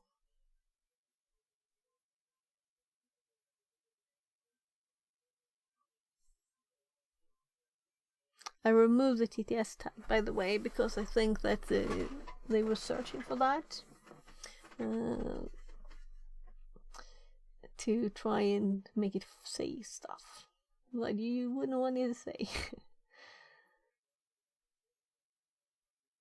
Maybe we should have some kind of... But it's hard with the words where you try and make it say things that you don't want it to say, you know?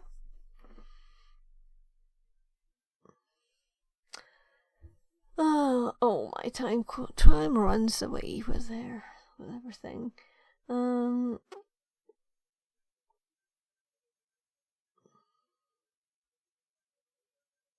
at least I could see, and was watching directly, wasn't in background. Okay. Yeah, thank you, Christy. It's very good to know this, because maybe I will remove the images. It's just a tiny thing, and I don't even see it, you know? I can just have the names there. Though I've seen people use their names to do stuff, you know? Anyway, let's look at this now. Here, LDD help. Uses LDD option file. Version, print version information. Data relax. But I just wanted to know what it does.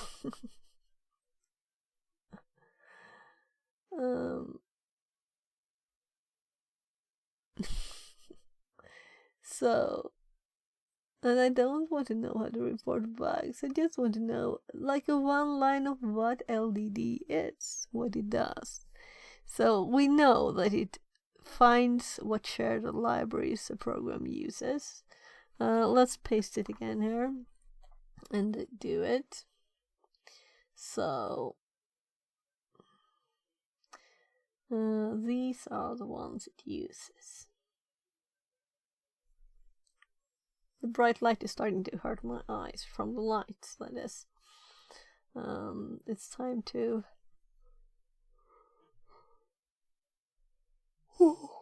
Not just for my kids.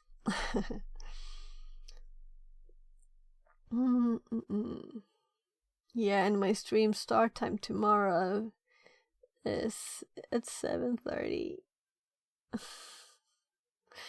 What? Do you need sleep? Nah. But I don't think people don't like the early streams as much, right? Because most people are asleep then.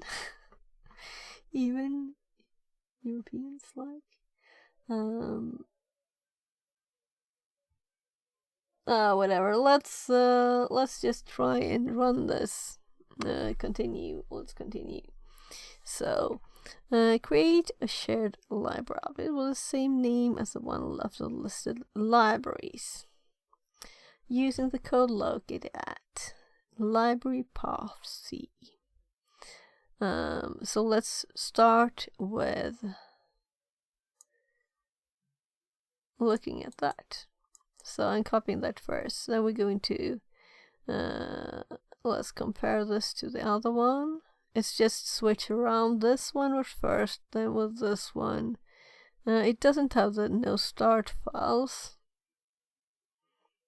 And then it has the name and the path of the file.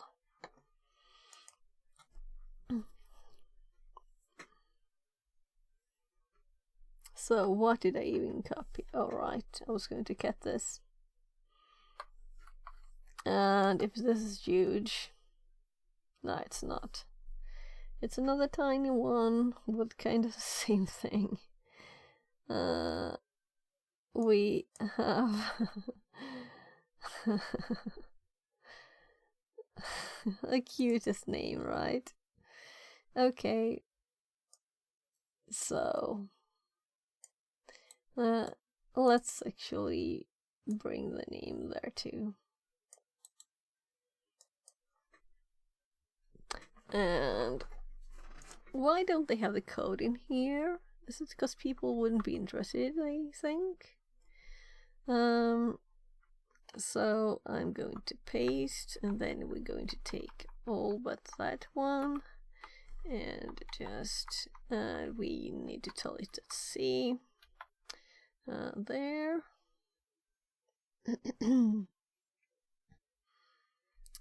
Just comparison to how I put the other one.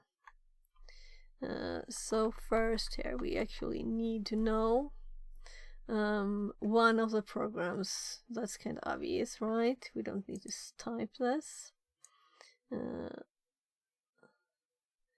So I'm just looking for the name of the one. I can copy everything, just copying from the other screen and pasting it here. And I'm thinking we won't keep all of these. I'm just making sure it is the libcrypt so1. So let's see, libcrypt so1 there. So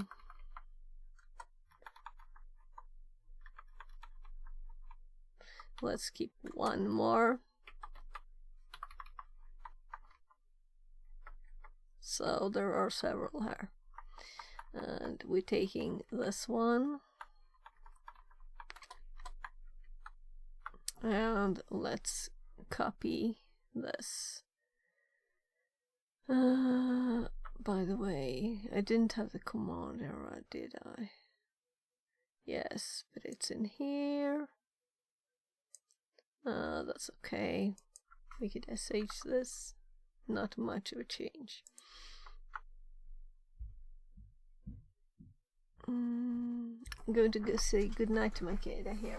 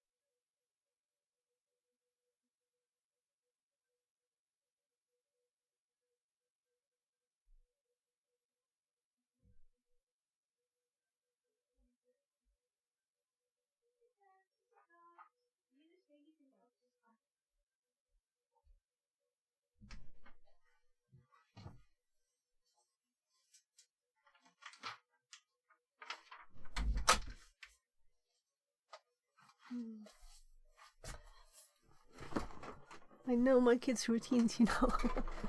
There, sorry. Sorry for just leaving you.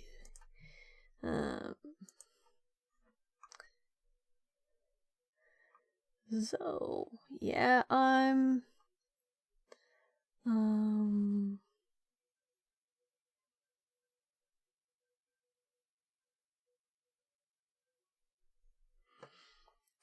So, let's see now. Let's continue with this. Let's finish this. And we had fixed this. And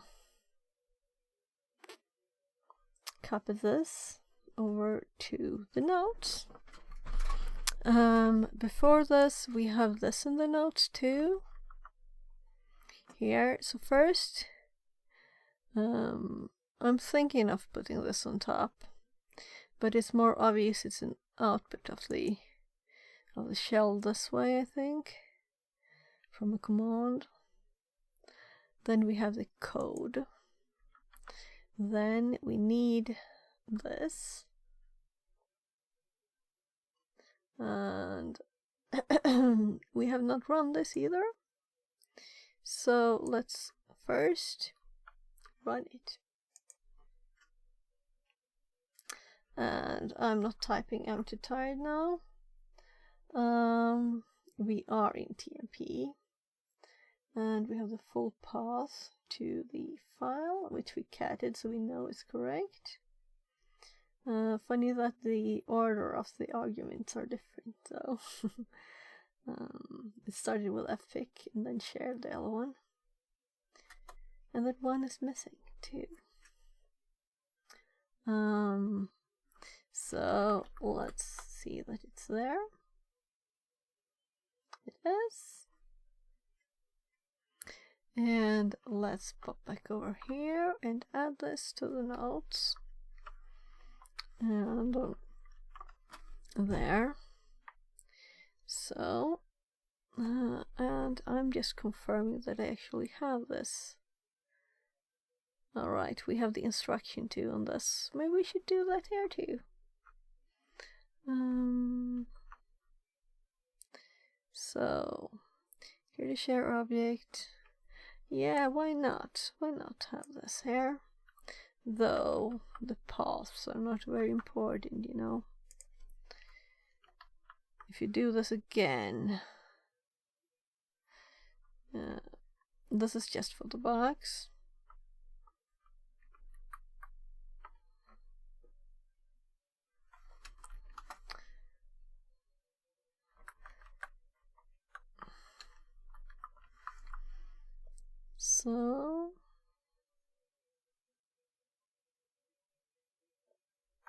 So kinda loose and kinda connected to the example.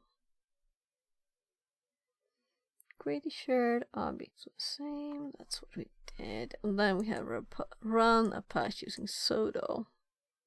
While setting environment variable. So let's copy this.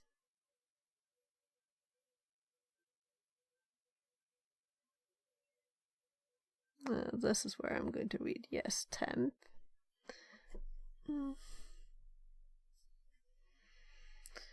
So copy. I'm sorry, I'm getting too tired and I'm starting to get a bit of a headache from the lights. So I'm thinking that this will not much longer. I'm going to do a raid soon.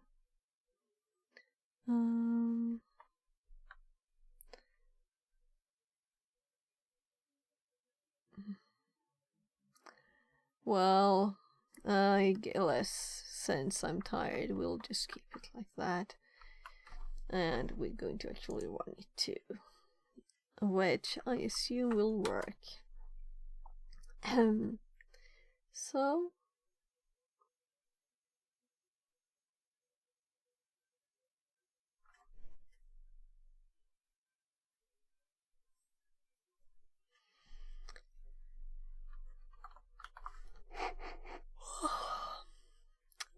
nice. We have two new ways to 2 new ways to find this, and this actually taught me more than this, because we have a bit more information about how these work. There and this.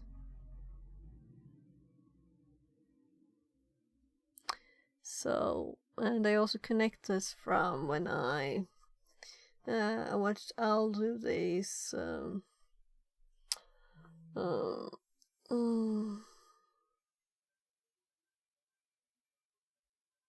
I'm trying to remember what language it was, but it was like making DLLs for well, I connected together a bit, but I'm starting to get tired, so I should stop talking about sleeping and actually doing it right. How about that? Let's finish it first. We can't just leave it like, did we even finish this one? Rochelle, exit out of it. Try renaming it to another library used and rerun. Did it work? If not, try to figure out why not, and how the library posse could be changed to make it work. Remember to exit the shell before continuing. Yeah, so we could do this, and it would be more learning, hopefully.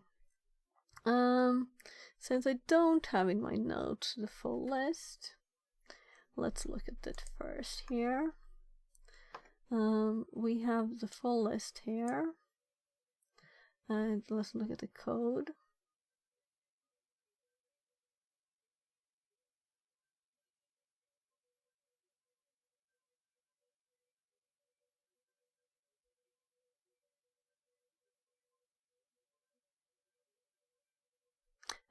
I'm trying to think if there's something in this, because I don't assume that hijack is a function it uses, but that the constructor kinda, just runs whatever it is.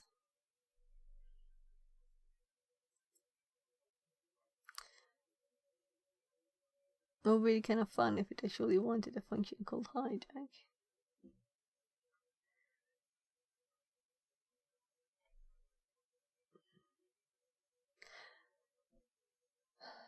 Should we do another one?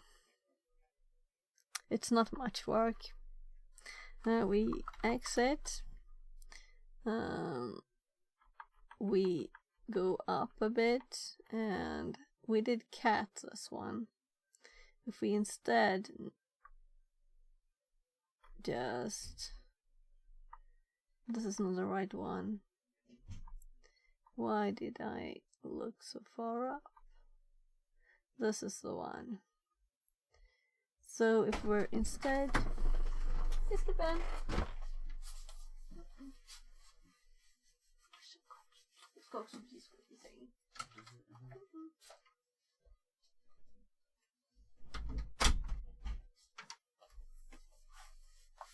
That's my 13-year-old. I don't think he saw it. He doesn't want to be in camera. But he's much taller than me, and yeah, they grow up quick. So I was thinking, let's copy this. Yeah. I don't know why I would just rename it though.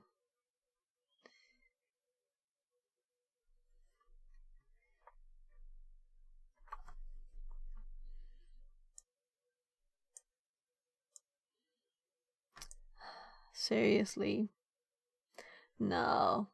I think it's kinda time.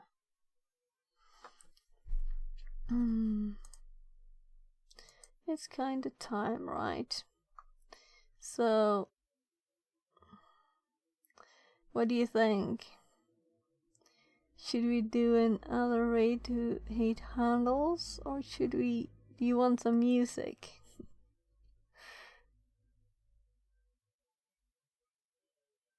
I guess we should stay within the group, right? We should stay within the group.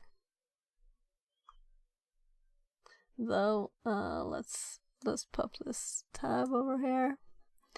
Why does it keep starting stuff? We have Kimmery. You have to check out Kimmery. But we will raid hate handles. So Kimmery is great. We got an ad though. She's a very cool musician. So if you like music, oh look. So sorry, but I saw Al popping up there. Meaning the timing was kind of good, right? We have a discussion here. He's gonna be pissed on the hardware, I think. So let's just. She does cool music, and she loops stuff and lots of instruments, like all instruments. And she sings too. And uses her voice as an instrument. So check her out too.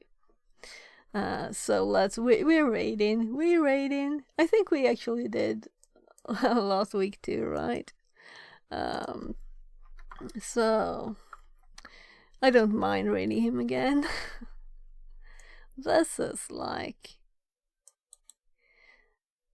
I don't mind raiding the same person if it's Al again. No way. So people, thank you very much for being here. Thank you for learning together with me, teaching me stuff. Yeah, just making this more fun than it would have been otherwise, you know. And I will definitely, before I check this one, I want to do this too. But I am too tired. I have to admit it, I am too tired. And I started the raids because I know I still have lots of time there, you know. His stream is just about to start, and it's always a bit like, takes a bit for it to get started. We'll see how long it takes today. I'm tired. So I guess, unfortunately, I'll have to go to sleep soon. But I can't miss all of it. I have to be there a bit.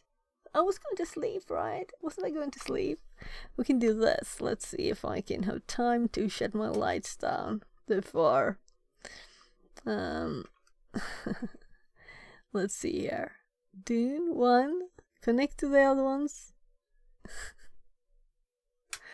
Reconnect. I didn't start the app now, so it didn't connect. So now we're closing one at a time. So, thank you again very much. Thank you so much. I want to have them all on here. Now it's all dark in here. And I forgot to turn off the roof light. So, thank you very much. Good night. Bye bye. Thank you.